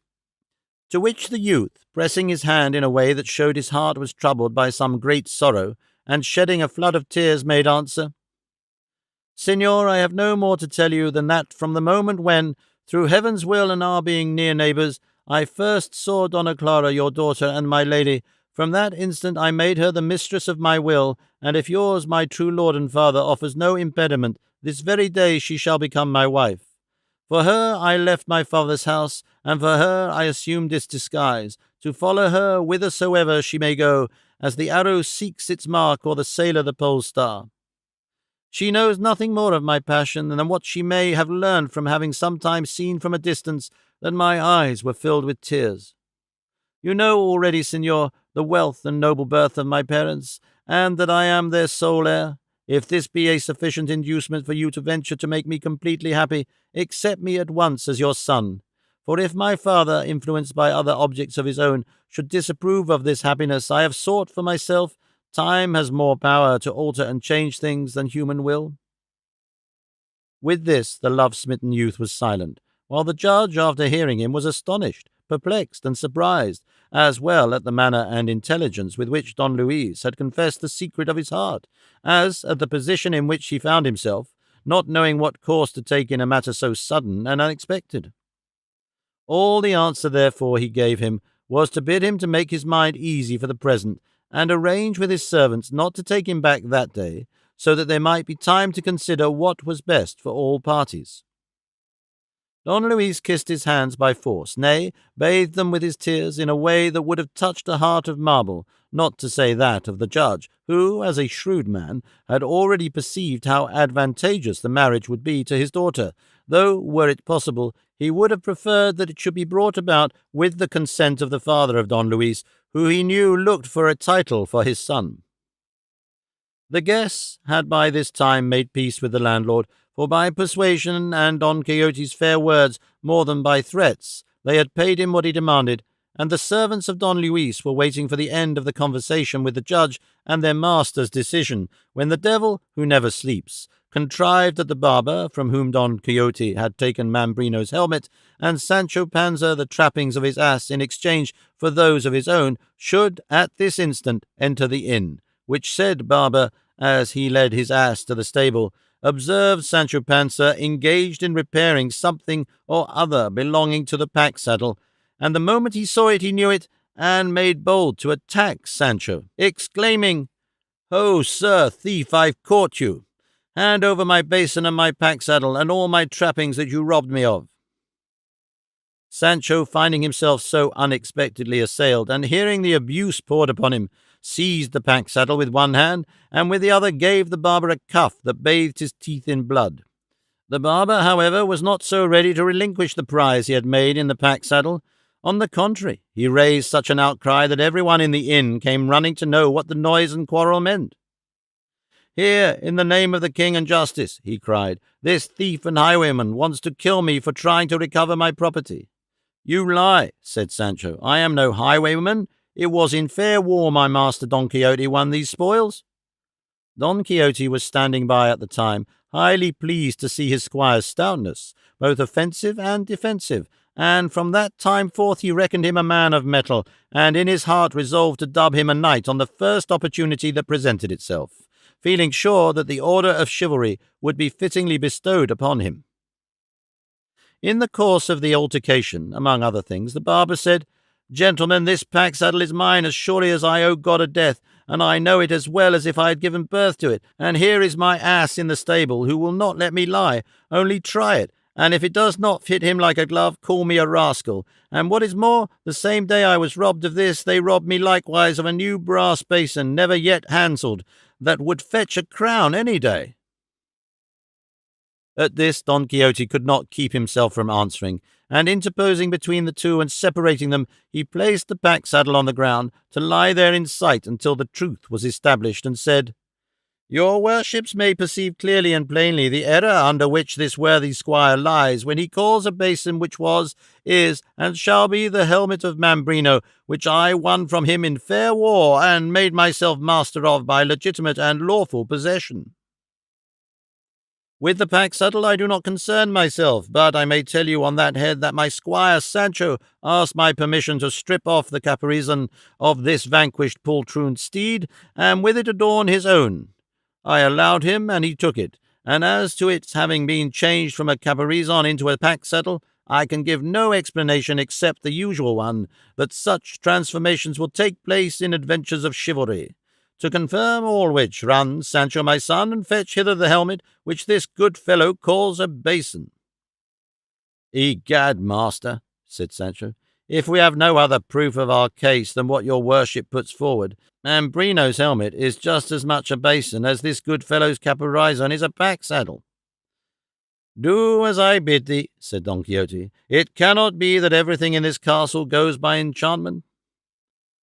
Sancho hastened to where the basin was, and brought it back with him, and when Don Quixote saw it, he took hold of it and said, "Your worships may see with what a face this squire can assert that this is a basin and not the helmet I told you of, and I swear by the order of chivalry I possess that this helmet is the identical one I took from him without anything added to or taken from it." "There is no doubt of that," said Sancho. "From the time the master won it until now he has only fought one battle in it, when he let loose those unlucky men in chains, and if it had not been for this basin helmet, he would not have come off over well that time, for there was plenty of stone-throwing in that affair."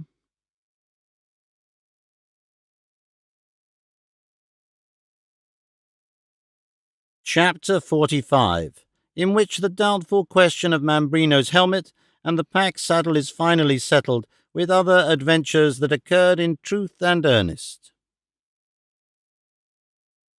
"What do you think now, gentlemen," said the barber, "of what these gentles say when they want to make out that this is a helmet?"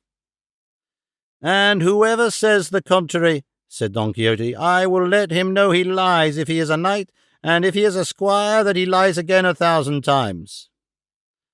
Our own barber, who was present at all this, and understood Don Quixote's humour so thoroughly, took it into his head to back up his delusion, and carry on the joke for the general amusement. So, addressing the other barber, he said, "Señor Barber, or whatever you are, you must know that I belong to your profession too, and have had a license to practice for more than 20 years, and I know the implements of the barber craft, every one of them, perfectly well. And I was likewise a soldier for some time in the days of my youth, and I know also what a helmet is, and a morion, and a headpiece with a visor, and other things pertaining to soldiering. I meant to say to soldiers' arms, and I say, saving better opinions, and always with submission to sounder judgments, that this piece we now have before us, which this worthy gentleman has in his hands, not only is no barber's basin, but is as far from being one as white is from black, and truth from falsehood. I say, moreover, that this, although it is a helmet, is not a complete helmet. Certainly not, said Don Quixote, for half of it is wanting, that is to say, the beaver.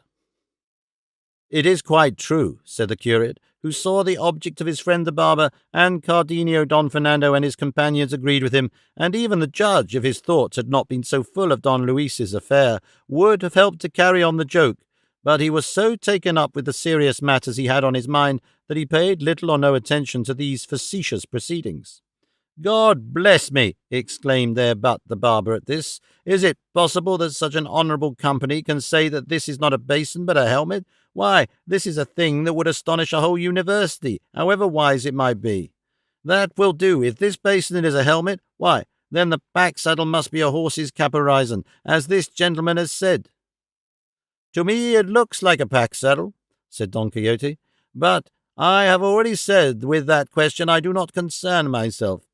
As to whether it be pack saddle or caparison, said the curate, it is only for Signor Don Quixote to say, for in these matters of chivalry all these gentlemen, and I bow to his authority. By God, gentlemen, said Don Quixote,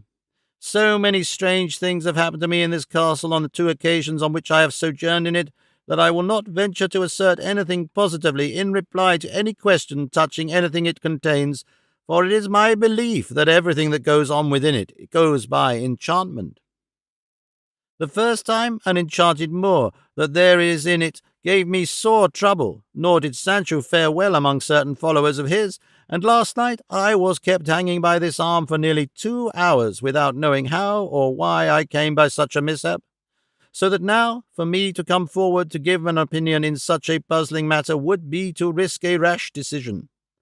As regards the assertion that this is a basin and not a helmet, I have already given an answer, but as to the question whether this is a pack saddle or caparison, I will not venture to give a positive opinion, but will leave it to your worship's better judgment.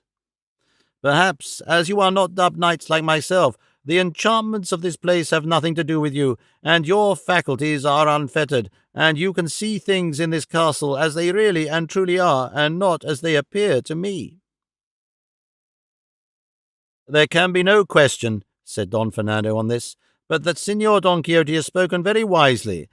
and that with us rests the decision of this matter, and that we may have surer ground to go on. I will take the votes of the gentlemen in secret, and declare the result clearly and fully.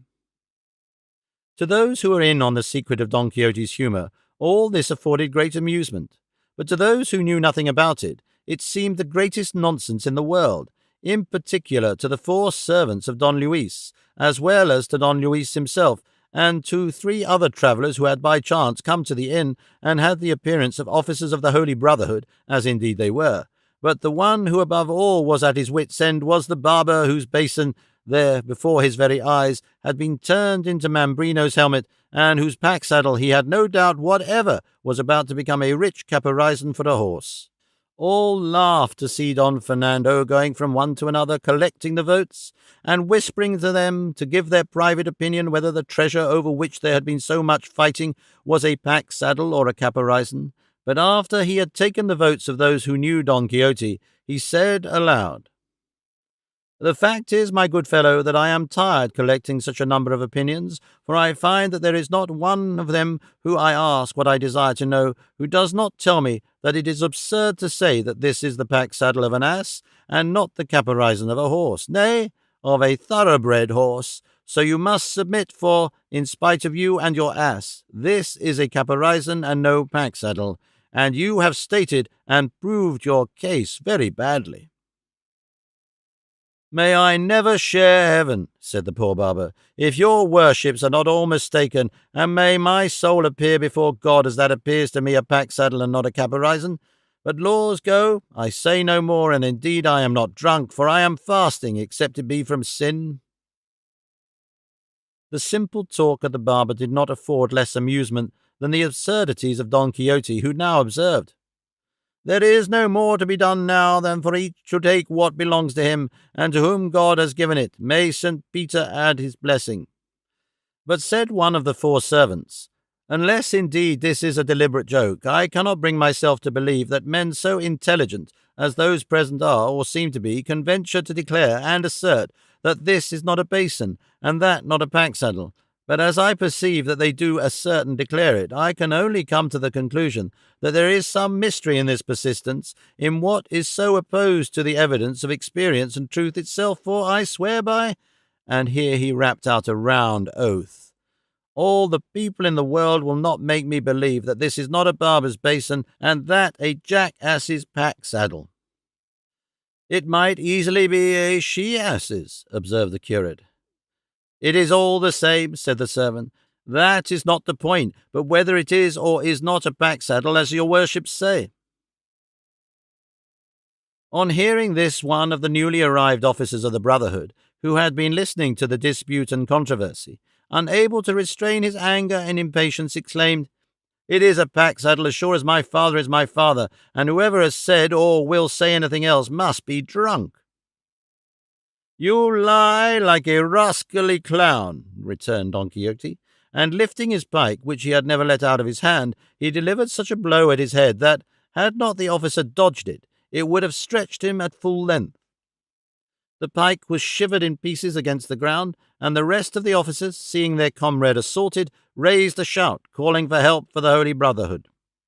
The landlord, who was of the fraternity, ran at once to fetch his staff of office and his sword, and ranged himself on the side of his comrades. The servants of Don Luis clustered round him, lest he should escape from them in the confusion. The barber, seeing the house turned upside down, once more laid hold of his pack-saddle, and Sancho did the same.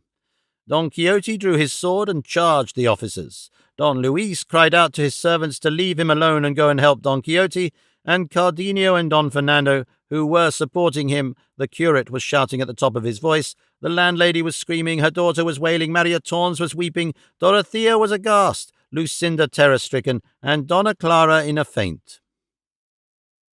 The barber cudgelled Sancho, and Sancho pommeled the barber. Don Luis gave one of his servants, who ventured to catch him by the arm to keep him from escaping, a cuff that bathed his teeth in blood. The judge took his part. Don Fernando had got one of the officers down and was belabouring him heartily. The landlord raised his voice again, calling for help for the Holy Brotherhood, so that the whole inn was nothing but cries, shouts, shrieks, confusion, terror, dismay, mishaps, sword cuts, fisticuffs, cudgellings, kicks, and bloodshed. And in the midst of all this chaos, complication, and general entanglement, Don Quixote took it into his head that he had been plunged into the thick of the discord of Agramante's camp, and in a voice that shook the inn like thunder, he cried out, "Hold all! Let all sheathe their swords, let all be calm, and attend to me as they value their lives." All paused at his mighty voice, and he went on to say, "Did I not tell you, sirs, that this castle was enchanted, and that a legion or so of devils dwelt in it? In proof whereof I call upon you to behold with your own eyes how the discord of Agramante's camp has come hither, and been transferred into the midst of us. See how they fight, there for the sword, here for the horse, on that side for the eagle, on this for the helmet. We are all fighting, and all at cross purposes. Come then, you, Signor Judge, and you, Signor Curate, let the one represent King Agramante and the other King Sobrino, and make peace among us. For by God Almighty, it is a sorry business that so many persons of quality as we are should slay one another for such trifling cause." The officers, who did not understand Don Quixote's mode of speaking, and found themselves roughly handled by Don Fernando, Cardenio, and their companions, were not to be appeased. The barber was, however, for both his beard and his pack-saddle were the worse for the struggle. Sancho, like a good servant, obeyed the slightest word of his master, while the 4 servants of Don Luis kept quiet when they saw how little they gained by not being so. The landlord alone insisted upon it that they must punish the insolence of this madman, who at every turn raised a disturbance in the inn. But at length the uproar was stilled for the present. The pack saddle remained a caparison till the day of judgment, and the basin a helmet, and the inn a castle in Don Quixote's imagination. All having been now pacified and made friends by the persuasion of the judge and the curate, the servants of Don Luis began again to urge him to return with them at once, and while he was discussing the matter with them, the judge took counsel with Don Fernando, Cardenio, and the curate as to what he ought to do in the case, telling them how it stood and what Don Luis had said to him. It was agreed at length that Don Fernando should tell the servants of Don Luis who he was, and that it was his desire that Don Luis should accompany him to Andalusia, where he would receive from the Marquis's brother the welcome his quality entitled him to, for otherwise it was easy to see from the determination of Don Luis that he would not return to his father at present, though they tore him to pieces. On learning the rank of Don Fernando and the resolution of Don Luis, the 4 then settled it between themselves that 3 of them should return to tell his father how matters stood, and that the other should remain to wait upon Don Luis, and not leave him until they came back for him, or his father's orders were known. Thus, by the authority of Agramante, and the wisdom of King Sobrino, all this complication of disputes was arranged. But the enemy of concord and hater of peace, feeling himself slighted and made a fool of, and seeing how little he had gained after having involved them all in such an elaborate entanglement, resolved to try his hand once more by stirring up fresh quarrels and disturbances. It came about in this wise. The officers were pacified on learning the rank of those with whom they had been engaged, and withdrew from the contest, considering that whatever the result may be, they were likely to get the worst of the battle. But one of them, the one who had been thrashed and kicked by Don Fernando, recollected that among some warrants he carried for the arrest of certain delinquents, he had one against Don Quixote, whom the Holy Brotherhood had ordered to be arrested for setting the galley slaves free, as Sancho had, with very good reason, apprehended. Suspecting how it was, then, he wished to satisfy himself as to whether Don Quixote's features corresponded, and taking a parchment out of his bosom, he lit upon what he was in search of, and setting himself to read it deliberately, for he was not a quick reader, as he made out each word he fixed his eyes on Don Quixote, and went on comparing the description in the warrant with his face, and discovered that beyond all doubt he was the person described in it. As soon as he had satisfied himself, folding up the parchment, he took the warrant in his left hand, and with his right seized Don Quixote by the collar so tightly that he did not allow him to breathe, and shouted aloud, "Help for the Holy Brotherhood, and that you may see I demand it in earnest, read this warrant which says this highwayman is to be arrested." The curate took the warrant and saw that what the officer said was true, and that it agreed with Don Quixote's appearance, who, on his part, when he found himself roughly handled by this rascally clown, worked up to the highest pitch of wrath, and all his joints cracking with rage, with both hands seized the officer by the throat with all his might, so that, had he not been helped by his comrades, he would have yielded up his life ere Don Quixote released his hold. The landlord, who had perforce to support his brother officers, ran at once to aid them. The landlady, when she saw her husband engaged in a fresh quarrel, lifted up her voice afresh, and its note was immediately caught up by Maria Tornes and her daughter, calling upon heaven and all present for help. And Sancho, seeing what was going on, exclaimed, "By the Lord, it is quite true what my master says about the enchantments of this castle, for it is impossible to live an hour in peace in it." Don Fernando parted the officer and Don Quixote, and to their mutual contentment made them relax the grip by which they held, the one the coat-collar, the other the throat of his adversary. For all this, however, the officers did not cease to demand their prisoner, and call on them to help and deliver him overbound into their power, as was required for the service of the king and of the Holy Brotherhood, on whose behalf they again demanded aid and assistance, to the effect the capture of this robber and footpad of the highways. Don Quixote smiled when he heard these words, and said very calmly, Come now, base ill-born brood, call it ye highway robbery, to give freedom to those in bondage, to release the captives, to succor the miserable, to raise up the fallen, to relieve the needy. Infamous beings, who by your vile grovelling intellects deserve that heaven should not make known to you the virtue that lies in knight-errantry, or show you the sin and ignorance in which ye lie when ye refuse to respect the shadow, not to say the presence of any knight-errant. Come now, band not of officers, but of thieves, footpads with the license of the Holy Brotherhood, tell me who was the ignoramus who signed a warrant of arrest against such a knight as I am? Who was it he that did not know that knights errant are independent of all jurisdictions, that their law is their sword, their charter their prowess, and their edicts their will? Who, I say again, was the fool that knows not that there are no letters patent of nobility that confer such privileges or exceptions as a knight-errant acquires the day he is dubbed a knight, and devotes himself to the arduous calling of chivalry? What knight-errant ever paid poll tax, duty, queen's pin money, king's dues, toll or ferry? What tailor ever took payment of him for making his clothes? What castellan that received him in his castle ever made him pay his shot? What king did not seat him at his table? What damsel was not enamoured of him, and did not yield herself up wholly to his will and pleasure? And lastly, what knight-errant has there been, is there, or will there ever be in the world, not bold enough to give single-handed 400 cudgellings to 400 officers of the Holy Brotherhood if they come in his way?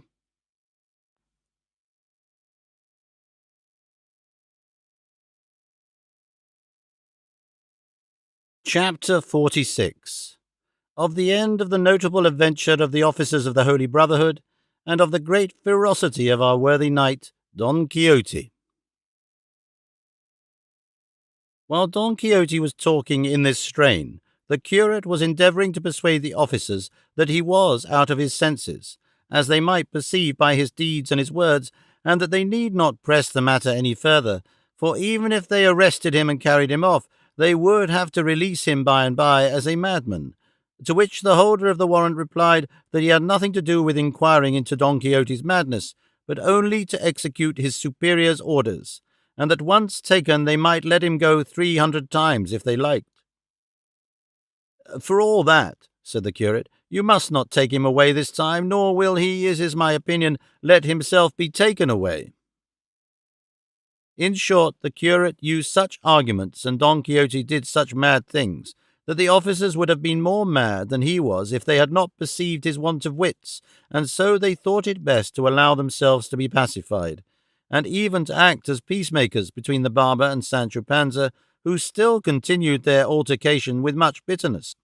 In the end, they, as officers of justice, settled the question by arbitration in such a manner that both sides were, if not perfectly contented, at least to some extent satisfied. For they changed the pack-saddles, but not the girths or headstalls, and as to Mambrino's helmet, the curate, under the rose and without Don Quixote's knowing it, paid 8 reals for the basin, and the barber executed a full receipt and engagement to make no further demand then or thenceforth for evermore. Amen. These 2 disputes, which were the most important and gravest, being settled, it only remained for the servants of Don Luis to consent that 3 of them should return, while 1 was left to accompany him, whither Don Fernando desired to take him. And good luck and better fortune, having already begun to solve difficulties and remove obstructions in favour of the lovers and warriors of the inn, were pleased to persevere and bring everything to a happy issue. For the servants agreed to do as Don Luis wished, which gave Donna Clara such happiness that no one could have looked into her face just then without seeing the joy of her heart. Zoraida, though she did not fully comprehend all she saw, was grave or gay without knowing why, as she watched and studied the various countenances, but particularly her Spaniards, whom she followed with her eyes and clung to with her soul. The gift and compensation which the curate gave the barber had not escaped the landlord's notice, and he demanded Don Quixote's reckoning, together with the amount of the damage to his wineskins and the loss of his wine, swearing that neither Rocinante nor Sancho's ass should leave the inn until it had been paid to the very last farthing. The curate settled all amicably, and Don Fernando paid, though the judge had also very readily offered to pay the score, and all became so peaceful and quiet that the inn no longer reminded one of the discord of Agramante's camp, as Don Quixote said, but of the peace and tranquillity of the days of Octavianus, for all which it was the universal opinion that their thanks were due to the great zeal and eloquence of the curate, and to the unexampled generosity of Don Fernando. Finding himself now clear and quit of all quarrels, his squire's as well as his own, Don Quixote considered that it would be advisable to continue the journey he had begun, and bring to a close that great adventure for which he had been called and chosen, and with this high resolve he went and knelt before Dorothea, who, however, would not allow him to utter a word until he had risen, so to obey her he rose and said, "It is a common proverb, fair lady, that diligence is the mother of good fortune, and experience has often shown in important affairs that the earnestness of the negotiator brings the doubtful case to a successful termination, but in nothing does this truth show itself more plainly than in war, where quickness and activity forestall the devices of the enemy, and win the victory before the foe has time to defend himself. All this I say, exalted and esteemed lady, because it seems to me that for us to remain any longer in this castle now is useless, and may be injurious to us in a way that we shall find out some day. For who knows but that your enemy the giant may have learned by means of secret and diligent spies that I am going to destroy him, and if the opportunity be given him, he may seize it to fortify himself in some impregnable castle or stronghold, against which all my efforts and the might of my indefatigable arm may avail but little. Therefore, lady, let us, I say, forestall his schemes by our activity, and let us depart at once in quest of fair fortune, for your highness is only kept from enjoying it as fully as you could desire by my delay in encountering your adversary." Don Quixote held his peace and said no more, calmly awaiting the reply of the beauteous princess, who, with commanding dignity, and in a style adapted to Don Quixote's own, replied to him in these words: "I give you thanks, Sir Knight, for the eagerness you, like a good knight to whom it is a natural obligation to succour the orphan and the needy, display to afford me aid in my sore trouble, and heaven grant that your wishes and mine may be realized, so that you may see that there are women in this world capable of gratitude. As to my departure, let it be forthwith, for I have no will but yours. Dispose of me entirely in accordance with your good pleasure, for she who has once entrusted to you the defence of her person, and placed in your hands the recovery of her dominions, must not think of offering opposition to that which your wisdom may ordain."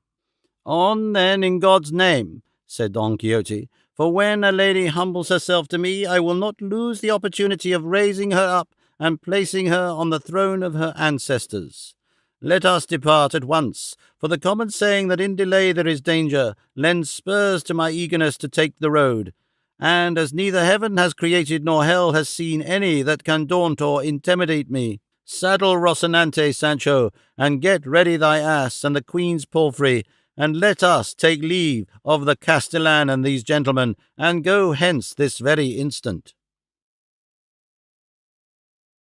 Sancho, who was standing by all the time, said, shaking his head, "Ah, master, master, there is more mischief in the village than one hears of, begging all good bodies' pardon." "What mischief can there be in any village, or in all the cities of the world, you booby, that can hurt my reputation?" said Don Quixote. "If your worship is angry," replied Sancho, "I will hold my tongue and leave unsaid what as a good squire I am bound to say, and what a good servant should tell his master." "Say what thou wilt," returned Don Quixote, "provided thy words be not meant to work upon my fears, for thou, if thou fearest, art behaving like thyself, but I like myself in not fearing." "It is nothing of the sort, as I am a sinner before God," said Sancho, "but that I take it to be sure and certain that this lady, who calls herself queen of the great kingdom of Micomicon, is no more so than my mother. For if she was what she says, she would not go rubbing noses with one that is here every instant and behind every door." Dorothea turned red at Sancho's words, for the truth was that her husband Don Fernando had now and then, when the others were not looking, gathered from her lips some of the reward his love had earned, and Sancho, seeing this, had considered that such freedom was more like a courtesan than a queen of a great kingdom. She, however, being unable or not caring to answer him, allowed him to proceed, and he continued, "This I say, signor, because if after we have travelled roads and highways, and passed bad nights and worse days, one who is now enjoying himself in this inn is to reap the fruit of our labours, there is no need for me to be in a hurry to saddle Rocinante, put the pad on the ass, or get ready the palfrey, for it will be better for us to stay quiet, and let every jade mind her spinning, and let us go to dinner." Good God, what was the indignation of Don Quixote when he heard the audacious words of his squire! So great was it that in a voice inarticulate with rage, with a stammering tongue and eyes that flashed living fire, he exclaimed, "Rascally clown, boorish, insolent, and ignorant, ill-spoken, foul-mouthed, impudent backbiter and slanderer! Hast thou dared to utter such words in my presence, and in that of these illustrious ladies? Hast thou dared to harbour such gross and shameless thoughts in thy muddled imagination? Be gone from my presence, thou born monster, storehouse of lies, hoard of untruths, garner of knaveries, inventor of scandals, publisher of absurdities, enemy of the respect due to royal personages. Be gone, show thyself no more before me under pain of my wrath." And so saying, he knitted his brows, puffed out his cheeks, gazed around him, and stamped on the ground violently with his right foot, showing in every way the rage that was pent up in his heart. And at his words and furious gestures, Sancho was so scared and terrified that he would have been glad if the earth had opened that instant and swallowed him, and his only thought was to turn round and make his escape from the angry presence of his master. But the ready-witted Dorothea, who by this time so well understood Don Quixote's humour, said, to mollify his wrath, "Be not irritated at the absurdities your good squire has uttered, Sir Knight of the Rueful Countenance, for perhaps he did not utter them without cause, and from his good sense and Christian conscience it is not likely that he would bear false witness against anyone. We may therefore believe without any hesitation that since, as you say, Sir Knight, everything in this castle goes and is brought about by means of enchantment, Sancho, I say, may possibly have seen through this diabolical medium what he says he saw, so much to the detriment of my modesty." "I swear by God omnipotent," exclaimed Don Quixote at this, "your Highness has hit the point, and that some vile illusion must have come before this sinner of a Sancho that made him see what it would have been impossible to see by any other means than enchantments. For I know well enough, from the poor fellow's goodness and harmlessness, that he is incapable of bearing false witness against anybody." "True, no doubt," said Don Fernando, "for which reason, Signor Don Quixote, you ought to forgive him and restore him to the bosom of your fervour, sicut erat in principio, before illusions of this sort had taken away his senses." Don Quixote said he was ready to pardon him, and the curate went for Sancho, who came in very humbly, and falling on his knees begged for the hand of his master, who, having presented it to him and allowed him to kiss it, gave him his blessing and said, "Now, Sancho, my son, thou wilt be convinced of the truth of what I have many a time told thee, that everything in this castle is done by means of enchantment." "So it is, I believe," said Sancho, "except the affair of the blanket, which came to pass in reality by ordinary means." "Believe it not," said Don Quixote, "for had it been so, I would have avenged thee that instant, or even now, but neither then nor now could I, nor have I seen anyone upon whom to avenge thy wrong." They were all eager to know what the affair of the blanket was, and the landlord gave them a minute account of Sancho's flights, at which they laughed not a little, and at which Sancho would have been no less out of countenance had not his master once more assured him it was all enchantment. For all that his simplicity never reached so high a pitch that he could persuade himself it was not the plain and simple truth, without any deception whatever about it, that he had been blanketed by beings of flesh and blood, and not by visionary and imaginary phantoms, as his master believed and protested.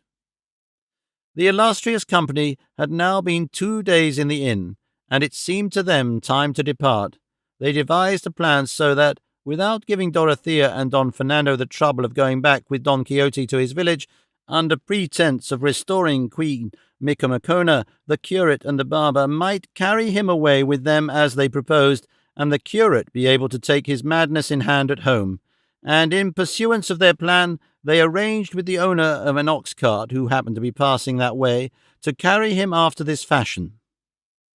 They constructed a kind of cage with wooden bars, large enough to hold Don Quixote comfortably. And then Don Fernando and his companions, the servants of Don Luis and the officers of the Brotherhood, together with the landlord, by the directions and advice of the curate, covered their faces and disguised themselves,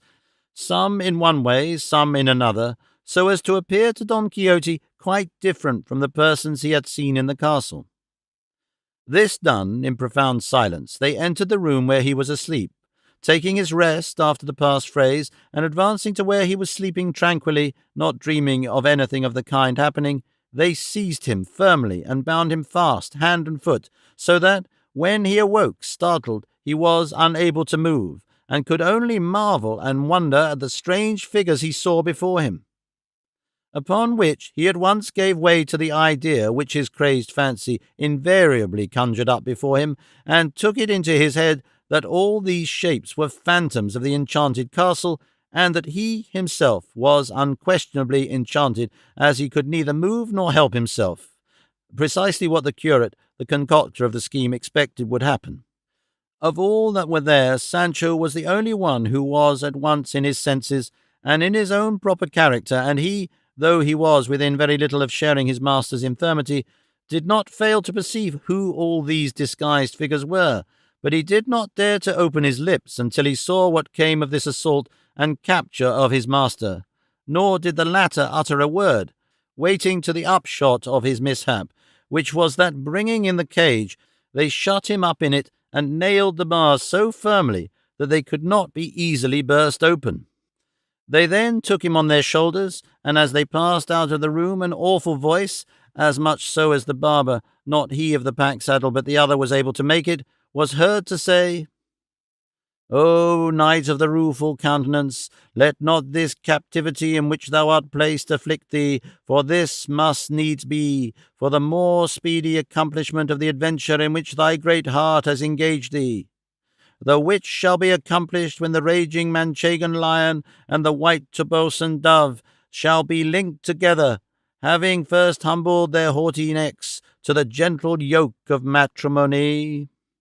And from this marvellous union shall come forth to the light of the world brave whelps that shall rival the ravening claws of their valiant father, and this shall come to pass ere the pursuer of the flying nymph shall in his swift, natural course have twice visited the starry signs. And thou, O most noble and obedient squire, that ever bore sword at side, beard on face, or nose to smell with, be not dismayed or grieved to see the flower of knight-errantry carried away thus before thy very eyes. For soon, if it so please the Framer of the universe, thou shalt see thyself exalted to such a height that thou shalt not know thyself, and the promises which thy good master has made thee shall not prove false, and I assure thee, on the authority of the sage Mentor Oroniana, that thy wages shall be paid thee, as thou shalt see in due season. Follow then the footsteps of the valiant enchanted knight, for it is expedient that thou shouldst go to the destination assigned to both of you, and as it is not permitted to me to say more, God be with thee, for I return to that place I wot of." And as he brought the prophecy to a close, he raised his voice to a high pitch, and then lowered it to such a soft tone that even those who knew it was all a joke were almost inclined to take what they heard seriously. Don Quixote was comforted by the prophecy he heard, for he at once comprehended its meaning perfectly, and perceived it was promised to him that he should see himself united in holy and lawful matrimony with his beloved Dulcinea del Toboso, from whose blessed womb should proceed the whelps, his sons, to the eternal glory of La Mancha, and being thoroughly and firmly persuaded of this, he lifted up his voice, and with a deep sigh exclaimed, "O thou, whoever thou art, who hast foretold me so much good, I implore of thee that on my part thou entreat that sage enchanter who takes charge of my interests, that he leave me not to perish in this captivity, in which they are now carrying me away, ere I see fulfilled promises so joyful and incomparable as those which have been now made me. For let this but come to pass, and I shall glory in the pains of my prison, find comfort in these chains wherewith they bind me, and regard this bed whereon they stretch me, not as a hard battlefield, but as a soft and happy nuptial couch. And touching the consolation of Sancho Panza my squire, I rely upon his goodness and rectitude, that he will not desert me in good or evil fortune. For if, by his ill luck, or mine, it may not happen to be in my power to give him the island I have promised, or any equivalent for it, at least his wages shall not be lost. For in my will, which is already made, I have declared the sum that shall be paid to him, measured not by his many faithful services, but by the means at my disposal."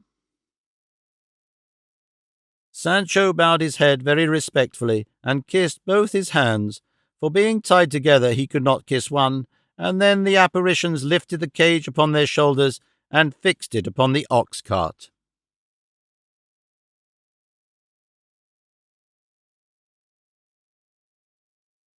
Chapter 47. Of the strange manner in which Don Quixote of La Mancha was carried away enchanted, together with other remarkable incidents. When Don Quixote saw himself caged and hoisted on the cart in this way, he said, "Many grave histories of knights-errant have I read, but never yet have I read, seen, or heard of their carrying off enchanted knights-errant in this fashion, or at the slow pace that these lazy, sluggish animals promise, for they always take them away through the air with marvellous swiftness, enveloped in a dark, thick cloud, or on a chariot of fire, or it may be on some hippogriff or other beast of the kind, but to carry me off like this on an ox-cart, by God, it puzzles me.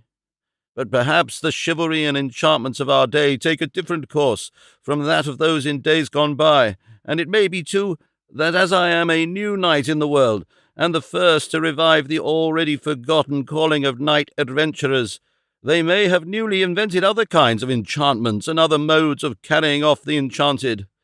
What thinkest thou of the matter, Sancho, my son?" "I don't know what to think," answered Sancho, "not being as well read as your worship in errant writings, but for all that I venture to say and swear that these apparitions that are about us are not quite Catholic." "Catholic?"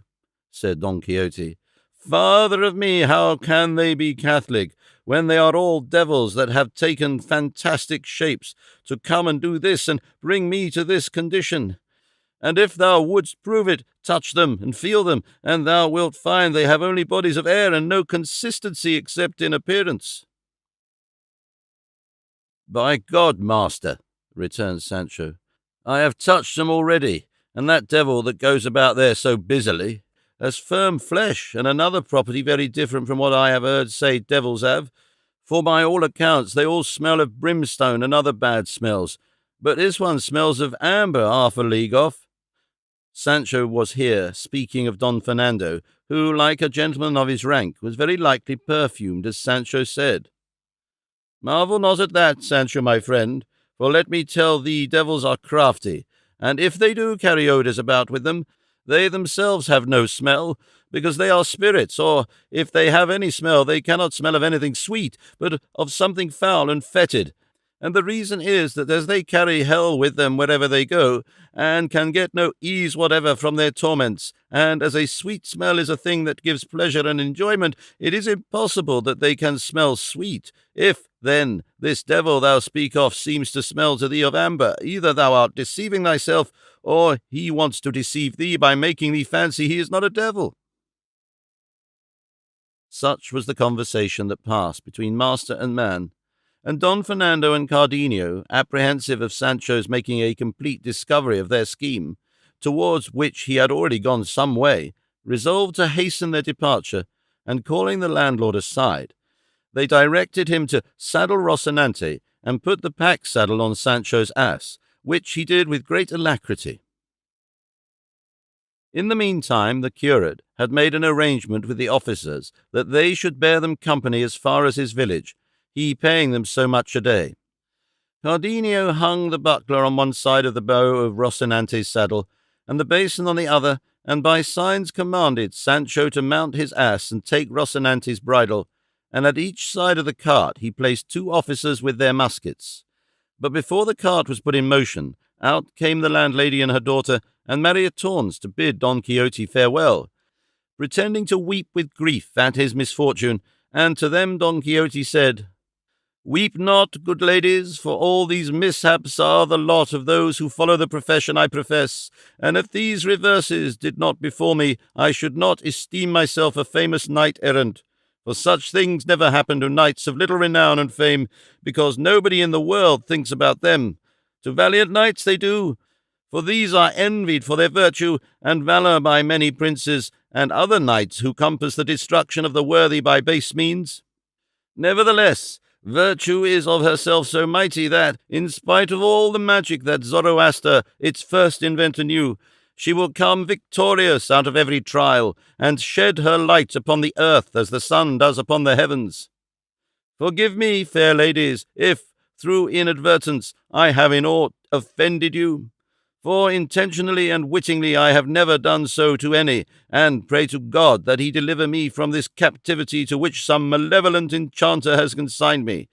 And should I find myself released therefrom, the favours that ye have bestowed upon me in this castle shall be held in memory by me, that I may acknowledge, recognize, and requite them as they deserve." While this was passing between the ladies of the castle and Don Quixote, the curate and the barber bade farewell to Don Fernando and his companions, to the captain, his brother, and the ladies, now all made happy, and, in particular, to Dorothea and Lucinda. They all embraced one another, and promised to let each other know how things went with them, and Don Fernando directed the curate where to write to him, to tell him what became of Don Quixote, assuring him that there was nothing that could give him more pleasure than to hear of it, and that he too, on his part, would send him word of everything he thought he would like to know about his marriage, Zoraida's baptism, Don Luis's affair, and Lucinda's return to her home. The curate promised to comply with his request carefully, and they embraced once more and renewed their promises. The landlord approached the curate and handed him some papers, saying he had discovered them in the lining of the valise in which the novel of The Ill-Advised Curiosity had been found, and that he might take them all away with him, as their owner had not since returned, for, as he could not read, he did not want them himself. The curate thanked him, and opening them he saw at the beginning of the manuscript the words, "Novel of Rinconete and Cortadillo," by which he perceived that it was a novel, and, as of that of The Ill-Advised Curiosity had been good, he concluded this would be so too, as they were both probably by the same author, so he kept it, intending to read it when he had an opportunity. He then mounted, and his friend the barber did the same, both masked, so as not to be recognized by Don Quixote, and set out following in the rear of the cart. The order of the march was this. First went the cart with the owner leading it. At each side of it marched the officers of the Brotherhood, as has been said, with their muskets. Then followed Sancho Panza on his ass, leading Rocinante by the bridle, and behind all came the curate and the barber on their mighty mules, with faces covered, as aforesaid, and a grave and serious air, measuring their pace to suit the slow steps of the oxen. Don Quixote was seated in the cage, with his hands tied and his feet stretched out, leaning against the bars as silent and as patient as if he were a stone statue and not a man of flesh. Thus, slowly and silently they made, it might be, 2 leagues until they reached a valley, which the carter thought a convenient place for resting and feeding his oxen, and he said so to the curate. But the barber was of opinion that they ought to push on a little farther, as at the other side of a hill which appeared close by, He knew there was a valley that had more grass and much better than the one where they proposed to halt, and his advice was taken, and they continued their journey. Just at that moment, the curate, looking back, saw coming on behind them 6 or 7 mounted men, well found and equipped, who soon overtook them, for they were travelling not at the sluggish, deliberate pace of oxen, but like men who rode cannon's mules, and in haste to take their noontide rest as soon as possible at the inn which was in sight not a league off. The quick travellers came up with the slow, and courteous salutations were exchanged, and one of the newcomers, who was, in fact, a canon of Toledo and master of the others who accompanied him, observing the regular order of the procession, the cart, the officers, Sancho, Rocinante, the curate and the barber, and above all Don Quixote caged and confined, could not help asking what was the meaning of carrying the man in that fashion, though from the badges of the officers he already concluded that he must be some desperate highwayman or other malefactor whose punishment fell within the jurisdiction of the Holy Brotherhood.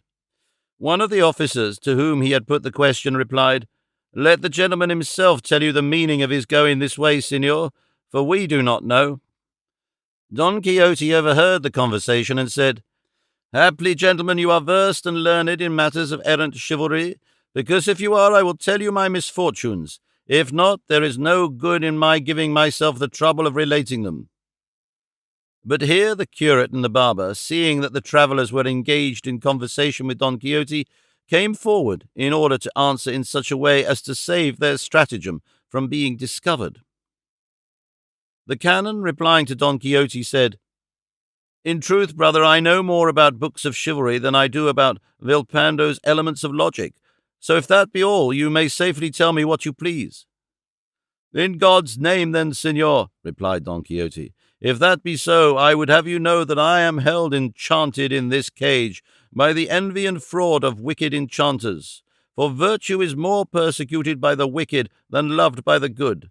I am a knight-errant, and not one of those whose names fame has never thought of immortalizing in her record, but of those who, in defiance and in spite of envy itself, and all the magicians that Persia, or Brahmins that India, or gymnosophists that Ethiopia ever produced, will place their names in the temple of immortality to serve as examples and patterns for ages to come, whereby knights-errant may see the footsteps in which they must tread if they would attain the summit and crowning point of honour in arms." "What Signor Don Quixote of La Mancha says," observed the curate, "is the truth, for he goes enchanted in this cart, not for any fault or sins of his, but because of the malevolence of those to whom virtue is odious and valour hateful. This, signor, is the Knight of the Rueful Countenance, if you have ever heard him named, whose valiant achievements and mighty deeds shall be written on lasting brass and imperishable marble, notwithstanding all the efforts of envy to obscure them and malice to hide them." When the canon heard both the prisoner and the man who was at liberty to talk in such a strain, he was ready to cross himself in his astonishment, and could not make out what had befallen him, and all his attendants were in the same state of amazement. At this point, Sancho Panza, who had drawn near to hear the conversation, said, in order to make everything plain, "Well, sirs, you may like or dislike what I am going to say, but the fact of the matter is, my master, Don Quixote, is just as much enchanted as my mother. He is in his full senses, he eats and he drinks, and he has his calls like other men, as he had yesterday, before they caged him. And if that's the case, what do they mean by wanting me to believe that he is enchanted? For I have heard many a one say that enchanted people neither eat nor sleep nor talk, and my master, if you don't stop him, will talk more than 30 lawyers." Then, turning to the curate, he exclaimed, "Ah, Signor Curate, do you think I don't know you? Do you think I don't guess and see the drift of these new enchantments? Well, then, I can tell you I know you, for all your face is covered, and I can tell you I am up to you, however you may hide your tricks. After all, where envy reigns, virtue cannot live, and where there is niggardliness, there can be no liberality.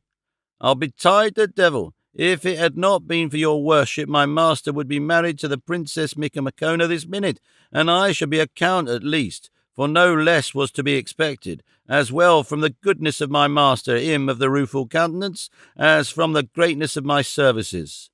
But I see now how true it is, what they say in these parts, that the wheel of fortune turns faster than a mill wheel, and those who were up yesterday are down today.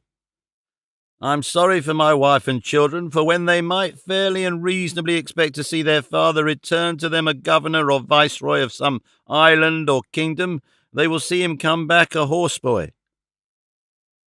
I have said all this, Signor Curate, only to urge your paternity to lay to your conscience your ill treatment of my master, and have a care that God does not call you to account in another life for making a prisoner of him in this way, and charge against you all the succours and good deeds that my lord Don Quixote leaves undone while he is shut up."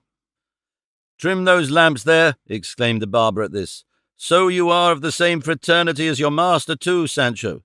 By God, I begin to see that you will have to keep him company in the cage, and be enchanted like him for having caught some of his humour and chivalry.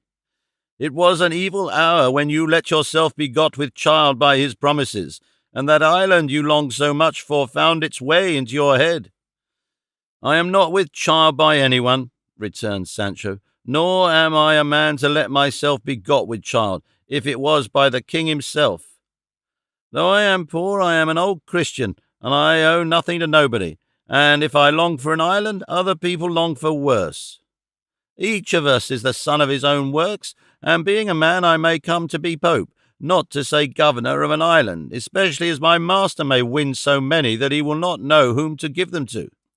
Mind how you talk, Master Barber, for shaving is not everything, and there is some difference between Peter and Peter. I say this because we all know one another, and it will not do to throw false dice with me. And as to the enchantment of my master, God knows the truth. Leave it as it is, it only makes it worse to stir it."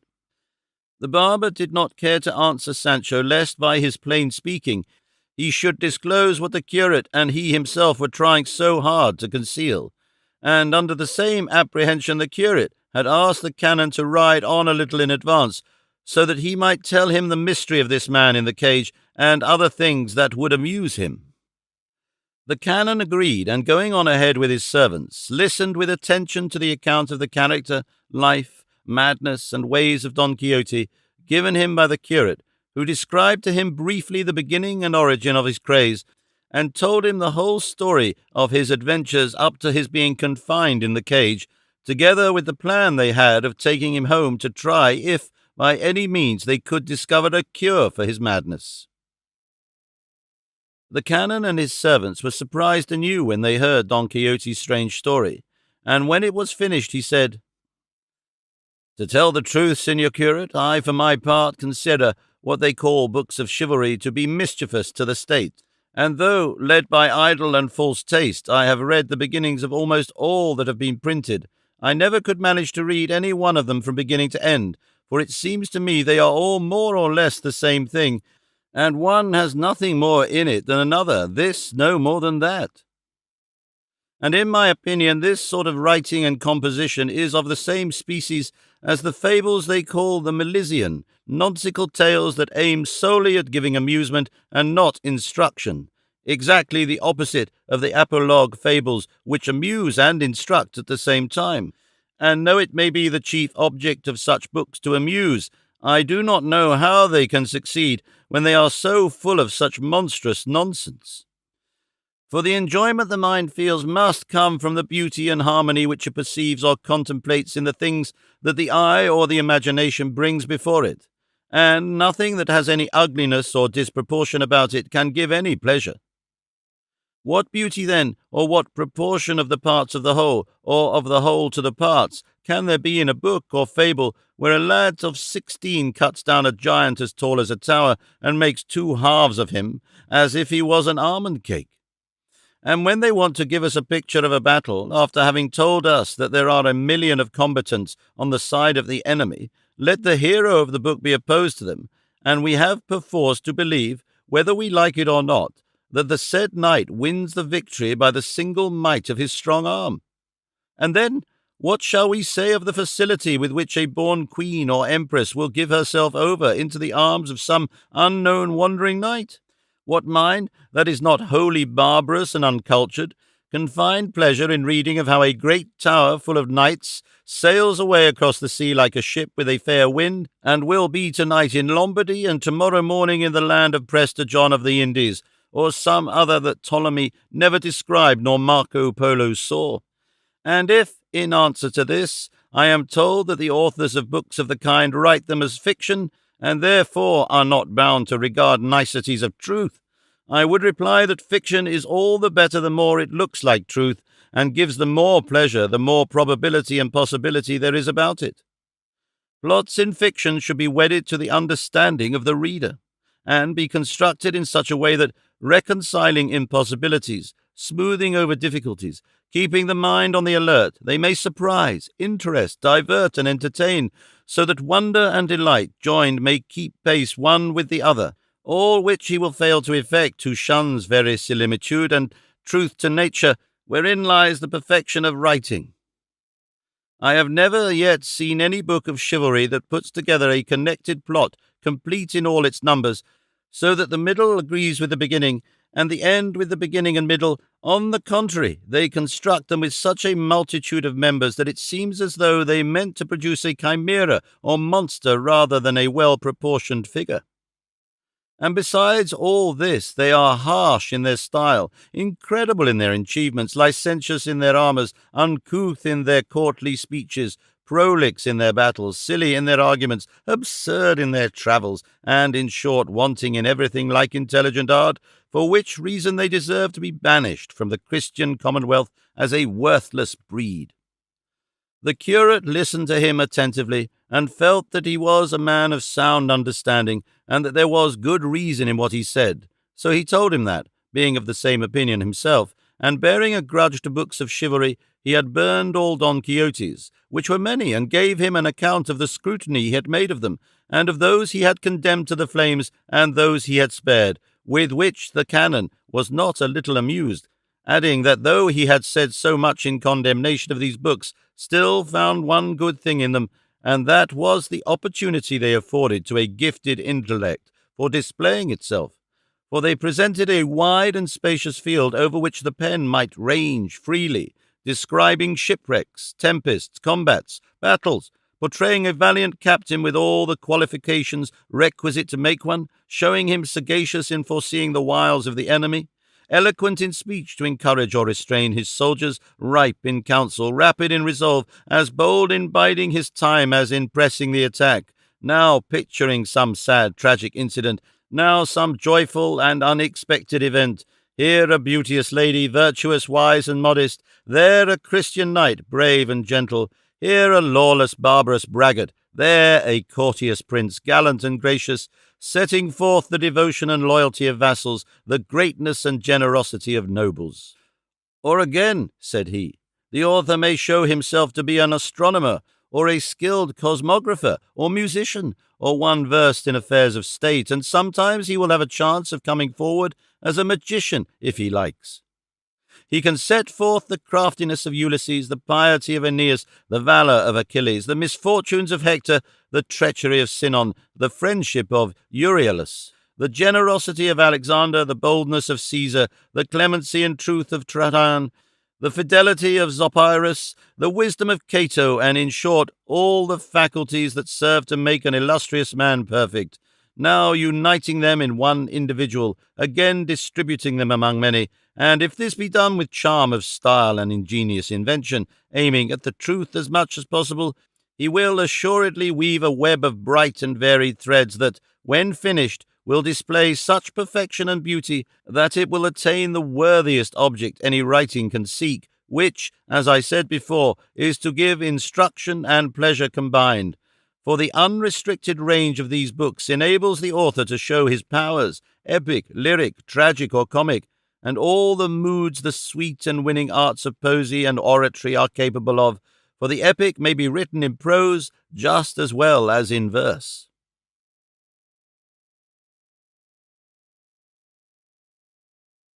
Chapter 48, in which the canon pursues the subject of the books of chivalry with other matters worthy of his wit. "It is as you say, Signor Canon," said the curate, "and for that reason those who have hitherto written books of the sort deserve all the more censure for writing without paying any attention to good taste or the rules of art, by which they might guide themselves and become as famous in prose as the two princes of Greek and Latin poetry are in verse."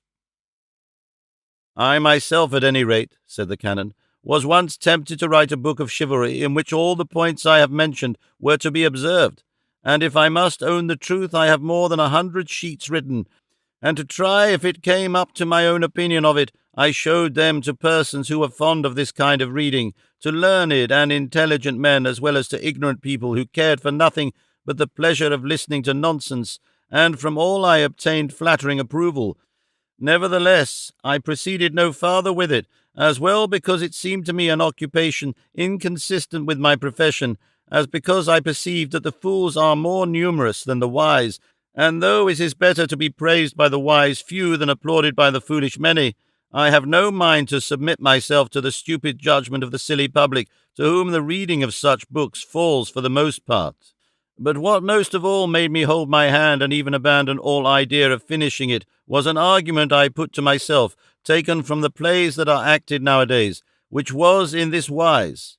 if those that are now in vogue, as well as those that are pure invention, as those founded on history, are all or most of them downright nonsense and the things that have neither head nor tail, and yet the public listens to them with delight, and regards and cries them up as perfection, when they are so far from it. And if the authors who write them and the players who act them say that this is what they must be, for the public wants this and will have nothing else, and that those that go by rule and work out a plot according to the laws of art will only find some half-dozen intelligent people to understand them, while all the rest remain blind to the merit of their composition, and that for themselves it is better to get bread from the many than praise from the few, then my book will fare the same way, after I have burnt off my eyebrows in trying to observe the principles I have spoken of, and I shall be the tailor of the corner. And though I have sometimes endeavored to convince actors that they are mistaken in this notion they have adopted, and that they would attract more people and get more credit by producing plays in accordance with the rules of art than by absurd ones, they are so thoroughly wedded to their own opinion that no argument or evidence can wean them from it. I remember saying one day to one of these obstinate fellows, "Tell me, do you not recollect that a few years ago there were 3 tragedies acted in Spain, written by a famous poet of these kingdoms, which were such that they filled all who heard them with admiration, delight, and interest, the ignorant as well as the wise, the masses as well as the higher orders, and brought in more money to the performers, these 3 alone, than 30 of the best that have been since produced?" "No doubt," replied the actor in question, "you mean the Isabella, the Phyllis, and the Alexandra?" "Those are the ones I mean," said I, "and see if they did not observe the principles of art, and if, by observing them, they failed to show their superiority and please all the world, so that the fault does not lie with the public that insists upon nonsense, but with those who don't know how to produce something else. The Ingratitude Revenged was not nonsense, nor was there any in the Numantia, nor any to be found in the Merchant Lover, nor yet in the Friendly Fair Foe, nor in some others that have been written by certain gifted poets, to their own fame and renown, and to the profit of those that brought them out. Some further remarks I added to these, with which, I think, I left him rather dumbfounded, but not so satisfied or convinced that I could disabuse him of his error." "You have touched upon a subject, Signor Canon," observed the curate here, "that has awakened an old enmity I have against the plays in vogue at the present day, quite as strong as that which I bear to the books of chivalry. For while the drama, according to Tully, should be the mirror of human life, the model of manners, and the image of the truth, those which are presented nowadays are mirrors of nonsense, models of folly, and images of lewdness. For what greater nonsense can there be in connection with what we are now discussing than for an infant to appear in swaddling clothes in the first scene of the first act, and in the second a grown-up bearded man? Or what greater absurdity can there be than putting before us an old man as a swashbuckler, a young as a poltroon, a lackey using fine language, a page giving sage advice, a king plying as a porter, a princess who is a kitchen maid? And then what shall I say to their attention to the time in which the action they represent may or can take place, save that I have seen a play where the first act began in Europe, the second in Asia, the third finished in Africa, and no doubt had it been in 4 acts, the fourth would have ended in America, and so it would have been laid in all 4 quarters of the globe. And if truth to life is the main thing the drama should keep in view, how is it possible for any average understanding to be satisfied when the action is supposed to pass in the time of King Pepin or Charlemagne, and the principal personage in it they represent to be the Emperor Heraclius, who entered Jerusalem with the cross and won the Holy Sepulchre, like Godfrey of Bouillon, there being years innumerable between the one and the other? Or if the play is based on fiction and historical facts are introduced, or bits of what occurred to different people at different times mixed up with it, all not only without any semblance of probability, but with obvious errors that from every point of view are inexcusable. And the worst of it is, there are ignorant people who say that this is perfection, and that anything beyond this is affected refinement. And then, if we turn to sacred dramas, what miracles they invent in them! What apocryphal, ill-devised incidents, attributing to one saint the miracles of another. And even in secular plays they venture to introduce miracles without any reason or object, except that they think some such miracle or transformation, as they call it, will come in as well to astonish stupid people and draw them to the play. All this tends to the prejudice of the truth and the corruption of history, nay more, to the reproach of the wits of Spain, for foreigners who scrupulously observe the laws of the drama look upon us as barbarous and ignorant, when they see the absurdity and nonsense of the plays we produce. Nor will it be a sufficient excuse to say that the chief object well-ordered governments have in view when they permit plays to be performed in public is to entertain the people with some harmless amusement occasionally, and keep it from those evil humours which idleness is apt to engender, and that, as this may be attained by any sort of play, good or bad, there is no need to lay down laws or bind those who write or act them to make them as they ought to be made, since, as I say, the object sought for many may be secured by any sort. To this I would reply that the same end would be, beyond all comparison, better attained by means of good plays than by those that are not so. For after listening to an artistic and properly constructed play, the hero will come away enlivened by the jests, instructed by the serious parts, full of admiration at the incidents, his wits sharpened by the arguments, warned by the tricks, all the wiser for the examples, inflamed against vice, and in love with virtue, for in all these ways a good play will stimulate the mind of the hearer, be he ever so boorish or dull. And of all impossibilities, the greatest is that a play endowed with all these qualities will not entertain, satisfy, and please much more than one wanting in them, like the greater number of those which are commonly acted nowadays. Nor are the poets who write them to be blamed for this, for some there are among them who are perfectly well aware of their faults, and know what they ought to do. But as plays have become a saleable commodity, they say, and with truth, that the actors will not buy them unless they are after this fashion, and so the poet tries to adapt himself to the requirements of the actor who is to pay him for his work. And that this is the truth may be seen by the countless plays that a most fertile wit of these kingdoms has written, with so much brilliancy, so much grace and gaiety, such polished versification, such choice language, such profound reflections, and, in a word, so rich in eloquence and elevation of style, that he has filled the world with his fame, and yet, in consequence of his desire to suit the taste of the actors, they have not all, as some of them have, come as near perfection as they ought. Others write plays with such heedlessness that, after they have been acted, the actors have to fly and abscond, afraid of being punished, as they often have been, for having acted something offensive to some king or other, or insulting to some noble family. All which evils, and many more that I say nothing of, would be removed if there were some intelligent and sensible person at the capital to examine all plays before they were acted, not only those produced in the capital itself, but all that were intended to be acted in Spain, without whose approval, seal, and signature no local magistracy should allow any play to be acted.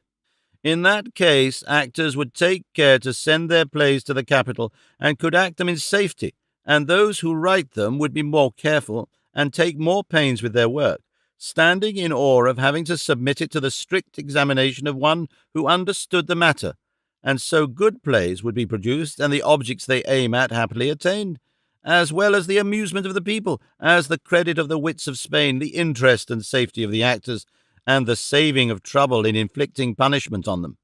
And if the same or some other person were authorized to examine the newly written books of chivalry, no doubt some would appear with all the perfections you have described, enriching our language with the gracious and precious treasure of eloquence, and driving the old books into obscurity before the light of the new ones that would come out for the harmless entertainment, not merely of the idle, but of the very busiest. For the bow cannot be always spent, nor can weak human nature exist without some lawful amusement. The canon and the curate had proceeded thus far with their conversation, when the barber, coming forward, joined them and said to the curate, "This is the spot, Signor Licentiate, that I said was a good one for fresh and plentiful pasture for the oxen, while we take our noontide rest." "And so it seems," returned the curate, and he told the canon what he proposed to do, on which he too made up his mind to halt with them, attracted by the aspect of the fair valley that lay before their eyes, and to enjoy it as well as the conversation of the curate, to whom he had begun to take a fancy, and also to learn more particulars about the doings of Don Quixote. He desired some of his servants to go on to the inn, which was not far distant, and fetch from it what eatables there might be for the whole party, as he meant to rest for the afternoon where he was, to which one of his servants replied that the sumpter mule, which by this time ought to have reached the inn, carried provisions enough to make it unnecessary to get anything from the inn except barley. "In that case," said the canon, "take all the beasts there and bring the sumpter mule back." While this was going on, Sancho, perceiving that he could speak to his master without having the curate and the barber, of whom he had his suspicions, present all the time, approached the cage in which Don Quixote was placed and said, "Signor, to ease my conscience, I want to tell you the state of the case as to your enchantment, and that is that these two here, with their faces covered, are the curate of our village and of the barber, and I suspect they have hit upon this plan of carrying you off in this fashion, out of pure envy, because your worship surpasses them in doing famous deeds. And if this be the truth, it follows that you are not enchanted, but hoodwinked and made a fool of. And to prove this, I want to ask you one thing, and if you answer me as I believe you will answer, you will be able to lay your finger on the trick, and you will see that you are not enchanted, but gone wrong in your wits."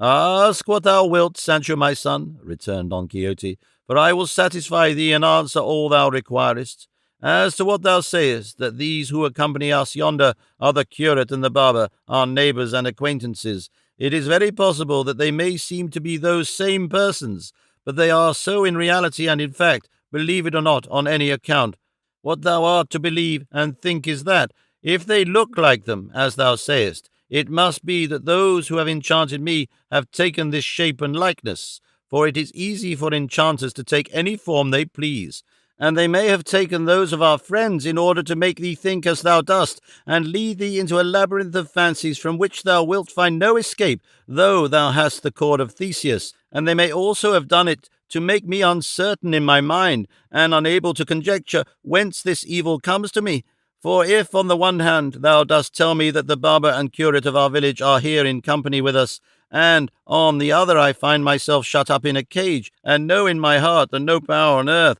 that was not supernatural would have been able to shut me in, what wouldst thou have me say or think, but that my enchantment is of a sort that transcends all I have ever read of in all the histories that deal with knights errant that have been enchanted? So thou mayest set thy mind at rest as to the idea that they are what thou sayest, for they are as much so as I am a Turk. But touching thy desire to ask me something, say on, and I will answer thee, though thou shouldst ask questions from this till tomorrow morning." "May Our Lady be good to me," said Sancho, lifting up his voice, "and is it possible that your worship is so thick of skull and so short of brains that you cannot see that what I say is the simple truth, and that malice has more to do with your imprisonment and misfortune than enchantment? But as it is so, I will prove plainly to you that you are not enchanted. Now, Tell me, so may God deliver you from this affliction, and so may you find yourself when you least expect it in the arms of my lady Dulcinea." "Leave off conjuring me," said Don Quixote, "and ask what thou wouldst know. I have already told thee. I will answer with all possible precision." "That is what I want," said Sancho, "and what I would know, and have you tell me, without adding or leaving out anything, but telling the truth as one expects it to be told, and as it is told by all who profess arms, as your worship professes them under the title of knights errant." "I tell thee I will not lie in any particular," said Don Quixote. "Finish thy question, for in truth thou weariest me with all these asseverations, requirements, and precautions, Sancho." "Well, I rely on the goodness and truth of my master," said Sancho, "and so, because it bears upon what we are talking about, I would ask, speaking with all reverence, whether since your worship has been shut up, and, as you think, enchanted in this cage, you have felt any desire or inclination to go anywhere, as the saying is?"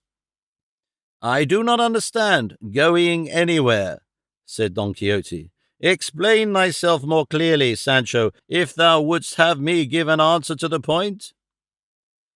"Is it possible," said Sancho, "that your worship does not understand going anywhere?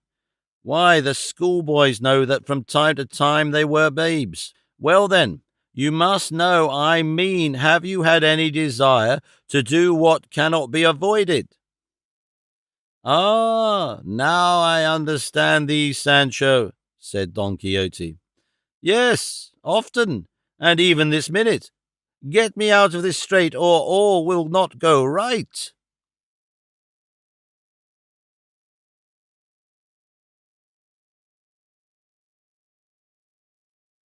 Chapter 49, which treats of the shrewd conversation which Sancho Panza held with his master Don Quixote. "Aha, I've caught you," said Sancho. "This is what in my heart and soul I was longing to know. Come now, signor, can you deny what is commonly said around us when a person is out of humour? I don't know what ails so-and-so, that he neither eats nor drinks nor sleeps, nor gives a proper answer to any question. One would think he was enchanted.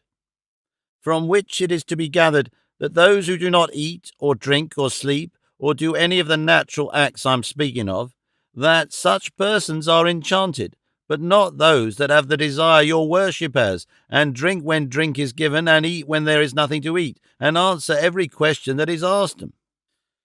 "What thou sayest is true, Sancho," replied Don Quixote, "but I have already told thee there are many sorts of enchantments, and it may be that in the course of time they have been changed one for another, and that now it may be the way with enchanted people to do all that I do, though they do not do so before. So it is vain to argue or draw inferences against the usage of the time. I know and feel that I am enchanted, and that is enough to ease my conscience, for it would weigh heavily on it if I thought that I was not enchanted, and that in a faint-hearted and cowardly way I allowed myself to lie in this cage, defrauding multitudes of the succour I might afford to those in need and distress, who at this very moment may be in sore want of my aid and protection."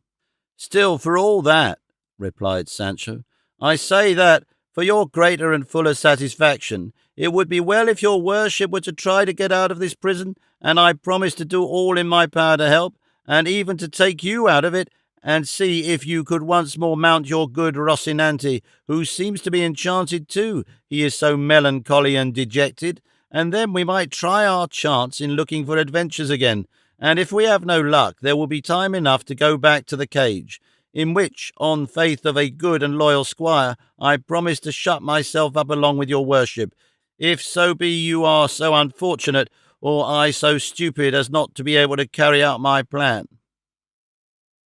"I am content to do as thou sayest, brother Sancho," said Don Quixote, "and when thou seest an opportunity for effecting my release, I will obey thee absolutely. But thou wilt see, Sancho, how mistaken thou art in thy conception of my misfortune." The knight-errant and the ill-errant squire kept up their conversation till they reached the place where the curate and the canon and the barber, who had already dismounted, were waiting for them. The carter at once unyoked the oxen and left them to roam at large about the pleasant green spot, the freshness of which seemed to invite not enchanted people like Don Quixote, but wide-awake, sensible folk like his squire, who begged the curate to allow his master to leave the cage for a little, for if they did not let him out, the prison might not be as clean as the propriety of such a gentleman as his master required. The curate understood him, and said he would very gladly comply with his request, only that he feared his master, finding himself at liberty, would take to his old courses and make off where nobody could ever find him again. "I will answer for his not running away," said Sancho. "And I also," said the canon, "especially if he gives me his word as a knight not to leave us without our consent." Don Quixote, who was listening to all this, said, "I give it. Moreover, one who is enchanted as I am cannot do as he likes with himself, for he who had enchanted him could prevent his moving from one place for 3 ages, and if he attempted to escape would bring him back flying. And that being so, they might as well release him, particularly as it would be to the advantage of all, for if they did not let him out, he protested, he would be unable to avoid offending their nostrils, unless they kept their distance." The canon took his hand, tied together as they both were, and on his word and promise they unbound him, and rejoiced beyond measure he was to find himself out of the cage. The first thing he did was to stretch himself all over, and then he went to where Rocinante was standing, and giving him a couple of slaps on the haunches, said, "I still trust in God and in his blessed mother, O flower and mirror of steeds, that we shall soon see ourselves, both of us, as we wish to be, thou with thy master on thy back, and I mounted upon thee, following the calling for which God sent me into the world." And so saying, accompanied by Sancho, he withdrew to a retired spot, from which he came back much relieved and more eager than ever to put his squire's scheme into execution. The canon gazed at him, wondering at the extraordinary nature of his madness, and that in all his remarks and replies he should show such excellent sense, and only lose his stirrups, as has been already said, when the subject of chivalry was broached. And so, moved by compassion, he said to him, as they all sat on the green grass awaiting the arrival of the provisions, "Is it possible, gentle sir, that the nauseous and idle reading of books of chivalry can have had such an effect on your worship as to upset your reason so that you fancy yourself enchanted and the like, all as far from the truth as falsehood itself is? How can there be any human understanding that can persuade itself there ever was all the infinity of Amadis's in the world, or all that multitude of famous knights, all those emperors of Trebizond, all those Felix Marts of Hyrcania, all those palfreys and damsels errant, and serpents and monsters and giants, and marvellous adventures and enchantments of every kind, and battles and prodigious encounters, splendid costumes, love-sick princesses, squires made counts, droll dwarfs, love letters, billings and cooings, swashbuckler women, and, in a word, all that nonsense the books of chivalry contain? For myself, I can only say that when I read them, so long as I did not stop to think that they are all lies and frivolity, they give me a certain amount of pleasure. But when I come to consider what they are, I fling the very best of them at the wall, and would fling it into the fire, if there were one at hand, as richly deserving such punishment as cheats and impostors out of the range of ordinary toleration, and as founders of new sects and modes of life, and teachers that lead the ignorant public to believe and accept as truth all the folly they contain. And such is their audacity, they even dare to unsettle the wits of gentlemen of birth and intelligence, as is shown plainly by the way they have served your worship, when they have brought you to such a pass that you have to be shut up in a cage and carried on an ox-cart as one would carry a lion or a tiger from place to place to make money by showing it. Come, Signor Don Quixote, have some compassion for yourself, return to the bosom of common sense, and make use of the liberal share of it that heaven has been pleased to bestow upon you, employing your abundant gifts of mind in some other reading that may serve to benefit your conscience and add to your honour. And if, still led away by your natural bent, you desire to read books of achievements and of chivalry, read the book of Judges in the Holy Scriptures, for there you will find grand reality, and deeds as true as they are heroic. Lusitania had a Viriatus, Rome a Caesar, Carthage a Hannibal, Valencia a Cid, Andalusia a Gonzalo Fernandez, Estremadura a Diego Garcia de Paredes, Jerez a Garcia Perez de Vargas, Toledo a Garcilaso, Seville a Don Manuel de Leon, to read of whose valiant deeds will entertain and instruct the loftiest of minds, and fill them with delight and wonder. Here, Signor Don Quixote, will be reading worthy of your sound understanding, from which you will rise learned in history, in love with virtue, strengthened in goodness, improved in manners, brave without rashness, prudent without cowardice, and all to the honour of God, your own advantage, and the glory of La Mancha, whence I am informed your worship derives your birth. Don Quixote listened with the greatest attention to the canon's words, and when he found he had finished, after regarding him for some time, he replied to him, "It appears to me, gentle sir, that your worship's discourse is intended to persuade me that there never were any knights-errant in the world, and that all the books of chivalry are false, lying, mischievous, and useless to the state, and that I have done wrong in reading them, and worse in believing them, and still worse in imitating them, when I undertook to follow the arduous calling of knight-errantry which they set forth, for you deny that there ever were Amaldices of Gaul, or of Greece, or any other of the knights of whom the books are full?" "It is all exactly as you state it," said the canon, to which Don Quixote returned. "You also went on to say that books of this kind had done me much harm, inasmuch as they had upset my senses and shut me up in a cage, and that it would be better for me to reform and change my studies and read other truer books, which would afford more pleasure and instruction." "Just so," said the canon. "Well, then," returned Don Quixote, "to my mind it is you who are the one that is out of his wits and enchanted, as you have ventured to utter such blasphemies against a thing so universally acknowledged and accepted as true, that whoever denies it as you do deserves the same punishment which you say you inflict on the books that irritate you when you read them. For to try to persuade anybody that Amadis and all the other knights adventurers with whom the books are filled never existed would be like trying to persuade him that the sun does not yield light, or ice, cold, or earth, nourishment. What in the world can persuade another that the story of the Princess Floripes and Guy of Burgundy is not true, or that Fierabras and the bridge of Mantible, which happened in the time of Charlemagne? For by all that is good, it is as true as that is daylight now, and if it be a lie, it must be a lie too that there was a Hector or Achilles or Trojan War, or 12 peers of France, or Arthur of England, who still lives changed into a raven, and is unceasingly looked for in his kingdom. One might just as well try to make out that the history of Guarino Mezquino, or of the quest of the Holy Grail, is false, or that the loves of Tristram and the Queen Yseult are apocryphal, as well as those of Guinevere and Lancelot, when there are persons who can almost remember having seen the Dame Quitantona, who was the best cupbearer in Great Britain. And so true is this, that I recollect a grandmother of mine on the father's side, whenever she saw any dame in a venerable hood, used to say to me, 'Grandson, that one is like Dame Quitantona,' from which I conclude that she must have known her, or at least had managed to see some portrait of her.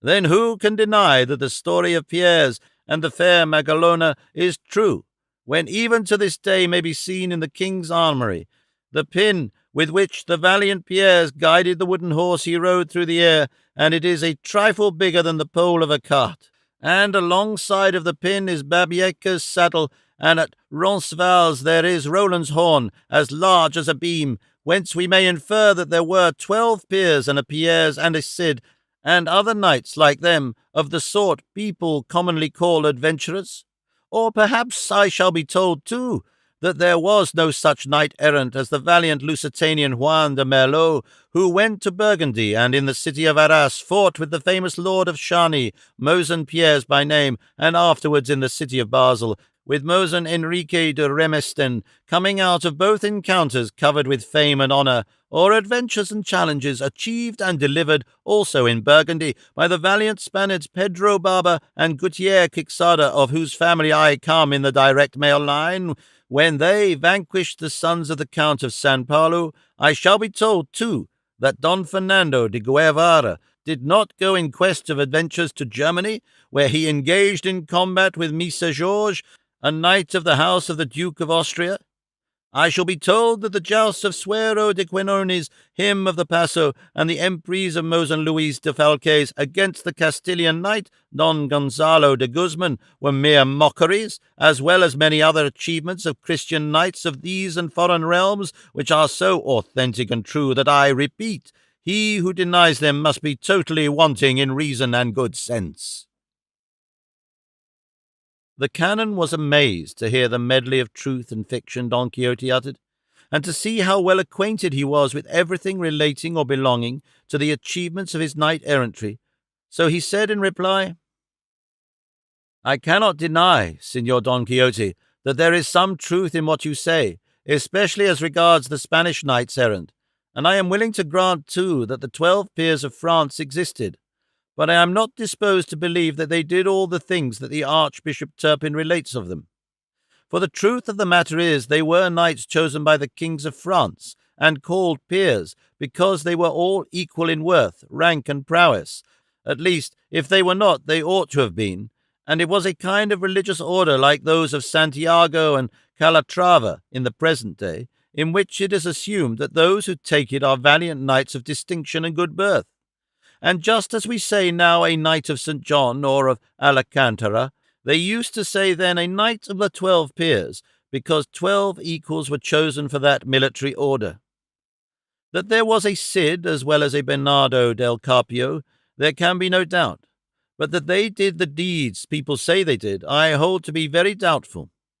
In that other matter of the pin of Count Pierre's that you speak of, and say is near Babieca's saddle in the armory, I confess my sin, for I am either so stupid or so short-sighted that, though I have seen the saddle, I have never been able to see the pin, in spite of it being as big as your worship says it is.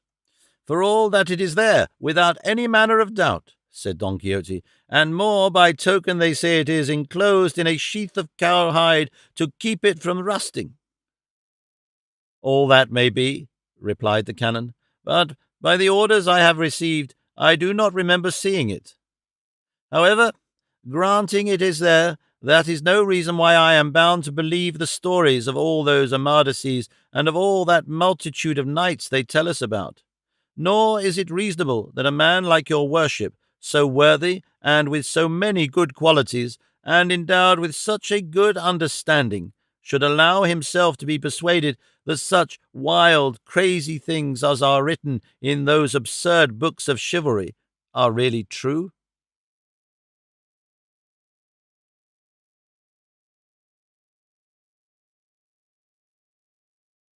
Chapter 50. Of the shrewd controversy which Don Quixote and the canon held, together with other incidents. A good joke that, returned Don Quixote. Books that have been printed with the king's license, and with the approbation of those to whom they have been submitted, and read with universal delight, and extolled by great and small, rich and poor, learned and ignorant, gentle and simple, in a word, by people of every sort, of whatever rank or condition they may be, that these should be lies? And above all, when they carry such an appearance of truth with them, for they tell us the father, mother, country, kindred, age, place, and the achievements, step by step and day by day, performed by such a knight or knights. Hush, sir, utter not such a blasphemy. Trust me, I am advising you now to act as a sensible man should. Only read them, and you will see the pleasure you will derive from them. For, come tell me, can there be anything more delightful than to see, as it were, here now displayed before us a vast lake of bubbling pitch, with a host of snakes and serpents and lizards, and ferocious and terrible creatures of all sorts swimming about in it, while from the middle of the lake there comes a plaintive voice saying, Knight, whosoever thou art, who beholdest this dreadful lake, if thou wouldst win the prize that lies hidden beneath these dusky waves, prove the valour of thy stout heart, and cast thyself in the midst of its dark burning waters, else thou shalt not be worthy to see the mighty wonders contained in the 7 castles of the 7 fays that lie beneath this black expanse. And then the knight, almost ere the awful voice has ceased, without stopping to consider, without pausing to reflect upon the danger to which he is exposing himself, without even relieving himself of the weight of his massive armor, commending himself to God and to his lady, plunges into the midst of the boiling lake, and when he little looks for it, or knows what his fate is to be, he finds himself among flowery meadows with which the Elysian fields are not to be compared. The sky seems more transparent there, and the sun shines with a strange brilliancy, and a delightful grove of green leafy trees presents itself to the eyes and charms the sight with its verdure, while the ear is soothed by the sweet untutored melody of the countless birds of gay plumage that flit to and fro among the interlacing branches. Here he sees a brook whose limpid waters, like liquid crystal, ripple over fine sands and white pebbles that look like sifted gold and purest pearls. There he perceives a cunningly wrought fountain of many-coloured jasper and polished marble, here another of rustic fashion, where the little mussel shells and the spiral white and yellow mansions of the snail, disposed in studious disorder, mingled with fragments of glittering crystal and mock emeralds, make up a work of varied aspect, where art, imitating nature, seems to have outdone it. Suddenly, there is presented to his sight a strong castle or gorgeous palace, with walls of massy gold, turrets of diamond, and gates of jacinth. In short, so marvellous is its structure, that though the materials of which it is built are nothing less than diamonds, carbuncles, rubies, pearls, gold, and emeralds, the workmanship is still more rare. And after having seen all this, what can be more charming than to see how a bevy of damsels comes forth from the gate of the castle in gay and gorgeous attire, such that, were I to set myself now to depict it as the histories describe it to us, I should never have done, and then how she who seems to be the first among them all takes the bold knight who plunged into the boiling lake by the hand, and without addressing a word to him, leads him into the rich palace or castle, and strips him as naked as when his mother bore him, and bathes him in lukewarm water, and anoints him all over with sweet-smelling unguents, and clothes him in a shirt of the softest sendal, all scented and perfumed, while another damsel comes and throws over his shoulders a mantle which is said to be worth at the very least a city, and even more. How charming it is, then, when they tell us how, after all this, they lead him to another chamber where he finds the table set out in such style that he is filled with amazement and wonder to see how they pour out the water for his hands, distilled from amber and sweet-scented flowers, how they seat him on an ivory chair, to see how the damsels wait on him all in profound silence, how they bring him such a variety of dainties, so temptingly prepared that the appetite is at a loss which to select, to hear the music that resounds while he is at table, by whom or whence produced he knows not, and then, when the repast is over and the tables removed, for the knight to recline in the chair, picking his teeth perhaps as usual, and a damsel much lovelier than any of the others to enter unexpectedly by the chamber door, and herself by his side, and begin to tell him what the castle is, and how she is held enchanted there, and other things that amaze the knight and astonish the readers who are perusing his history.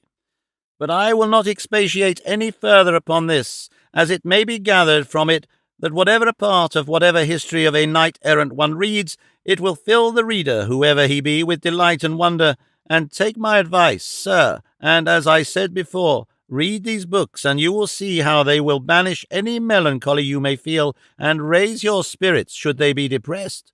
For myself, I can say that since I have been a knight-errant, I have become valiant, polite, generous, well-bred, magnanimous, courteous, dauntless, gentle, patient, and have learned to bear hardships, imprisonments, and enchantments. And though it be such a short time since I have seen myself shut up in a cage like a madman, I hope by the might of my arm, if heaven aid me and fortune thwart me not, to see myself king of some kingdom, where I may be able to show the gratitude and generosity that dwell in my heart. For by my faith, signor, the poor man is incapacitated from showing the virtue of generosity to anyone, though he may possess it in the highest degree, and gratitude that consists of disposition only is a dead thing, just as faith without works is dead.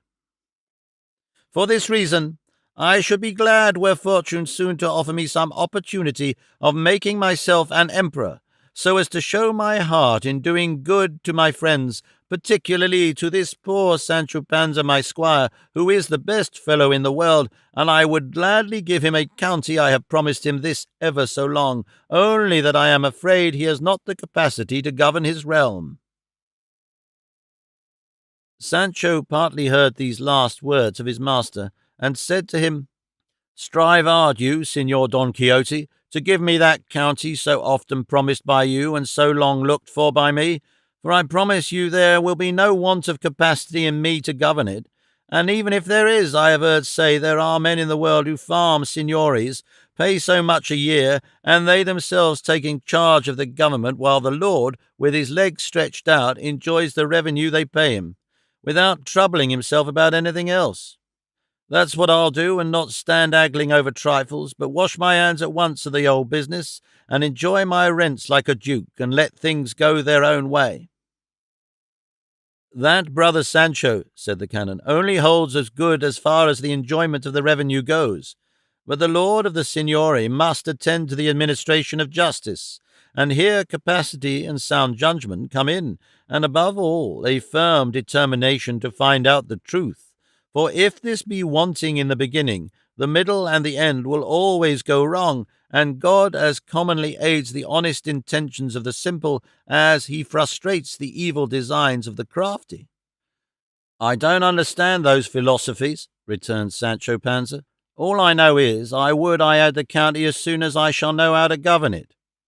For I have as much soul as another, and as much body as anyone, and I shall be as much king of my realm as any other of his. And being so, I should do as I liked, and doing as I liked, I should please myself, and pleasing myself, I should be content. And when one is content, he has nothing more to desire. And when one has nothing more to desire, there is an end of it. So let the county come, and God be with you, and let us see one another, as one blind man said to the other." "That is not a bad philosophy thou art talking, Sancho," said the canon. "But for all that, there is a good deal to be said on this matter of counties." To which Don Quixote returned, "I know not what more there is to be said. I only guide myself by the example set me by the great Amadis of Gaul, when he made his squire count of the Insula Firme, and so, without any scruples of conscience, I can make a count of Sancho Panza, for he is one of the best squires that ever knight-errant had." The canon was astonished at the methodical nonsense, if nonsense be capable of method, that Don Quixote uttered, at the way in which he had described the adventure of the Knight of the Lake, at the impression that the deliberate lies of the books he read had made upon him, and lastly he marvelled at the simplicity of Sancho, who desired so eagerly to obtain the county his master had promised him. By this time the canon's servants, who had gone to the inn to fetch the sumpter mule, had returned, and making a carpet and the green grass of the meadow serve as a table, they seated themselves in the shade of some trees, and made their repast there,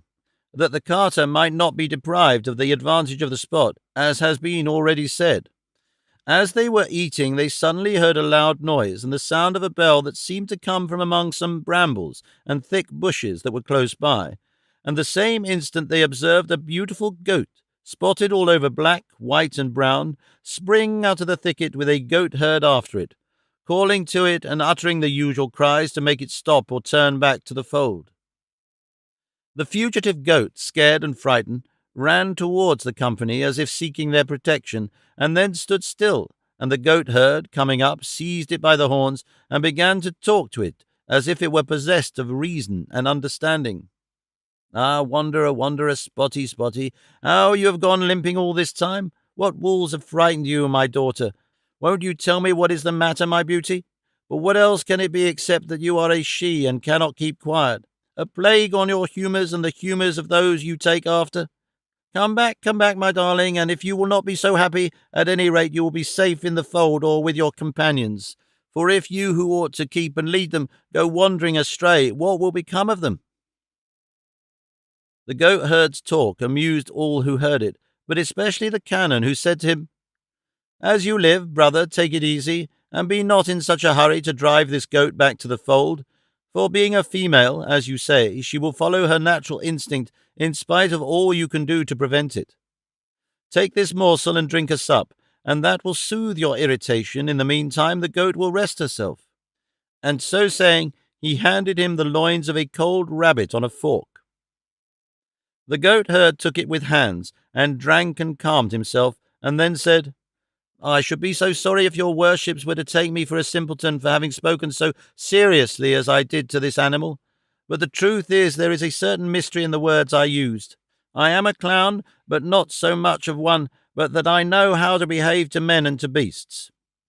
That I can well believe, said the curate, for I know already by experience that the woods breed men of learning, and shepherds' huts harbour philosophers. At all events, signor, returned the goatherd, they shelter men of experience, and that you may see the truth of this and grasp it, though I may seem to put myself forward without being asked, I will, if it will not tire you gentlemen, and you will give me your attention for a little, tell you a story which will confirm this gentleman's word, and, he pointed to the curate, as well as my own. To this Don Quixote replied, Seeing that this affair has a certain colour of chivalry about it, I, for my part, brother, will hear you most gladly, and so will all these gentlemen, from the high intelligence they possess and their love of curious novelties that interest, charm, and entertain the mind, as I feel quite sure your story will do. So begin, friend, for we are all prepared to listen. I draw my stakes, said Sancho, and will retreat with this pasty to the brook there, where I mean to victual myself for 3 days, for I have heard my lord Don Quixote say that a knight-errant squire should eat until he can hold no more, whenever he has the chance, because it often happens them to get by accident into a wood so thick that they cannot find a way out of it for 6 days, and if the man is not well filled or his a full herds well stored, there he may stay, as very often he does, turned into a dried mummy. Thou art in the right of it, Sancho, said Don Quixote. Go where thou wilt and eat all thou canst, for I have had enough, and only want to give my mind its refreshment, as I shall by listening to this good fellow's story. It is what we shall all do, said the canon, and then begged the goatherd to begin the promised tale.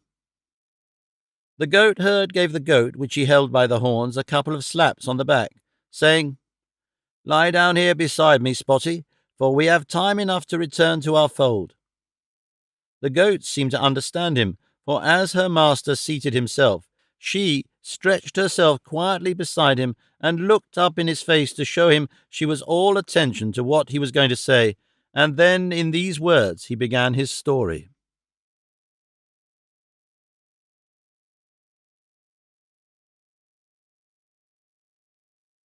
Chapter 51, which deals with what the goatherd told those who were carrying off Don Quixote. 3 leagues from this valley there is a village which, though small, is one of the richest in all this neighbourhood, and in it there lived a farmer, a very worthy man, and so much respected that, although to be so is the natural consequence of being rich, he was even more respected for his virtue than for the wealth he had acquired. But what made him still more fortunate, as he said himself, was having a daughter of such exceeding beauty, rare intelligence, gracefulness, and virtue, that everyone who knew her and beheld her marvelled at the extraordinary gifts with which heaven and nature had endowed her. As a child she was beautiful. She continued to grow in beauty, and at the age of 16 she was most lovely. The fame of her beauty began to spread abroad through all the villages around. But why do I say the villages around? Merely when it spread to distant cities, and even made its way into the halls of royalty and reached the ears of people of every class who came from all sides to see her, as if to see something rare and curious, or some wonder-working image. Her father watched over her, and she watched over herself, for there are no locks or guards or bolts that can protect a young girl better than her own modesty.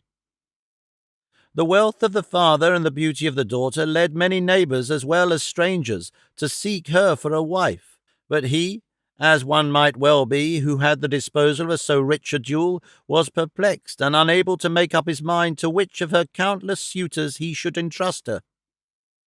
I was one among the many who felt a desire so natural, and as her father knew who I was, and I was of the same town, of pure blood in the bloom of life, and very rich in possessions, I had great hopes of success. There was another of the same place and qualifications who also sought her, and this made her father's choice hang in the balance, for he felt that on either side of us his daughter would be well bestowed. So to escape from this state of perplexity, he resolved to refer the matter to Leandra, for that is the name of the rich damsel who has reduced me to misery. Reflecting that as we were both equal, it would be best to leave it to his dear daughter to choose according to her inclination. A course that is worthy of imitation by all fathers who wish to settle their children in life. I do not mean that they ought to leave them to make a choice of what is contemptible and bad, but that they should place before them what is good, and then allow them to make a good choice as they please. I do not know which Leandra chose. I only know her father put us both off with the tender age of his daughter and vague words that neither bound him nor dismissed us. My rival is called Anselmo, and I myself Eugenio, that you may know the names of the personages that figure in this tragedy, the end of which is still in suspense, though it is plain to see it must be disastrous. About this time there arrived in our town one Vincente de la Rocca, the son of a poor peasant of the same town, the said Vincente having returned from service as a soldier in Italy and divers other parts. A captain who chanced to pass that way with his company had carried him off from our village when he was a boy of about 12 years, and now, 12 years later, the young man came back in a soldier's uniform, arrayed in 1,000 colours, and all over glass trinkets and fine steel chains. Today he would appear in one gay dress, tomorrow in another, but all flimsy and gaudy, of little substance and less worth. The peasant folk, who are naturally malicious, and when they have nothing to do can be malice itself, remarked all this, and took note of his finery and jewellery, piece by piece, and discovered that he had 3 suits of different colours, with garters and stockings to match, but he made so many arrangements and combinations out of them, that if they had not counted them, anyone would have sworn that he had made a display of more than 10 suits of clothes and 20 plumes. Do not look upon all this that I am telling you about the clothes as uncalled for or spun out, for they have a great deal to do with the story. He used to seat himself on a bench under the great poplar in our plaza, and there he would keep us all hanging open-mouthed on the stories he told us of his exploits. There was no country on the face of the globe he had not seen, nor battle he had not been engaged in. He had killed more Moors than there are in Morocco and Tunis, and fought more single combats, according to his own account, than Garcilaso, Diego Garcia de Paredes, and 1,000 others he named, and out of all he had come victorious without losing a drop of blood. On the other hand, he showed marks of wounds which, though they could not be made out, he said were gunshot wounds received in divers encounters and actions. Lastly, with monstrous impudence he used to say, "You," to his equals, and even those who knew what he was, and declare that his arm was his father, and his deeds his pedigree, and that being a soldier he was as good as the king himself. And to add to these swaggering ways, he was a trifle of a musician, and played the guitar with such a flourish that some said he made it speak. Nor did his accomplishments end here, for he was something of a poet, too, and on every trifle that happened in the town he made a ballad a league long. This soldier, then, that I have described, this Vincente de la Rocca, this bravo, gallant musician poet, was often seen and watched by Leandra from a window of her house, which looked out on the plaza.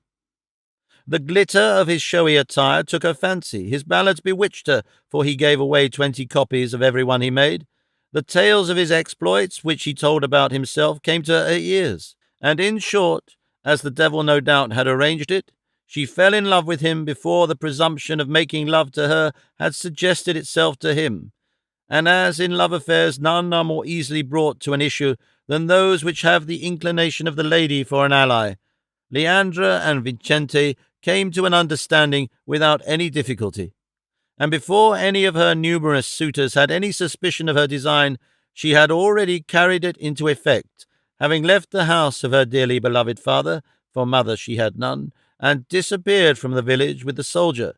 who came more triumphantly out of this enterprise than out of any of the large number he laid claim to. All the village and all who heard of it were amazed at the affair. I was aghast, and Selmo thunderstruck, her father full of grief, her relations indignant, the authorities all in a ferment, the officers of the Brotherhood in arms. They scoured the roads, they searched the woods and all quarters, and at the end of 3 days they found the flighty Leonardra in a mountain cave, stripped to her shift, and robbed of all the money and precious jewels she had carried away from home with her. They brought her back to her unhappy father, and questioned her as to her misfortune, and she confessed without pressure that Vincento della Rocca had deceived her, and under promise of marrying her had induced her to leave her father's house, as he meant to take her to the richest and most delightful city in the whole world, which was Naples, and that she, ill-advised and deluded, had believed him, and robbed her father, and handed over all to him the night she disappeared, and that he had carried her away to a rugged mountain, and shut her up in the cave where they had found her. She said, moreover, that the soldier, without robbing her of her honour, had taken from her everything she had, and made off, leaving her in the cave, a thing that still further surprised everybody. It was not easy for us to credit the young man's continence, but she asserted it with such earnestness that it helped to console her distressed father, who thought nothing of what had been taken, since the jewel that once lost can never be recovered had been left to his daughter. The same day that Leandra made her appearance, her father removed her from our sight, and took her away to shut her up in a convent in a town near this, in the hope that time may wear away some of the disgrace she has incurred. Leandra's youth furnished an excuse for her fault, at least with those to whom it was of no consequence whether she was good or bad, but those who knew her shrewdness and intelligence did not attribute her misdemeanour to ignorance but to wantonness and the natural disposition of women, which is for the most part flighty and ill-regulated. Leandra withdrawn from sight, and Selmo's eyes grew blind, or at any rate found nothing to look at that gave them any pleasure, and mine were in darkness without a ray of light to direct them to anything enjoyable, while Leandra was away. Our melancholy grew greater, our patience grew less. We cursed the soldier's finery and railed at the carelessness of Leandra's father. At last Anselmo and I agreed to leave the village and come to this valley, and, he feeding a great flock of sheep of his own, and I a large herd of goats of mine, we pass our life among the trees, giving vent to our sorrows, together singing the fair Leandra's praises, or upbraiding her, or else sighing alone, and to heaven pouring forth our complaints in solitude. Following our example, many more of Leandra's lovers have come to these rude mountains and adopted our mode of life, and they are so numerous that one would fancy the place had been turned into the pastoral Arcadia, so full is it of shepherds and sheepfolds, nor is there a spot in it where the name of the fair Leandra is not heard. Here one curses her and calls her capricious, fickle, and immodest. There another condemns her as frail and frivolous. This pardons and absolves her, that spurns and reviles her, one extols her beauty, another assails her character, and in short all abuse her, and all adore her, and to such a pitch has this general infatuation gone, that there are some who complain of her scorn, without ever having exchanged a word with her, and even some that bewail and mourn the raging fever of jealousy, for which she never gave anyone cause, for, as I have already said, her misconduct was known before her passion. There is no nook among the rocks, no brookside, no shade beneath the trees that is not haunted by some shepherd telling his woes to the breezes. Wherever there is an echo, it repeats the name of Leandra. The mountains ring with Leandra. Leandra, murmur the brooks, and Leandra keeps us all bewildered and bewitched, hoping without hope and fearing without knowing what we fear. Of all this silly set, the one that shows the least and also the most sense is my rival, Anselmo. For having so many other things to complain of, he only complains of separation, and to the accompaniment of a rebec, which he plays admirably, he sings his complaints in verses that show his ingenuity. I follow another, easier, and to my mind wiser course, and that is to rail at the frivolity of women, at their inconstancy, their double-dealing, their broken promises, their unkept pledges, and in short the want of reflection they show in fixing their affections and inclinations. This, sirs, was the reason of words and expressions I made use of to this goat when I came up just now. For as she is a female, I have a contempt for her, though she is the best in all my fold. This is the story I promised to tell you, and if I have been tedious in telling it, I will not be slow to serve you.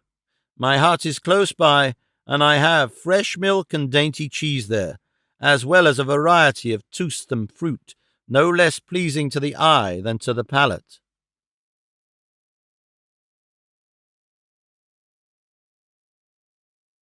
Chapter 52. Of the quarrel that Don Quixote had with the goatherd, together with the rare adventure of the penitents, which, with an expenditure of sweat, he brought to a happy conclusion. The goatherd's tale gave great satisfaction to all the hearers, and the canon especially enjoyed it, for he had remarked with particular attention the manner in which it had been told, which was as unlike the manner of a clownish goatherd as it was like that of a polished city wit, and he observed that the curate had been quite right in saying that the woods bred men of learning.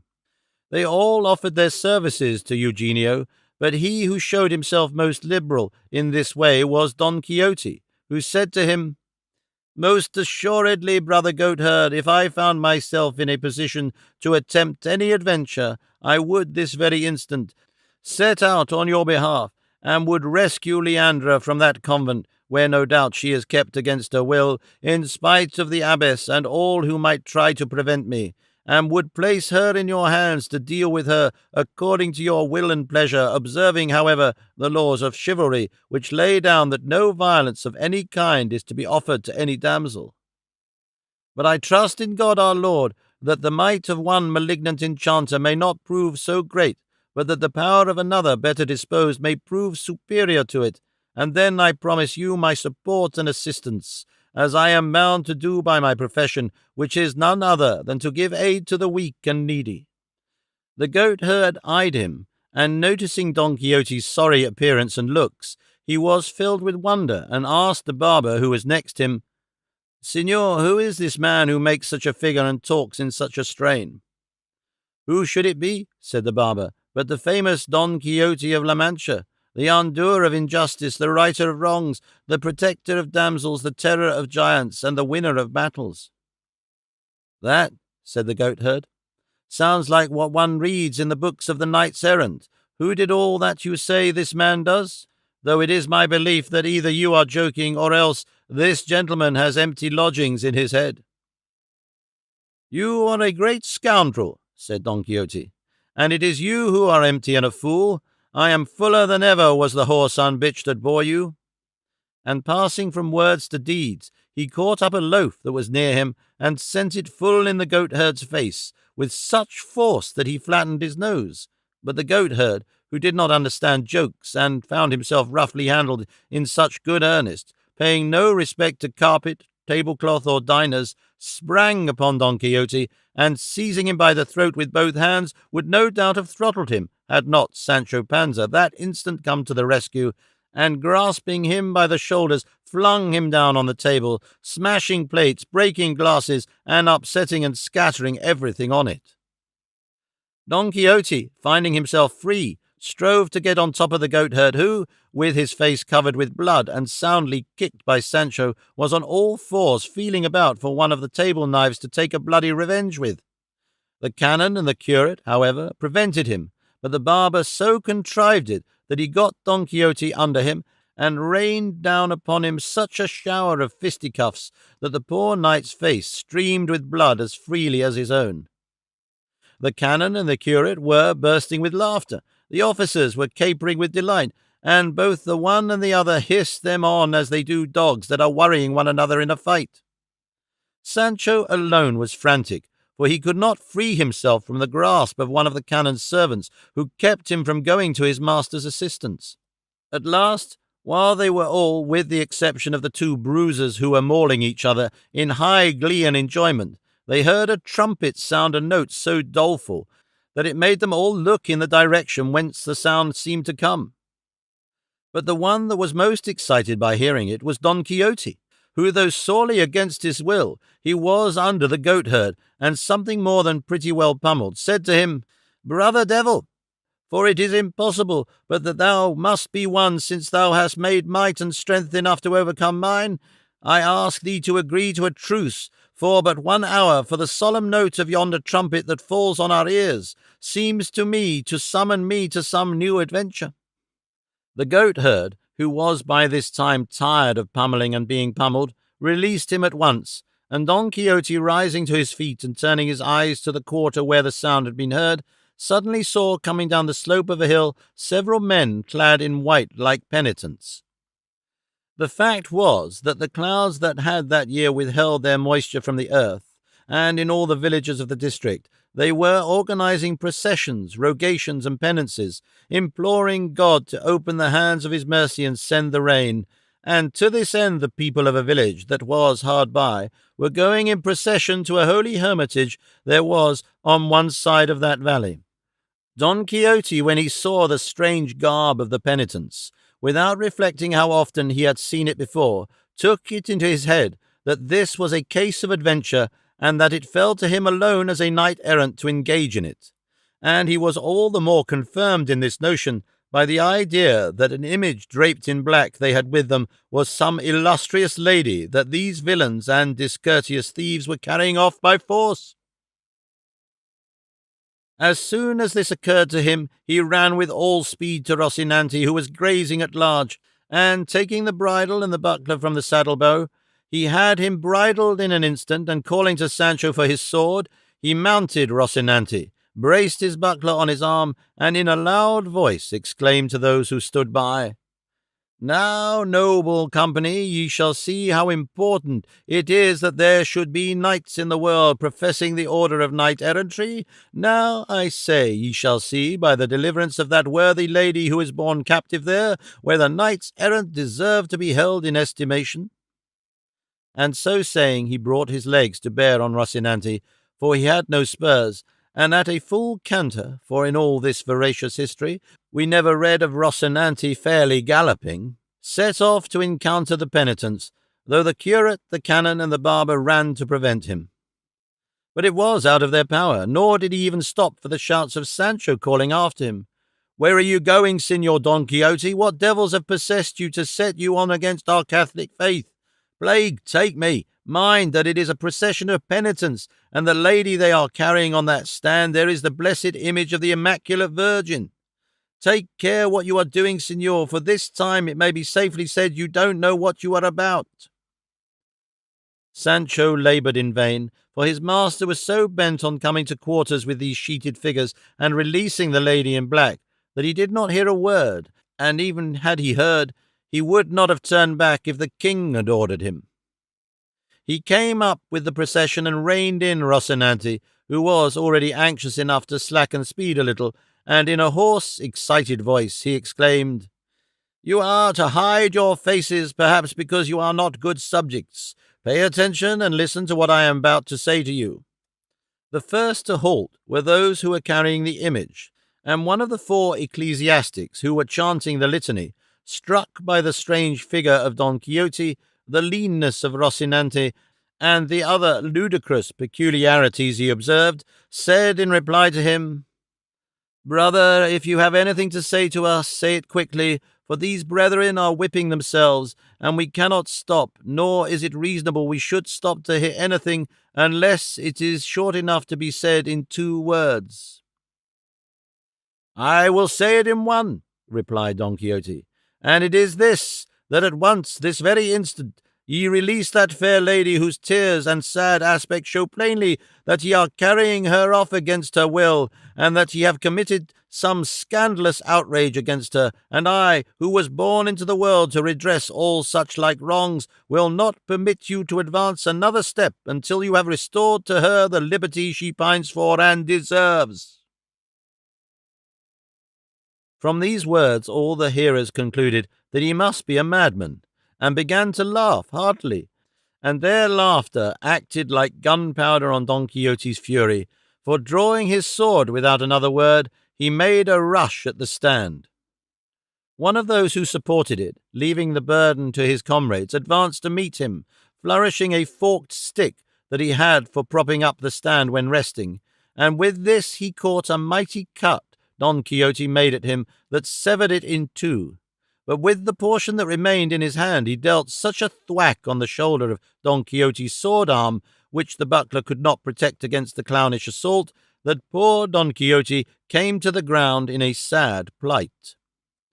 Sancho Panza, who was coming on close behind, puffing and blowing, seeing him fall, cried out to his assailant not to strike him again, for he was a poor enchanted knight who had never harmed anyone all the days of his life. But what checked the clown was not Sancho's shouting, but seeing that Don Quixote did not stir hand or foot, and so, fancying he had killed him, he hastily hitched up his tunic under his girdle and took to his heels across the country like a deer. By this time all Don Quixote's companions had come up to where he lay, but the processionists, seeing them come running, and with them the officers of the Brotherhood with their crossbows, apprehended mischief, and clustering round the image, raised their hoods and grasped their scourges as the priests did their tapers, and awaited the attack, resolved to defend themselves and even to take the offensive against their assailants if they could. Fortune, however, arranged the matter better than they expected, for all Sancho did was to fling himself on his master's body, raising over him the most doleful and laughable lamentation that ever was heard, for he believed he was dead. The curate was known to another curate who walked in the procession, and their recognition of one another set at rest the apprehensions of both parties. The first then told the other in 2 words who Don Quixote was, and he and the whole troop of penitents went to see if the poor gentleman was dead, and heard Sancho Panza saying, with tears in his eyes, "O flower of chivalry, that with one blow of a stick hast ended the course of thy well-spent life!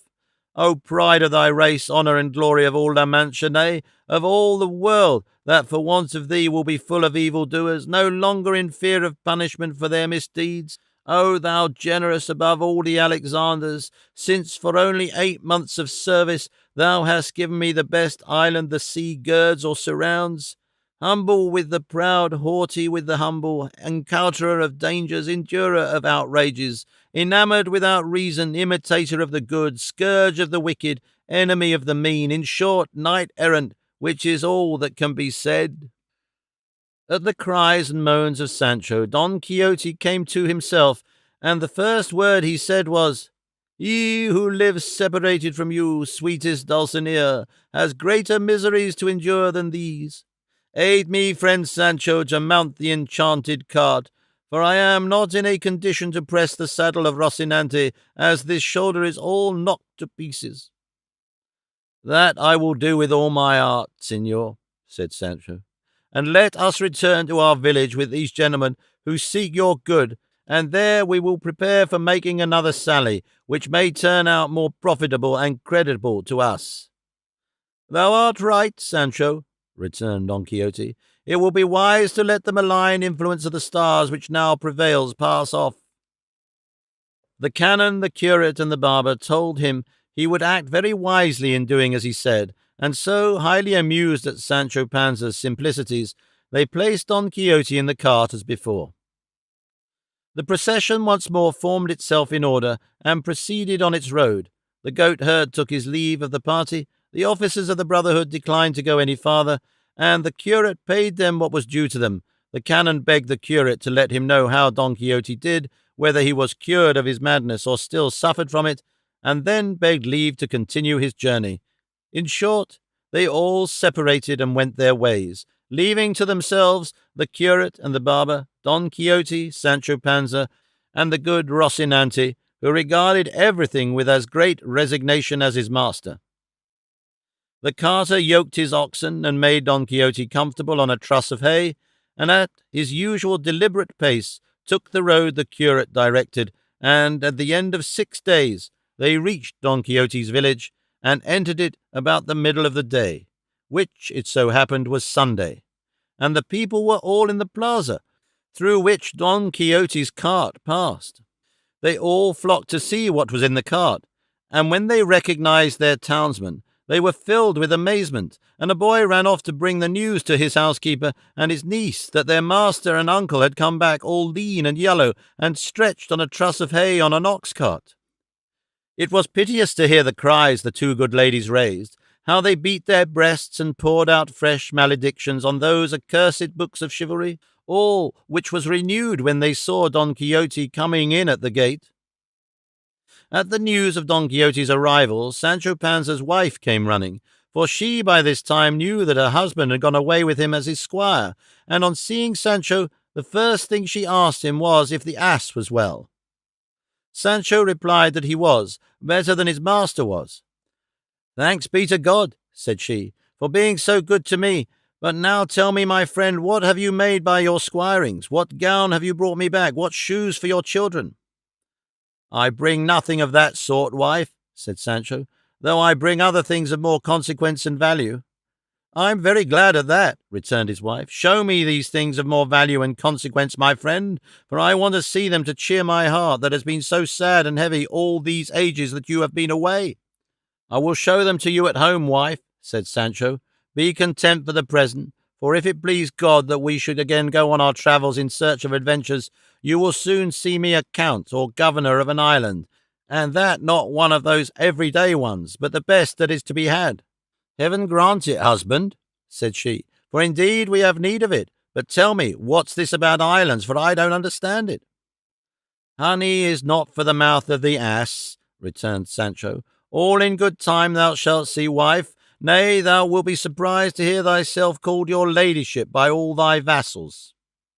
"What are you talking about, Sancho, with your ladyship's island and vassals?" returned Teresa Panza, for so Sancho's wife was called, though they were not relations, for in La Mancha it is customary for wives to take their husbands' surnames. "Don't be in such a hurry to know all this, Teresa," said Sancho. "It is enough that I am telling you the truth, so shut your mouth. But I may tell you this much by the way, that there is nothing in the world more delightful than to be a person of consideration, squire to a knight-errant, and a seeker of adventures. To be sure, most of those one finds do not end as pleasantly as one could wish, for out of 100, 99 will turn out cross and contrary. I know it by experience, for out of some I came blanketed, and out of others belaboured. Still, for all that, it is a fine thing to be on the lookout for what may happen, crossing mountains, searching woods, climbing rocks, visiting castles, putting up at inns, all at free quarters, and devil take the maravedi to pay."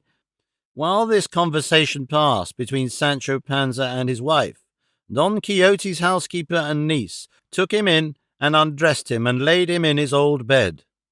He eyed them askance and could not make out where he was. The curate charged his niece to be very careful to make her uncle comfortable and to keep a watch over him lest he should make his escape from them again, telling her what they had been obliged to do to bring him home.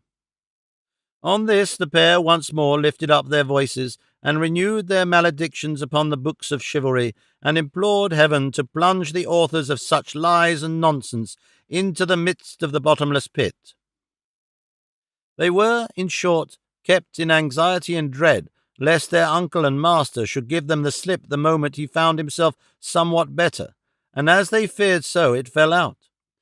But the author of this history, though he has devoted research and industry to the discovery of the deeds achieved by Don Quixote in his third sally, has been unable to obtain any information respecting them, at any rate derived from authentic documents. Tradition has merely preserved in the memory of La Mancha the fact that Don Quixote, the third time he sallied forth from his home, betook himself to Saragossa, where he was present at some famous jousts which came off in that city, and that he had adventures there worthy of his valour and high intelligence.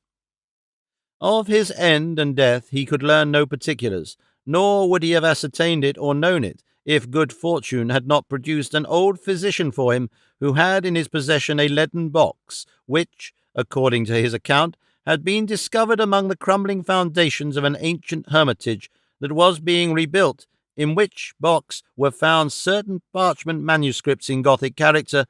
but in Castilian verse, containing many of his achievements, and setting forth the beauty of Dulcinea, the form of Rocinante, the fidelity of Sancho Panza, and the burial of Don Quixote himself, together with sundry epitaphs and eulogies on his life and character.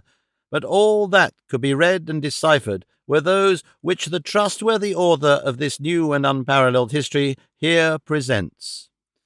And the said author asks of those that shall read it nothing in return for the vast toil which it has cost him in examining and searching the Manchegan archives in order to bring it to light, save that they give him the same credit that the people of sense give to the books of chivalry that pervade the world and are so popular. For with this he will consider himself amply paid and fully satisfied, and will be encouraged to seek out and produce other histories, if not as truthful, at least equal in invention and not less entertaining. The first words written on the parchment found in the leaden box were these: "The Accommoditions of Argamasilla, a village of La Mancha, on the life and death of Don Quixote of La Mancha, hoc scripserunt Monicongo, Accommodation of Argamasilla, on the tomb of Don Quixote." Epitaph. The scatterbrain that gave La Mancha more rich spoils than Jason's, who a point so keen had to his wit, and happier far had been, if his wit's weathercock a blunter bore, the arm renowned far as Gaeta's shore, Cathay, and all the lands that lie between, the muse discreet and terrible in mien, as ever wrote on brass in days of yore, he who surpassed the Amadises all, and who as naught the Galeors accounted, supported by his love and gallantry, who made the Balianis sing small, and sought renown on Rocinante mounted, here, underneath this cold stone, doth he lie, Paniaguado, Accommodation of Argamasilla, in laudem Dulcinea del Toboso. Sonnet. She, whose full features may be here descried, high-bosomed, with a bearing of disdain, is Dulcinea, she for whom in vain the great Don Quixote of La Mancha sighed. For her, Toboso's queen, from side to side he traversed the grim Sierra, the champaign of Aranjuez, and Montiel's famous plain, on Rocinante oft a weary ride. Malignant planets, cruel destiny, pursued them both, the fair Manchegan dame and the unconquered star of chivalry. Nor youth nor beauty saved her from the claim of death. He paid love's bitter penalty, and left the marble to preserve his name. Capricoso, a most acute accommodation of Argamasilla, in praise of Rocinante, steed of Don Quixote of La Mancha. Sonnet. On that proud throne of diamantine sheen, which the blood-reeking feet of Mars degrade, the mad Manchegan's banner now hath been by him in all its bravery displayed. There hath he hung his arms and trenchant blade, wherewith, achieving deeds till now unseen, he slays, lays low, cleaves, hews, but art hath made a novel style for our new paladin. If Amadis be the proud boast of Gaul, if by his progeny the fame of Greece through all the regions of the earth be spread, great Quixote crowned in grim Bellona's hall, today exalts La Mancha over these, and above Greece or Gaul she holds her head. Nor ends his glory here, for his good steed doth Brillador and Bayard far exceed. As mettled steeds compared with Rocinante, the reputation they have won is scanty.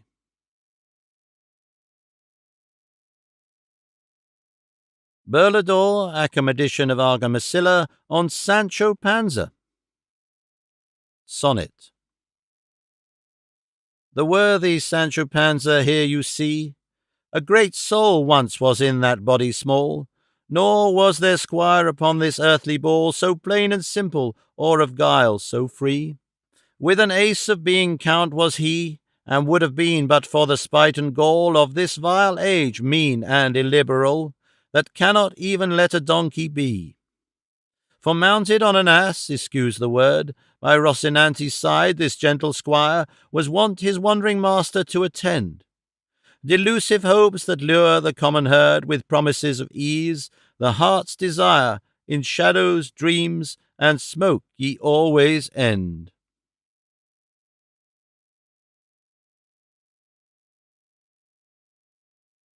Cach Diablo, Accommodation of Argamasilla on the tomb of Don Quixote. Epitaph. The knight lies here below, ill-errant and bruised sore, whom Rocinante bore in his wanderings to and fro. By the side of the knight is laid stolid man Sancho too, than whom a squire more true was not in the esquire trade. Tiki-Tok, the Accommodation of Argamasilla on the tomb of Dulcinea del Toboso. Epitaph. Here Dulcinea lies.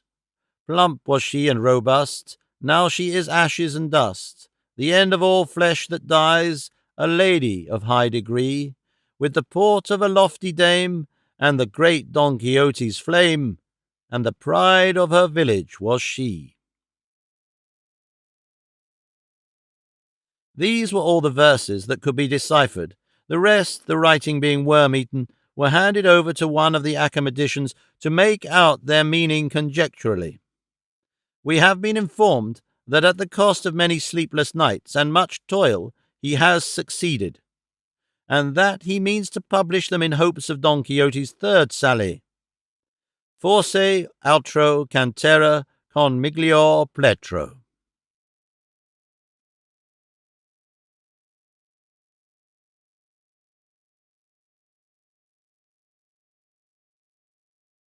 Volume 2. Dedication of Volume 2. To the Count of Lemos. These days, when sending your Excellency my plays that had appeared in print before being shown on the stage, I said, if I remember well, that Don Quixote was putting on his spurs to go and render homage to your Excellency. Now I say that with his spurs he is on his way. Should he reach destination, methinks, I shall have rendered some service to your Excellency, as from many parts I am urged to send him off, so as to dispel the loathing and disgust caused by another Don Quixote who, under the name of second part, has run masquerading through the whole world. And he who has shown the greatest longing for him has been the great Emperor of China, who wrote me a letter in Chinese a month ago and sent it by a special courier. He asked me, or to be truthful, he begged me to send him Don Quixote, for he intended to found a college where the Spanish tongue would be taught, and it was his wish that the book to be read should be the history of Don Quixote. He also added that I should go and be the rector of this college. I asked the bearer if His Majesty had afforded a sum in aid of my travel expenses. He answered, no, not even in thought. Then, brother, I replied, you can return to your China post-haste, or at whatever haste you are bound to go, as I am not fit for so long a travel, and besides being ill, I am very much without money, while emperor for emperor and monarch for monarch, I have at Naples the great Count of Lemos, who, without so many petty titles of colleges and rectorships, sustains me, protects me, and does me more favour than I can wish for. Thus I give him his leave, and I beg mine from you, offering your Excellency the Traballos de Perses y Sigismunda, a book I shall finish within 4 months, Deo Volente, and which will be either the worst or the best that has been composed in our language. I mean of those intended for entertainment, at which I repent of having called it the worst, for, in the opinion of friends, it is bound to attain the summit of possible quality. May your Excellency return in such health that is wished you. Perses will be ready to kiss your hand and I your feet, being, as I am, your Excellency's most humble servant. From Madrid this last day of October, of the year 1615. At your service, of your Excellency, Miguel de Cervantes Saavedra. The author's preface. God bless me, gentle, or it may be plebeian reader, how eagerly must thou be looking forward to this preface, expecting to find there retaliation, scolding, and abuse against the author of the second Don Quixote, I mean him who was, they say, begotten at Tordesillas and born at Tarragona. Well, then, the truth is, I am not going to give thee that satisfaction, for, though injuries stir up anger in humbler breasts, in mine the rule must admit of an exception. Thou wouldst have me call him ass, fool, and malapert, but I have no such intention. Let his offence be his punishment, with his bread let him eat it, and there's an end of it. What I cannot help taking amiss is that he charges me with being old and one-handed, as if it had been in my power to keep time from passing over me, or as if the loss of my hand had been brought about in some tavern, and not on the grandest occasion the past or present has seen, or the future can hope to see. If my wounds have no beauty to the beholder's eye, they are, at least, honourable in the estimation of those who know where they were received, for the soldier shows to greater advantage dead in battle than alive in flight, and so strongly is this my feeling, that if now it were proposed to perform an impossibility for me, I would rather have had my share in that mighty action than be free from my wounds this minute without having been present at it. Those the soldier shows on his face and breast are stars that direct others to the heaven of honour and ambition of merited praise, and moreover it is to be observed that it is not with grey hairs that one writes, but with the understanding, and that commonly improves with years. I take it amiss, too, that he who calls me envious and explains to me, as if I were ignorant, what envy is, for really and truly of the two kinds there are, I only know that which is wholly noble and high-minded, and if that be so, as it is, I am not likely to attack a priest, above all if, in addition, he holds the rank of familiar of the Holy Office. And if he said what he did on account of him on whose behalf it seems he spoke, he is entirely mistaken. For I worship the genius of that person, and admire his works and his unceasing and strenuous industry. After all, I am grateful to this gentleman the author for saying that my novels are more satirical than exemplary, but that they are good, for they could not be that unless there was a little of everything in them. I suspect thou wilt say that I am taking a very humble line, and keeping myself too much within the bounds of my moderation, from a feeling that additional suffering should not be inflicted upon a sufferer, and that what this gentleman has to endure must doubtless be very great, as he does not dare to come out into the open field and broad daylight,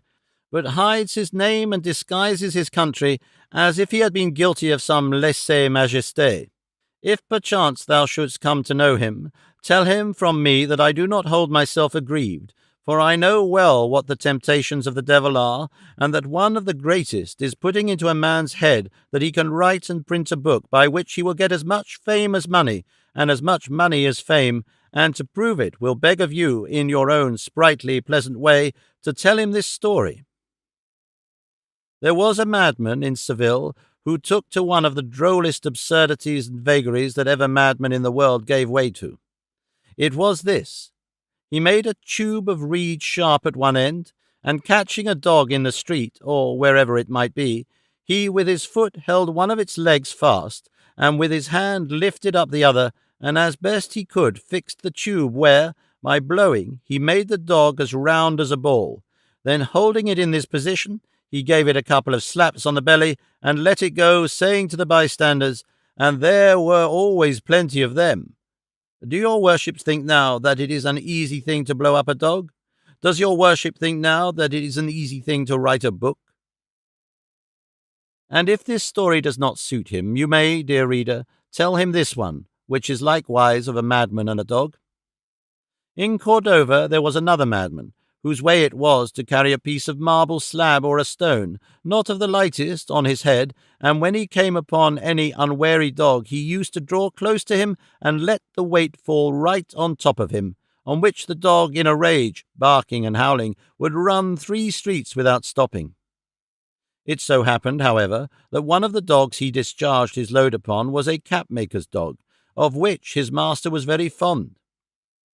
The stone came down, hitting it on the head. The dog raised a yell at the blow. The master saw the affair and was wroth, and snatching up a measuring yard, rushed out at the madman, and did not leave a sound bone in his body, and at every stroke he gave him he said, "You dog, you thief, my lurcher, don't you see, you brute, that my dog is a lurcher?" And so, repeating the word lurcher again and again, he sent the madman away beaten to a jelly. The madman took the lesson to heart and vanished, and for more than a month never once showed himself in public. But after that he came out again with his old trick and a heavier load than ever. He came up to where there was a dog, and examining it very carefully, without venturing to let the stone fall, he said, "This is a lurcher ware."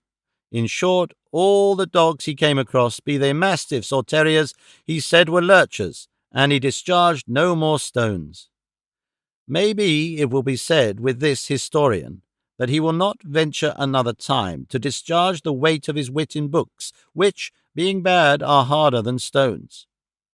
Tell him, too, that I do not care a farthing for the threat he holds out to me of depriving me of my profit by means of his book, for, to borrow from the famous interlude of Perendenga, I say in answer to him, "Long life to my lord the Veinticuatro, and Christ be with us all." Long life to the great Conde de Lemos, whose Christian charity and well-known generosity support me against all the strokes of my cursed fortune, and long life to the supreme benevolence of his Eminence of Toledo, Don Bernardo de Sandoval y Rojas. And what matter if there be no printing presses in the world, or if they print more books against me than there are letters in the verses of Mingo Revolgo? These two princes, unsought by any adulation or flattery of mine, of their own goodness alone have taken it upon them to show me kindness and protect me, and in this I consider myself happier and richer than if fortune had raised me to her greatest height in the ordinary way. The poor man may retain honour, but not the vicious. Poverty may cast a cloud over nobility, but cannot hide it altogether, and as virtue of itself sheds a certain light, even though it be through the straits and chinks of penury, it wins the esteem of lofty and noble spirits, and in consequence their protection.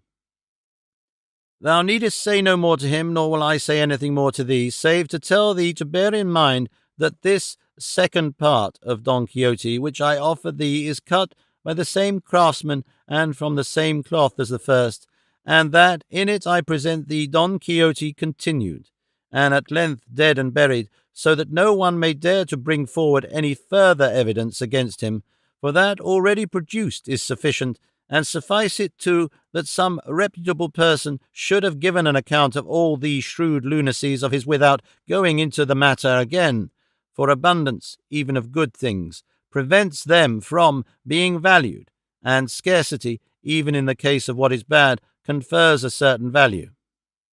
I was forgetting to tell thee that thou mayest expect the Persiles, which I am now finishing, also the second part of Galatea.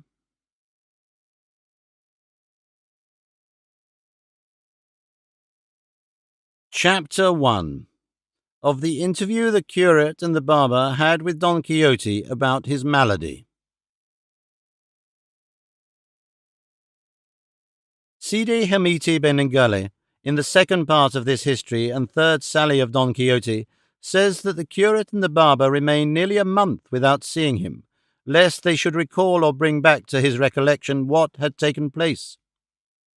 They did not, however, omit to visit his niece and housekeeper, and charge them to be careful to treat him with attention, and give him comforting things to eat, and such as were good for the heart and the brain, whence it was plain to see all his misfortune proceeded. The niece and housekeeper replied that they did so, and meant to do so with all possible care and assiduity, for they could perceive that their master was now and then beginning to show signs of being in his right mind. This gave great satisfaction to the curate and the barber, for they concluded they had taken the right course in carrying him off enchanted on the ox-cart, as has been described in the first part of this great as well as accurate history in the last chapter thereof. So they resolved to pay him a visit and test the improvement in his condition, although they thought it almost impossible that there could be any, and they agreed not to touch upon any point connected with knight-errantry, so as not to run the risk of reopening wounds which were still so tender. They came to see him consequently, and found him sitting up in bed in a green baize waistcoat and a red Toledo cap, and so withered and dried up that he looked as if he had been turned into a mummy. They were very cordially received by him. They asked him after his health, and he talked to them about himself very naturally and in a very well-chosen language. In the course of their conversation they fell to discussing what they call statecraft and systems of government, correcting this abuse and condemning that, reforming one practice and abolishing another, each of the three setting up for a new legislator a modern Lycurgus or a brand new Solon, and so completely did they remodel the state that they seemed to have thrust it into a furnace and taken out something quite different from what they had put in. And on all the subjects they dealt with, Don Quixote spoke with such good sense that the pair of examiners were fully convinced that he was quite recovered and in his full senses.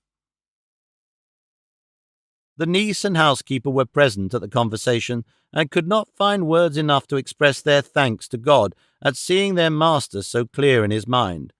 The curate, however, changing his original plan, which was to avoid touching upon matters of chivalry, resolved to test Don Quixote's recovery thoroughly, and see whether it were genuine or not, and so from one subject to another he came at last to talk of the news that had come from the capital, and among other things he said it was considered certain that the Turk was coming down with a powerful fleet, and that no one knew what his purpose was, or when the great storm would burst, and that all Christendom was in apprehension of this, which almost every year calls us to arms, and that his Majesty had made provision for the security of the coasts of Naples and Sicily and the island of Malta.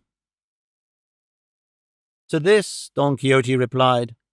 "His Majesty has acted like a prudent warrior in providing for the safety of his realms in time, so that the enemy may not find him unprepared, but if my advice were taken, I would recommend him to adopt a measure which at present, no doubt, his Majesty is very far from thinking of." The moment the curate heard this, he said to himself, "God keep thee in his hand, poor Don Quixote, for it seems to me thou art precipitating thyself from the height of thy madness into the profound abyss of thy simplicity." But the barber, who had the same suspicion as the curate, asked Don Quixote what would be his advice as to the measures that he said ought to be adopted, for perhaps it might prove to be one that would have to be added to the list of the many impertinent suggestions that people were in the habit of offering to princes. "Mine, Master Shaver," said Don Quixote, "will not be impertinent, but on the contrary pertinent."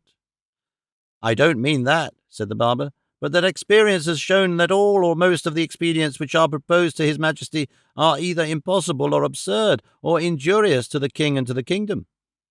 "Mine, however," replied Don Quixote, "is neither impossible nor absurd, but the easiest, the most reasonable, the readiest, and most expeditious that could suggest itself to any projector's mind." "You take a long time to tell it, Signor Don Quixote," said the curate. "I don't choose to tell it here now," said Don Quixote, "and have it reach the ears of the lords of the council tomorrow morning, and some other carry off the thanks and rewards of my trouble." "For my part," said the barber, "I give my word here before God that I will not repeat what your worship says to king, rook, or earthly man, an oath I learned from the ballad of the curate, who, in the prelude, told the king of the thief who had robbed him of the 100 gold crowns and his pacing mule." "I am not versed in stories," said Don Quixote, "but I know the oath is a good one, because I know the barber to be an honest fellow." "Even if he were not," said the curate, "I will go bail and answer for him in this matter. He will be as silent as a dummy, under pain of paying any penalty that may be pronounced." "And who will be security for you, Signor Curate?" said Don Quixote. "My profession," replied the curate, "which is to keep secrets." "Odds body," said Don Quixote at this, "what more has his Majesty to do but to command, by public proclamation, all the knights-errant that are scattered over Spain to assemble on a fixed day in the capital, for even if no more than half a dozen come, there may be one among them who alone will suffice to destroy the entire might of the Turk. Give me your attention and follow me.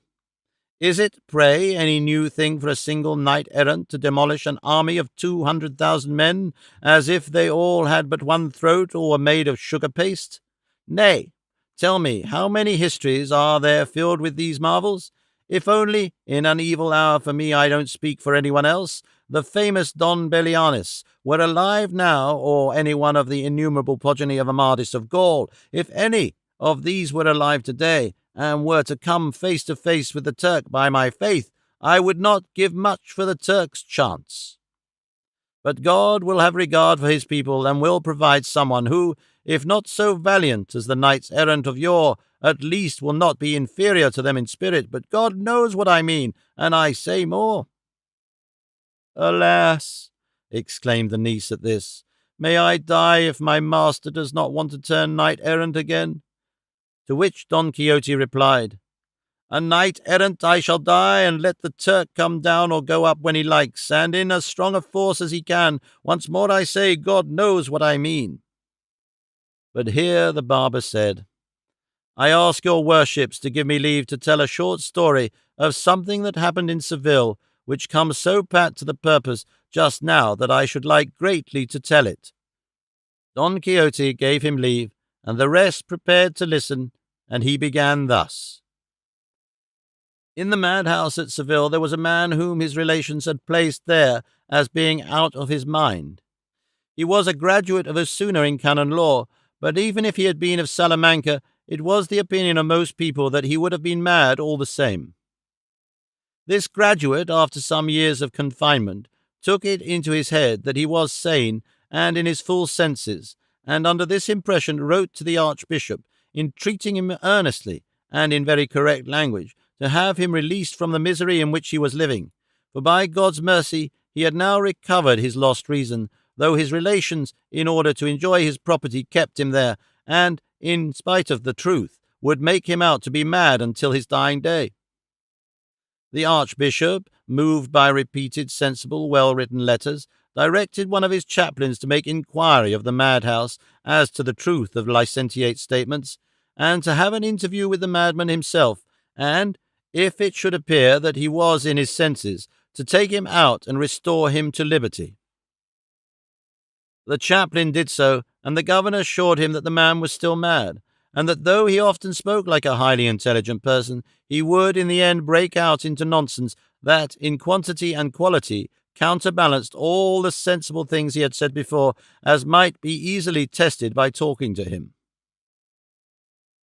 The chaplain resolved to try the experiment, and obtaining access to the madman, conversed with him for an hour or more, during the whole time of which he never uttered a word that was incoherent or absurd, but, on the contrary, spoke so rationally that the chaplain was compelled to believe him to be sane. Among other things, he said the governor was against him, not to lose the presents his relations made him for reporting him still mad, but with lucid intervals, and that the worst foe he had in his misfortune was his large property, for in order to enjoy it his enemies disparaged and threw doubts upon the mercy our Lord had shown him in turning him from a brute beast into a man.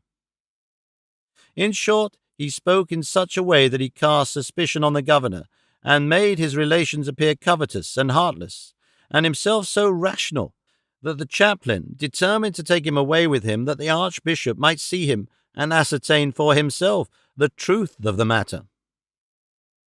Yielding to this conviction, the worthy chaplain begged the governor to have the clothes in which the licentiate had entered the house given to him. The governor again bade him beware of what he was doing, as the licentiate was beyond a doubt still mad. But all his cautions and warnings were unavailing to dissuade the chaplain from taking him away. The governor, seeing that it was the order of the Archbishop, obeyed, and they dressed the licentiate in his own clothes, which were new and decent. He, as soon as he saw himself clothed like one in his senses, and divested of the appearance of a madman, entreated the chaplain to permit him in charity to go and take leave of his comrades the madmen. The chaplain said he would go with him to see what madmen there were in the house. So they went upstairs, and with them some of those who were present. Approaching a cage in which there was a furious madman, though just at that moment calm and quiet, the licentiate said to him, "Brother, think if you have any commands for me, for I am going home, as God has been pleased in his infinite goodness and mercy, without any merit of mine, to restore me my reason. I am now cured and in my senses, for with God's power nothing is impossible. Have strong hope and trust in him, for as he has restored me to my original condition, so likewise he will restore you if you trust in him. I will take care to send you some good things to eat, and be sure you eat them, for I would have you know I am convinced, as one who has gone through it, that all this madness of ours comes of having the stomach empty and the brains full of wind. Take courage, for despondency in misfortune breaks down health and brings on death. To all these words of the licentiate, another madman in a cage opposite that of the furious one was listening, and raising himself up from an old mat on which he lay stark naked, he asked in a loud voice who it was that was going away cured and in his senses. The licentiate answered, "It is I, brother, who am going. I have now no need to remain here any longer, for which I return infinite thanks to heaven that has had so great mercy upon me." "Mind what you are saying, licentiate. Don't let the devil deceive you," replied the madman. "Keep quiet, stay where you are, and you will save yourself the trouble of coming back." "I know I am cured," returned the licentiate, "and that I shall not have to go stations again." "You cured?" said the madman. "Well, we shall see. God be with you, but I swear to you by Jupiter, whose majesty I represent on earth, that for this crime alone which Seville is committing today in releasing you from this house, and treating you as if you were in your senses, I shall have to inflict such a punishment on it as will be remembered for ages and ages. Amen. Dost thou not know, thou miserable little licentiate, that I can do it, being, as I say, Jupiter the Thunderer, who hold in my hands the fiery bolts with which I am able and am wont to threaten and lay waste the world? But in one way only will I punish this ignorant town, and that is by not raining upon it, nor any part of its district or territory, for 3 whole years, to be reckoned from the day and moment when this threat is pronounced. Thou free, thou cured, thou in thy senses, and I mad, I disordered, I bound, I will as soon think of sending rain as of hanging myself." Those present stood listening to the words and exclamations of the madman, but our licentiate, turning to the chaplain and seizing him by the hand, said to him, "Be not uneasy, signor. Attach no importance to what this madman has said. For if he is Jupiter and will not send rain, I, who am Neptune, the father and god of the waters, will rain as often as it pleases me and may be needful." The governor and the bystanders laughed, and at their laughter the chaplain was half ashamed, and he replied, "For all that, Signor Neptune, it will not do to vex Signor Jupiter. Remain where you are, and some other day, when there is a better opportunity and more time, we will come back for you." So they stripped the licentiate, and he was left where he was, and that's the end of the story. "So that's the story, Master Barber," said Don Quixote, "which come in so pat to the purpose that you could not help telling it? Master Shaver, how blind is he who cannot see through a sieve? Is it possible that you do not know that comparisons of wit with wit, valor with valor, beauty with beauty, birth with birth, are always odious and unwelcome? I, Master Barber, am not Neptune, the god of the waters, nor do I try to make anyone take me for an astute man, for I am not one. My only endeavor is to convince the world of the mistake it makes in not reviving in itself the happy time when the order of knight-errantry was in the field. But our depraved age does not deserve to enjoy such a blessing as those ages enjoyed, when knights-errant took upon their shoulders the defence of kingdoms, the protection of damsels, the succour of orphans and minors, the chastisement of the proud, and the recompense of the humble. With the knights of these days, for the most part, it is the damask, brocade, and rich stuffs they wear that rustle as they go, not the chain mail of their armour. No knight nowadays sleeps in the open field, exposed to the inclemency of heaven, and in full panoply from head to foot. No one now takes a nap, as they call it, without drawing his feet out of the stirrups, and leaning upon his lance, as the knight-errants used to do. No one now, issuing from the wood, penetrates yonder mountains, and then treads the barren, lonely shore of the sea, mostly a tempestuous and stormy one, and finding on the beach a little bark without oars, sail, mast, or tackling of any kind, in the intrepidity of his heart flings himself into it, and commits himself to the wrathful billows of the deep sea, that one moment lift him up to heaven, and the next plunge him into the depths, and opposing his breast to the irresistible gale, finds himself, when he least expects it, 3,000 leagues and more away from the place where he embarked, and leaping ashore in a remote and unknown land, has adventures that deserve to be written not on parchment but on brass.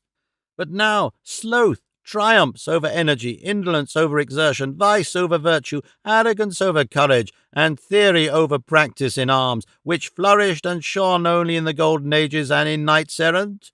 For tell me, who was more virtuous and more valiant than the famous Amadis of Gaul? Who more discreet than the Palmerin of England? Who more gracious and easy than Tirante el Blanco? Who more courtly than Lisuarte of Greece? Who more slashed or slashing than Don Belianis? Who more intrepid than Perion of Gaul? Who more ready to face danger than Felix Marte of Hicania? Who more sincere than Espladian? Who more impetuous than Don Cirongilio of Thrace? Who more bold than Rodamonte? Who more prudent than King Sobrino? Who more daring than Reynaldos? Who more invincible than Roland? Who more gallant and courteous than Ruggiero? From whom the Dukes of Ferrara of the present day are descended, according to Turpin in his Cosmography. All these knights, and many more that I could name, Signor Curate, were knights errant, the light and glory of chivalry. These, or such as these, I would have to carry out my plan, and in that case his Majesty would find himself well served, and would save great expense, and the Turk would be left tearing his beard. And so I will stay where I am, as the chaplain does not take me away, and if Jupiter, as the barber has told us, will not send rain, here am I, and I will reign when I please. I say this, that Master Basin may know that I understand him." "Indeed, Signor Don Quixote," said the barber, "I did not mean in that way, and, so help me God, my intention was good, and your worship ought not to be vexed." "As to whether I ought to be vexed or not," returned Don Quixote, "I myself am the best judge." Hereupon the curate observed, "I have hardly said a word as yet, and I would gladly be relieved of a doubt arising from what Don Quixote has said that worries and works my conscience." "The Signor Curate has leave for more than that," returned Don Quixote, "so he may declare his doubt, for it is not pleasant to have a doubt on one's conscience." "Well then, with that permission," said the curate, "I say my doubt is that all I can do, I cannot persuade myself that the whole pack of knights errant you, Signor Don Quixote, have mentioned, were really and truly persons of flesh and blood that ever lived in the world. On the contrary, I suspect it to be all fiction, fable, and falsehood, and dreams told by men awakened from sleep, or rather still half asleep." "That is another mistake," replied Don Quixote, "into which many have fallen who do not believe that there ever were such knights in the world, and I have often, with divers people and on divers occasions, tried to expose this almost universal error to the light of truth. Sometimes I have not been successful in my purpose, sometimes I have, supporting it upon the shoulders of the truth, which truth is so clear that I can almost say I have with my own eyes seen Amadis of Gaul, who was a man of lofty stature, fair complexion, with a handsome though black beard, of a countenance between gentle and stern in expression, sparing of words, slow to anger, and quick to put it away from him, as I have depicted Amadis. So I could, I think, portray and describe all the knights errant that are in all the histories in the world. For by the perception I have that they were what their histories describe, and by the deeds they did and the dispositions they displayed, it is possible, with the aid of sound philosophy, to deduce their features, complexion, and stature." "How big, in your worship's opinion, may the giant Morganti have been, Signor Don Quixote?" asked the barber.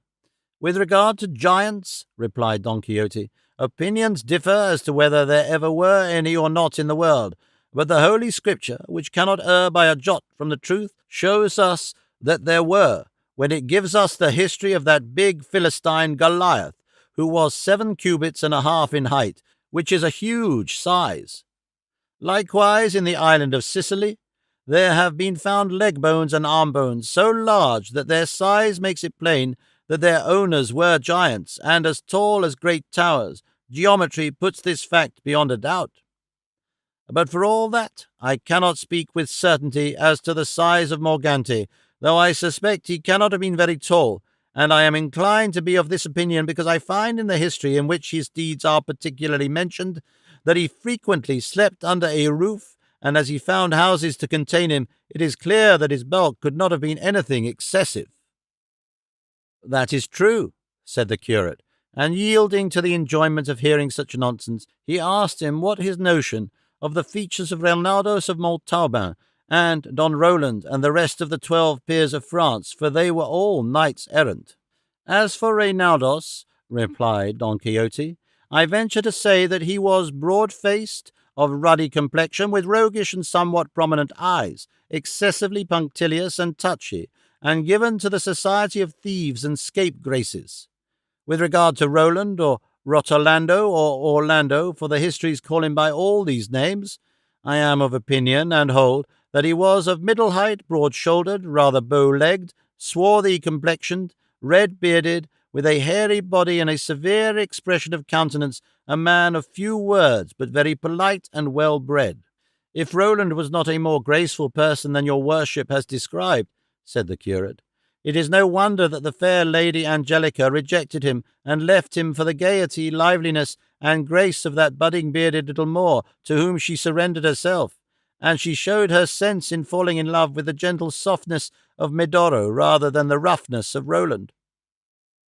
"That Angelica, Signor Curate," returned Don Quixote, "was a giddy damsel, flighty and somewhat wanton, and she left the world as full of her vagaries as of the fame of her beauty. She treated with scorn 1,000 gentlemen, men of valour and wisdom, and took up with a smooth-faced sprig of a page, without fortune or fame, except such reputation for gratitude as the affection he bore his friend got for him. The great poet who sang her beauty, the famous Ariosto, not caring to sing her adventures after her contemptible surrender, which probably were not over and above creditable, dropped her where he says, 'How she received the sceptre of Cathay, some bard of defter quill may sing some day.' And this was no doubt a kind of prophecy, for poets are also called vates, that is to say, diviners, and its truth was made plain, for since then a famous Andalusian poet has lamented and sung her tears, and another famous and rare poet, a Castilian, has sung her beauty." "Tell me, Signor Don Quixote," said the barber here, "among all those who praised her, has there been no poet to write a satire on this Lady Angelica?" "I can well believe," replied Don Quixote, "that if Sacripante or Roland had been poets, they would have given the damsel a trimming. For it is naturally the way with poets who have been scorned and rejected by their ladies, whether fictitious or not, in short, by those whom they select as the ladies of their thoughts, to avenge themselves in satires and libels. A vengeance, to be sure, unworthy of generous hearts, but up to the present I have not heard of any defamatory verse against the Lady Angelica, who turned the world upside down." "Strange," said the curate.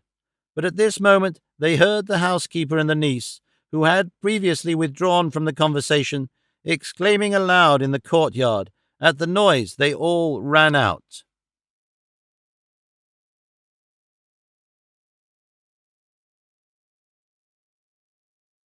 Chapter 2,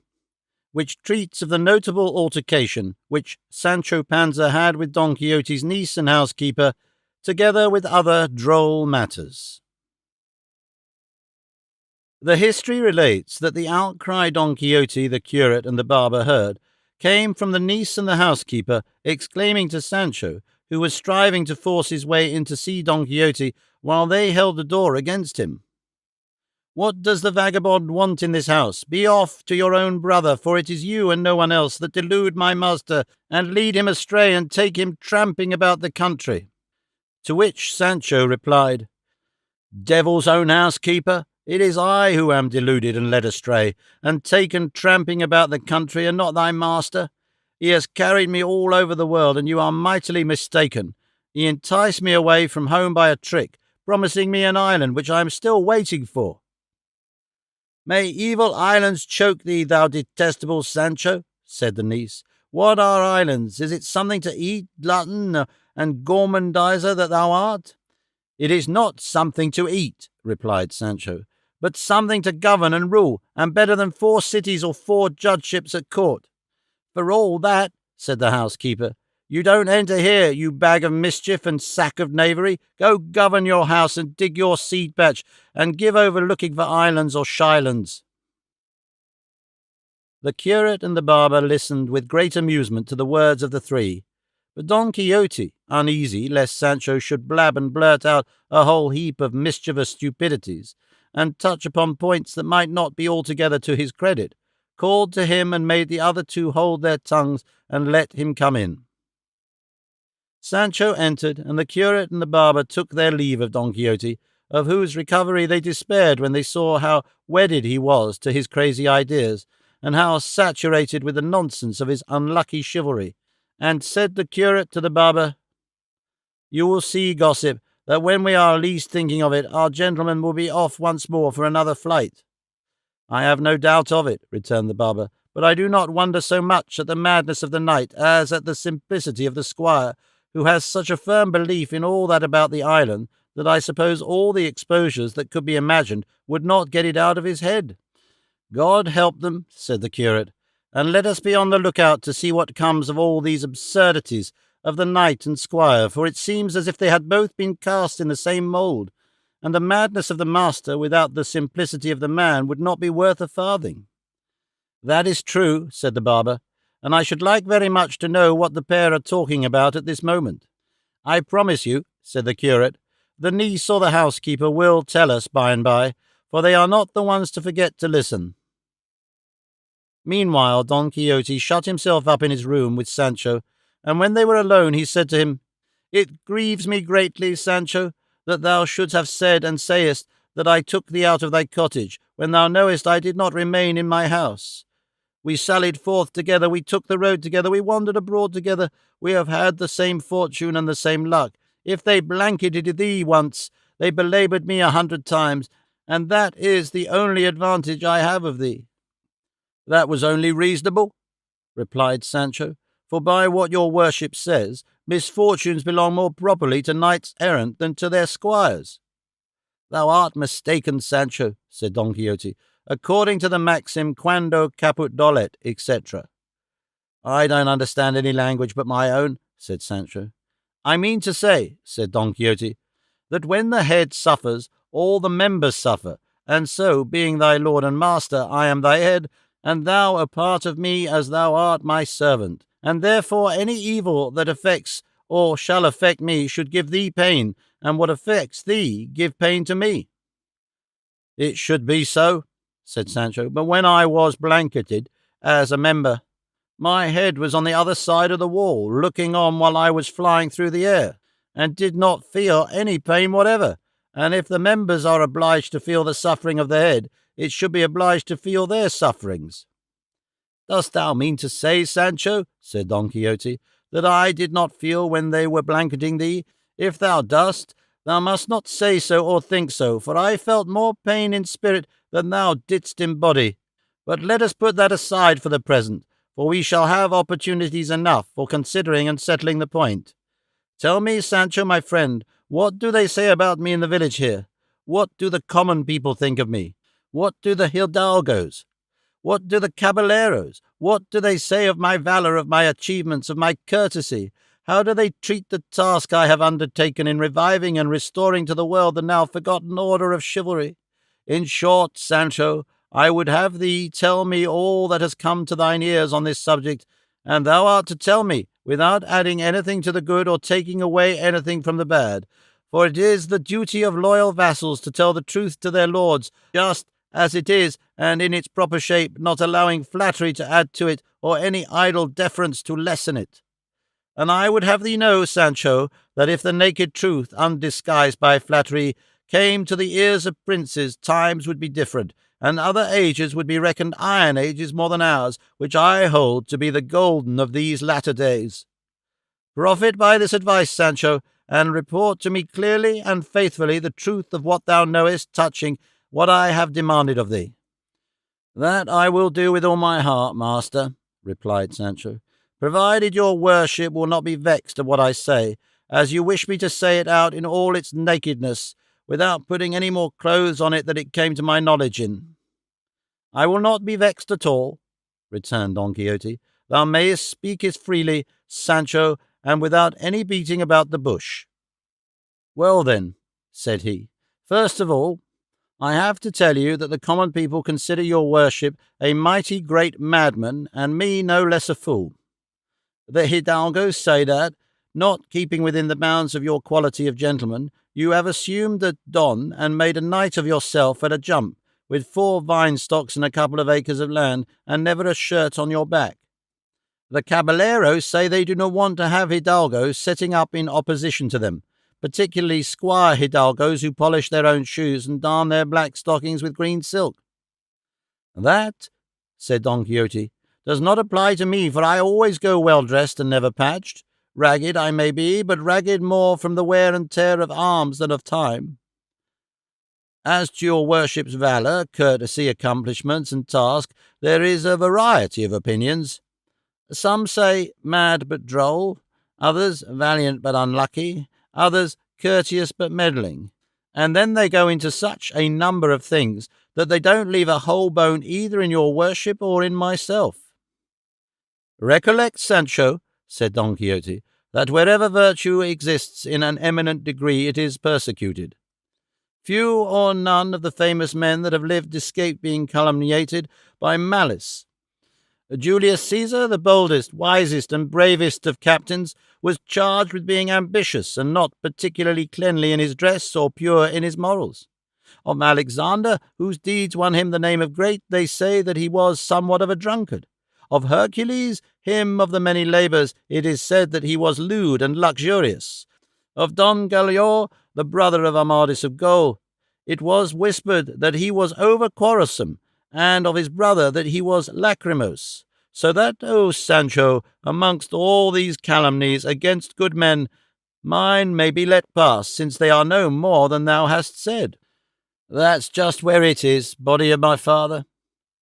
"Is there more, then?" asked Don Quixote. "There's the tail to be skinned yet," said Sancho. "All so far is cakes and fancy bread, but if your worship wants to know all about the calumnies they bring against you, I will fetch you one this instant who can tell you the whole of them without missing an atom. For last night the son of Bartholomew Carrasco, who has been studying at Salamanca, came home after having been made a bachelor, and when I went to welcome him, he told me that your worship's history is already abroad in books with the title of The Ingenious Gentleman Don Quixote of La Mancha, and he says they mention me in it by my own name of Sancho Panza, and the lady Dulcinea del Toboso too, and divers things that happened to us when we were alone, so that I crossed myself in my wonder how the historian who wrote them down could have known them."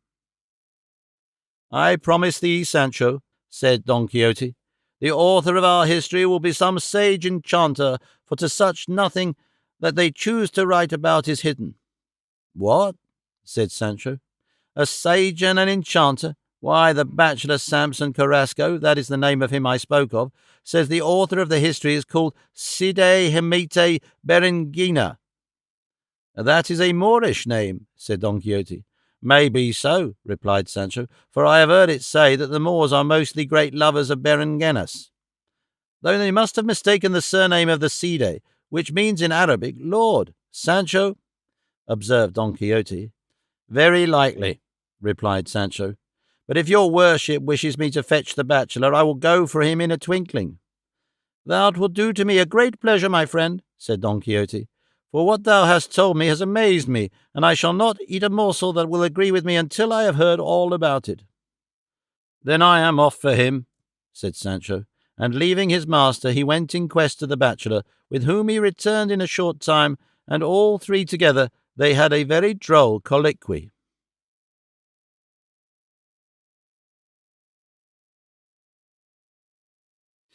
Chapter 3. Of the laughable conversation that passed between Don Quixote, Sancho Panza, and the bachelor Samson Carrasco. Don Quixote remained very deep in thought, waiting for the bachelor Carrasco, from whom he was to hear how he himself had been put into a book, as Sancho said, and he could not persuade himself that any such history could be in existence, for the blood of the enemies he had slain was not yet dry on the blade of his sword, and now they wanted to make out that his mighty achievements were going about in print. For all that, he fancied some sage, either a friend or an enemy, might, by the aid of magic, have given them to the press, if a friend, in order to magnify and exalt them above the most famous ever achieved by any knight-errant, if an enemy, to bring them to naught and degrade them below the meanest ever recorded of any low squire, though, as he said to himself, the achievements of squires never were recorded. If, however, it were the fact that such a history were in existence, it must necessarily, being the story of a knight-errant, be grandiloquent, lofty, imposing, grand and true. With this he comforted himself somewhat, though it made him uncomfortable to think that the author was a Moor, judging by the title of Cide, and that no truth was to be looked for from Moors, as they are all impostors, cheats, and schemers. He was afraid he might have dealt with his love affairs in some indecorous fashion, that might tend to the discredit and prejudice of the purity of his lady Dulcinea del Toboso. He would have had him set forth the fidelity and respect he had always observed towards her, spurning queens, empresses, and damsels of all sort, and keeping in check the impetuosity of his natural impulses. Absorbed and wrapped up in these and divers other cogitations, he was found by Sancho and Carrasco, whom Don Quixote received with great courtesy. The bachelor, though he was called Samson, was of no great bodily size, but he was a very great wag. He was of a sallow complexion, but very sharp-witted, somewhere about 24 years of age, with a round face, a flat nose, and a large mouth, all indications of a mischievous disposition and love of fun and jokes, and of this he gave a sample as soon as he saw Don Quixote, by falling on his knees before him and saying, "Let me kiss your mightiness's hand, Signor Don Quixote of La Mancha, for by the habit of St. Peter that I wear, though I have no more than the first 4 orders, your worship is one of the most famous knights-errant that have ever been or will be all over the world.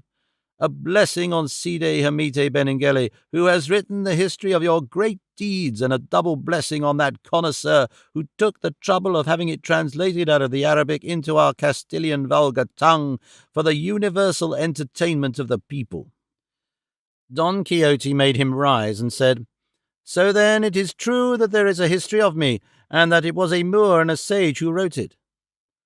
"So true is it, Signor," said Samson, "that my belief is there are more than 12,000 volumes of the said history in print this very day. Only ask Portugal, Barcelona, and Valencia, where they have been printed, and moreover there is a report that it is being printed at Antwerp, and I am persuaded there will not be a country or language in which there will not be a translation of it. One of the things," here observed Don Quixote, "that ought to give most pleasure to a virtuous and eminent man is to find himself in his lifetime in print and in type, familiar in people's mouths with a good name. I say with a good name, for if it be the opposite, then there is no death to be compared to it." "If it goes by good name and fame," said the bachelor, "your worship alone bears away the palm from all the knights-errant. For the Moor in his own language and the Christian in his have taken care to set before us your gallantry, your high courage in encouraging dangers, your fortitude in adversity, your patience under misfortunes as well as wounds, the purity and continence of the platonic loves of your worship and my lady Donna Dulcinea del Toboso." "I never heard my lady Dulcinea called Donna," observed Sancho here. "Nothing more than the lady Dulcinea del Toboso, so here already the history is wrong." "This is not an objection of any importance," replied Carrasco. "Certainly not," said Don Quixote. "But tell me, Signor Bachelor, what deeds of mine are they that I made most of in this history?" "On that point," replied the bachelor, "opinions differ, as tastes do. Some swear by the adventure of the windmills that your worship took to be Briareuses." others by that of the fulling mills. One cries up the description of the 2 armies that afterwards took the appearance of 2 droves of sheep, another of the dead body on its way to be buried at Segovia. A third says the liberation of the galley slaves is the best of all, and a fourth that nothing comes up to the affair that the Benedictine giants and the battle with the valiant Biscayan. "Tell me, Signor Bachelor," said Sancho at this point, "does the adventure with the Yangusans come in when our good Rocinante went hankering after dainties?" "The sage has left nothing in the ink bottle," replied Samson. "He tells all and sets down everything, even to the capers that worthy Sancho cut in the blanket." "I cut no capers in the blanket," returned Sancho. "In the air I did, and more of them than I liked." "There is no human history in the world, I suppose," said Don Quixote, "that has not its ups and downs, but more than others, such as deal with chivalry, for they can never be entirely made up of prosperous adventures." "For all that," replied the bachelor, "there are those who have read the history who say they would have been glad if the author had left out some of the countless cudgellings that were inflicted on Signor Don Quixote in various encounters." "That's where the truth of the history comes in," said Sancho. "At the same time, they might fairly have passed them over in silence," observed Don Quixote, "for there is no need of recording events which do not change or affect the truth of a history, if they tend to bring the hero of it into contempt. Aeneas was not in truth and earnest so pious as Virgil represents him, nor Ulysses so wise as Homer describes him." "That is true," said Samson, "but it is one thing to write as a poet, another to write as a historian. The poet may describe or sing things not as they were, but as they ought to have been. But the historian has to write them down not as they ought to have been, but as they were, without adding anything to the truth or taking anything from it." "Well then," said Sancho, "if this Signor Moore goes in for telling the truth, no doubt among my master's drubbings mine are to be found, for they never took the measure of his worship's shoulders without doing the same for my whole body. But I have no right to wonder at that, for, as my master himself says, the members must share the pain of the head." "You are a sly dog, Sancho," said Don Quixote. "If faith you have no want of memory when you choose to remember." "If I were to try to forget the thwacks they gave me," said Sancho, "my wheels would not let me, for they are still fresh on my ribs." "Hush, Sancho," said Don Quixote, "and don't interrupt the bachelor, whom I entreat to go on and tell all that is said about me in this history." "And about me," said Sancho, "for they say, too, that I am one of the principal personages in it."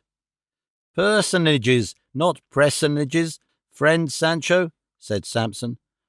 "What, another word catcher?" said Sancho. "If that's to be the way, we shall not make an end in a lifetime." "May God shorten mine, Sancho," returned the bachelor, "if you are not the second person in the history, and there are even some who would rather hear you talk than the cleverest in the whole book, though there are some, too, who say you showed yourself over-credulous in believing there was any possibility in the government of that island offered you by Signor Don Quixote." "There is still sunshine on the wall," said Don Quixote, "and when Sancho is somewhat more advanced in life, with the experience that years bring, he will be fitter and better qualified for being a governor than he is at present." "By God, my master," said Sancho, "the island that I cannot govern with the years I have, I will not be able to govern with the years of Methuselah. The difficulty is that the said island keeps its distance somewhere, I know not where, and not that there is any want of head in me to govern it." "Leave it to God, Sancho," said Don Quixote, "for all will be, and perhaps better than you think. No leaf on the tree stirs but by God's will." "That is true," said Samson, "and if it be God's will, there will not be any want of 1,000 islands, much less one, for Sancho to govern." "I have seen governors in these parts," said Sancho, "that are not to be compared to my shoe-sole, and for all that they are called your worship and served on silver." "Those are not governors of islands," observed Samson, "but of other governments of an easier kind. Those that govern islands must at least know grammar." "I could manage the gram well enough," said Sancho, "but for the mar I have neither learning nor liking, for I don't know what it is. But leaving this matter to the government in God's hands, to send me wherever it may be most to his service, I may tell you, Signor Bachelor Samson Carrasco, it has pleased me beyond measure that the author of this history should have spoken of me in such a way that what is said of me gives no offence. For, on the faith of a true squire, if he had said anything about me that was at all unbecoming an old Christian, such as I am, the deaf would have heard it. That would be working miracles, said Samson. Miracles or no miracles, said Sancho, let everyone mind how he speaks or writes about people, and not set down at random the first thing that comes into his head. One of the faults they find with this history, said the bachelor, is that its author inserted in it a novel called The Ill-Advised Curiosity. Not that it is bad or ill told, but that it is out of place and has nothing to do with the history of his worship Signor Don Quixote. I will bet the son of a dog has mixed the cabbages and the baskets, said Sancho. Then I say, said Don Quixote, the author of my history was no sage, but some ignorant chatterer who, in a haphazard and heedless way, set about writing it, let it turn out as it might, just as Orabania, the painter of Ubeda, used to do, who, when they asked him what he was painting, answered, what it may turn out. Sometimes he would paint a cock in such a fashion, and so unlike, that he had to write alongside of it in Gothic letters, this is a cock, and so it will be with my history, which will require a commentary to make it intelligible. No fear of that, returned Samson, for it is so plain that there is nothing in it to puzzle over. The children turn its leaves, the young people read it, the grown men understand it, the old folk praise it. In a word, it is so thumbed and read, and got by heart by people of all sorts, that the instant they see any lean hack, they say, there goes Rocinante. And those that are most given to reading it are the pages, for there is not a lord's antechamber where there is not a Don Quixote to be found. One takes it up if another lays it down, this one pounces upon it, and that begs for it. In short, the said history is the most delightful and least injurious entertainment that has been hitherto seen, for there is not to be found in the whole of it even the semblance of an immodest word or a thought that is other than Catholic. To write it in any other way, said Don Quixote, would not be to write truth but falsehood, and historians who have recourse to falsehood ought to be burned, like those who coined false money, and I know nor what could have led the author to have recourse to novels and irrelevant stories, when he had so much to write about in mine. No doubt he must have gone by the proverb, with straw or with hay, etc., for by merely setting forth my thoughts, my sighs, my tears, my lofty purposes, my enterprises, he might have made a volume as large or larger than all the works of El Tostado would make up. In fact, the conclusion I arrive at, Signor Bachelor, is that to write histories or books of any kind, there is need of great judgment and a ripe understanding. To give expression to humour and write in a strain of graceful pleasantry is the gift of great geniuses. The cleverest character in comedy is the clown, for he who would make people take him for a fool must not be one. History is in a measure a sacred thing, for it should be true, and where the truth is, there God is. But notwithstanding this, there are some who write and fling books broadcast on the world as if they were fritters. There is no book so bad but it has something good in it, said the bachelor. No doubt of that, replied Don Quixote, but it often happens that those who have acquired and attained a well-deserved reputation by their writings lose it entirely or damage it in some degree when they give them to the press. The reason of that, said Samson, is that as printed works are examined leisurely, their faults are easily seen, and the greater the fame of the writer, the more closely are they scrutinized. Men famous for their genius, great poets, illustrious historians, are always or most commonly envied by those who take a particular delight and a pleasure in criticizing the writings of others, without having produced any of their own. That is no wonder, said Don Quixote, for there are many divines who are no good for the pulpit, but excellent in detecting the defects or excesses of those who preach.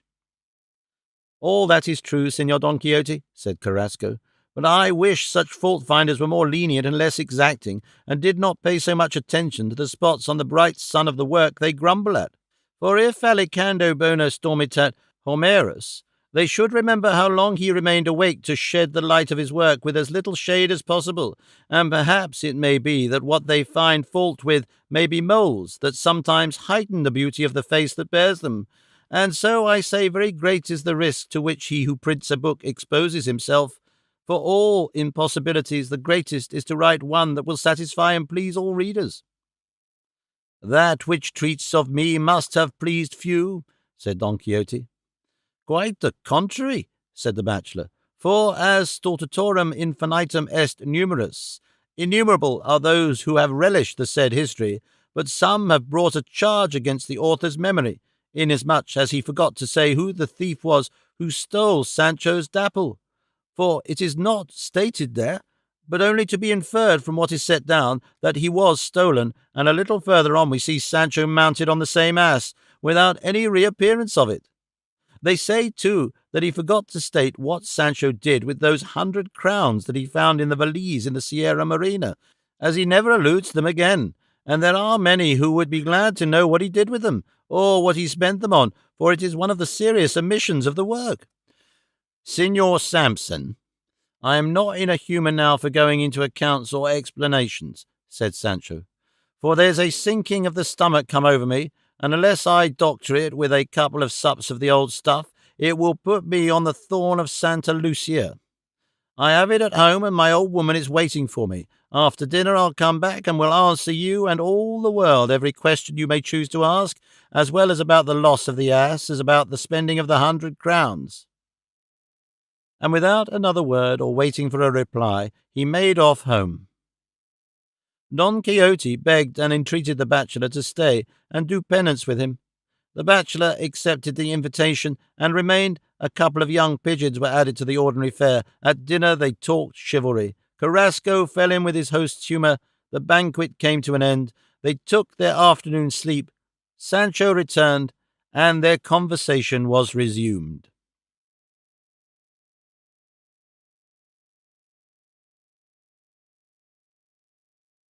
Chapter 4, in which Sancho Panza gives a satisfactory reply to the doubts and questions of the bachelor Samson Carrasco, together with other matters worth knowing and telling.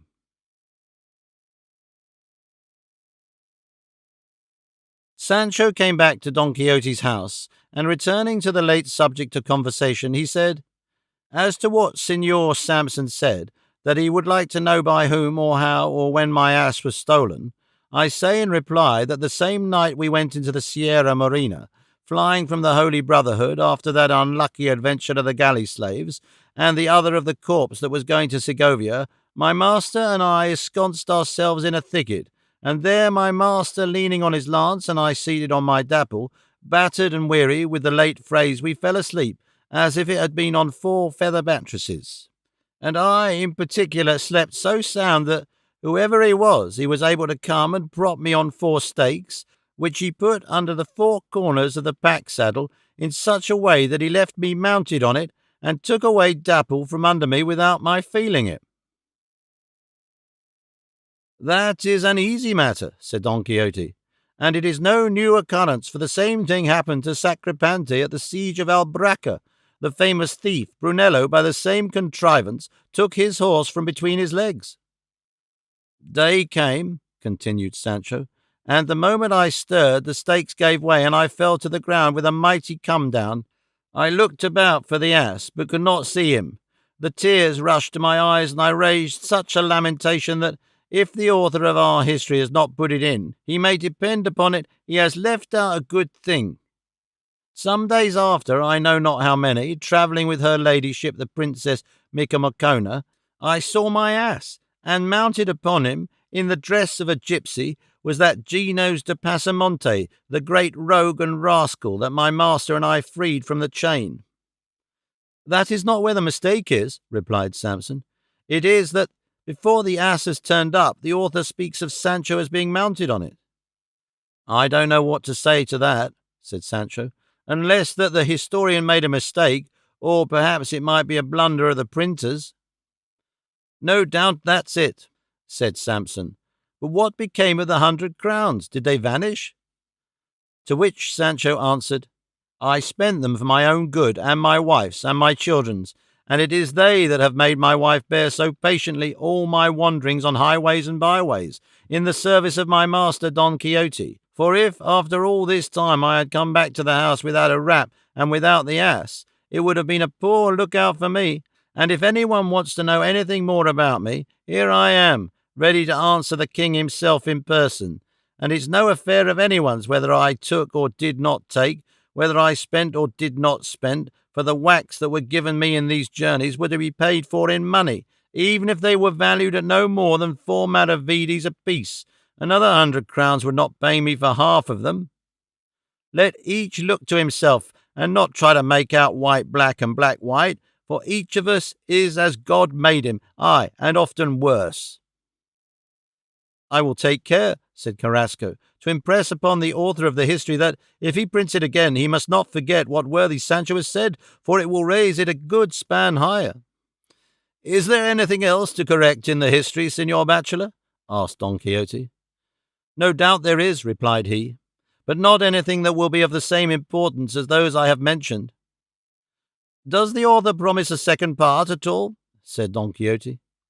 He does promise one, replied Samson, but he says he has not found it, nor does he know who has got it, and we cannot say whether it will appear or not. And so, on that head, as some say that no second part has ever been good, and others that enough has been already written about Don Quixote, it is thought that there will be no second part, though some, who are jovial rather than saturnine, say, let us have more Quixotades, let Don Quixote charge and Sancho chatter, and no matter what it may turn out, we shall be satisfied with that. And what does the author mean to do? Said Don Quixote. What? Replied Samson. Why, as soon as he has found the history which he is now searching for with extraordinary diligence, he will at once give it to the press, moved more by the profit that may accrue to him from doing so than by any thought of praise. Whereat Sancho observed, The author looks for money and profit, does he? It will be a wonder if he succeeds, for it will be only hurry with him, like the tailor on Easter Eve, and works done in a hurry are never finished as perfectly as they ought to be. Let Master Moore, or whatever he is, pay attention to what he is doing, and I and my master will give him as much grouting ready to his hand, in the way of adventures and accidents of all sorts, as would make up not only one second part, but 100.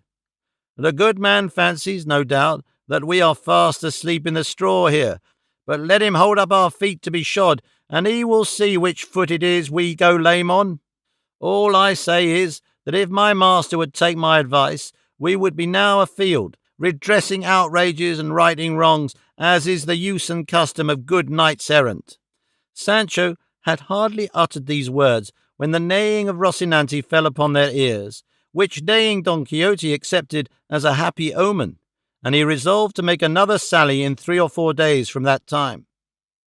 Announcing his intention to the bachelor, he asked his advice as to the quarter in which he ought to commence his expedition, and the bachelor replied that, in his opinion, he ought to go to the kingdom of Aragon and the city of Saragossa, where there were to be certain solemn joustings at the festival of St. George, at which he might win renown above all the knights of Aragon, which would be winning it above all the knights of the world.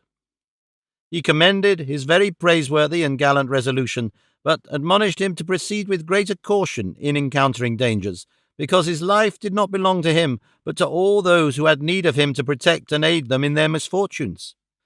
That's where it is. What I abominate, Signor Samson, said Sancho here. My master will attack 100 armed men as a greedy boy would 6 melons. Body of the world, Signor Bachelor, there is a time to attack and a time to retreat, and it is not to be always Santiago and close Spain. Moreover, I have heard it said, and I think by my master himself, if I remember rightly, that the mean of valour lies between the extremes of cowardice and rashness, and if that be so, I don't want him to fly without having good reason, or to attack when the odds make it better not. But, above all things, I warn my master that if he is to take me with him, it must be on the condition that he is to do all the fighting, and that I am not to be called upon to do anything except what concerns keeping him clean and comfortable. In this I will dance attendance on him readily, but to expect me to draw sword, even against rascally churls of the hatchet and hood, is idle. I don't set up to be a fighting man, Signor Samson, but only the best and most loyal squire that ever served knight-errant, and if my master, Don Quixote, in consideration of my many faithful services, is pleased to give me some island of the many his worship says one may stumble on in these parts, I will take it as a great favour, and if he does not give it to me, I was born like everyone else, and a man must not live in dependence on anyone except God. And what is more, my bread will taste as well, and perhaps even better, without a government, that if I were a governor, and how do I know but that in these governments the devil may have prepared some trip for me, to make me lose my footing and fall and knock my grinders out. Sancho I was born, and Sancho I mean to die. But for all that, if heaven were to make me a fair offer of an island, or something else of the kind, without much trouble and without much risk, I am not such a fool as to refuse it, for they say too much when they offer thee a heifer run with a halter, and when good luck comes to thee take it in. Brother Sancho, said Carrasco, you have spoken like a professor, but, for all that, put your trust in God and in Señor Don Quixote, for he will give you a kingdom, not to say an island. It is all the same, be it more or be it less, replied Sancho, though I can tell Señor Carrasco that my master would not throw the kingdom he might give me into a sack all in holes, for I have felt my own pulse, and I find myself sound enough to rule kingdoms and govern islands, and I have before now told my master as much. Take care, Sancho, said Samson. Honours change manners, and perhaps when you find yourself a governor, you won't know the mother that bore you. That may hold good to those that are born in the ditches, said Sancho, not of those who have the fat of an old Christian 4 fingers deep on their souls as I have. Nay, only look at my disposition. Is that likely to show ingratitude to anyone? God grant it, said Don Quixote. We shall see when the government comes, and I seem to see it already. He then begged the bachelor, if he were a poet, to do him the favour of composing some verses for him, conveying the farewell he meant to take of his lady Dulcinea del Toboso, and to see that a letter of her name was placed at the beginning of each line, so that, at the end of the verses, Dulcinea del Toboso might be read by putting together the first letters. The bachelor replied that although he was not one of the famous poets of Spain, who were, they said, only 3 1/2, he would not fail to compose the required verses, though he saw a great difficulty in the task, as the letters which made up the name were 17. So, if he made 4 ballad stanzas of 4 lines each, there would be a letter over, and if he made them of 5, what they called decimas or redondillas, there were 3 letters short. Nevertheless, he would try to drop a letter as well as he could, so that the name Dulcinea del Toboso might be got into 4 ballad stanzas. It must be by some means or other, said Don Quixote, for unless the name stands there plain and manifest, no woman would believe the verses were made for her. They agreed upon this, and that the departure should take place in 3 days from that time. Don Quixote charged the bachelor to keep it a secret, especially from the curate and Master Nicholas, and from his niece and the housekeeper, lest they should prevent the execution of his praiseworthy and valiant purpose. Carrasco promised all, and then took his leave, charging Don Quixote to inform him of his good or evil fortunes whenever he had an opportunity, and thus they bade each other farewell, and Sancho went away to make the necessary preparations for their expedition.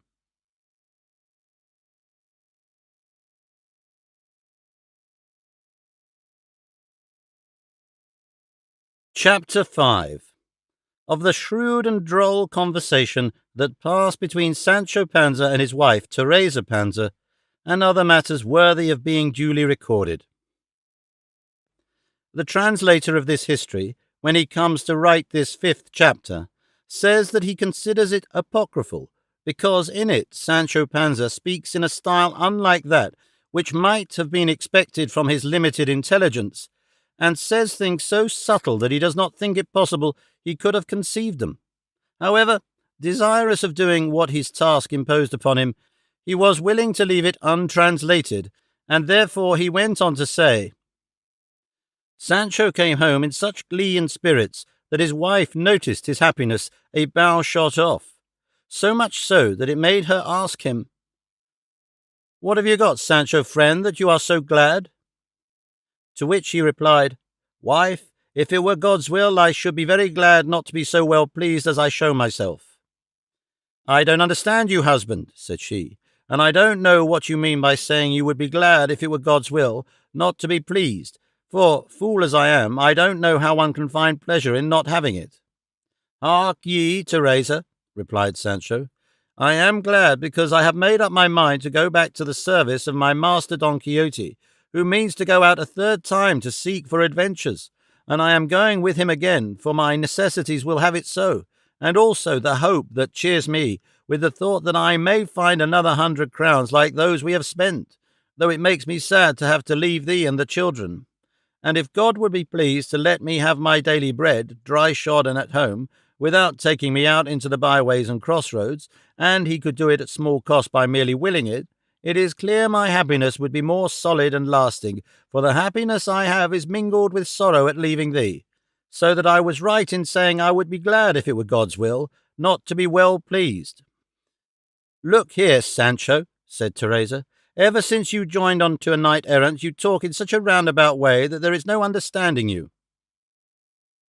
It is good enough that God understands me, wife, replied Sancho, for he is the understander of all things that will do. But mind, sister, you must look to Dapple carefully for the next 3 days, so that he may be fit to take arms. Double his feed and see to the pack-saddle and other harness, for it is not to a wedding we are bound, but to go round the world and play at give and take with giants and dragons and monsters, and hear hissings and roarings, and bellowings and howlings, and even all this would be lavender, if we had not to reckon with Yangusans and enchanted Moors.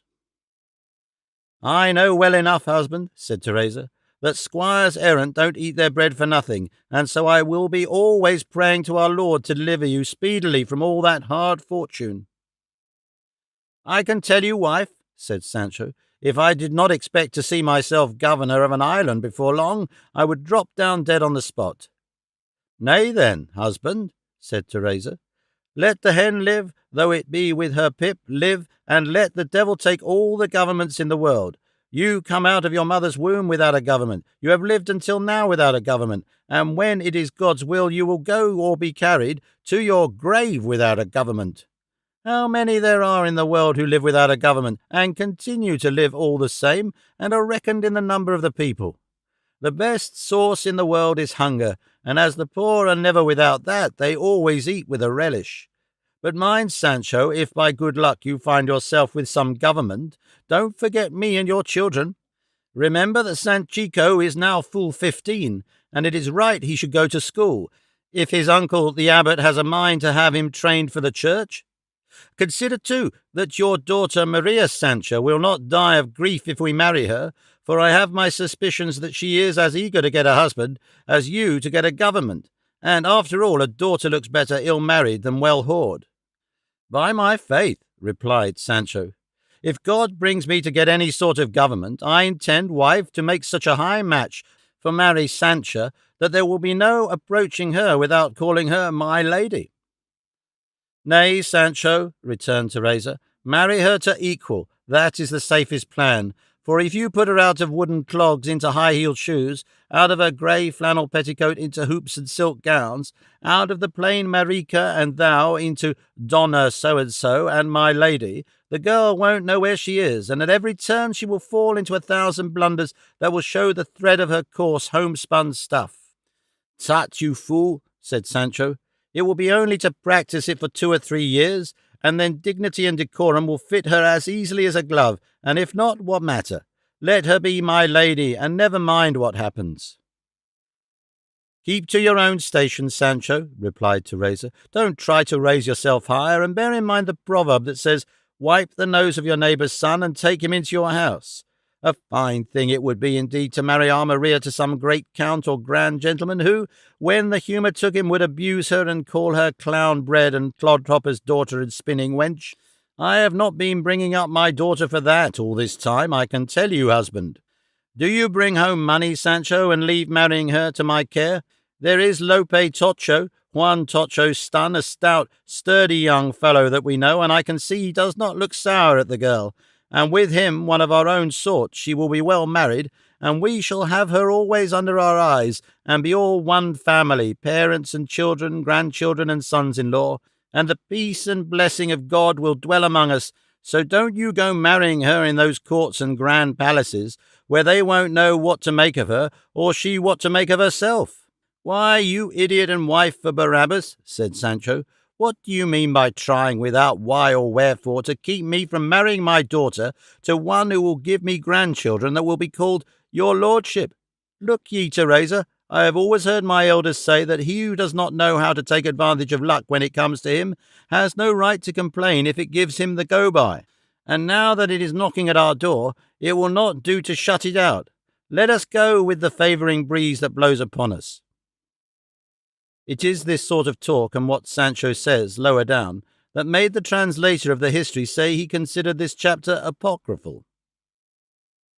"Don't you see, animal," continued Sancho, "that it will be well for me to drop into some profitable government that will lift us out of the mire, and marry Sancho to whom I like, and you yourself will find yourself called Donna Teresa Panza, and sitting in church on a fine carpet and cushions and draperies, in spite and in defiance of all the born ladies of the town. No, stay as you are, growing neither greater nor less like a tapestry figure. Let us say no more about it, for Sanchica will be a countess, say what you will." "Are you sure of all you say, husband?" replied Teresa. "Well, for all that, I am afraid this rank of countess for my daughter will be her ruin. You do as you like, make a duchess or a princess of her, but I can tell you it will not be with my will and consent. I was always a lover of equality, brother, and I can't bear to see people give themselves airs without any right. They call me Teresa at my baptism, a plain, simple name, without any additions or tags or fringes of dons or donnas. Casillajo was my father's name, and as I am your wife, I am called Teresa Panza, though by right I ought to be called Teresa Casillajo, but kings go where laws like, and I am content with this name without having the don put on top of it, to make it so heavy that I cannot carry it. And I don't want to make people talk about me when they see me go dressed like a countess or governor's daughter, for they will say at once, 'See what airs the slut gives herself. Only yesterday she was always spinning flax, and used to go to mass with the tail of her petticoat over her head instead of a mantle, and there she goes today in a hooped gown with her brooches and airs, as if we didn't know her.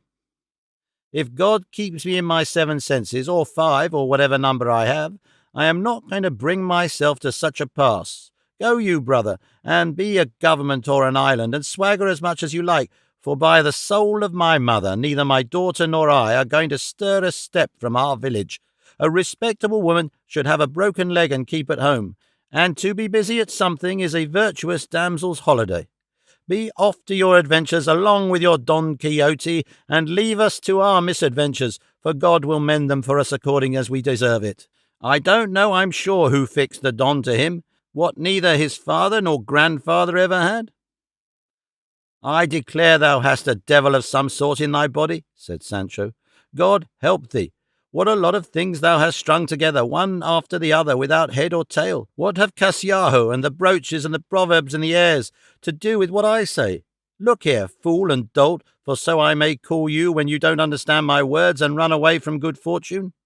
If I had said that my daughter was to throw herself down from a tower, or go roaming the world as the Infanta Donna Urraca wanted to do, you would be right in not giving way to my will. But if in an instant, in less than the twinkling of an eye, I put the Don and my lady on her back, and take her out of the stubble and place her under a canopy, on a dais and on a couch, with more velvet cushions than all the Almades of Morocco ever had in their family, why won't you consent and fall in with my wishes?" "Do you know why, husband?" replied Teresa. "Because of the proverb that says, 'Who covers thee discovers thee.' At the poor man many people only throw a hasty glance, on the rich man they fix their eyes, and if the said rich man was once on a time poor, it is then that there is the sneering and the tattle and spite of backbiters, and in the streets here they swarm as thick as bees." "Look here, Teresa," said Sancho, "and listen to what I am now going to say to you. Maybe you never heard it in all your life, and I do not give my own notions, for what I am about to say are the opinions of his reverence the preacher, who preached in this town last Lent, and who said, if I remember rightly, that all things present that our eyes behold bring themselves before us, and remain and fix themselves on our memory much better and more forcibly than things past." These observations which Sancho makes here are the other ones on account of which the translator says he regards this chapter as apocryphal, inasmuch as they are beyond Sancho's capacity. Whence it arises, he continued, that when we see any person well dressed and making a figure with rich garments and retinue of servants, it seems to lead and impel us perforce to respect him, though memory may at the same moment recall to us some lowly condition in which we have seen him, but which, whether it may have been poverty or low birth, being now a thing of the past, has no existence, while the only thing that has any existence is what we see before us. And if this person whom fortune has raised from his original lowly state, these were the very words the Padre used, to his present height of prosperity, be well-bred, generous, courteous to all, without seeking to vie with those whose nobility is of ancient date, depend upon it, Teresa, no one will remember what he was, and everyone will respect what he is, except, indeed, the envious, from whom no fair fortune is safe. I do not understand you, husband, replied Teresa. Do as you like, and don't break my head with any more speechifying and rhetoric, and if you have revolved to do what you say— Resolved, you should say, woman, said Sancho, not revolved. Don't set yourself to wrangle with me, husband, said Teresa. I speak as God pleases, and don't deal in out-of-the-way phrases, and I say if you are bent upon having a government, take your son Sancho with you, and teach him from this time on how to hold a government, for sons ought to inherit and learn the trades of their fathers. As soon as I have the government, said Sancho, I will send for him by post, and I will send thee money, of which I shall have no lack, for there is never any want of people to lend it to governors when they have not got it, and do thou dress him so as to hide what he is and make him look what he is to be. You send the money, said Teresa, and I'll dress him up for you as fine as you please. Then we are agreed that our daughter is to be a countess, said Sancho. The day that I see her a countess, replied Teresa, it will be the same to me as if I was burying her. But once more I say, do as you please, for we women are born to this burden of being obedient to our husbands, though they be dogs. And with this she began to weep in earnest, as if she already saw Sanchicha dead and buried. Sancho consoled her by saying that though he must make her a countess, he would put it off as long as possible. Here their conversation came to an end, and Sancho went back to see Don Quixote and make arrangements for their departure.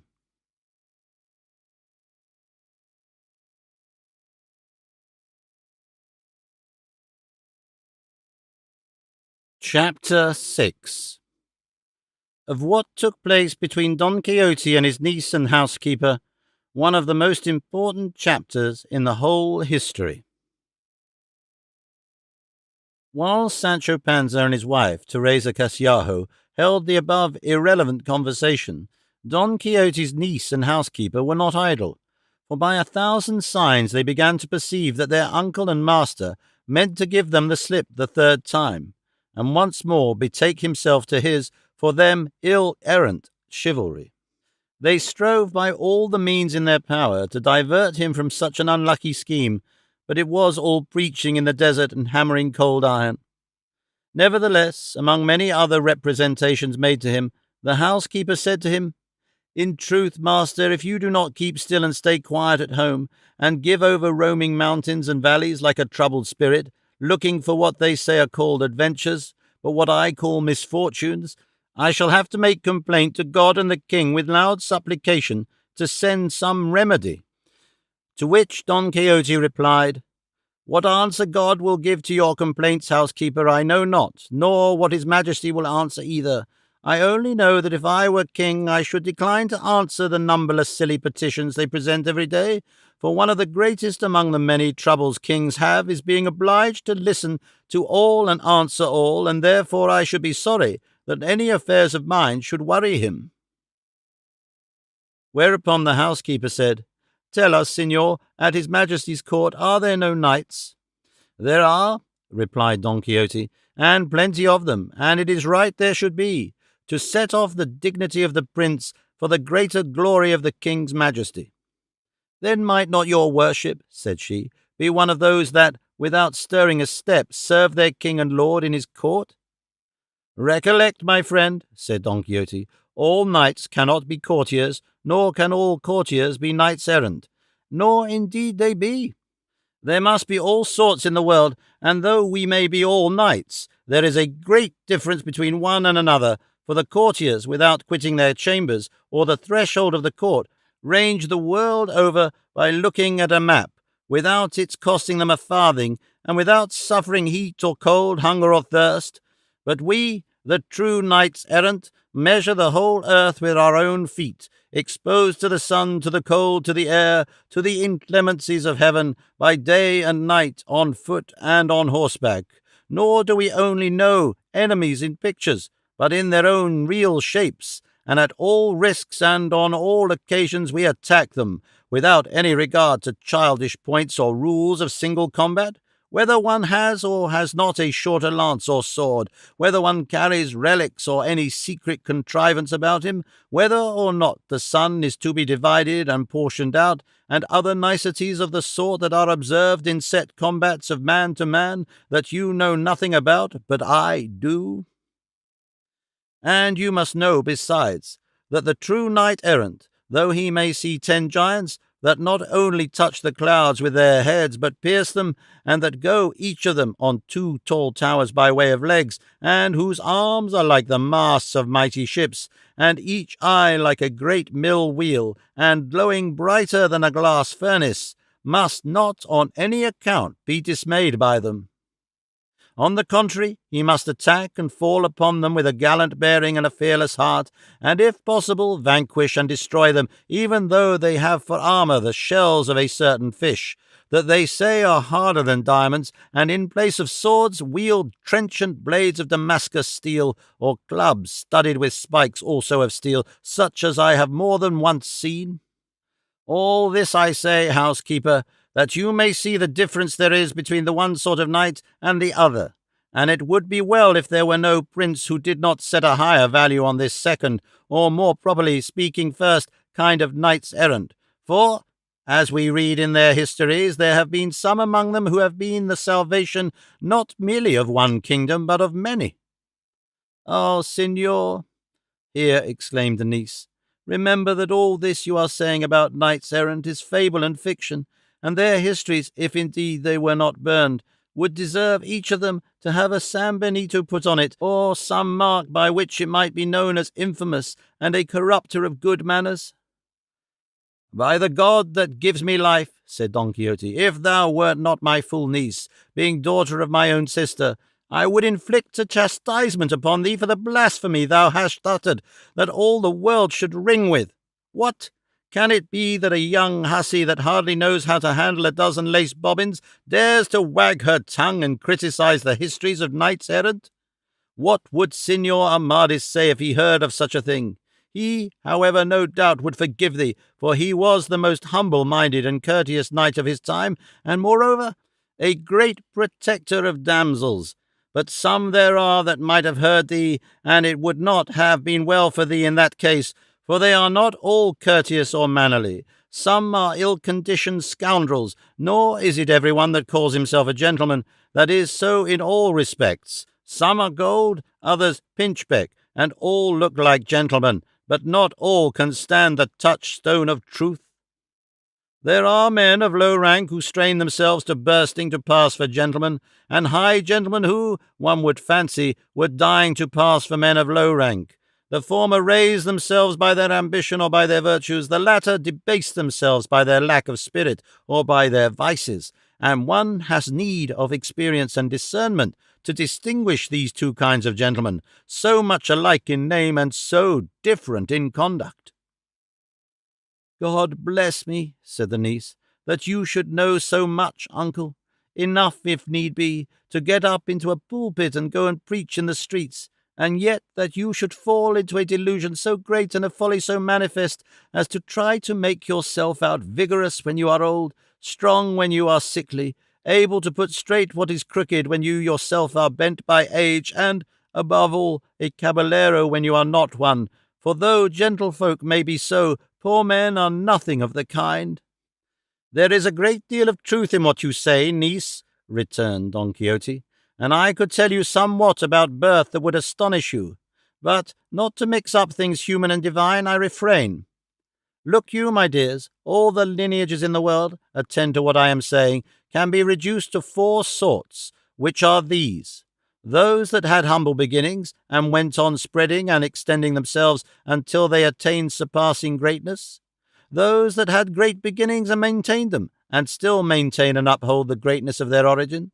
those, again, that from a great beginning have ended in a point like a pyramid, having reduced and lessened their original greatness till it has come to naught, like the point of a pyramid, which, relatively to its base or foundation, is nothing. And then there are those, and it is they that are the most numerous, that have had neither an illustrious beginning nor a remarkable mid-course, and so will have an end without a name, like an ordinary plebeian line. Of the first, those that had an humble origin and rose to the greatness they still preserve, the Ottoman house may serve as an example, which from a humble and lowly shepherd its founder has reached the height at which we now see it. For examples of the second sort of lineage, that begin with greatness and maintains it still without adding to it, there are the many princes who have inherited the dignity and maintain themselves in their inheritance without increasing or diminishing it, keeping peacefully within the limits of their states. Of those that began great and ended in a point, there are thousands of examples, for all the Pharaohs and Ptolemies of Egypt, the Caesars of Rome, and the whole herd, if I may apply such a word to them, of countless princes, monarchs, lords, Medes, Assyrians, Persians, Greeks, and barbarians. All these lineages and lordships have ended in a point and come to nothing, they themselves as well as their founders, for it would be impossible now to find one of their descendants, and even should we find one, it would be in some lowly and humble condition. Of plebeian lineages I have nothing to say, save that they merely serve to swell the number of those that live, without any eminence to entitle them to any fame or praise beyond this. From all I have said, I would have you gather, my poor innocents, that great is the confusion among lineages, and that only those are seen to be great and illustrious that show themselves by the virtue, wealth, and generosity of their possessors. I have said virtue, wealth, and generosity, because a great man who is vicious will be a great example of vice, and a rich man who is not generous will be merely a miserly beggar. For the possessor of wealth is not made happy by possessing it, but by spending it, and not by spending as he pleases, but by knowing how to spend it well. The poor gentleman has no way of showing that he is a gentleman, but by virtue, by being affable, well-bred, courteous, gentle-mannered, and kindly, not haughty, arrogant, or censorious, but above all by being charitable. For by 2 maravedis, given with a cheerful heart to the poor, he will show himself as generous as he who distributes alms with bell-ringing, and no one that perceives him to be endowed with the virtues I have named, even though he know him not, will fail to recognize and set him down as one of good blood, and it would be strange were it not so. Praise has ever been the reward of virtue, and those who are virtuous cannot fail to receive commendation. There are 2 roads, my daughters, by which men may reach wealth and honours. One is that of letters, the other that of arms. I have more of arms than of letters in my composition, and, judging by my inclination to arms, was born under the influence of the planet Mars. I am, therefore, in a measure constrained to follow that road, and by it I must travel, in spite of all the world, and it will be labour in vain for you to urge me to resist what heaven wills, fate ordains, reason requires, and, above all, my own inclination favours, for knowing as I do the countless toils that are the accompaniments of knight-errantry, I know, too, the infinite blessings that are attained by it. I know that the path of virtue is very narrow, and the road of vice broad and spacious. I know their ends and goals are different, for the broad and easy road of vice ends in death, and the narrow and toilsome one of virtue in life, and not transitory life, but in that which has no end. I know, as our great Castilian poet says, that it is by rugged paths like these they go, that scale the heights of immortality, unreached by those that falter here below. "Woe is me!" exclaimed the niece. "My lord is a poet too. He knows everything, and he can do everything. I will bet if he chose to turn mason, he could make a house as easily as a cage." "I can tell you, niece," replied Don Quixote, "if these chivalrous thoughts did not engage all my faculties, there would be nothing that I could not do, nor any sort of knick-knack that would not come from my hands, particularly cages and toothpicks." At this moment there came a knocking at the door, and when they asked who was there, Sancho Panza made answer that it was he. The instant the housekeeper knew who it was, she ran to hide herself, so as not to see him, in such abhorrence did she hold him. The niece let him in, and his master Don Quixote came forward to receive him with open arms, and the pair shut themselves up in his room, where they had another conversation not inferior to the previous one.